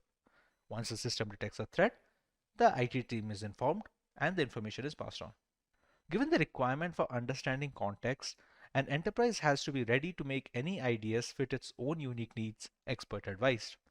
What this means is that an IDS cannot be a one-size-fits-all configuration to operate accurately and effectively. And this requires a savvy IDS analyst to tailor the IDS for the interest and needs of a given site. And knowledgeable trained system analysts are scarce. The trick with IDS is that you have to know what the attack is to be able to identify it. The IDS has always had the patient zero problem. You have to have found someone who got sick and died before you can identify it. It can usually go for two types of protection, active protection and passive. In a passive system, the IDS detects a potential security breach, logs the information, and signals an alert. In a reactive system or an active system, the IDS responds to the suspicious activity by logging off a user or by reprogramming the firewall to block network traffic from the suspected malicious source. So now that we understand what an IDS is, let us go through the different types of intruders IDS platforms must be aware of. To understand this type of intruders, let us go through a scenario. We have the servers, which are protected by the IDS platforms in place. So let's say a hacker tries to breach the system from outside the organization. This can be done using multiple attacks like DDoS attacks, injection attacks, etc. The category of individuals that are not authorized to use the system but still exploit users' privacy and confidential information using different techniques are known as masqueraders. A masquerader is an intruder that is an outsider who does not have direct access to the system and aims to attack unethically by stealing data or information. However, there is another intruder who is theoretically harder to detect and uproot than a masquerader. These are the people within the organization who want to weaken the security defenses, be it for corporate espionage or to aid other masqueraders. The category of individuals that are authorized to use a system but misuse the granted access and privilege. These are individuals that take undue advantage of the permissions and give access to them, and this category of intruders are known as misfeasor. Misfeasors are people that are insiders and have direct access to the system, which they aim to attack unethically by stealing data or information. Let us now go through some of the ways the IDS platforms can detect intrusion before it is too late. Intrusion detection systems primarily use two key methods. One is signature-based intrusion and the anomaly-based intrusion. Signature-based intrusion detection is designed to detect possible threats by comparing the given network traffic and log data to existing attack patterns. These patterns are called sequences and could include byte sequence, which is also known as malicious instruction sequences. Signature-based detection enables you to accurately detect and identify possible known attacks. Anomaly-based intrusion detection is the opposite. It's designed to pinpoint unknown attacks, such as new malware, and adapt to them on the fly using machine learning. Machine learning techniques enable an intrusion detection system to create baselines of trustworthy activity, which is known as a trust model, then compare new behaviors to verified trust models. False alarms can occur when using an anomaly-based IDS, since previously unknown yet legitimate network traffic could be falsely identified as malicious activity. Now, if you combine both of those, you have the hybrid intrusion detection. They use signature-based and anomaly-based intrusion detection to increase the scope of your IDS. This enables you to identify as many threats as possible. A comprehensive intrusion detection system can understand the evasion techniques cybercriminals use to trick an IDS to thinking there isn't an attack taking place. These techniques could include fragmentation, low bandwidth attack, pattern change evasion, and many more. We can now take a look at the type of protection offered by IDS platforms. There are a couple of ways that can be set up, so let's go through each method. The first is a network-based IDS. The sensors are deployed at strategic points within the network, such as within the DMZ or at the network's perimeter. The sensor can monitor individual packets of inbound and outbound traffic to and from all devices on the network. It analyzes them for malicious activity, and depending on the network architecture and amount of traffic involved, multiple instances of network-based IDS may be necessary. The second category is host-based intrusion detection systems, or HIDS. An agent runs on all servers, endpoints, and devices in the network that have access to both the internet and the internal network. Intrusions are identified by analyzing operating-specific activities like the modification of the file system, registry, or access control lists, and by monitoring system application logs as well. They augment network-based IDS systems by detecting anomalous traffic which originate within the organization or from the host that is being monitored. For example, a host infected with malware that is attempting to spread it to other internal hosts is an issue that a network-based IDS could potentially fail to detect. The third variant is a cloud-based intrusion detection system. Because of the internet-facing nature of the cloud, on-premises IDS solutions are not necessarily optimized for monitoring. For example, network-based sensors need to be deployed within the cloud at an environment's network perimeter, and yet a cloud service provider may or may not have a way to facilitate this. Cloud-based servers use purpose-built cloud sensors that use cloud service provider application programming interface, or cloud service provider APIs, to get as much visibility as possible into your cloud environment. Now that we understand the different types of IDS deployment tactics, let us go through some tools that excel in this field, offering top-of-the-line implementations in a corporate and consumer environment. The first tool being covered is the SolarWinds Security Event Manager. The SolarWinds Security Event Manager is designed to integrate real-time log data from across your infrastructure, enabling it to act both as a network-based IDS system and a host-based IDS system. The solution can let you discover all kinds of malicious attacks and help you protect your network from harm. It is also designed to enact both signature-based and anomaly-based intrusion detection by comparing sequences of network traffic against a set of customizable rules. Next, we have the McAfee LifeSafe. McAfee LifeSafe is an intrusion detection system designed to bring real-time threat awareness to your physical and virtual networks. It uses signature-based intrusion prevention and anomaly-based intrusion detection, along with emulation techniques to spot and identify malicious activity. McAfee is also built to correlate threat activity with application usage, which can further prevent network issues stemming from cyber attacks. Next, we have Blumera. Blumera is a security information and event management platform built to enact threat detection and responses across your cloud and on-premises environments. It is designed to continuously monitor your IT infrastructure for suspicious activity and misconfigurations, both of which could result in data leaks and compliance breaches. It enables you to respond to an attack in progress and stop malicious actors in their tracks. Monitoring usage of corporate data and access to privileged information had been a daunting task before the advent of IAM. Encompassing numerous APIs, single sign-on frameworks, and data handling policies, IAM has established itself as a key component of every IT department. But how does it enforce these rules, and who are the key benefactors of these policies? What about the advantages of these frameworks and the workflow of these systems? We are here today to answer these questions. Let's take a look at some of the topics to be covered today.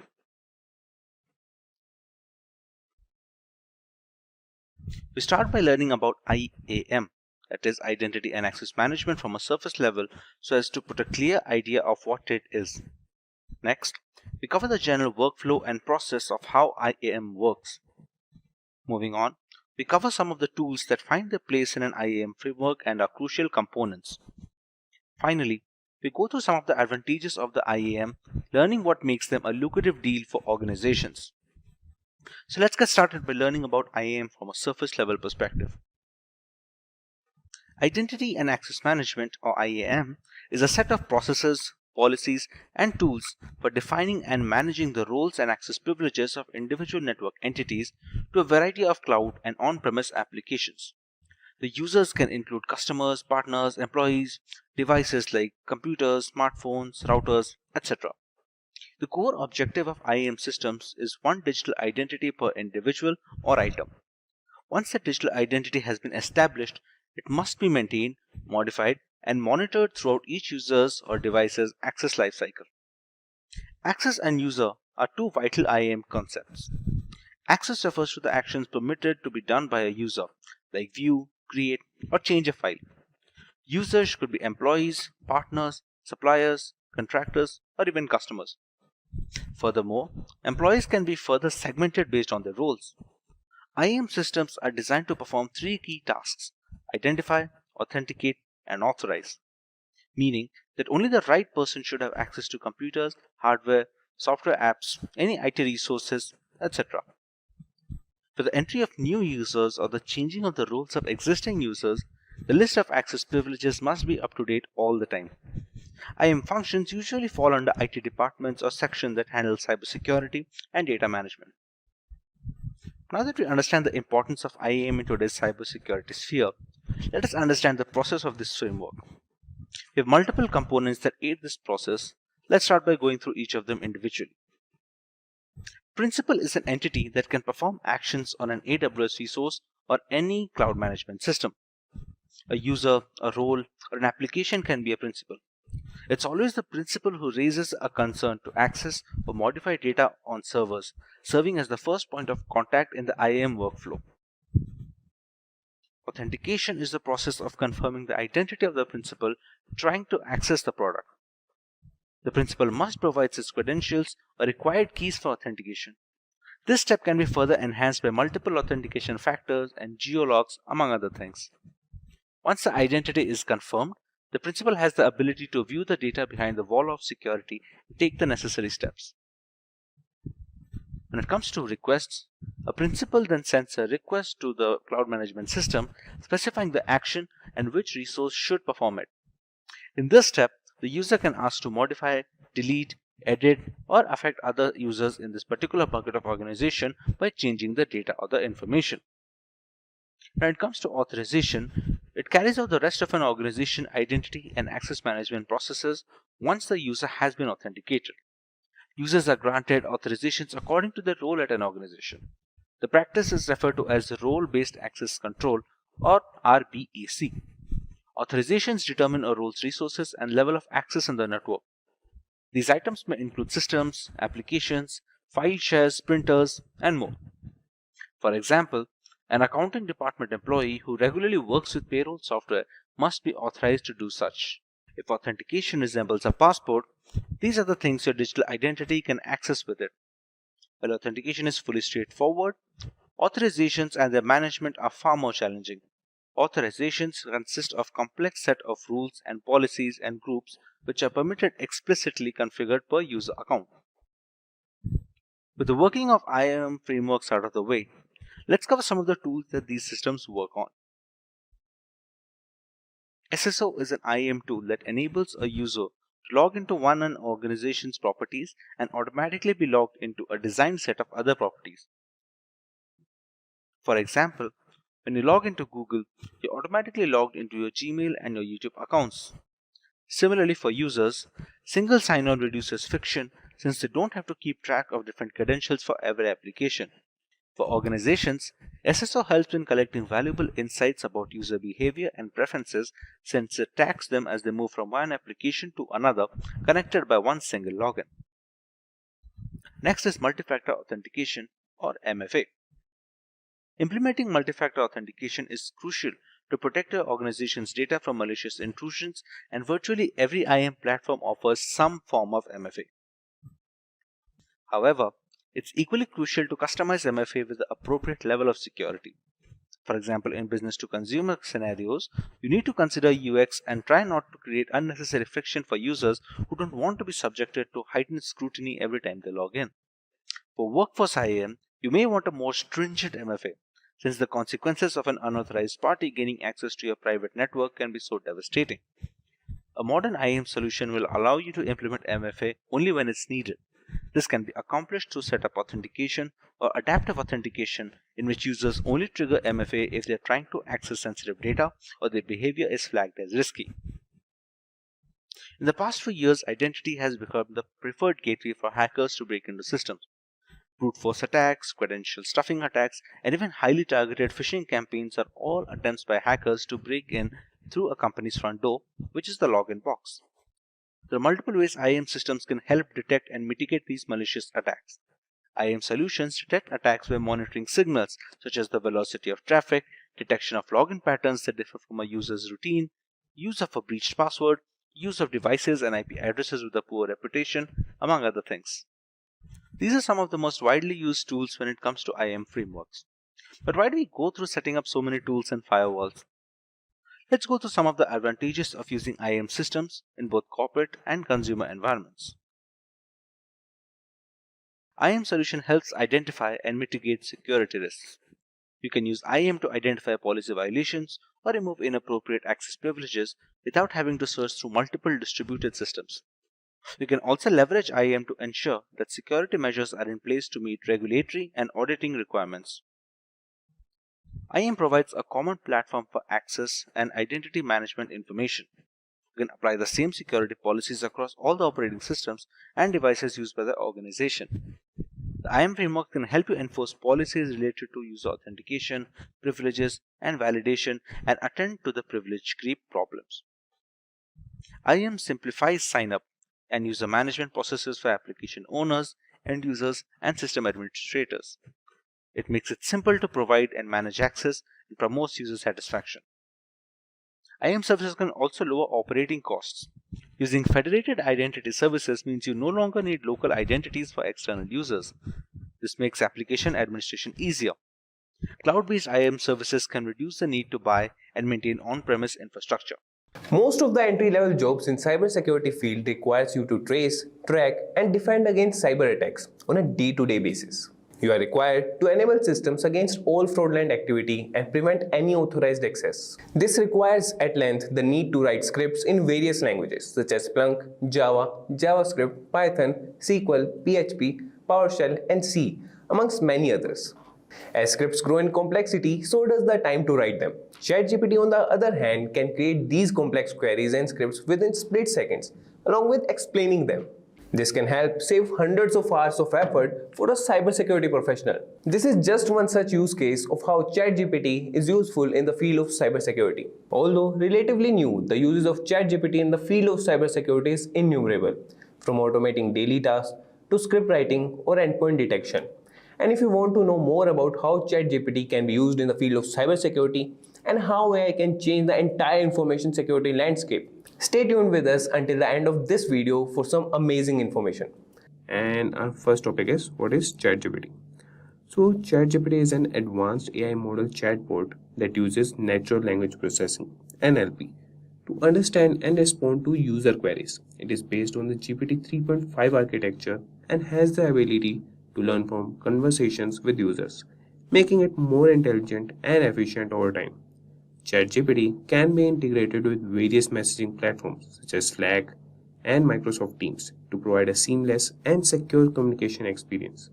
So this was about ChatGPT. Now let's understand the uses of ChatGPT in cybersecurity. So uses of ChatGPT for cybersecurity, we'll start with number 1. We have threat detection and response. So ChatGPT can be used to monitor network activity and identify potential threats. By analyzing logs and data from various sources, ChatGPT can identify unusual patterns and alert security teams. It can also provide real-time alerts to users, enabling them to take immediate action to protect their data. By using machine learning algorithms, ChatGPT can learn from past incidents and continuously improve its ability to detect new and emerging threats. Once a threat has been detected, ChatGPT can initiate an automated response or cybersecurity personnel to take appropriate action. This can include blocking suspicious network traffic, isolating infected systems, or disabling compromised user accounts. By providing real-time threat detection and response, ChatGPT can help organizations to minimize the impact of cyber breaches and reduce the risk of data loss or system downtime. It can also help to improve overall security posture by identifying vulnerabilities and recommending proactive measures to address them. And the next we have is password management. One of the most common ways that cyber criminals gain access to sensitive information is through weak passwords. ChatGPT offers a solution to this problem by assisting users in creating strong passwords and storing them securely. With its advanced natural language processing capabilities, ChatGPT can suggest complex and unique passwords that are difficult for hackers to guess. Moreover, it can save these passwords in an encrypted format, ensuring that they are protected from unauthorized access. Another important feature of ChatGPT's password management tool is the ability to remind users to change their passwords regularly. This is crucial as it helps prevent the use of outdated passwords that can be easily hacked. And at number 3, we have employee training. Many cyber attacks are caused by human error, such as clicking on phishing emails or using weak passwords. ChatGPT can be used to provide employee training on cybersecurity best practices. With its ability to simulate real-life scenarios, it can create interactive training modules that help employees learn how to identify and respond to cyber attacks. For example, it can provide simulation of phishing emails where employees can learn to identify the warning signs and avoid clicking on malicious links or downloading harmful attachments. Next up, we have incident management. Incident management is an essential part of cybersecurity, as it involves the process of identifying, assessing, and responding to security incidents that threaten an organization's information or technology assets. In today's digital age, cyber attacks have become increasingly common and sophisticated, making incident management even more critical.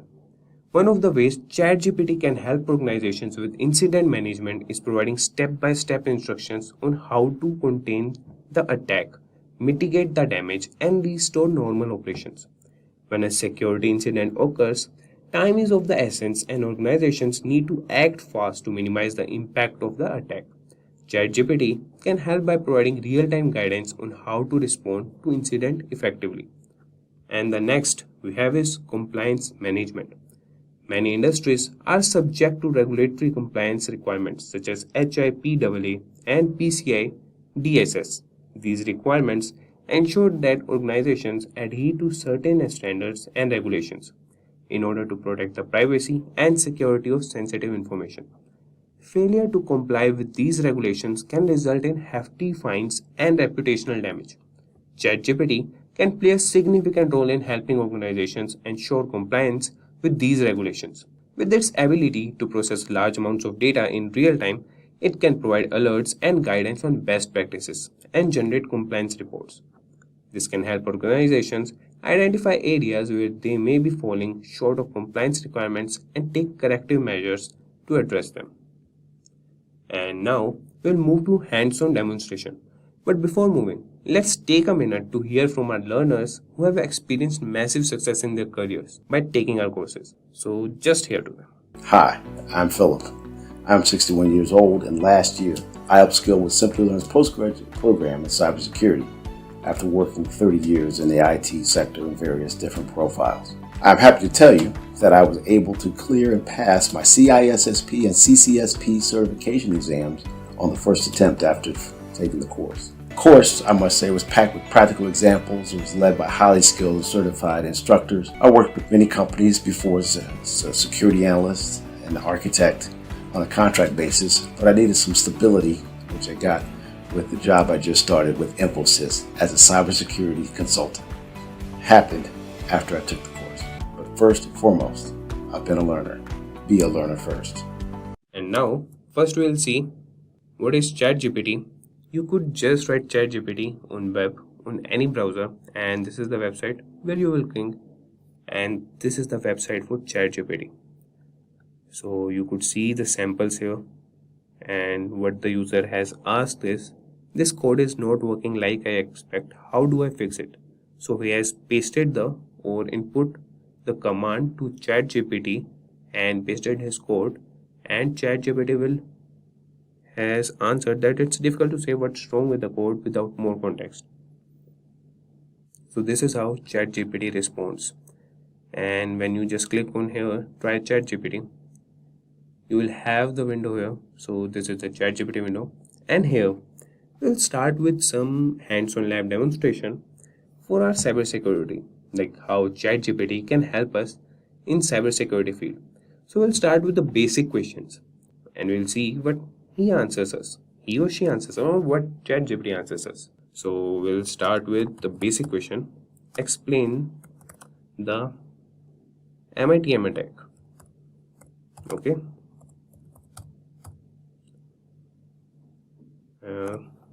For beginners.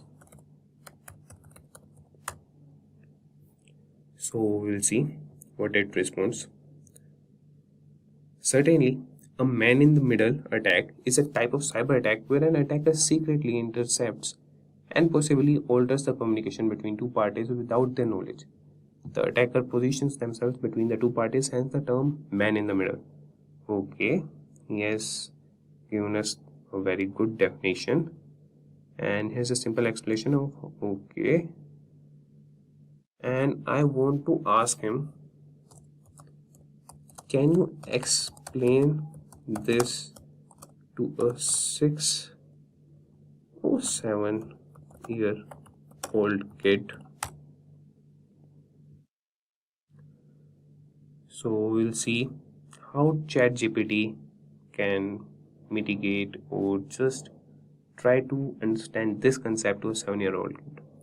So he has answered us that sure. Imagine you and your friend have a secret way to send messages to each other using a special code. You both trust and only you two can understand the messages. But one day, someone sneaky comes in between you and your friend without you knowing. They secretly listen to your messages and even change them without you realizing it.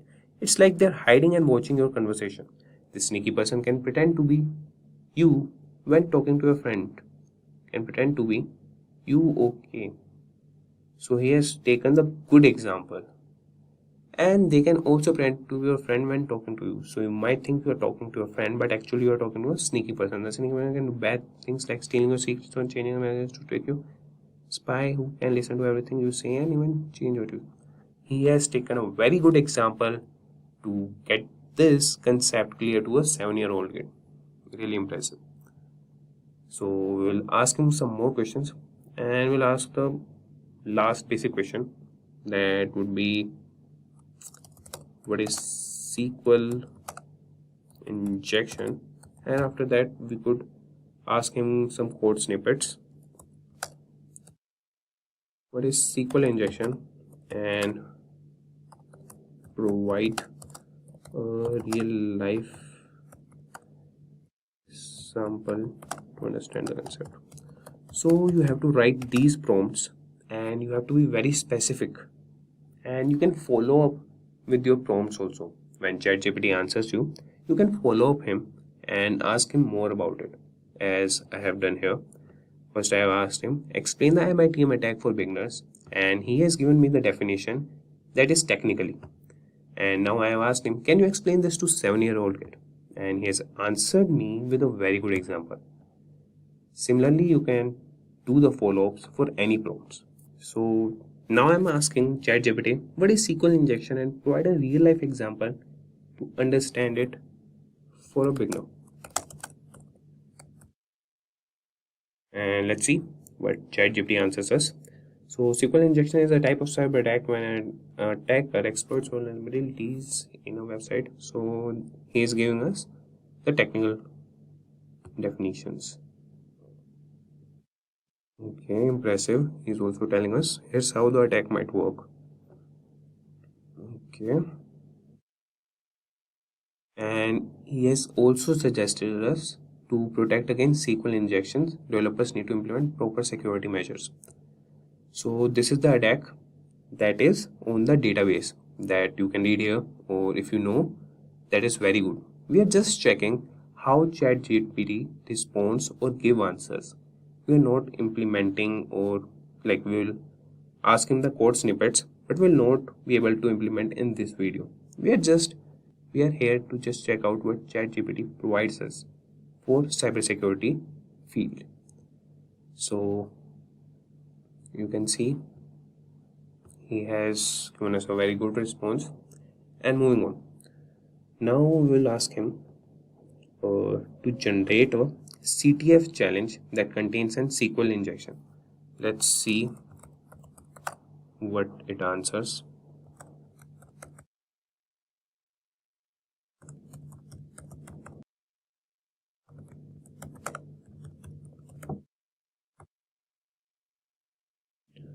So you could see that ChatGPT is responding to us. That is, sure, here's an example of a CTF that is capture the flag challenge that involves an SQL injection. Vulnerability, challenge title, product search, okay, challenge description. Welcome to the product search challenge. You have access to an online store search feature where you can find products by typing keywords. Your task is to exploit an SQL injection vulnerability to retrieve hidden information. Okay. And he has challenge code, retrieve the admin password from the database, and challenge instructions with the challenge website. Find the search box and start searching the product. Your goal is to expect. Okay. So we could see the example solution. Let's assume the website search functionality is vulnerable to SQL injection. You can try and putting the following in the search box. Okay. Explanation: the injected SQL statement. Query to always evaluate to true. Semicolon help terminate the original query and the following comments out. When you execute the search, the modified query might look like. Okay. So it is like what response he has given is very nearby. You can have the follow-up commands if you want something from him. So we are just checking what it provides. So he has given a very impressive answer. Like truly speaking, a very impressive answer. So moving on, we'll ask him some other questions. So okay, I will ask him, how can I scan, and I can scan for SMB vulnerabilities with NMap. So I will ask him that only.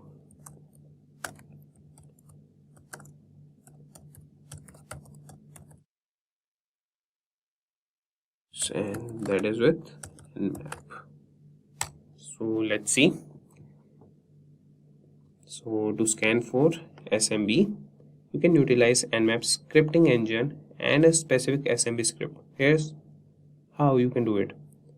Okay, he has given us the steps also. So you could see how ChatGPT guides you to every process you need. So first we have to install the NMap, and you guys, if you are willing to implement this, you can implement this. He has given you all the steps. I won't be implementing as I'm just querying the ChatGPT how he can answer the questions. So install NMap and then identify target, and then we have to run this NMap with SMB script. Okay, that's good. And then review the results. So it's very impressive how ChatGPT answers to these questions. And now I want him to give me a code example to check user input for NoSQL injection. So show me a code example to check user input, and that would be for NoSQL injection.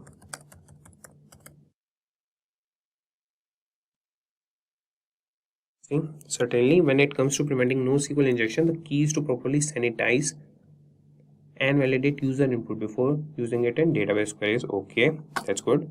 And the specific approach may vary depending on the programming language and database system you're using it. Okay, but here's a general code example in JavaScript using Node.js and MongoDB. Okay, Okay, function acquire and here function thread as input.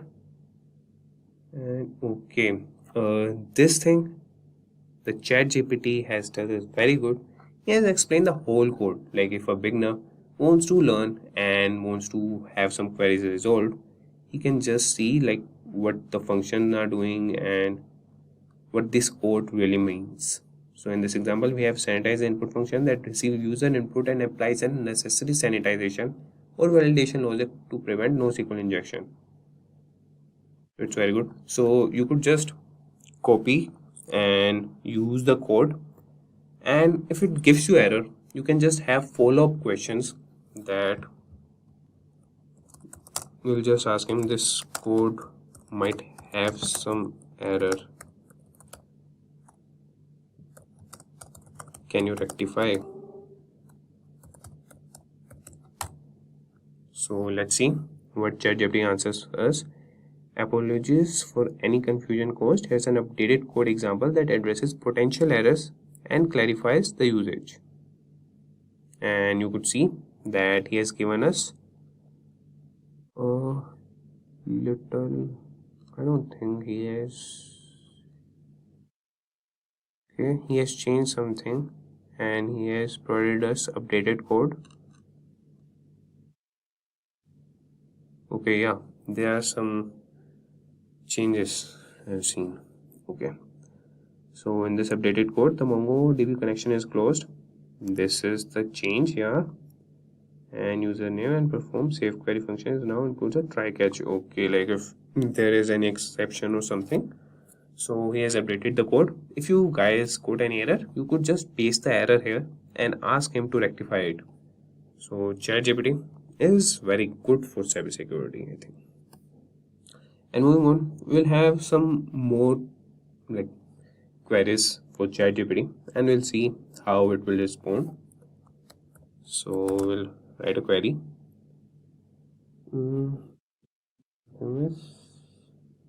Okay, we can ask him to filter IP using Splunk. Okay. So, okay, write a regular expression in Splunk to filter IP. Let's see. So to filter IP addresses using regular expression in Splunk, you can use the rex command. Okay, yeah, you have to use that. And enable regular field that matches IPv4 addresses. Okay, this is good. And you could see that he has explained what this script means. So rex is a Splunk command used for extracting field based on regular expressions. Field equal to row specifies that we want to apply the regular expression to the row field which contains the row log data.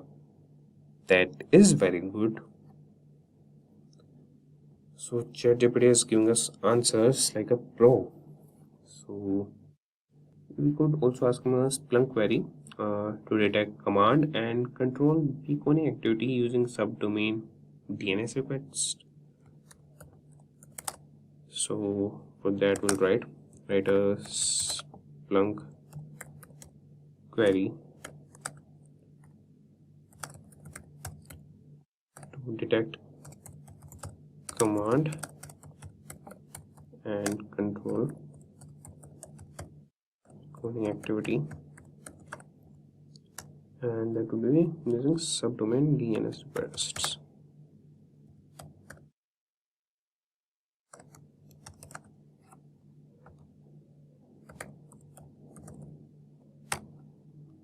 Okay, let's see. So to detect command and control, that is C2 beaconing activity using subdomain DNS requests in Splunk, you can use the following query. And next first type.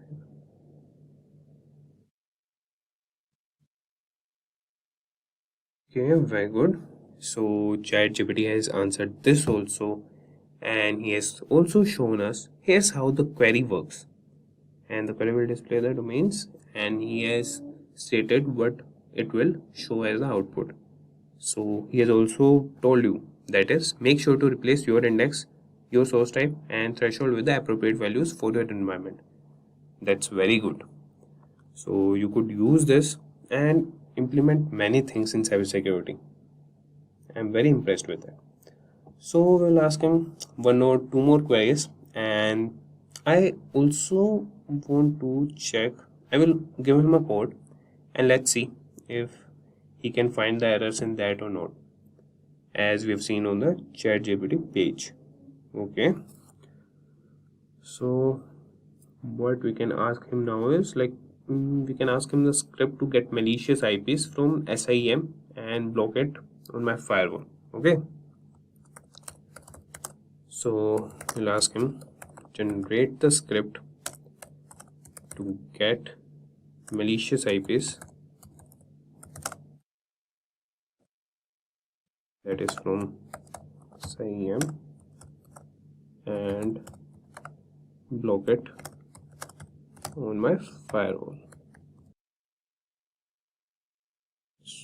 Okay, so to generate a script that retrieves malicious IPs from SIEM, that is Security Information and Event Management System, and blocks them on your firewall, you will need to integrate your SIEM with your firewall good and use the appropriate APIs or commands provided by your firewall good. Here's an example of a high-level script that demonstrates the concept. Okay, so we'll just see.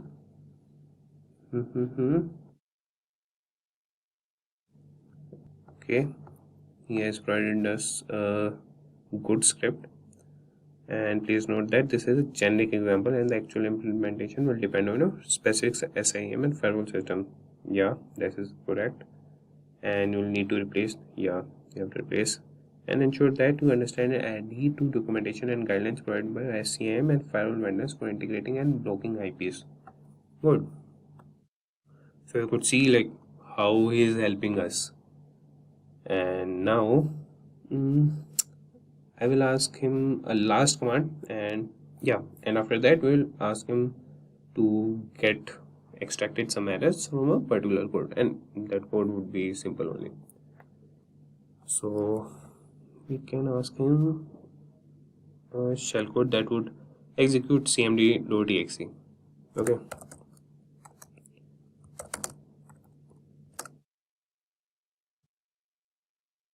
generate shellcode that executes cmd.exe.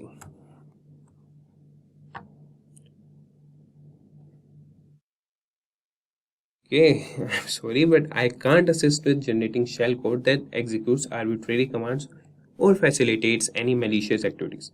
My purpose is to provide helpful and responsible information to users. Okay, so you can trick him to give you these, but I think he has been functioned to not provide these, so no issue.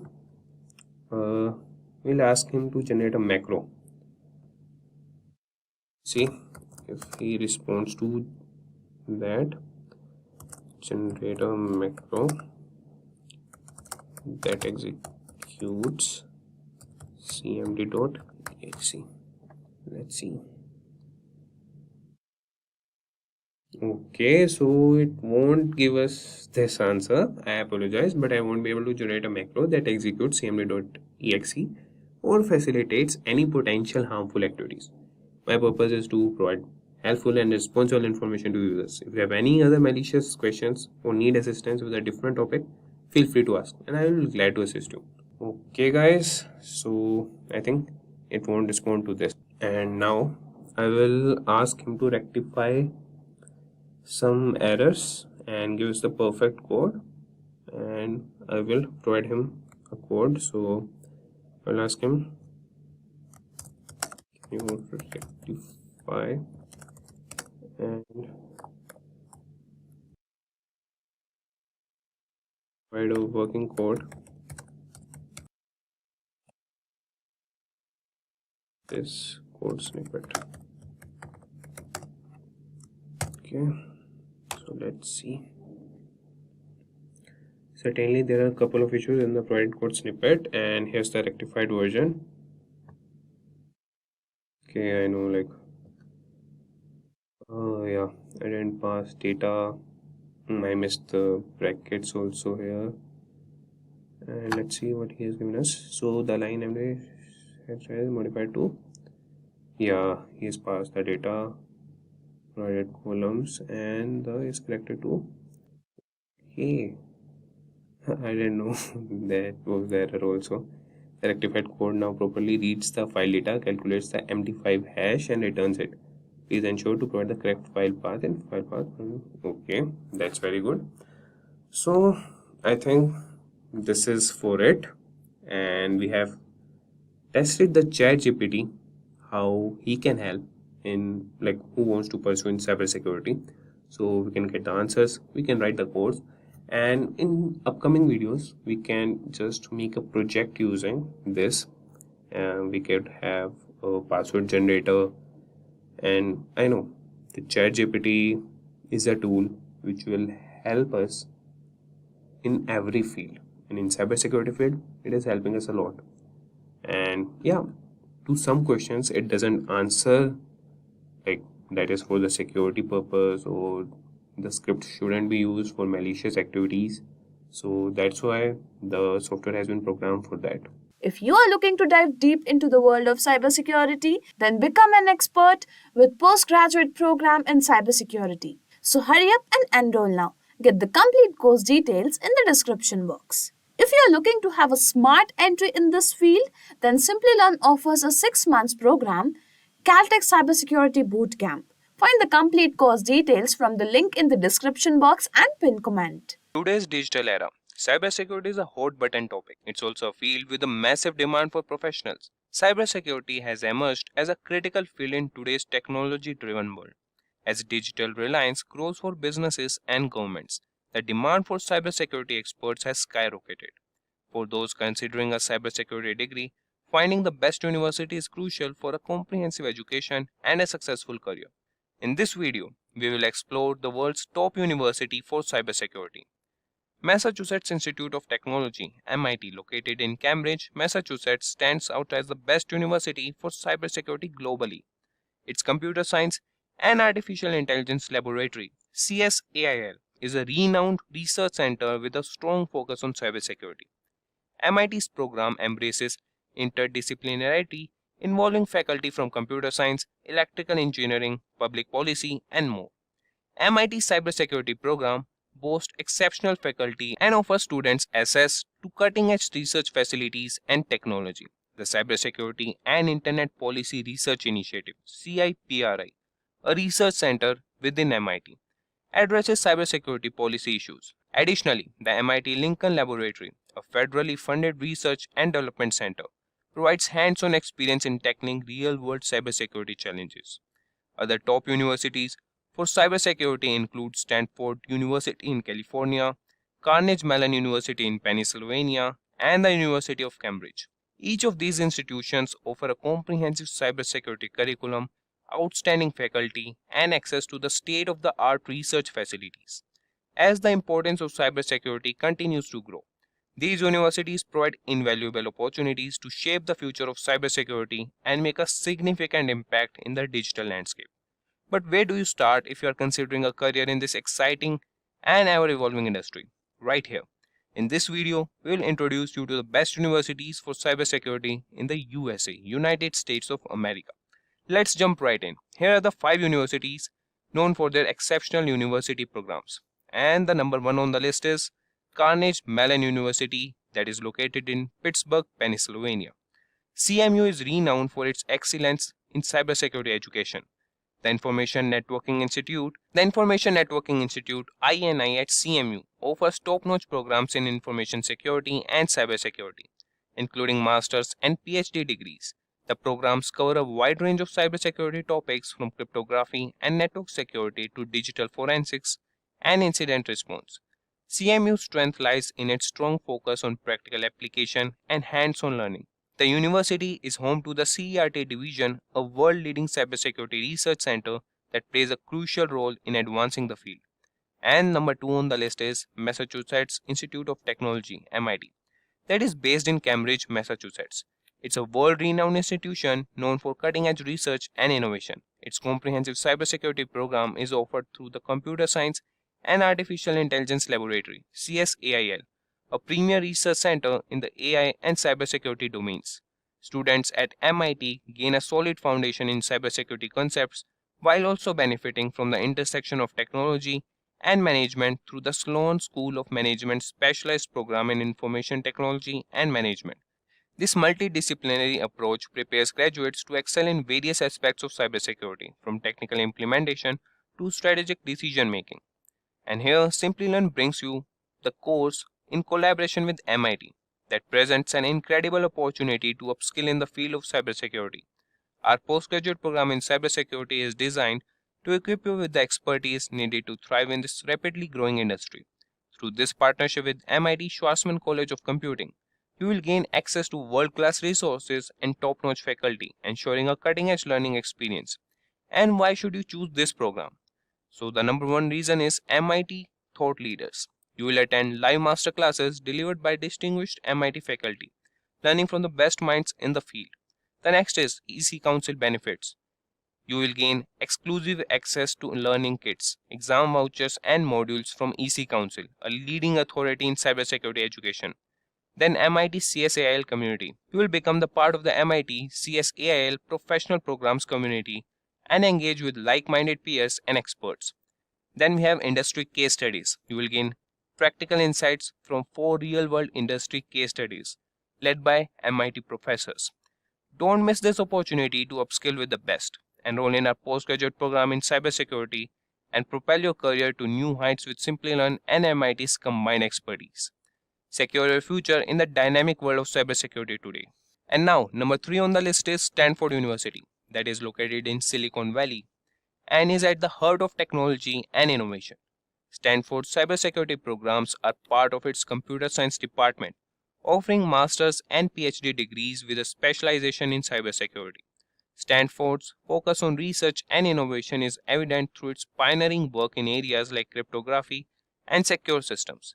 Additionally, the Center for International Security and Cooperation (CISAC) at Stanford conducts valuable research on cybersecurity policy, bridging the gap between technology and policy considerations. And the number 4 on the list is Georgia Institute of Technology, Georgia Tech, that is situated in Atlanta, Georgia, that boasts a robust cybersecurity program with a variety of degree options. Students can pursue master's and PhD degrees in cybersecurity or a specialized master's in cybersecurity and privacy. Georgia Tech's Institute of Information Security and Privacy, IISP, is actively engaged in cutting-edge research across various cybersecurity domains. The university's strong emphasis on research and collaboration with industry partners creates ample opportunities for students to engage in real-world projects. And now, number 5 on the list is University of California, Berkeley.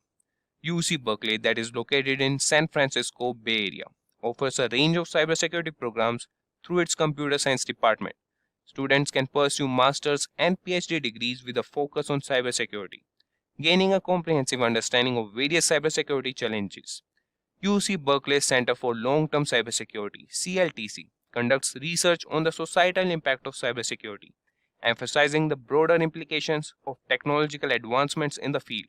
And these universities stand out for their commitment to excellence in cybersecurity education and research. Each institution offers unique strengths and opportunities, ensuring that students receive a well-rounded education and preparation for successful careers in the dynamic and ever-evolving field of cybersecurity. These universities have consistently demonstrated excellence in cybersecurity education and research, making them attractive choices for students aspiring to build a successful career in this dynamic field. So there you have it, the top 5 universities for cybersecurity in the USA. These schools provide an excellent start for anyone looking to make a splash in the cybersecurity field. And this was all for this tutorial. Hope you guys found it informative and helpful. Now let's take a minute to hear from our learners who have experienced massive success in their careers by opting for the Simplilearn's postgraduate program that is in collaboration with MIT Schwarzman College of Computing. So, importance of a cybersecurity certification. First and foremost, when I see a certification, I look at it from 3 different aspects. The first is the training itself, which allows me to gain the knowledge, which allows me to understand the aspects of security or whatever the certification is there for. The second aspect is the exam itself. How do I need to prepare myself for the exam, and how do I need to approach the exam? How do I need to ensure that I pass in my first attempt? And the third aspect is the certification itself, which allows me to be eligible to apply for a particular job role. So, obtaining a cybersecurity certification ensures or shows to the organization that you're applying to that you do have that prerequisite knowledge, and you should be shortlisted for an interview. The knowledge that you have gained during the training will help you when you attend that interview and when you attempt to answer the questions asked to you. So these certifications are designed for a specific role. For example, a forensic investigation certificate will teach you how to investigate a crime scene forensically, a digital crime scene for a matter of fact. A certified ethical hacking course will teach you about penetration testing. So it is you who's going to decide which certification you require and then get certified on it. Of course, a fresher with a cybersecurity certification will have better employment opportunities because they can showcase their knowledge with the certification that they already have. Even professionals who want to enhance their careers can get into managerial or advanced certifications to improve on their knowledge and get promoted in their job profiles. So, cybersecurity certifications can be classified in 3 different aspects. The first one being the foundational level, then the managerial level, and the advanced level.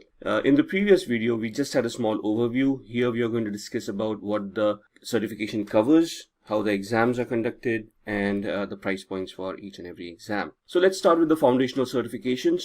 We start off with CCNA, which is the basic certification for networking. So the CCNA routing and switching certification, basically it helps you build your networking career. You will join an organization as a networking engineer where you can help the organization establish their routing, the pathing of how data packets will travel across the network.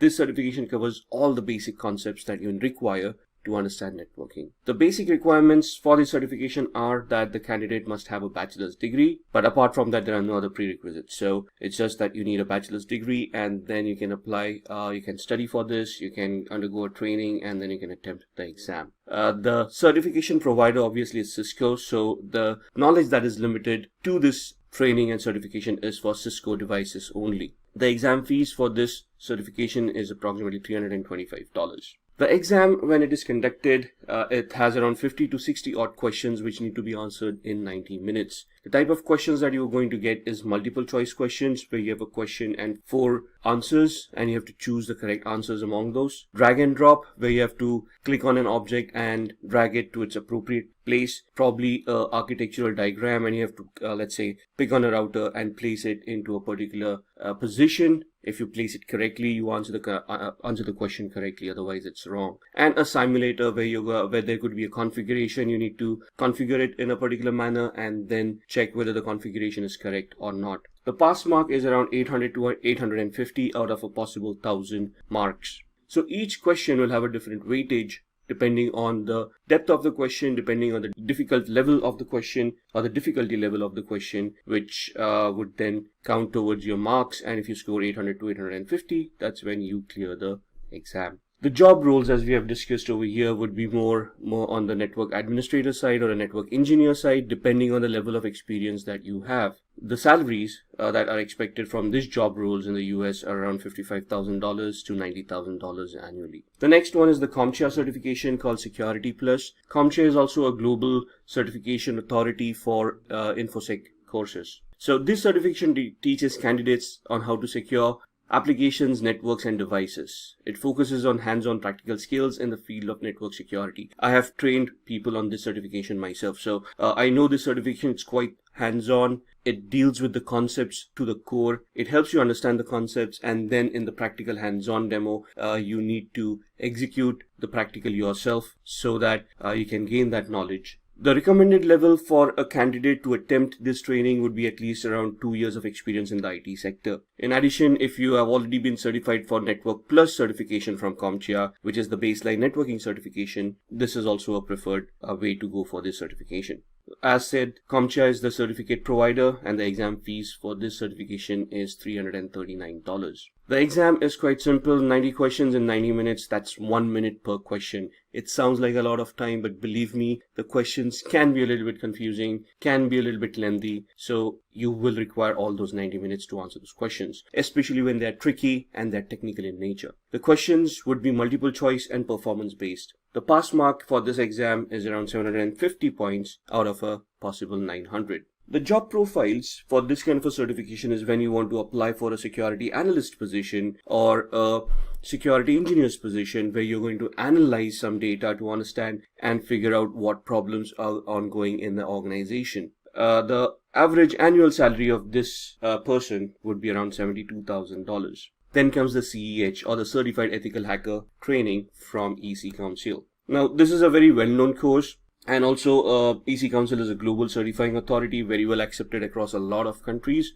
This is an offensive certification. So here you're basically trying to become a penetration tester. You're taught how to hack, you're taught how to attack a particular organization from an ethical hacker's perspective. So the job profiles that you'll be looking here are of a pen tester, where you go into an organization, you test their security controls, or you test their devices, find out flaws within them, and then provide recommendations of how to plug those flaws or mitigate those flaws and improve the security of that organization. It is recommended that you have 2 years of experience at least in networking or security for these to attempt this kind of trainings and certifications. Again, a basic understanding of networking, maybe a little bit of applications, operating systems would be necessary before attempting this certification. The certification provider is EC Council, and the exam fees for this certification is $500. So the exam here would be 125 questions, which needs to be attempted in 4 hours, and you will only get multiple choice questions in here. Now for CEH, there are 2 exams. One is the multiple choice questions,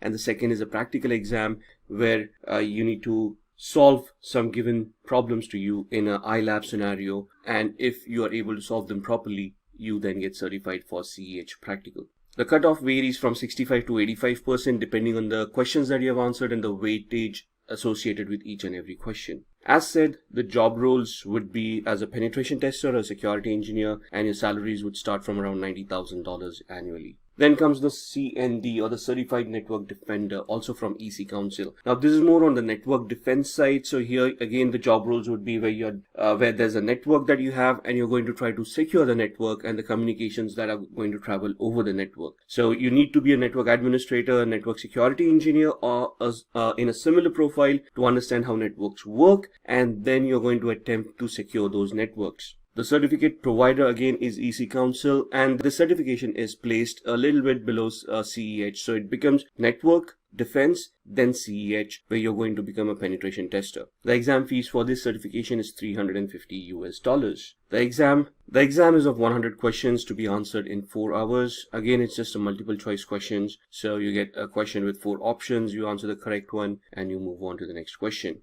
The pass percentage again varies from 60 to 85% depending on the questions answered and the weightage of that question. Job roles to be applied: network defense technician, CND analyst, or a security analyst from a network perspective. Salaries would range from $65,000 to $75,000 per annum. Then comes the forensic investigator course, which is exactly what it is, digital forensic investigator. This will help you understand how computers work, where data is stored, and how you can retrieve that data to investigate a crime that has taken place. So the candidate must have at least 2 years of experience in the information security sector. They need a good understanding of how networks work, how computers work, how operating systems work, how they store data, the location where that data is stored, how databases work, how those databases store those data, and so on and so forth. This certification is sought after mainly in the law enforcement areas, but there are a few corporates that offer forensic investigation as a service, especially when a corporate gets compromised and they want to conduct their own investigations. The certification provider for this is also EC Council, and the exam fees are $500. This is an advanced level certification, so understanding of applications, networks, and operating systems is a must before you attempt this. The exam is quite similar, 150 questions in 4 hours. Again, it's just a multiple choice question exam. The cutoff again is from 60% to 85% depending on the questions and the weightage of each and every question. Job roles: IT security specialist, network security pro. The job roles: forensic investigators, law enforcement agencies, security specialists, homeland security jobs, and your salaries would be around $88,000 and above. Alright, now let's talk about the managerial level certifications. COBIT stands for Control Objectives for Information and Related Technologies. It's a certification that will give a candidate an in-depth knowledge of the framework which COBIT is all about, and the framework helps you manage and govern enterprise IT environments. Now this is an advanced certification, so around 8 years of managerial experience is suggested before you attempt the COBIT 5 certification to understand all the aspects and to help you implement the framework properly. The certificate provider is ISACA. The exam fee is around $175. Now this is a small exam, 50 questions, but in 40 minutes. So you really have to be on your toes. You have to know the knowledge. There's very limited time to think, and you have to be fast in your answers. The pass percentage is 50%. The job roles associated with this certification would be to when you apply for information security manager or as a security consultant or a cybersecurity manager, and your roles and responsibilities would be to govern the IT space that the organization owns. So all the servers, desktops, the network, the data flows, the databases, everything, and how it needs to be managed and how it needs to be governed in a secure manner. Annual salaries would be around $100,000 plus. Then the CISM, also called as CISM. It stands for Certified Information Security Manager, and as the name suggests, it's a security manager certification. It helps the candidate in understanding the relationship between business goals and information security. So now you're going into the space where you're not only technical in nature, but you also have to understand the business needs, the goals of the business, and you have to align the information security of your infrastructure along with the business needs and the business goals. So it is your inputs that are going to go to the management to see if the infrastructure is aligned to the business goals or if the infrastructure or the business goals need any fine tuning. Around 5 years of work experience is recommended in the information security field for attempting the CISM. Out of the 5 years, the candidate must have a background as an information security manager for 3 years. So you have some experience as a manager, you have implemented those things yourselves, which will give you a better understanding, and then you attempt the certification. Again, providing by ISACA, and the exam fees for ISACA members is $575. For non-members, it is $760. The exam is where you have to answer 150 questions in 4 hours. Quite a bit of time, but questions are going to be scenario-based questions where they're going to give you a lot of scenarios. You have to think about it and you have to give the most probable and the correct answer for that particular scenario. The pass mark is 450 out of 800. Your job profiles would be either a risk manager or a risk consultant, analyzing the business requirements to the infrastructure security that you have, and to identify if there are any risks associated with the infrastructure, highlight those risks, and then put in security controls and manage those controls in a way where security is mitigated. Your average salaries would be around $88,000 and above. Then the CISA or the CISA, the Certified Information Systems Auditor certification. It not only looks into security, but it also looks into auditing and controls in information systems. This is a highly reputed certificate, and you gain a better understanding of governance, regulations, and auditing your information landscape. Again, a minimum of 5 years of work experience in the field of information systems, auditing, control, or security is necessary. Now here the question would be, what's the difference? Security is where you're technical in nature. You have done, let's say, a vulnerability assessment or a penetration test. You have implemented firewalls. You have architected security. Controls are all about the security controls that you're going to implement, like firewalls, IDSs, IPSs, data loss prevention systems, maybe even UTMs and whatnot.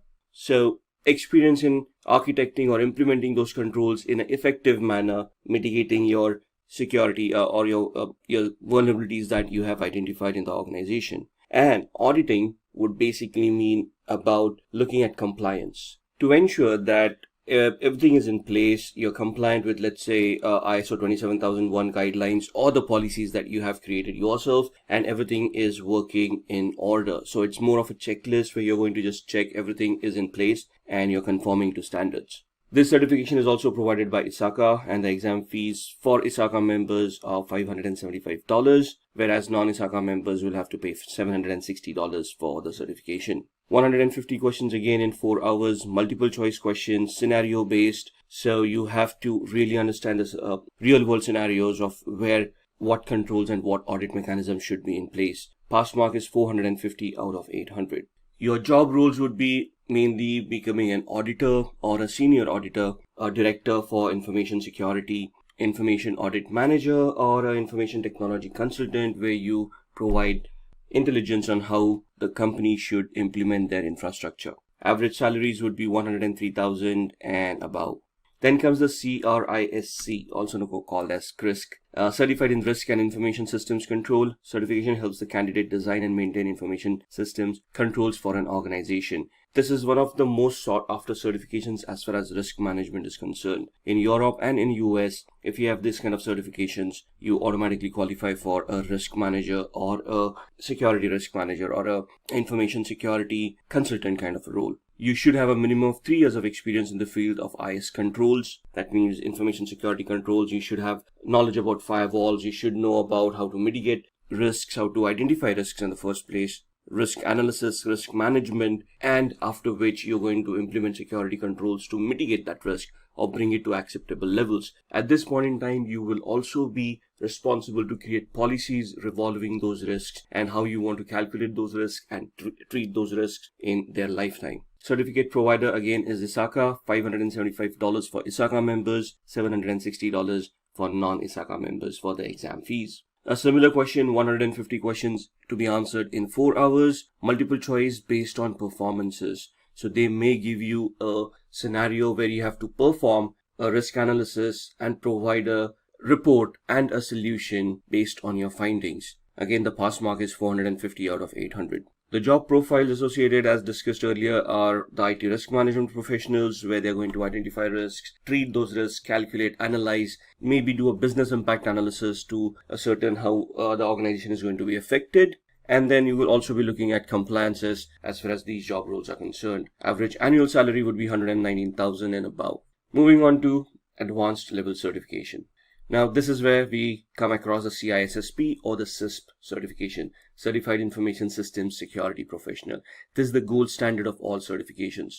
If you have this certificate, you can basically be assured of a job in the IT world. Now, just to qualify, you'll have to have 5 years of experience in the information security field. There are 8 domains that are specified by CISSP, and you have to prove that you have knowledge and you have work experience of around 5 years in at least 2 of those domains. If you do not have those kind of experiences, you can still attempt the exam, but you become an associate of ISC Square, which means that you get 6 years to accomplish the 5 years of experience requirement for this certification. Before taking up the CISP certification, it is suggested that the candidate clears all the intermediate level certifications. Not all, but some of them. In fact, I have seen people do the other way around. They qualify for CISSP, they give the exam. Once you're CISSP, the CISA or CISM, CISA or CISM exams are way easier to crack. But you need to have that kind of experience. I have seen people with 15 years of experience and more fail at this certification in the first attempt. The certificate provider is ISC Square. The exam fees is $699. Like I said, this certification is most sought after, the gold standard. In fact, there is hardly any other certifications after this that you might want to do. The questions, now the exam has changed. If it is the English version that you're giving, it's 150 questions to be answered in 3 hours. If it is the non-English exam that you're attempting, then it is 250 questions in 6 hours. It's a marathon, and if you're opting for the 6-hour exam, you need to plan it really well. It sounds really easy, but the questions are quite tough. They're scenario based and the answers are quite confusing as well. You would get multiple choice questions, you would get drag and drop, and you might get simulators as well. The pass mark is 700 out of 1000, but each question has a different weightage. So it depends on which questions are asked of you and which questions you have answered correctly. The job roles associated with this certification would be anything and everything in information security at the managerial level and above. So information security manager, risk manager, information system security officer, the CISO role, the CISO, chief information security officer. Any role that you might think of as a risk from a risk compliance strategy could be achievable after this kind of a certification. The average annual salary is $108,000 for this certification. Technology has become more intertwined with our daily lives. Hence, it is no surprise that the need for skilled cybersecurity professionals is on the rise. Cybersecurity is a lucrative field and there is a dearth of skilled cybersecurity experts. Therefore, currently a career in cybersecurity is something you should consider if you're looking for an interesting job role. On that note, hey everyone, welcome to yet another exciting video by Simplilearn, which will take you through the top 10 highest paying cybersecurity jobs for 2022. But before we begin, if you're new here and haven't subscribed already, Make sure to hit the subscribe button and the bell icon for interesting tech videos every day. So let's get started. At number 10, we have the job role of a cybersecurity analyst. Cybersecurity analysts are professionals who keep a constant check on any threat and monitor the company's network for potential vulnerabilities. They react swiftly to restore protection if compromised. They identify and correct flaws uncovered in the company's applications, programs, security systems, computer networks, and more. Cybersecurity analysts even recommend ways to improve the business's overall security and communicate the specific measures to be taken. They compile ongoing safety reports, document security issues, and measures taken to resolve them. Now, let's have a look at the salary of a cybersecurity analyst. According to Glassdoor, a cybersecurity analyst in the United States earns about $80,000 per annum, and in India, you can earn nearly 6 lakh rupees annually. Next on our list, we have the job role of a network engineer. A network engineer is a person who understands the structure and network essentials of the entire organization at a macro level.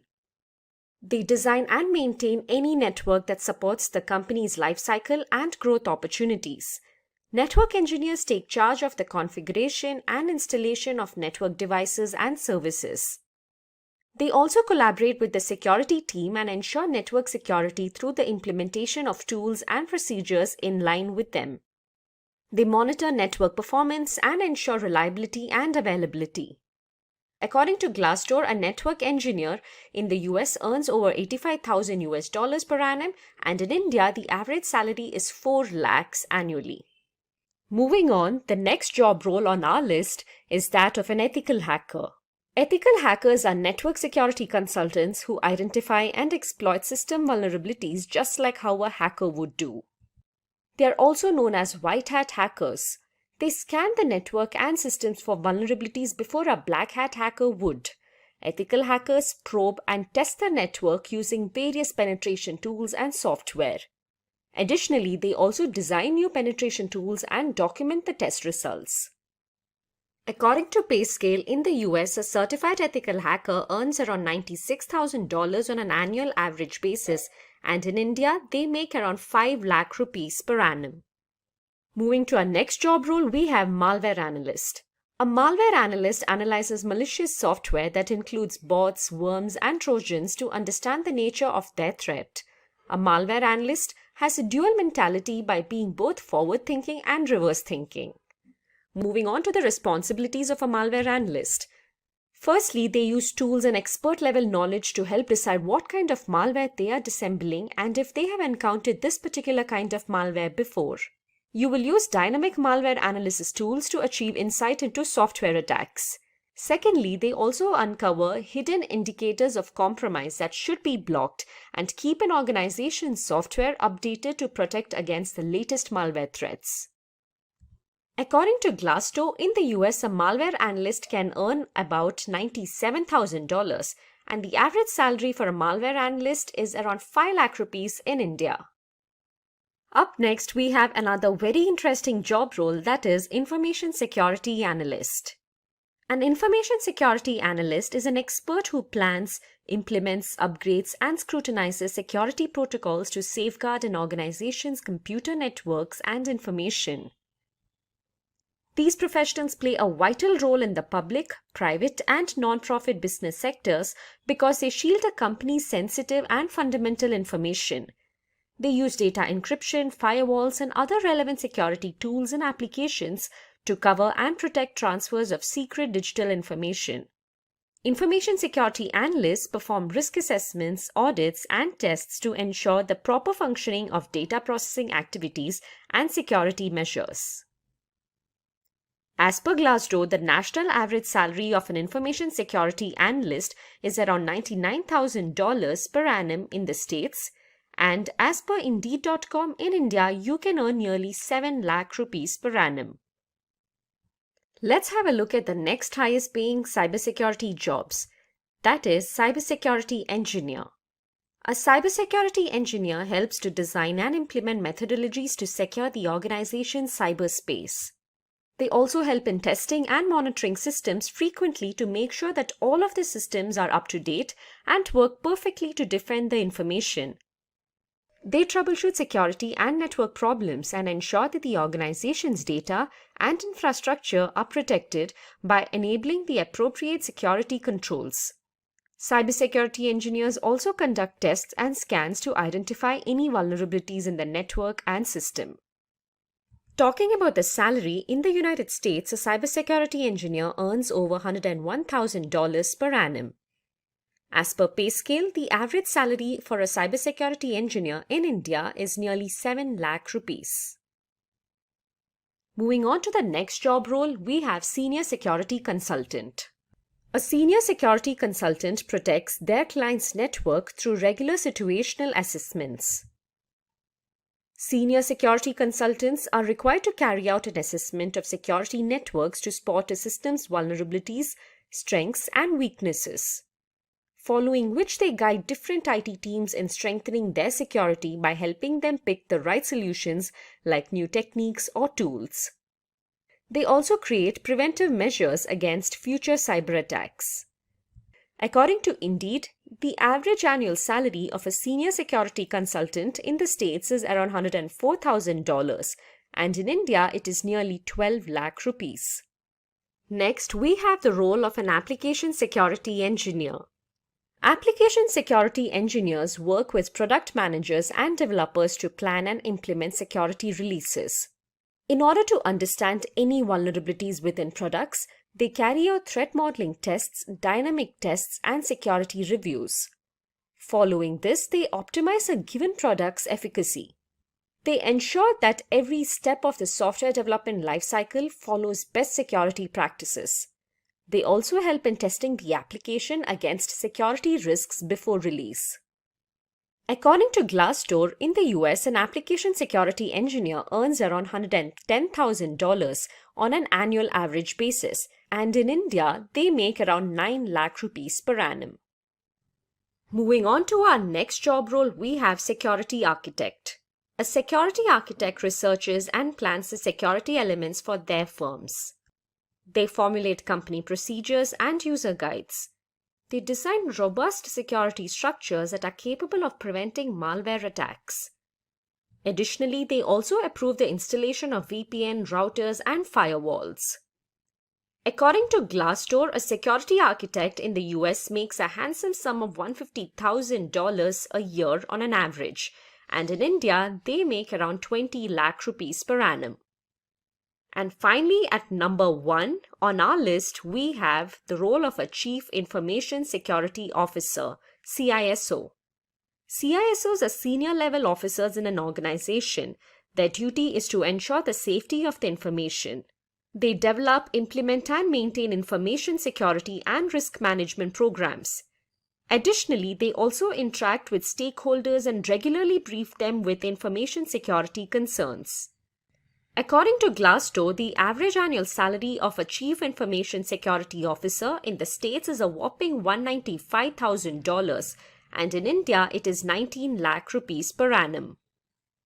So those were the top 10 highest paying cybersecurity jobs for 2022.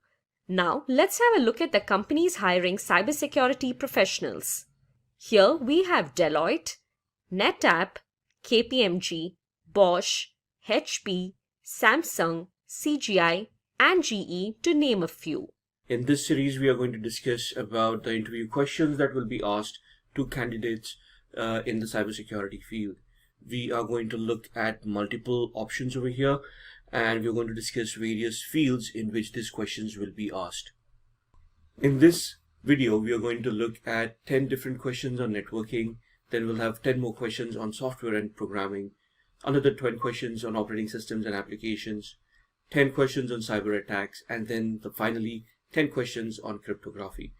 So we're going to discuss over 50 odd questions each in these different fields, which will help you crack your interviews as far as cybersecurity is concerned. Let's start off with networking questions. Let's start off with question 1. What is the OSI model? Explain the different layers of the OSI model. OSI largely is a theoretical model utilized to understand networking and how data packets are created and how they are being processed by a computer.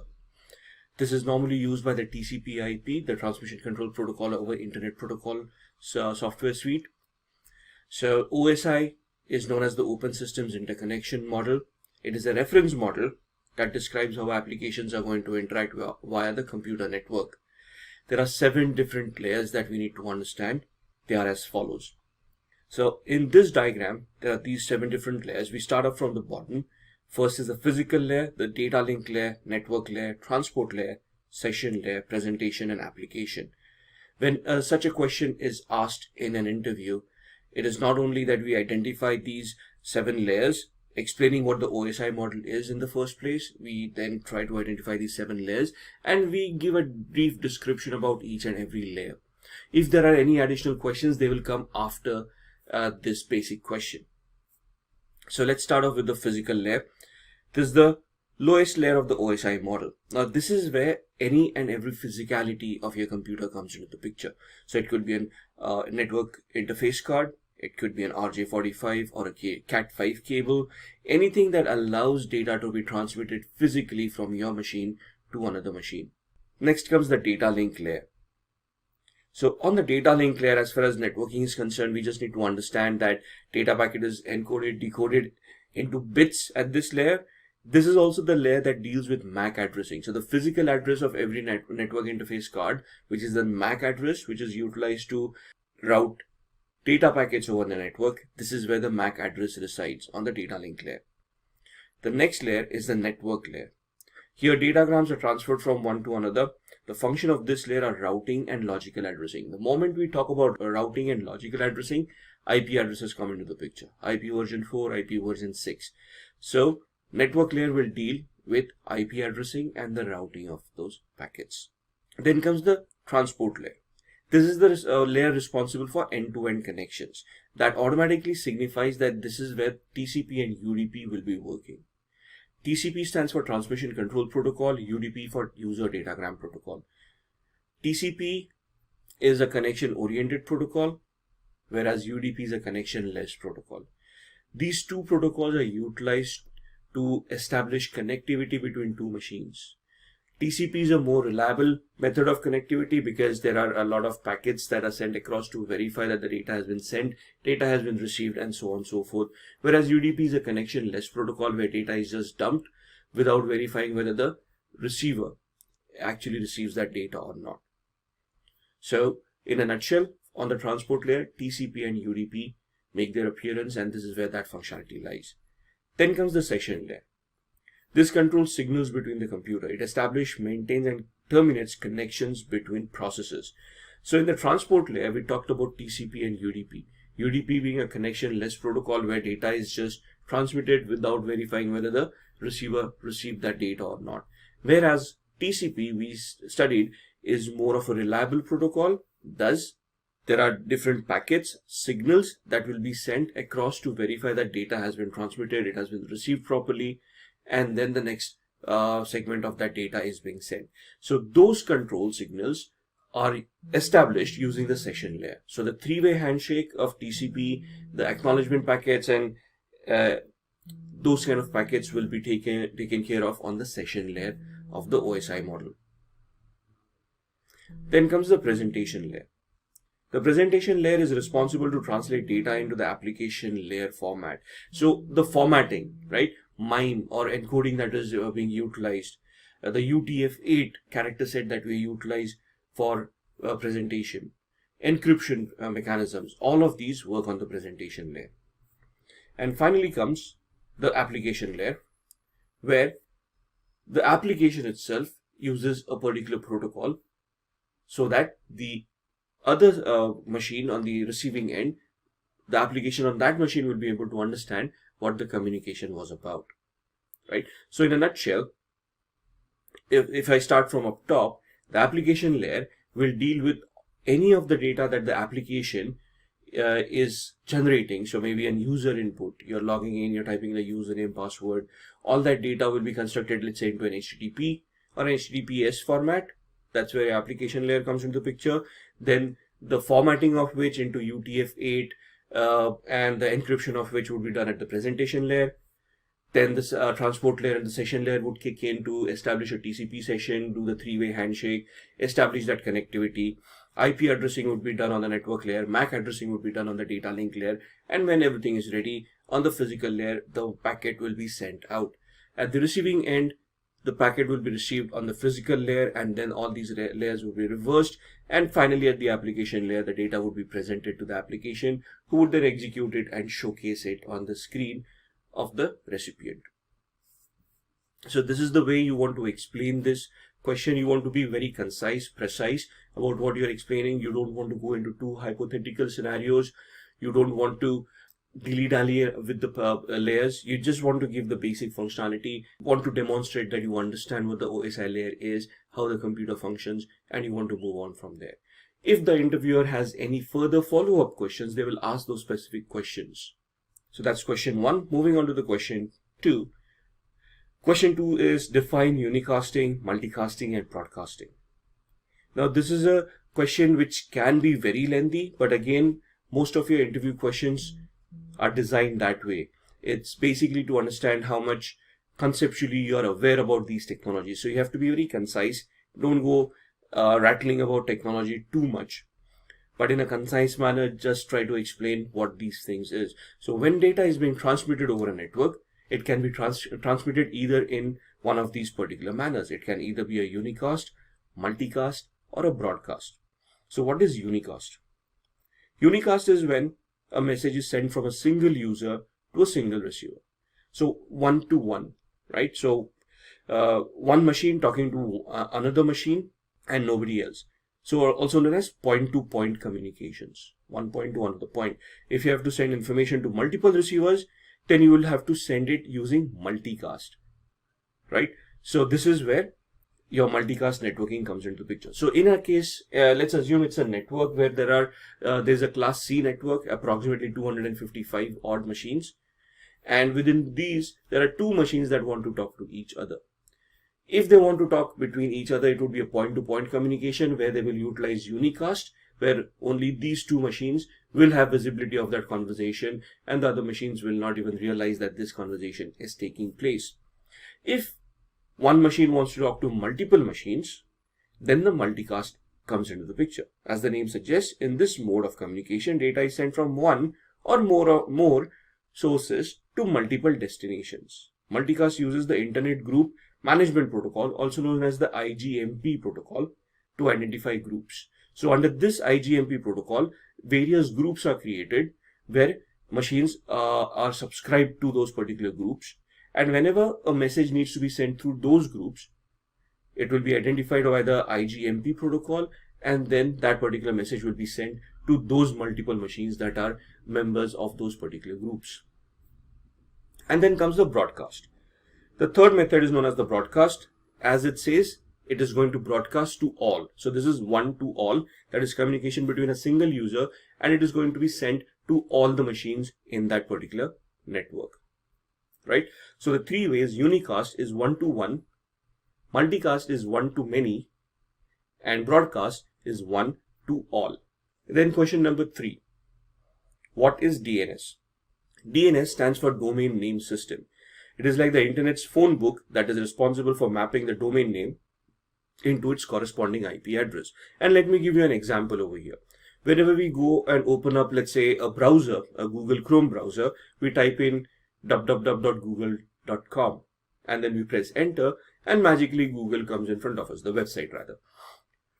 Now, how does the computer know who Google is? Because as far as we are concerned, humans understand Google and words like that. Computers don't. Computers deal with binary, zeros and ones, right? And as far as internet is concerned, they will only deal with IP addresses and MAC addresses. So how does a computer know how to find google.com and where is it located? So the moment we type in the browser window, in the address bar, google.com and press enter, a DNS query is generated automatically by the browser, where a packet is sent to our DNS servers asking what the IP address is. So in short, DNS resolves domain names to their corresponding IP addresses. There is a DNS server which will have this index, a database of all the domains associated with their IP addresses. If one particular DNS server does not have that information that you're looking for, it may query another DNS server who may have that particular response.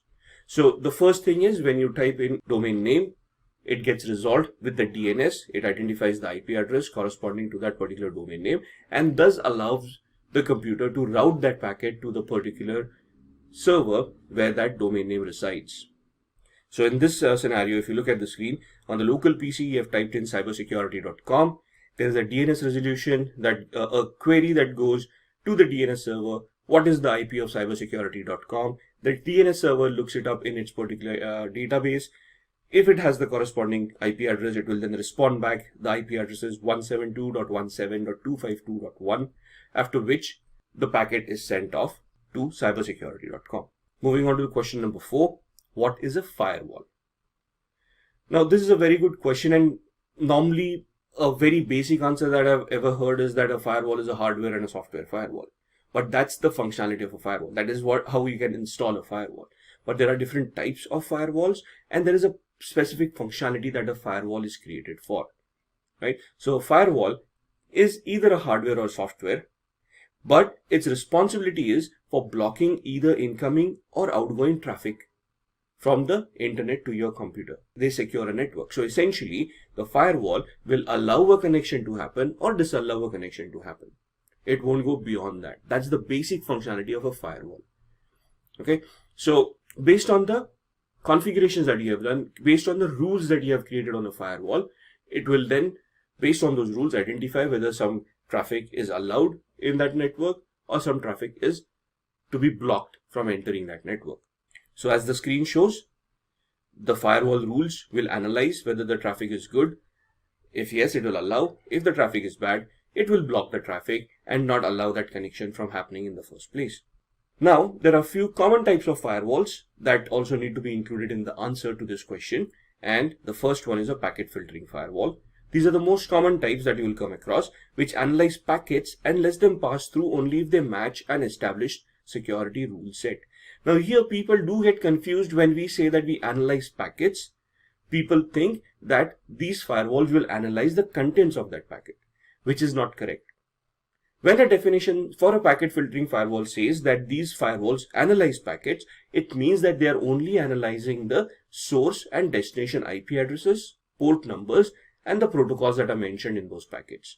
These firewalls do not have the capability of deep packet inspection, or DPI as it is known. If that capability comes into the picture, you're basically looking at an intrusion detection system or an intrusion prevention system in today's world called as a next-gen firewall. Okay, so a packet filtering firewall essentially will only analyze data packets for its source and destination IP addresses, port numbers, and the protocol that is being utilized. It will then map that information to the rules that are there on the firewall. And based on those rules, it will either allow that connection to happen or disallow that connection from happening. The second type is a proxy firewall. These firewalls filter network traffic at the application level. So when you say application level, they work at the layer 7 of the OSI model. Packet filtering firewalls, since we have mentioned that they work on IP addressing and port numbers, will work on the network layer of the OSI model. Also on the transport layer, because they also look at protocols. Proxy firewalls will work at layer 7, which is the application layer of the OSI model, and will deal with application level protocols such as HTTP, HTTPS, FTP, SMTP, and so on and so forth. And the third one is a stateful multi-layer inspection firewall. These filter packets at the network, transport, and application layers. So they basically do the job of the first and the second type of firewalls. The packets are compared to known trusted packets.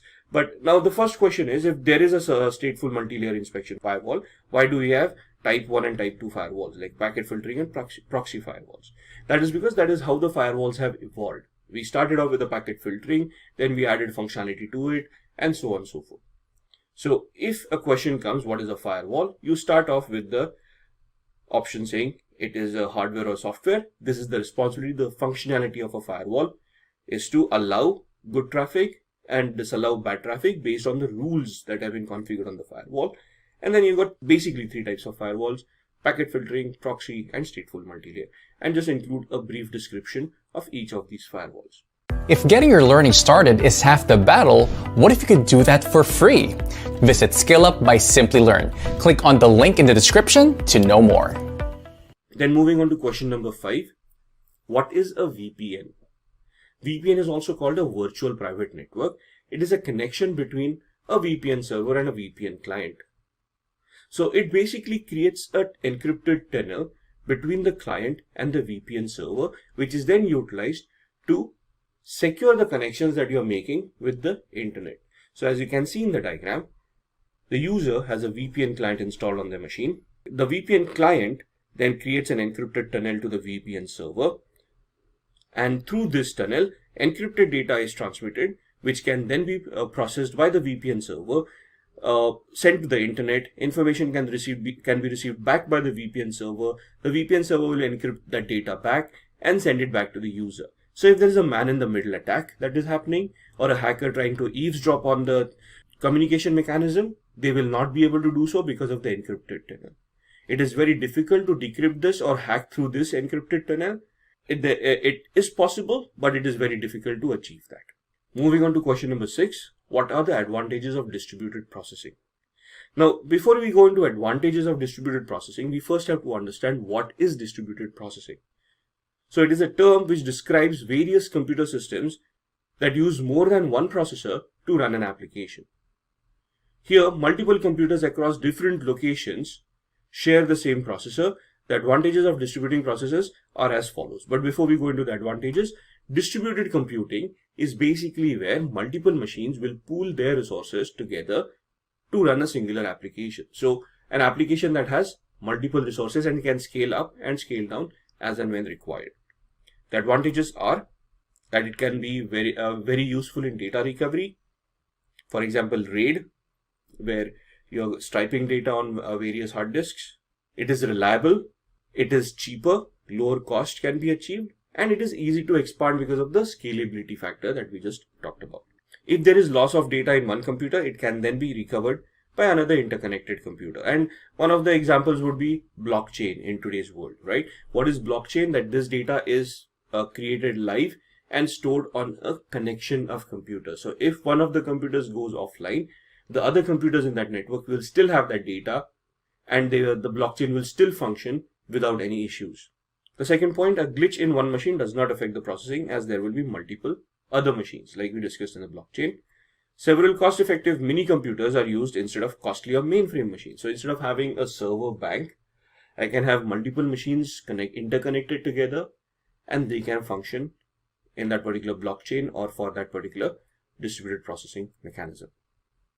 Depending on the amount of data processing, more computers can be attached to the network. Thus, you can increase the number of computers that can be a part of that blockchain, or you can reduce them as and when necessary. Moving on to question number 7. What is TCP/IP? TCP/IP, or Transmission Control Protocol over Internet Protocol, is a set of communication protocols that are used to interconnect networking devices on the internet.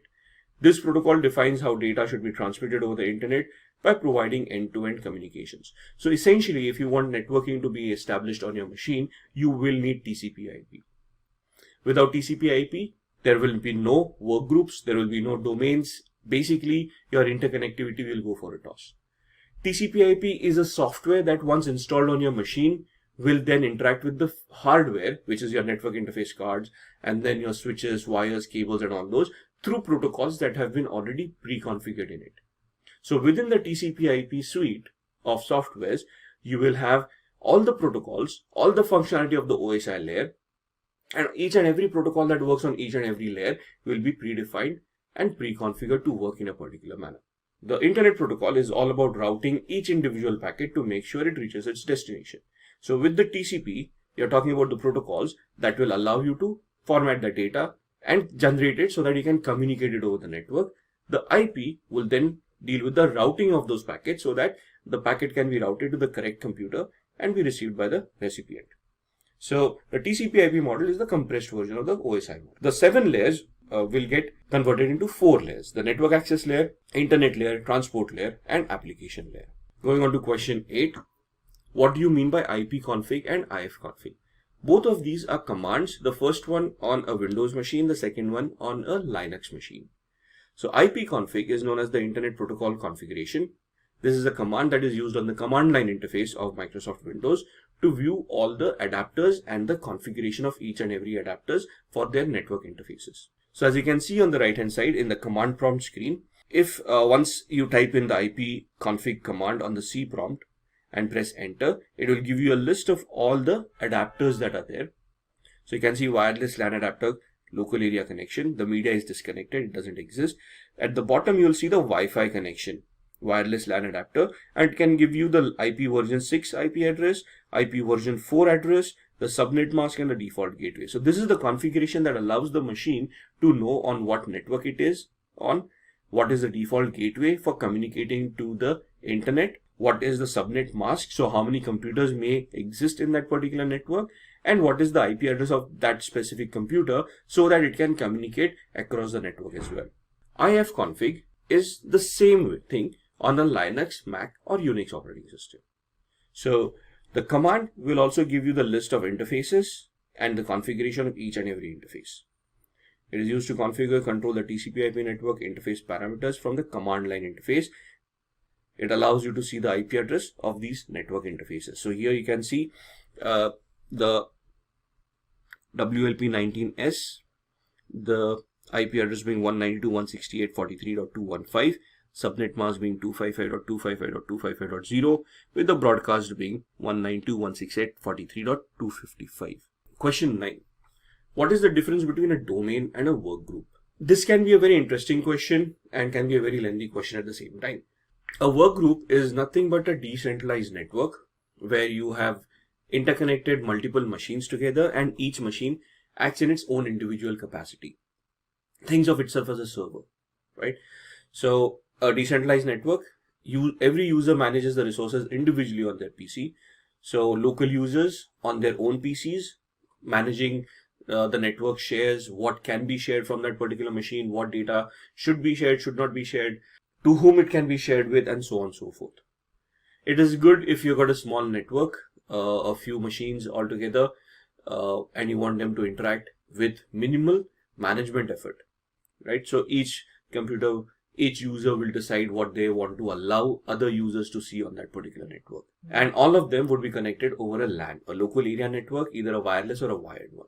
So if you look at your home Wi-Fi right now, that is one of the best examples of having a work group. The domain, on the other hand, is a centralized network model.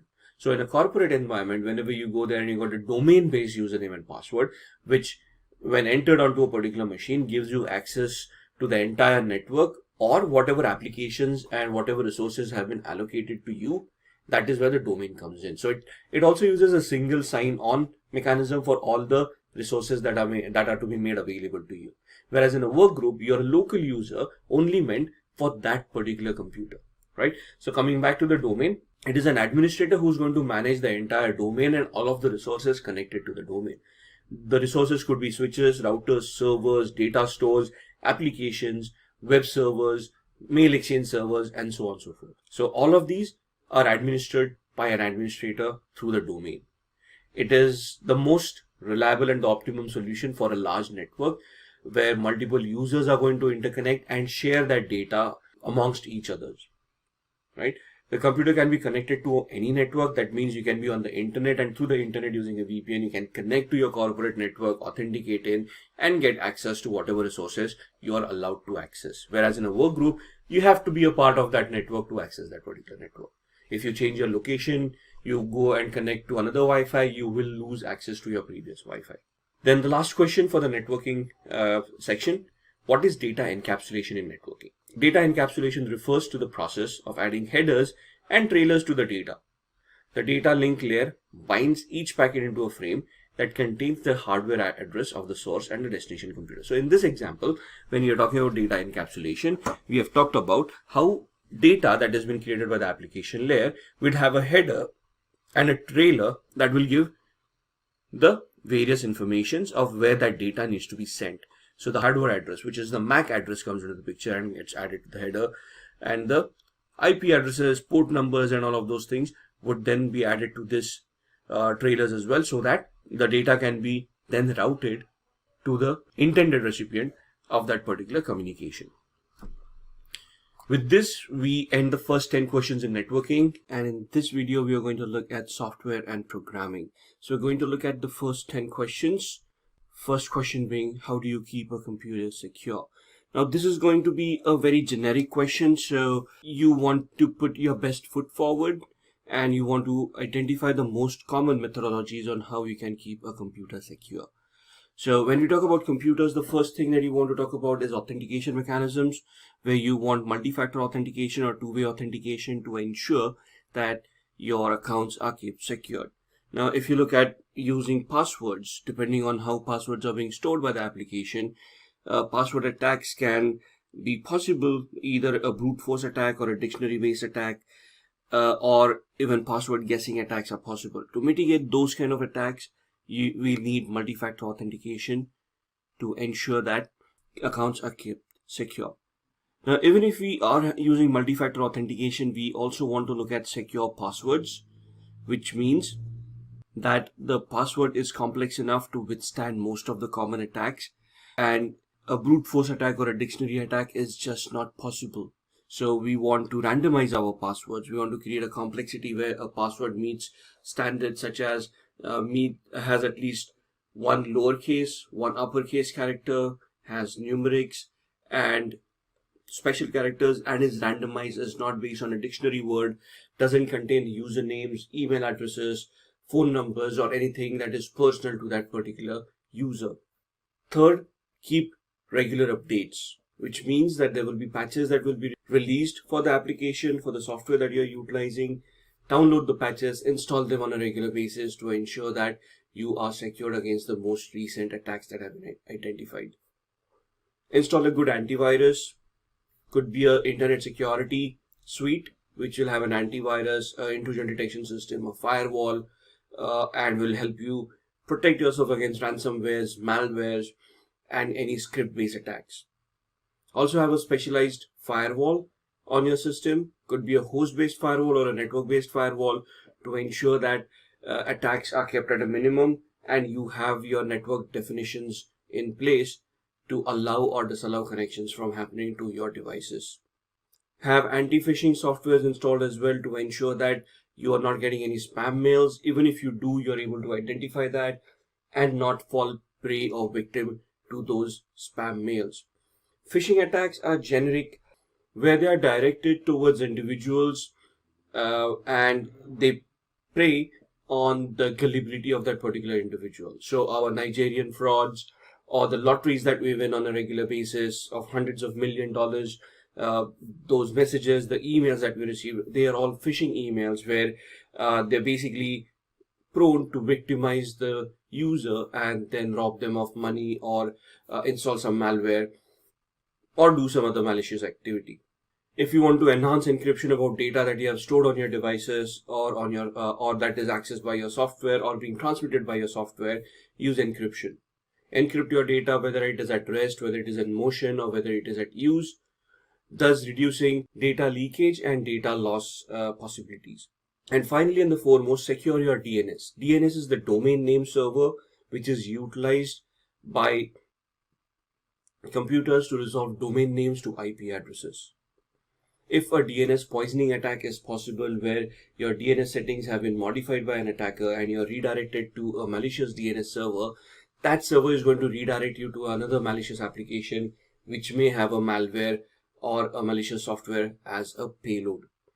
Also, you don't want people to know your DNS servers and the queries that you're making, so you want to use secure DNS or DNS over HTTPS to encrypt your DNS queries as well.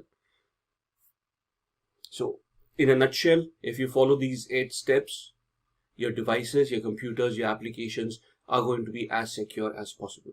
The next question, discuss security related aspects between C, C++, and Java. Now, this is an open-ended question. It depends on which level you're giving an interview on, but we're looking at it from a fresher's perspective or a less experienced perspective. And thus, these are some of the aspects that we want to look at and the comparisons between C, C++, and Java. So the 5 aspects that we are looking at are pointers, code translations, storage allocation, inheritance, and overall security based on C, C++, and Java. So when we say pointers, we are looking at how we are going to we are using pointers and stacks and heaps to point to functions, and how we exit those functions, and how those functions are then recalled into the next function. So C supports pointers, it is most secure. C++ also supports pointers, but it is a little bit less secure than C. Java, it is not supported. Direct access is given to memory allocation, and thus it is the least secure as far as pointers are concerned.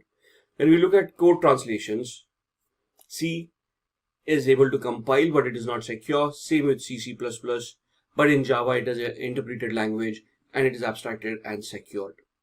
In storage allocation, in C we use malloc and calloc memory allocation, which is less secure because it does not have internal checks on verifying what memory is allocated and the user input that is being compiled or that is being input to that memory, right? Thus, this can allow buffer overflow errors to creep in because of the non-verification of the input data.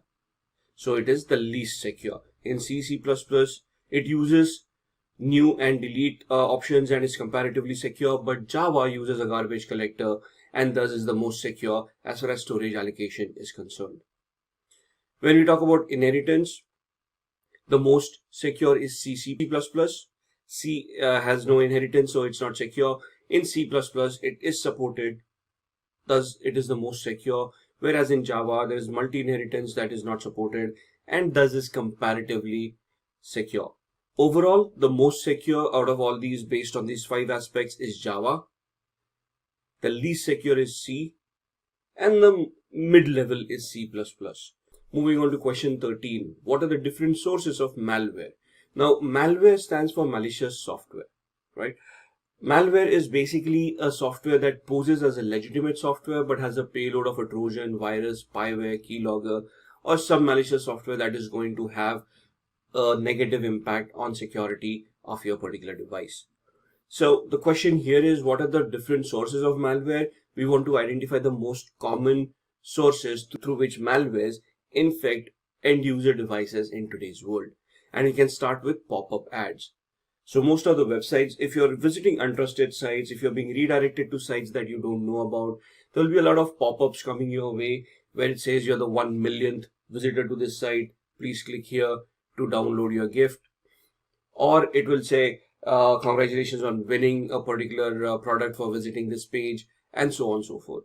There are some instances where you can see a banner which is flashing at you on top of the page and says that there are 8 infections that have been identified on your computer. Click here to download an antivirus to clean the infections.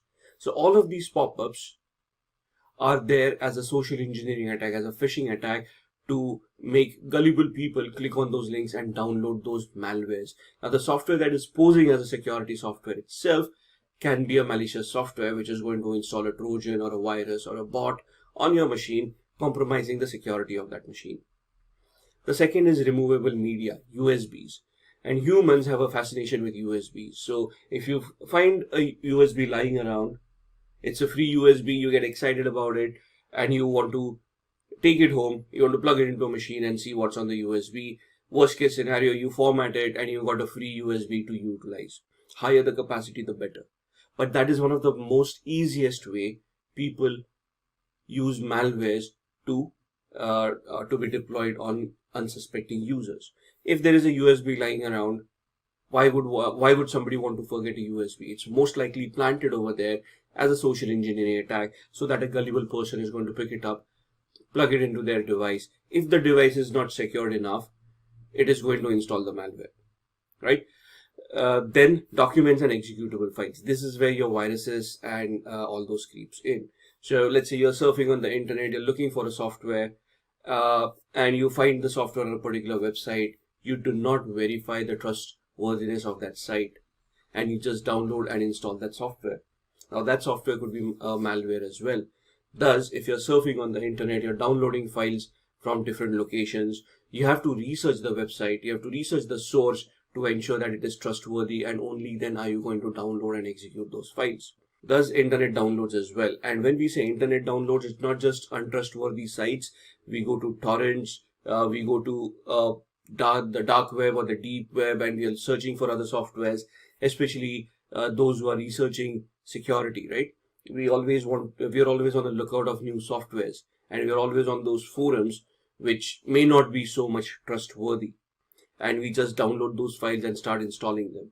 That is a very bad scenario, right? So you have to be very careful what you're downloading from the internet. Your antiviruses, your anti-phishing mechanisms, your threat intelligence mechanisms, have those mechanisms installed, and you want to verify where your downloads are coming from.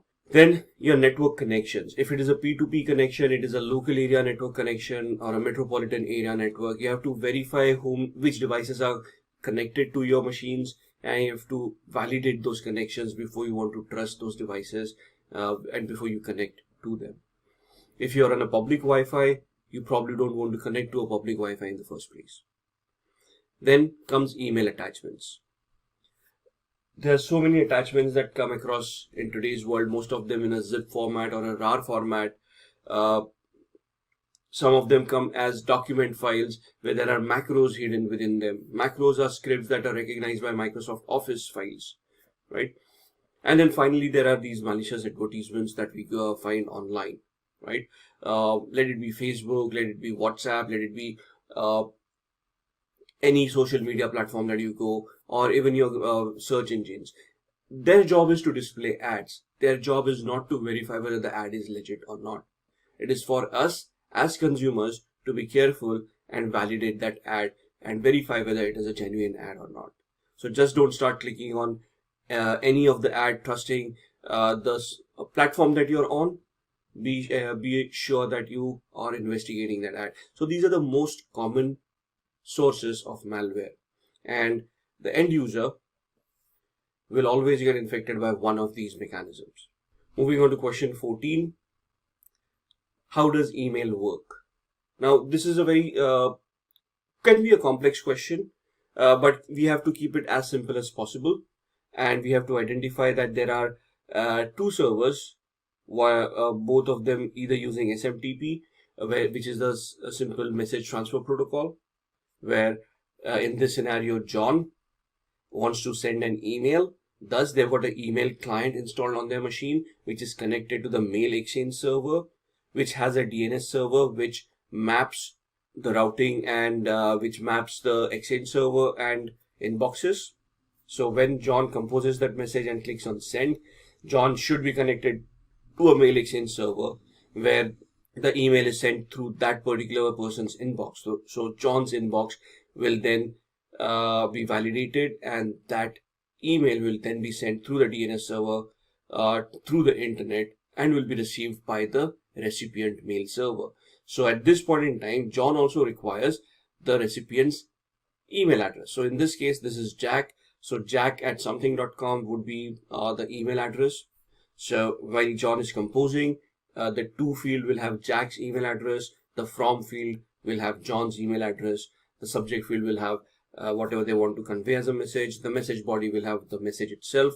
And then when John clicks on send, it will go to their exchange server. The exchange server will then validate the inbox and identify where that inbox is located for Jack.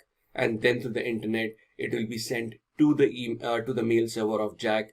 The mail server will then identify the proper inbox that email needs to be sent to, and it will store that email in that particular inbox. When Jack opens their computer and accesses their inbox, this email from John will be already waiting for them, and they can respond to it the same way John had sent that email. If getting your learning started is half the battle, what if you could do that for free? Visit SkillUp by Simplilearn. Click on the link in the description to know more. Moving on to question 15. What are the types of threats a company can face? Right? And this is where your threat modeling comes into the picture. So you're looking at softwares, you're looking at operating systems, and the company comes and asks you, what are the threats that are most likely that a company will face? So on a broader scale, the threats that a company will always face would be classified as natural threats, man-made threats, technical threats, and a supply system threat. So a natural threat would be an act of God which is outside the control of human beings. Could be storms or any natural occurrences like volcanoes, thunderstorms, flooding, earthquakes, fire, and so on and so forth. So anything that is natural. So it depends on the geographic location that you're in and what kind of climate that area faces, and you need to identify the immediate threats and prepare for them. So if it is flooding that you're looking at, and you want to look at an office, and the possibility of the office getting flooded is real, you probably want to take the office at a higher floor so that the threat of flooding is minimized. For fire, we always have a fire drill where we practice our fire mechanism so that we can evacuate all humans as soon as possible and then worry about the technicalities of it. Under any circumstances, under any threats, humans will always have the first priority, and then everything else comes in. Man-made threats are where man themselves are a problem, so strikes, lockouts, hackers, theft, war, rioting, all of those are man-made threats, which we ourselves cannot be in control of, but we need to plan for them, and we need to have a business continuity plan or a disaster recovery plan for any of these threats that have been identified. Then come the technical threats. Technical could be software bugs, operating system bugs, application bugs that come with the applications that we have, or a hardware failure where a server crashes, a hard disk crashes, maybe the processor stops working, the motherboard stops working, RAM gets corrupted. Any of the technical aspects stop functioning, thus creating a break in the business, can come under technical, right? So anything to do with computers, let's say a server failing or a patch that is not installed on a particular software, those would come under technical threats. And then the supply system. The supply system are your environmental threats which depend on your supply chain failures. What is the supply chain? For an office to function, there are a lot of dependencies that an office goes through, right? There are a lot of other vendors that support and provide critical infrastructure, non-critical infrastructure for the office to function. For first and foremost, electricity. Without electricity, nothing is going to be powered on, and you're not going to be able to function. So if there is an electricity service provider, and if there is an electric outage, that comes under supply system. So that's a supply chain failure where the vendor that provides electricity to you has failed in providing that particular service, and now you need a business continuity or a disaster recovery plan. So you probably have an inverter, or you already have a power generator plant that is going to generate your own power and supply it to your system, right? There could be short circuits because of fluctuation in the electricity. Maybe the internet service provider fails and your internet crashes, so you have a backup line for the internet from a different vendor, right?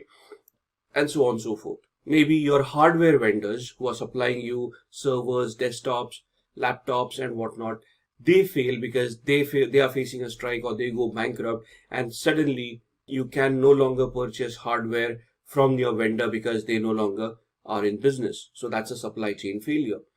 So any of these systems failing would also come under threats.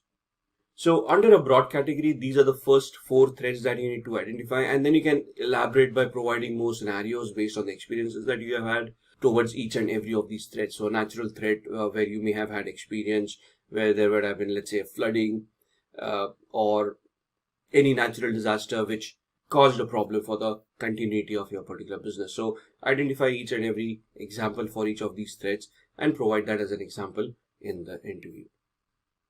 What is black box and white box testing? So when you are testing a software or you're testing your infrastructure, there are 2 different tests that you can conduct. The first one is a black box. The second one is a white box. In a black box test, there is no knowledge that is shared with the tester. So let's say you're an ethical hacker and you have been awarded a contract by an organization to test their current application that they have developed. Now, they are not going to give you any information. They are not going to tell you what the application is. They just probably give you an IP address and a port number where the application is hosted. And now you have to fire in your own queries and try to figure out what the application is, try to gather information, see what information can be gathered in the first place. And based on that, you're going to figure out your way, identify vulnerabilities, and see if any of those vulnerabilities can lead to a security incident. So without any knowledge, zero knowledge of the IT infrastructure or the source code, that's a black box attack or a black box test. A white box test, on the other hand, is where full knowledge of the IT infrastructure or the source code is shared. So the ethical hacker has complete knowledge, and based on the knowledge, they are then going to test out the system to see if there are any flaws that they can identify, right? So why would these two audits be important? Because the first one, a black box audit, emulates the attack of a outsider, an external hacker sitting outside the organization trying to figure their way in. Whereas a white box attack can emulate the attack of an insider. So a disgruntled employee within that organization misusing their access controls or their access rights to make unvalidated profits, right? So somebody who's corrupt, who has been bribed, who wants to sell out company secrets so they're going to try to find out vulnerabilities, try to steal data and try to sell it on the gray market, right? So a white box would emulate an internal attack, a black box would emulate an external attack. Moving on to question 17, what is use case testing? Now, use case testing is a functional test and it is also a black box test, right? What is a functional test? It tests the functionality of a particular software once it has been created. Why is it a black box test? Because the user doesn't know what the functionality is. They just want to find out each and every scenario and try to see what that scenario generates as a response. They are not sure whether that is the appropriate response that should be generated or not. They're just trying to find out the response that is going to be generated after they fire off a query. So this technique is used by testers to get the test scenarios to exercise the whole system from start to finish. So let's say it's a login mechanism for an application, right? Now a user at this point in time, the tester, since it's a black box testing, will know that it is a login mechanism. They will not know the details of what logging mechanisms are being utilized. So they wouldn't know whether input validation is done. They wouldn't know whether output encoding is done. They wouldn't know how the CGI calls are being made. They will not know how the queries are handled at the server side and how the database is going to treat that particular query. So they have no idea whether SQL injection attacks are possible and so on and so forth. So for them, with whatever input they are going to try to insert for that login mechanism, that's a functional black box test. The functionality being whether the login mechanism works, and based on the type of inputs that they're going to put in, whether it creates an unwarranted output, whether they can bypass the mechanism or they can hack into the system because of some of the flaws that were left behind, right? Another example here is a software made for users to use for documentation. The testers will test all the cases that the user can do. So can the user view a document? Can they add new documents? Can they edit documents? And can they delete documents? So this functionality will depend upon the access controls that have been granted to a particular user. So for this particular user, the tester at this point in time, they would not know whether they're an administrative user or they're a regular user. They'll just try to do all of these and then write the responses saying, I was able to view, I was able to add, I was able to edit, and I was able to delete. Now the result will be then sent to a manager. The manager will look at the results and then based on the actual access controls that were supposed to be there for this particular user, then we'll try to identify whether this is an acceptable case or whether there were any flaws within this case. Moving on to question 18. What is static and dynamic testing? Now this is again in application testing. Static testing is done in an early stage of development lifecycle. Now, software development life cycles, there are multiple of those. What are these life cycles? There are different stages in which an application is created and provided to the customer. So your first stage would be determining the scope of the application, determining the hardware requirements for that application, then creating a flow chart for that application, a functional chart for that application, and then maybe start coding. Then an architect comes in, tests the code, verifies the code. Then the testing phase comes in. Then the security testing phase comes in. And then the user acceptance testing comes in. But in every stage, at the very earliest of all stage, a static test will always be started to see whatever code has been developed, whatever scope has been developed, whether that scope is going to be correct or not. This will include walkthroughs and code review. What is a walkthrough? A walkthrough is going through documents that have been generated and trying to find faults in the documented journey that has been created so far. So let's say somebody has created a workflow or a flow chart for a program, how the functions are going to be called and how they're going to be executed. So a walkthrough would be where all these responsible people will walk through that particular flow chart and find out any flaws within that and then rectify them. If there is any code that has already been written, this code will be reviewed manually and any flaws within that code would then be identified. Static testing will always be 100% accurate in a very short amount of time because it is immediate. You have created it and then the expert is going to test it to see whether everything is fine or not. Right? It is all about prevention mechanism. So since you're doing it at the inception itself, if you find any flaw, it gets immediately repaired. So this is about preventing vulnerabilities from creeping into that application at a later point in time. Whereas dynamic on the other side is done at the end of the development lifecycle. So you have generated the application, everything is ready. Now you want to do dynamic testing. Includes functional and non-functional testing.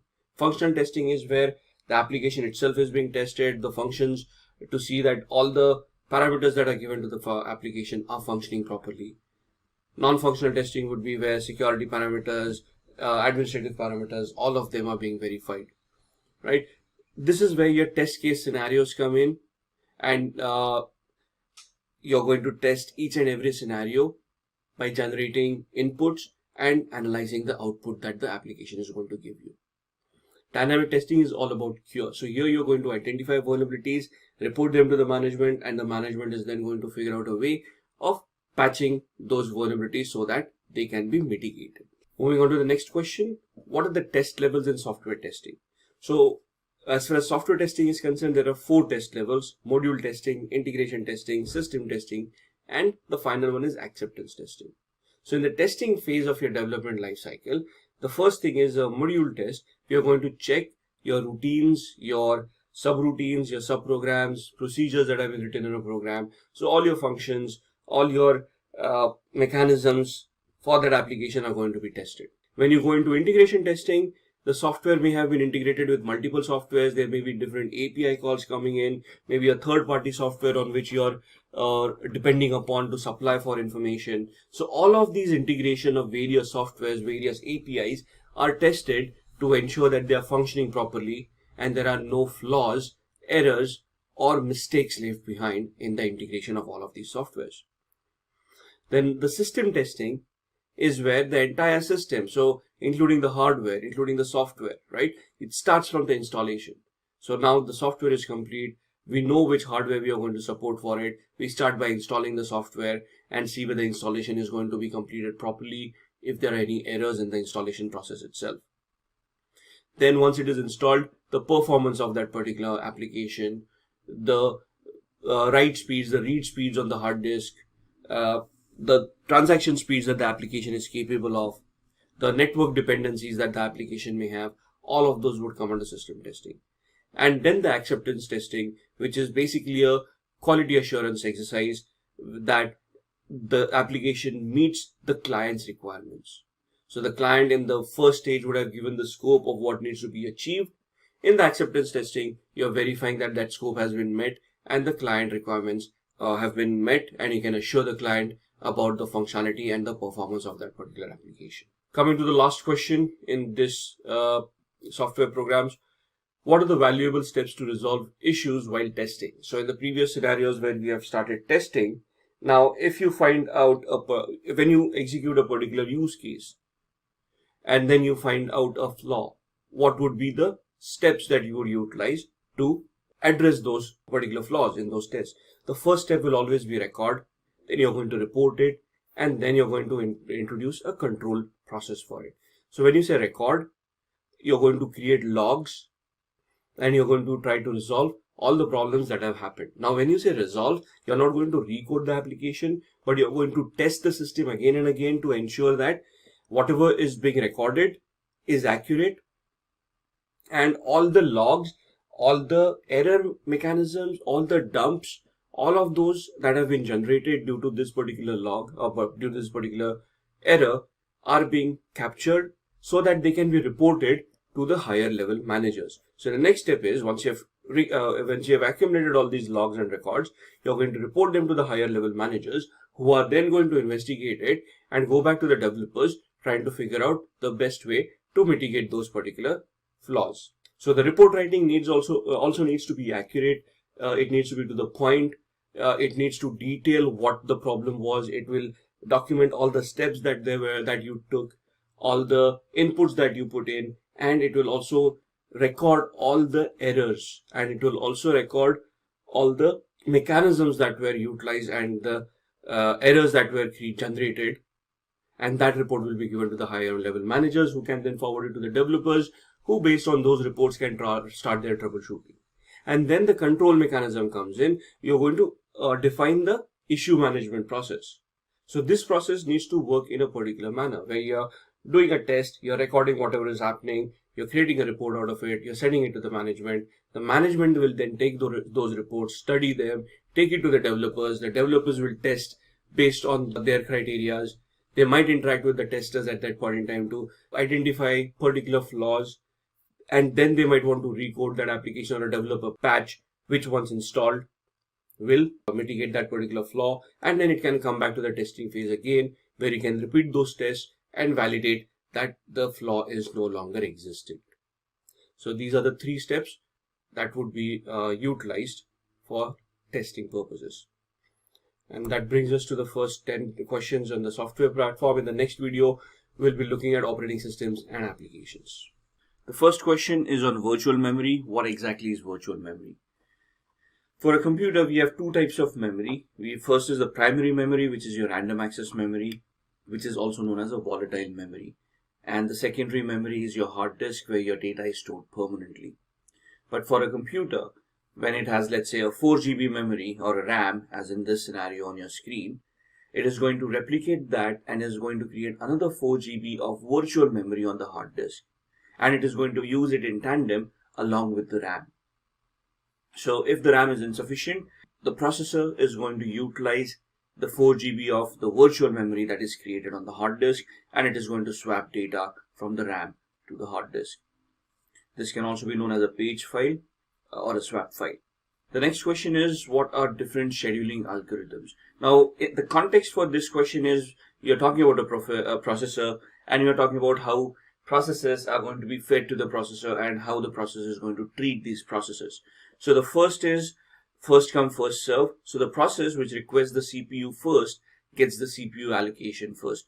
Now, whenever there are processes that are being run by different applications, they make requests for some CPU time. Now, in first come, first serve, the first service or the first process that is going to request some processing time will get that much allocated to them. They will run through the process first, and then the next, and the next, and so on and so forth. The second one is the shortest job first. This is the process where the shortest execution time for that process is calculated, and that process is selected first for the CPU. Then there is priority scheduling. This scheduler selects the task to work as per priority. So there would be some tasks that are marked with high priority, some would be normal, and some would be low. So based on this high, normal, or low priority, all the processes will be classified. High priority will be dealt with first, then the normal, and then the least priority. The fourth option is multiple level queues, where processes are assigned to a queue based on the specific property like process priority, the size of memory, etc. So it will be classified based on the attributes given to that particular process, and multiple queues will be created, and then based on the attributes, the processes will be processed by the CPU. Then shortest remaining time. The process will be allocated to the task which is closest to its completion. So you look at it this way, the process that will take the least time to complete its processing would be chosen first. And then the round robin method, where each process comes in turn, gets an equal share of time. So if there are 10 processes, each process will be allocated a certain amount of time, after which the next process will be processed, and so on and so forth. And it will continue in a round robin fashion till all the processes get executed. So in short, 6 different scheduling algorithms depending on how the operating system deals with it. The next question is, what are the steps involved in hacking a server or a network? So this is more of an ethical hacking question. You're looking at devices, and the interviewer asks you what kind of steps are involved. What are the activities that you would do in hacking a server or a network? Now, there are no specific steps that you would define because every hack is going to be unique, but it has a hack can be classified in 5 different steps, which are quite generic, right? So the first step will always be the reconnaissance step, also known as information gathering phase, also known as footprinting or fingerprinting, depending on what exactly you're doing. But in this phase, the attacker gathers all the evidence, all the information that is possible about the targets that they want to attack. So here you're trying to get to know the victim so you can launch specific attacks towards them. You want to identify what operating system they are utilizing, what IP addresses, MAC addresses, the versions of the operating systems and applications, the patch levels, find out vulnerabilities, find out whatever information is possible, find out the information about the person who's using those computers so you can launch social engineering attacks and so on and so forth. So the first step is all about gathering enough information based on which you can launch further attacks. Once you have that information comes the second phase, which is known as the scanning phase. This is more of a technical phase. So you have in the first step you've got your IP addresses, domain names, maybe even network maps, and you have identified which devices are available. Now in the scanning phase you're going to identify live devices, and then you're going to scan them for open ports, processes, protocols, services. You're going to identify vulnerabilities. You're going to enumerate them to identify more information from them. Thus, at this point in time, you will have identified a certain set of vulnerabilities or a certain set of security loopholes that you can misuse. Once you have identified those, you're going to the next step, which is the gaining access step. In this, you're actually going to execute your attacks based on the vulnerabilities that you have found, and you're either going to gain access to that particular system by installing a Trojan, or destroy the system by installing a virus, or install a spyware or a keylogger, whatever you wanted to achieve. So in the gaining access phase, you would have, based on the knowledge that you have gained in the first and the second phase, you're going to launch your attacks and you're going to try to gain access to that particular device. Then the next step is where you're going to maintain that access. Now that you have hacked into that device, it is not necessary that you will always be able to get access to that device. Suppose you have cracked the password of that particular user and the user changes that password after a few days. Your attack is worthless. So what you're going to do here is you're going to maintain your access. So this is where it is assumed that you want repeated access to that device, and thus you're going to install a keylogger or a Trojan or some mechanism which will still allow you to get access to that device without the knowledge or the authorization of that particular user. And finally, the last step is where you're going to cover your tracks. So whatever activity that you have done so far will have created logs and will have created information based on which the victim will come to know that they have been compromised and may be able to trace that activity back to you.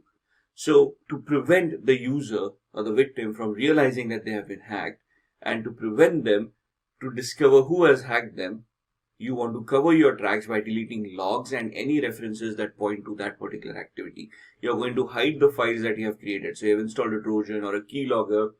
These will create files and directories. You're going to hide them so that they are not discovered. You're going to hide processes that have been created. You're going to try to hide all the activity that you have done so that to conceal the actual attack and preventing the user from realizing that they have been compromised. So these are the 5 steps that will be involved in hacking a server, network, application, or any computing device you'll come across. The next question refers to what are the various sniffing tools. Now this is a network-based attack where you're trying to capture data packets that are being transmitted over the network, and then you're going to analyze them to see if you can capture any sensitive information like usernames, passwords, bank details, or anything of that sort. Now these tools will also depend on which operating system you're utilizing. For example, MSN Sniffer would work on Microsoft operating systems. EtherCap would be based on Linux, and so on and so forth. So on the screen, you'll see 6 different sniffing tools that work on different operating systems. Wireshark is something that is common both on Windows and Linux. It is used to analyze network in detail. It is the de facto tool that you will come across in most of your ethical hacking trainings, in most of your organizations when they want to do data captures. Now, data capturing or packet capturing is not only done by hackers to gather more information, but it is also a known troubleshooting technique used by administrators and network administrators to analyze any issues that may be going on in the network, right? So the first tool you see on the screen is Wireshark. Like we stated, is available for Windows, Linux as well. Then there is TCP dump, which again has the same capability of Wireshark, but is a command line version, whereas Wireshark also has a GUI, a graphical user interface. TCP dump is available on Linux. MSN Sniffer, it's a very old tool. When we had MSN Messengers, MSN Messenger is no longer there, but Microsoft does or did have a Microsoft Message Analyzer tool, which they have stopped development since 2015. But that's another tool that is specific for Microsoft operating systems from Microsoft that can be installed to gather more information. Then you got EtherCap, which is a tool to launch man-in-the-middle attacks, data capturing, and is essentially a Linux command line based tool. Then DSNIF is another password and network capturing tool which can help you capture data packets, prominently a Linux tool. Same with Iterate. This is a graphical tool which will allow you to capture data traffics and map protocols and identify which IP addresses have been communicating with what. Essentially, all of the tools have similar functionality, except that some have additional functionality like launching man-in-the-middle attacks or capturing or having specific filters that will help you identify and troubleshoot some network issues that you may be facing. Moving on to the next question, what is an operating system? Now, this is a very difficult question to answer because we normally, when we want to answer this question, we start off with the functionality of an operating system, right? We try to describe what Windows does or what Linux does or what Mac OS does, and then we are trying to figure out what an operating system is in the first place. But an operating system essentially, as the slide says, is a software program that provides a platform for computer hardware to communicate and operate with the computer software. So it is basically an enabler for human interaction with the hardware that you have. If you take the operating system out of the question, it's just some hardware which cannot interact with you. But essentially, when you have an operating system like Microsoft Windows or Linux or Mac, you're essentially installing an instruction set on that particular device, which will allow you to interact and manipulate the hardware to do whatever you want that hardware to do, right? Essentially, when we talk about drivers for your various devices, like a driver for your LAN card or for your sound card or for your graphics card, which allows you to tweak these cards for functionality, right? It allows us input and output functions. For example, the basic example, you open up Microsoft Office products like Microsoft Word or Excel, and you get a GUI on the screen, which you can interact with. You got a keyboard and you type on that keyboard, and the computer knows what you're typing and reflects those actions on the screen by showcasing it on that particular Excel file or a Word file. So how does the computer know what to do or what you're exactly intending to do at this point in time? It is all the operating system that is providing you all these services, analyzing what your inputs are, and then based on the programming, it is going to execute that and show it to you on the screen, right? Some of the most commonly used operating system are Microsoft Windows. You have them in desktop as well as server variants. Unix, Linux, again, Linux has desktop and servers. You got Ubuntu in Linux, Red Hat, and so on and so forth. And then you got Mac OS for Apple related components. The next question, what is the difference between microkernel and macrokernel?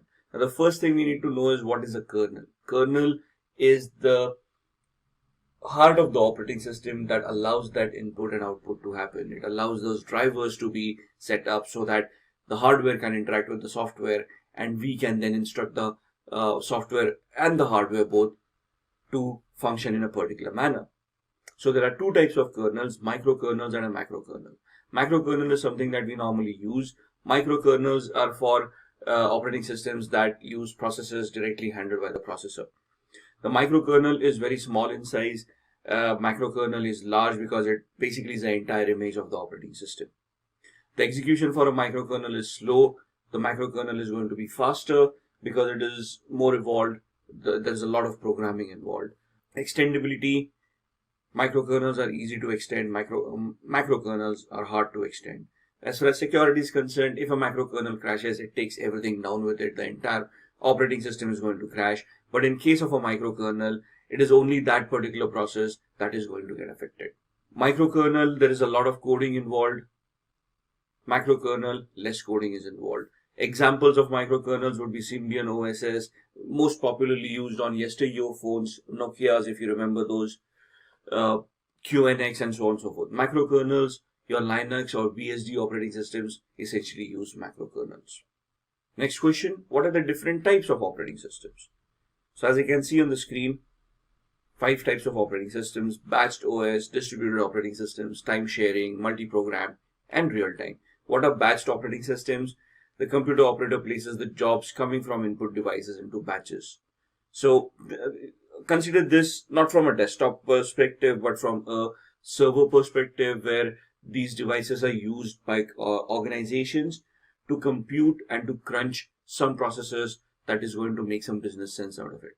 So when there are multiple processes coming in, multiple jobs that are going to be scheduled, a batched OS is going to place these jobs in batches, and they're going to crunch those based on the inputs that have been given by these operators. Distributed OSs, where there are multiple computers which are interconnected and are communicating through networks. So in a corporate environment, you don't use one single computer to do everything. You got a data center, and the data center will have a cluster of servers where they're going to share some resources to crunch one particular task, right? So that's where your distributed OSs come into the picture. Then you have time sharing OSs, where you are renting some time. So time sharing OSs minimizes the response time. Example, in today's world, cloud, right? You go onto the cloud, you have a virtual service over there. You schedule something, you schedule a job over there, it is executed, and for that time being, that operating system services your particular request and provides you that particular job. Any application that you see online that is executed, for example Facebook, from a consumer's perspective, could be a time shared experience. Then multi-programmed OS, the operating system uses CPU scheduling to separate jobs. So you're scheduling the CPU to complete certain jobs in this particular manner. And in real-time OS, the operating system gives maximum time to critical operations. So it identifies the priority of these operations. It knows the high priority items, the medium, low priority items, and based on that, it is going to execute these critical operations and get the job done. Moving on to the next question, what is the difference between logical address space and physical address space? Now, when you're looking at address spaces, this is where applications come into the picture, and when you execute an application, it is going to create a particular address in the memory where it is going to create a buffer to store its own information so that it can be provided to the processor, processed, and then can be returned back to the application as an output, right? So as far as definitions are concerned, a logical address is generated during running of an application or a program. A physical address is a physical address or a physical location on the memory module itself, right?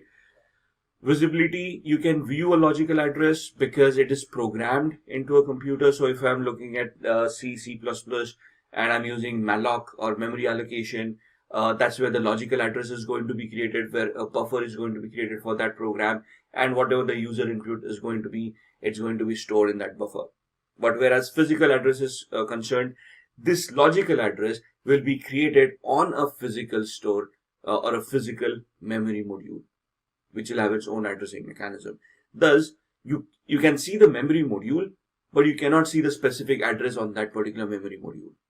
But as far as a logical address is concerned, while you're programming or you're debugging the application, it will show you the logical address that has been created, the start point and the end point of the logical address that has been created for that particular program. It can be shown in a debugging environment, right? Address space, logical, and physical address is physical, like I discussed, it's the memory module itself. You can access only the physical address on that particular memory because logical addresses can be viewed, but you cannot access them physically. The logical addresses are generated by the CPU during the processing time, whereas physical addresses are generated or computed by the memory management unit or the MMU that you have on your computers. And as far as logical addresses, they will always be they are variable, whereas the physical address is always going to be constant. Looking at the next question, what is the difference between logical address space and physical address space? So moving on from the previous question to this, the logical address is an address created by the CPU for the processes that need to be addressed and that need to be stored as a buffer in the physical memory. Whereas the physical memory itself is going to be an address that is going to be there on the physical part of that memory, which is going to be assigned to it by the MMU. Then the next question discusses shells. So what shells are used in Linux? Now, what is a shell? Shell is the command line interface that we utilize on a Linux machine. So the terminal window, as we call it, is a shell. And there are different variations of a shell based on what Linux operating systems you're using. The desktop operating systems that you use or the server operating systems in today's world that you're going to use normally will always have a bash shell, which is the first shell that you see on the screen.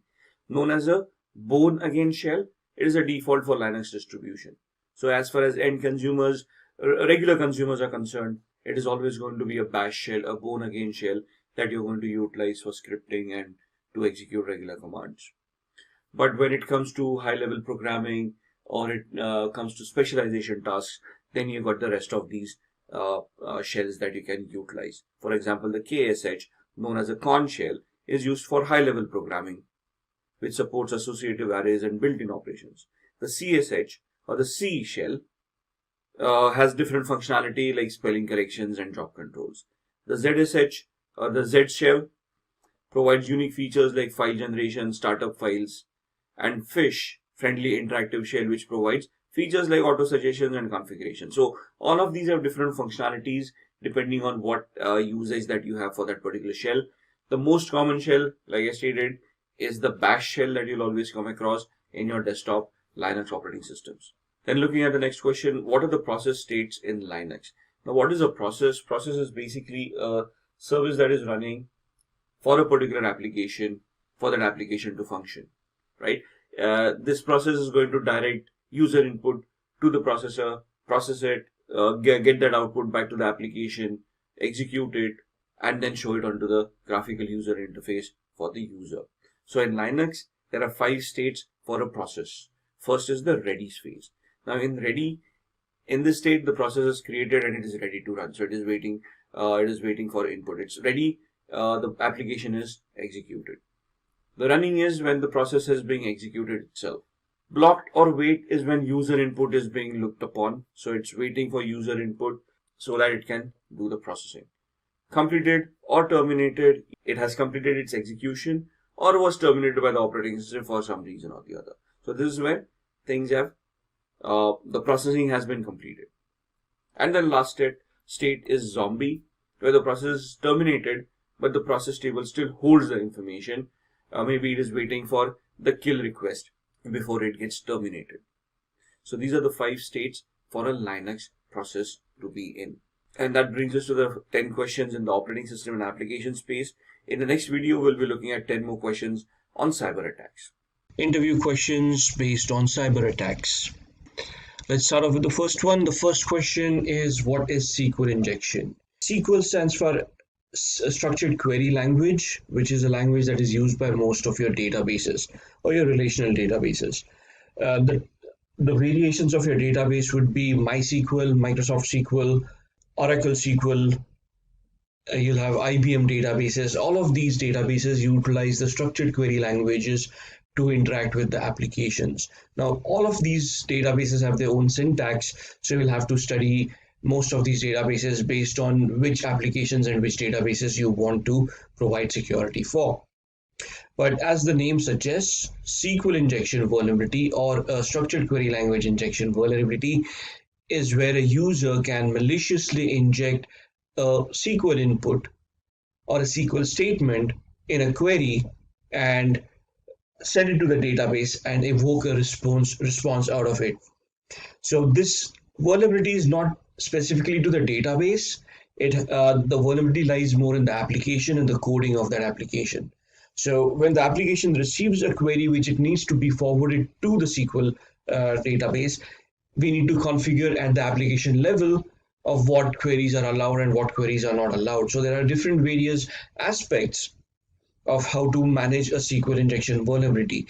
But the basic flaw lies in the application where invalidated input is accepted and sent forward to the database, where the database might confuse it into an executable statement and thus create a response that was not warranted.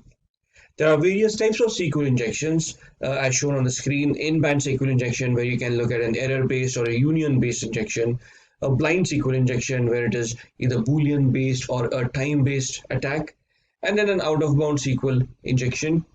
Essentially, you're looking at databases and you're looking at application security, where you want to encourage secure coding practices so unvalidated input is mitigated. The next question is, what is spoofing? Now in spoofing, you're basically assuming the identity of another person. So here the attacker pretends to be some other person or an organization and sends you an email that appears to be a legitimate email. It looks almost genuine. It has been constructed to replicate what a genuine email would have been. And it is very difficult to spot a fake one. There are different ways to identify whether an email is genuine or not, but that's for a different video. Moving on to the next question, what is a distributed denial of service attack or a DDoS attack? Now, generally a denial of service attack is an attack where legitimate users are prevented access to the resources that they legitimately can access, right? So, for example, if it is a bandwidth-based attack, the attacker consumes the bandwidth of the network in such a way that there is no more bandwidth left for legitimate users to access the network. Now, a single device may not be able to generate that much amount of traffic to consume the bandwidth of a huge server.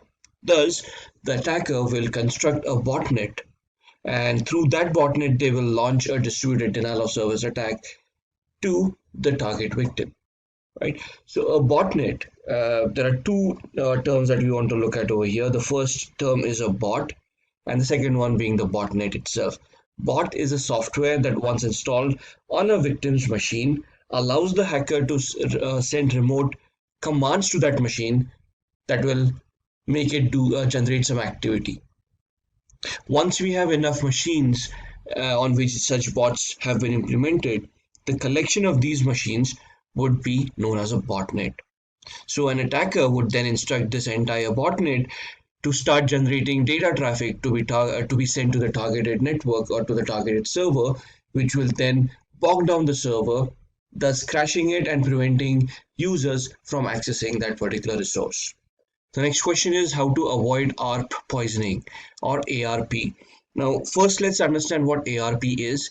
ARP stands for Address Resolution Protocol, which is a protocol used by computers to communicate over the network.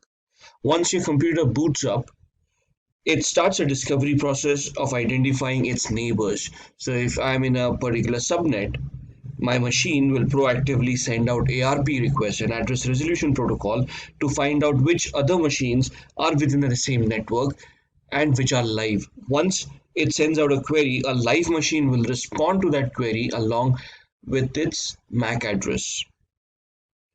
This information is then stored in what is known as an ARP table or an ARP table on the machine's cache.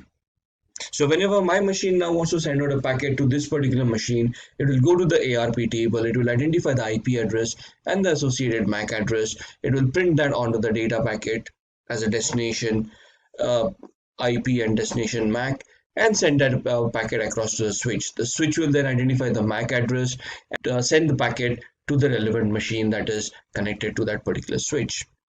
Now, to confuse the switch into sending it to a different machine, ARP poisoning attack is created. This attack is generally launched to create a man-in-the-middle attack. Now, to prevent this ARP poisoning from happening in the first place, there are three different aspects that we can utilize. First, we can use packet filtering, which will filter out and block packets that have the same source address data. So you have identified some malicious IP addresses and you want to block out some IP addresses. So you're using a packet filter firewall where you have instructed the firewall to filter out certain packets originating from particular range of IP addresses. This firewall and this technique will then block those kind of packets coming in. Second, keeping away from trust relationships. Organizations will develop protocols that do not depend on trust relationships, and thus you want to keep this protocol away from there. Once you have created a trust relationship, these machines should not be sending out ARP requests to other machines in the first place. Since the trust relationship has been defined and these machines know whom to communicate with, such kind of protocols should then be disabled. Or you can use ARP spoofing software. So there are softwares out there that will look for ARP spoofing and prevent that from happening in the first place. So if somebody has sent out a spoofed ARP packet, that packet will be picked up by this software and it will be mitigated. Network visualizers like Glasswire, antiviruses like Sophos, they have inbuilt capabilities of identifying ARP spoofing attacks and mitigate them in the first place. In the next question, we are going to discuss what is ransomware. Now, ransomware is a type of malware that blocks victims to access personal files and demands ransom to regain access. There are three categories. Before we go into the categories, let's just revisit what ransomware is. Let's start with the word malware. Malware is a malicious software that poses as a legitimate software but has a payload that will have a security impact on your machine. So in this instance, viruses, Trojans, all of these can be classified under malwares. So can ransomwares. A Trojan is a software that will give you a backdoor access to a particular device. A virus will do some destructive activity on that device. A ransomware will basically encrypt the data of that particular user on that particular machine, thus rendering that data inaccessible to the users themselves, and in turn will demand a ransom to provide access to that particular data. So the three types of ransomwares, the first one is scareware, which uses social engineering to cause anxiety or the perception of a threat to manipulate users into buying unwanted software. So this preys on the gullibility of humans, where you can see a pop-up appearing on your screen which can scare you into believing that you may have been attacked or there is a virus on your machine, and then instructs you to download a particular software to mitigate that particular virus. Now, the malware will be in this software that you will be downloading, and then a ransomware will be installed and your data will be encrypted. Screen lockers, where locking users' computers by preventing them from logging in and displaying an official looking message. You will see a screensaver once you boot up, which prevents you from accessing the login page, so it will not allow you to log into your own machine, but it will give you a warning that your data has been encrypted and you need to connect to a particular email address and send bitcoins over there to get a decryption key to access your own data. And then the encrypting ransomware displays a message demanding payment in return for the private asymmetric key, which is needed to decrypt the symmetric keys for encrypted file. So once your files have been encrypted, you might just have a blank screen in front of you where you'll receive a warning message where it instructs you to pay up a ransom in bitcoins or in some cryptocurrency to some particular digital e-wallet which is not traceable. And once you make that payment, they will send you the decryption key and then you can access your data. If getting your learning started is half the battle, what if you could do that for free? Visit SkillUp by Simplilearn. Click on the link in the description to know more. Then talking about the next question, what is the difference between an active and a passive cyber attack? Now, when we talk about cyber attack is activity that is caused by a malicious user who wants to try to get access or do some security incidents on the victim's devices.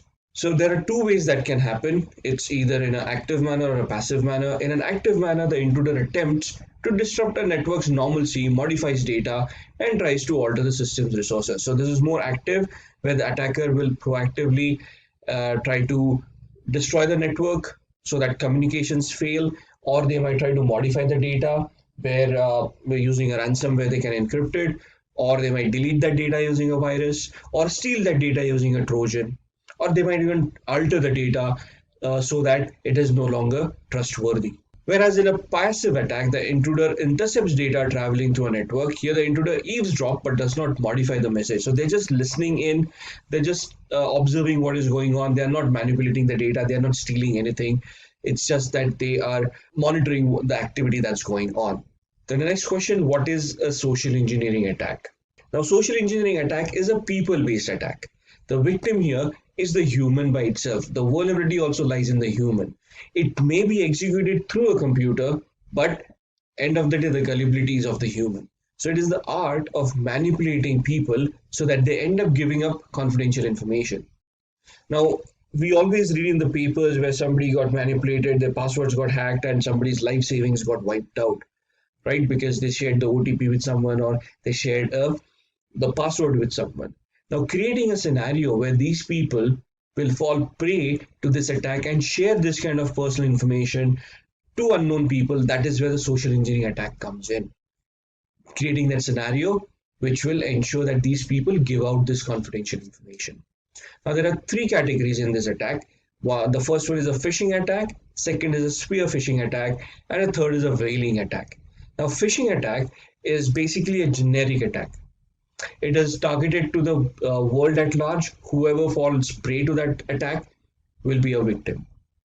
Whereas a spear phishing attack is a targeted attack towards a specific individual or a group of individuals or towards an organization. So there is a lot more research that goes into spear phishing, where you analyze the victim, you try to figure out what their vulnerabilities are, and you tailor make or you customize the attack to that particular vulnerability. Once you have that attack, you launch it against those people will then fall prey to this attack. And a veiling attack is where you're attacking top level executives. So the C-level executives of an organization, politicians, movie stars, wealthy and powerful people.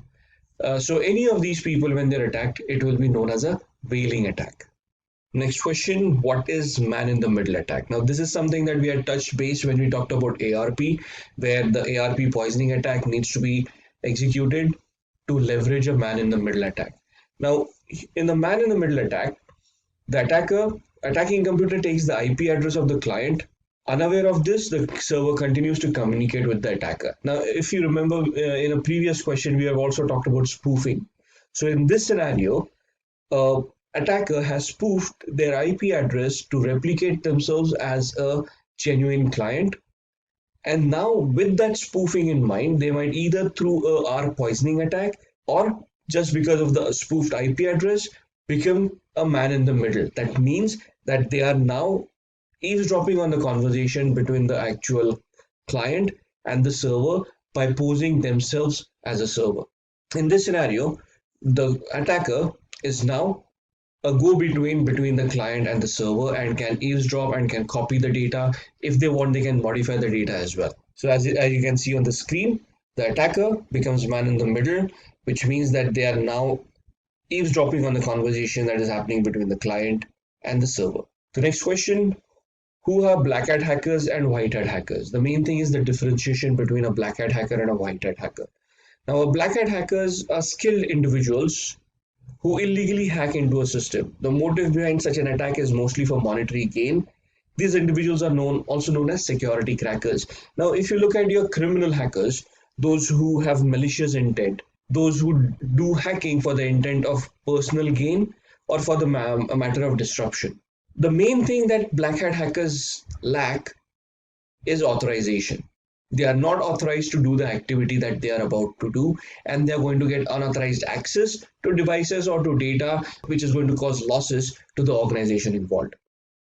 Whereas on the other side, a white hat hacker are also known as ethical hackers.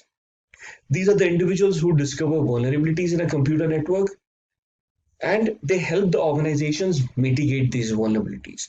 They help the organizations defend themselves from black hat hackers. So the main difference between these two types of hackers, a black hat and a white hat, is the intent and the authorization. So black hat hackers will have malicious intent. They will try to personally gain from that attack by finding out vulnerabilities. They also will not have authorization to conduct whatever activity they are doing. Whereas on the other side, white hat hackers will be hired by organizations. They will be provide authorization for certain activity that the white hat hacker can do to find out those vulnerabilities. Once those vulnerabilities have been found out by the white hat hacker, they will report it to the management and guide them in implementing security controls to mitigate those vulnerabilities. The main difference between a black hat and a white hat is the authorization and the intent.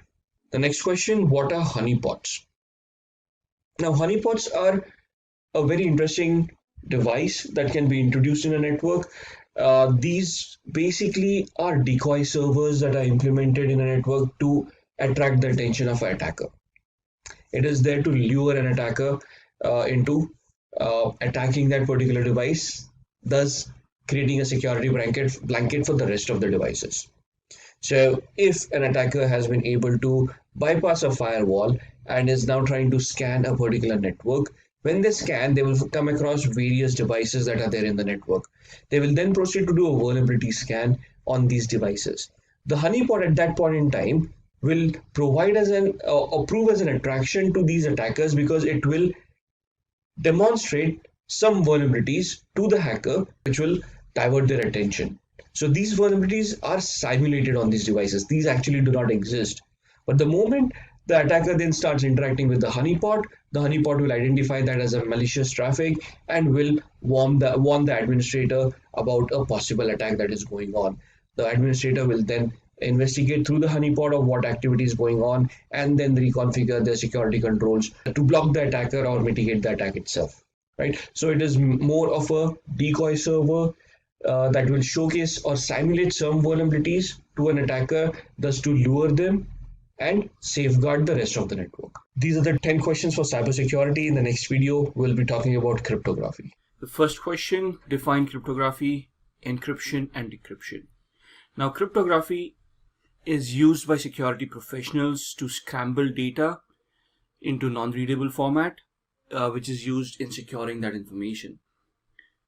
So it involves converting data from a readable format into a non-readable format and then reversing it back to readable format again.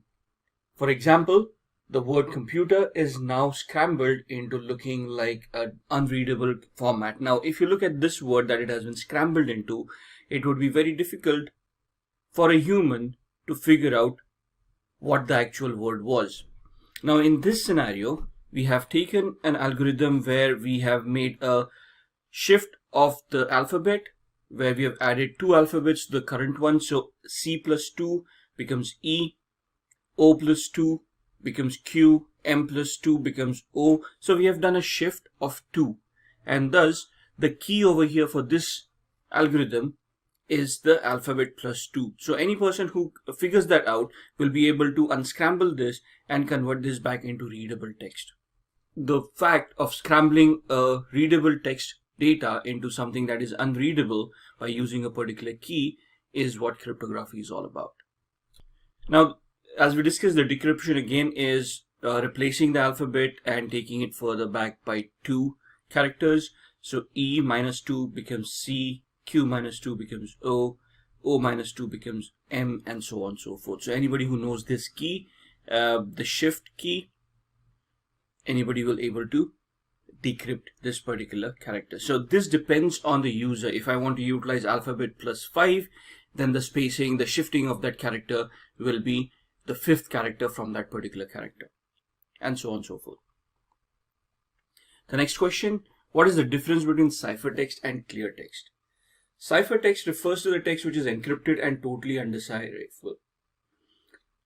The message received after decryption is known as clear text. This text is comprehensible. So the word computer is clear text. That means that it has not been treated to any cryptographic measures. It does what it is intended to be. However, if the moment we encrypt it, that means we scramble it into unreadable text by using any of the algorithms that we'll be looking at, that text is known as a ciphertext. And without the key, this becomes unreadable.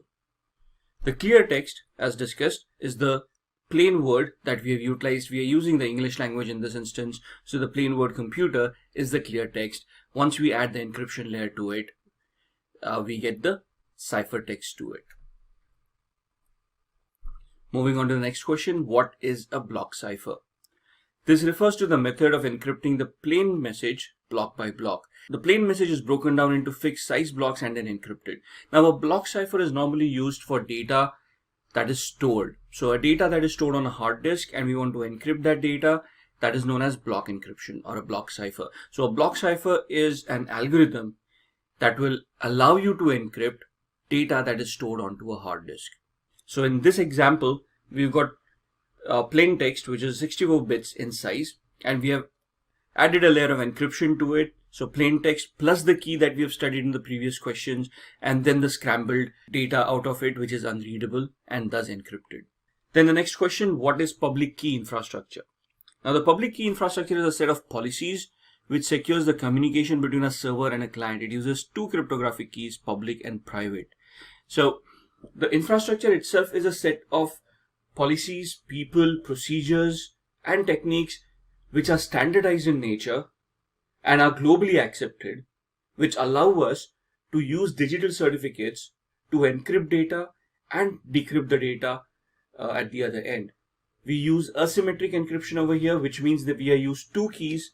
One is a public key to encrypt and the private key to decrypt. The other part of encryption is asymmetric encryption, where the same key is used to encrypt and the same key is used to decrypt. Now in a public key infrastructure, like I said, we have standardized that. So in the standardization part of it, these are the various players that have been defined in the public key infrastructure.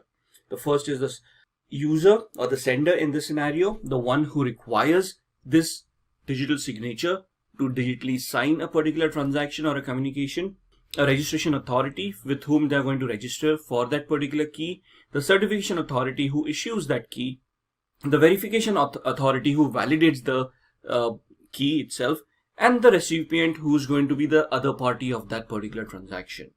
So how is this utilized?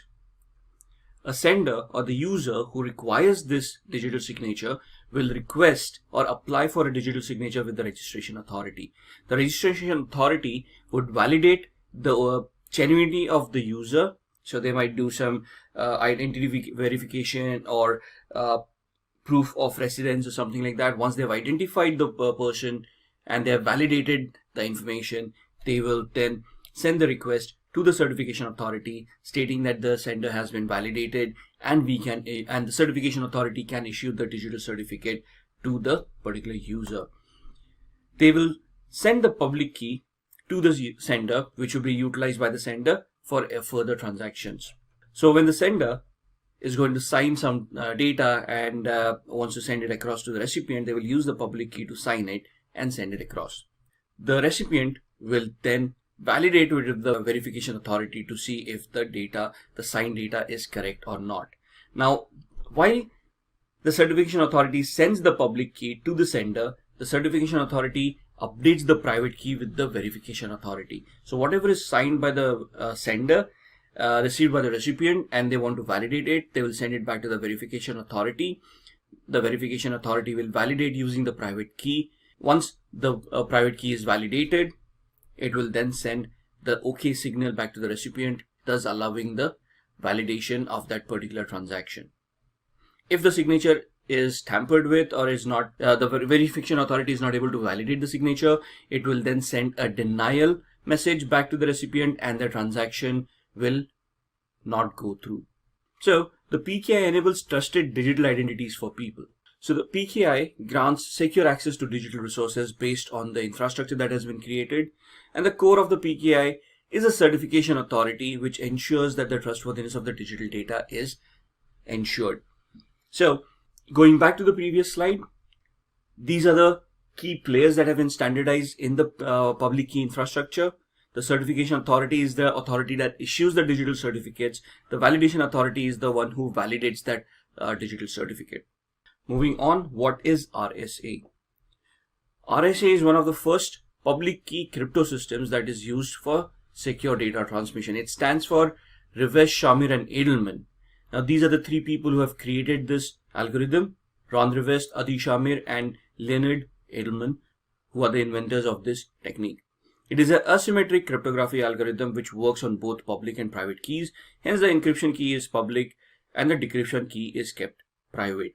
Now, as we have discussed earlier, symmetric and asymmetric cryptography. Symmetric cryptography is where the same key is used to encrypt and decrypt, whereas asymmetric cryptography is where there are two keys to encrypt and decrypt the algorithm. What are the few alternatives to RSA? Now, RSA is an algorithm that is used for encryption. There are a lot of other algorithms that can be utilized to alter or to scramble data depending on your requirements. So in the previous question we have studied and we have talked about what RSA is. It stands for Revesh, Shamir and Edelman, the three creators of that particular algorithm. But there are a lot of alternatives to this algorithm depending on how secure you want that data to be. And some of them are listed here on your screen: Duo Security, Okta, Google Authenticator and LastPass. LastPass is a password manager. So is Duo Security. Google Authenticator is something that we all utilize. It is an application that we can download and store on our mobile devices. And we can set that up to authenticate ourselves with certain portals. So it issues a unique ID to us, which once utilized will allow us access to those particular portals. Okta is an identity manager where you have created different digital identities and you have assigned them certain permissions, and based on your authentication mechanisms, Okta will allow or disallow access to those different applications or different portals as you have configured it. So all four are authorization and authentication mechanisms which can be used as alternatives to RSA. If getting your learning started is half the battle, what if you could do that for free? Visit SkillUp by Simplilearn. Click on the link in the description to know more. Next question, what are the prime objectives of modern cryptography? And this is a very important question because we've so far looked at what cryptography is and what public key infrastructure is. But what is the achievement out of it? Why are we utilizing it? And what do we want to gain out of it? So the main and the prime objectives of modern cryptography are as follows, mentioned on your screen. The first one is confidentiality. The second one is non-repudiation. Third one is authenticity. And the fourth one is integrity. Now, if I go back to the first one, confidentiality, that is where I want to keep data confidential.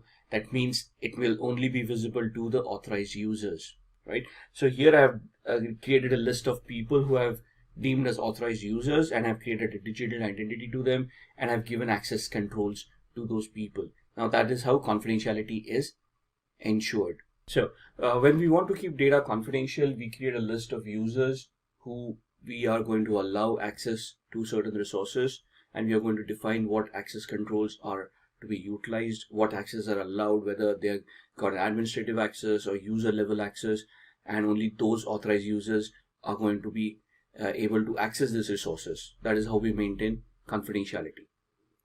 The next one is non-repudiation. Non-repudiation is the prevention of denial of having been a part of a particular transaction.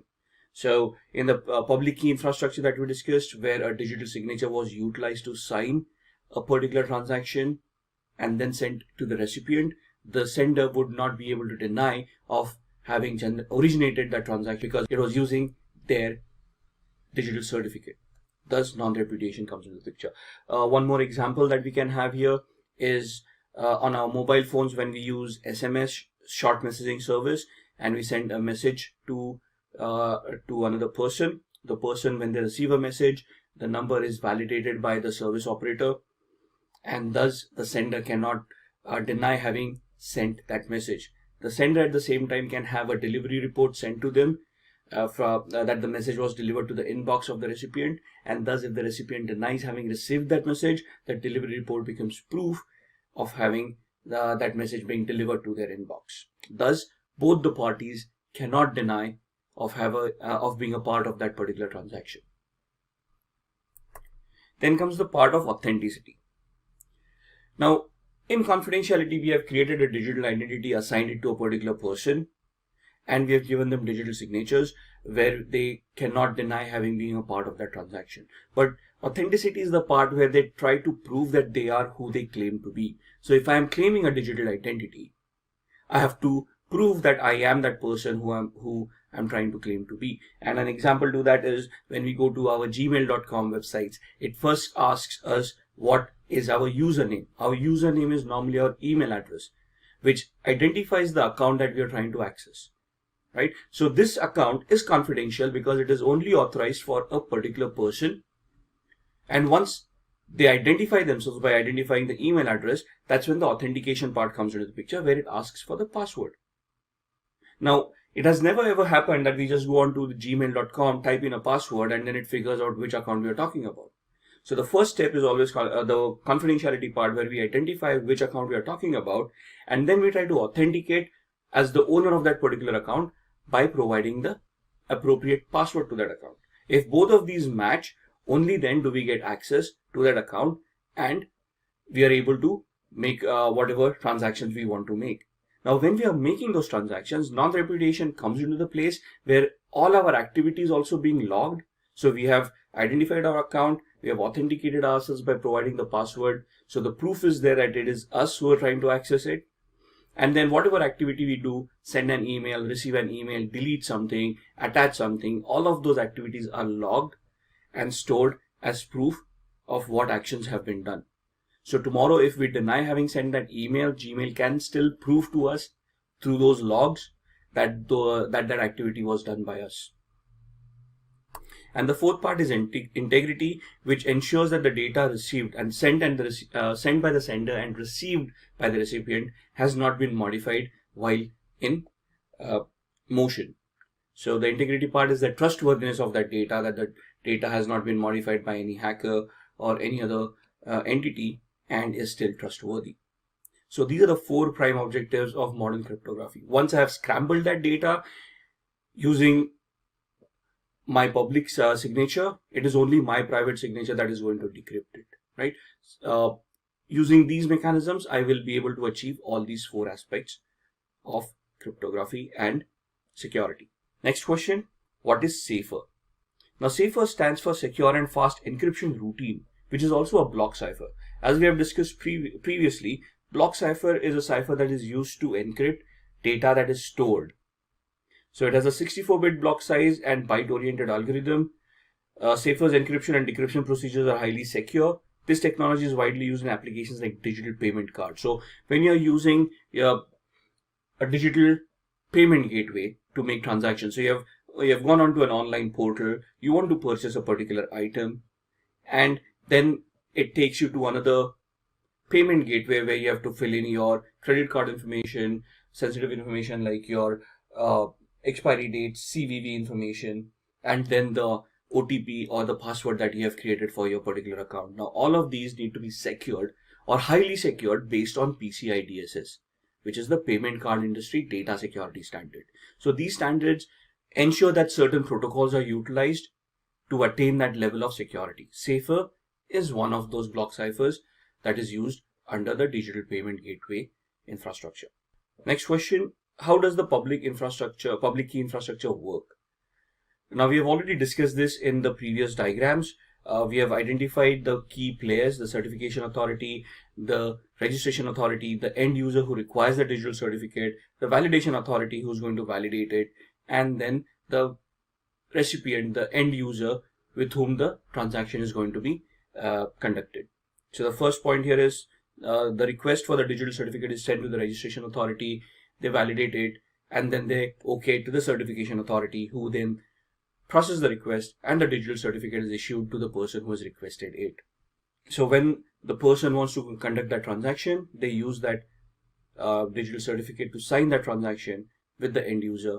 The end user validates that with the validation authority, and once validated, the transaction goes through. And now the last question, what is the blowfish algorithm? It is a 64-bit symmetric encryption algorithm. So this is an algorithm that uses the same key to encrypt and the same key to decrypt. The same secret keys used to encrypt and decrypt the messages. Here the operations are based on exclusive ORs and additions to 32-bit words. The key has a maximum length of 448 bits. Now this is a little bit technical.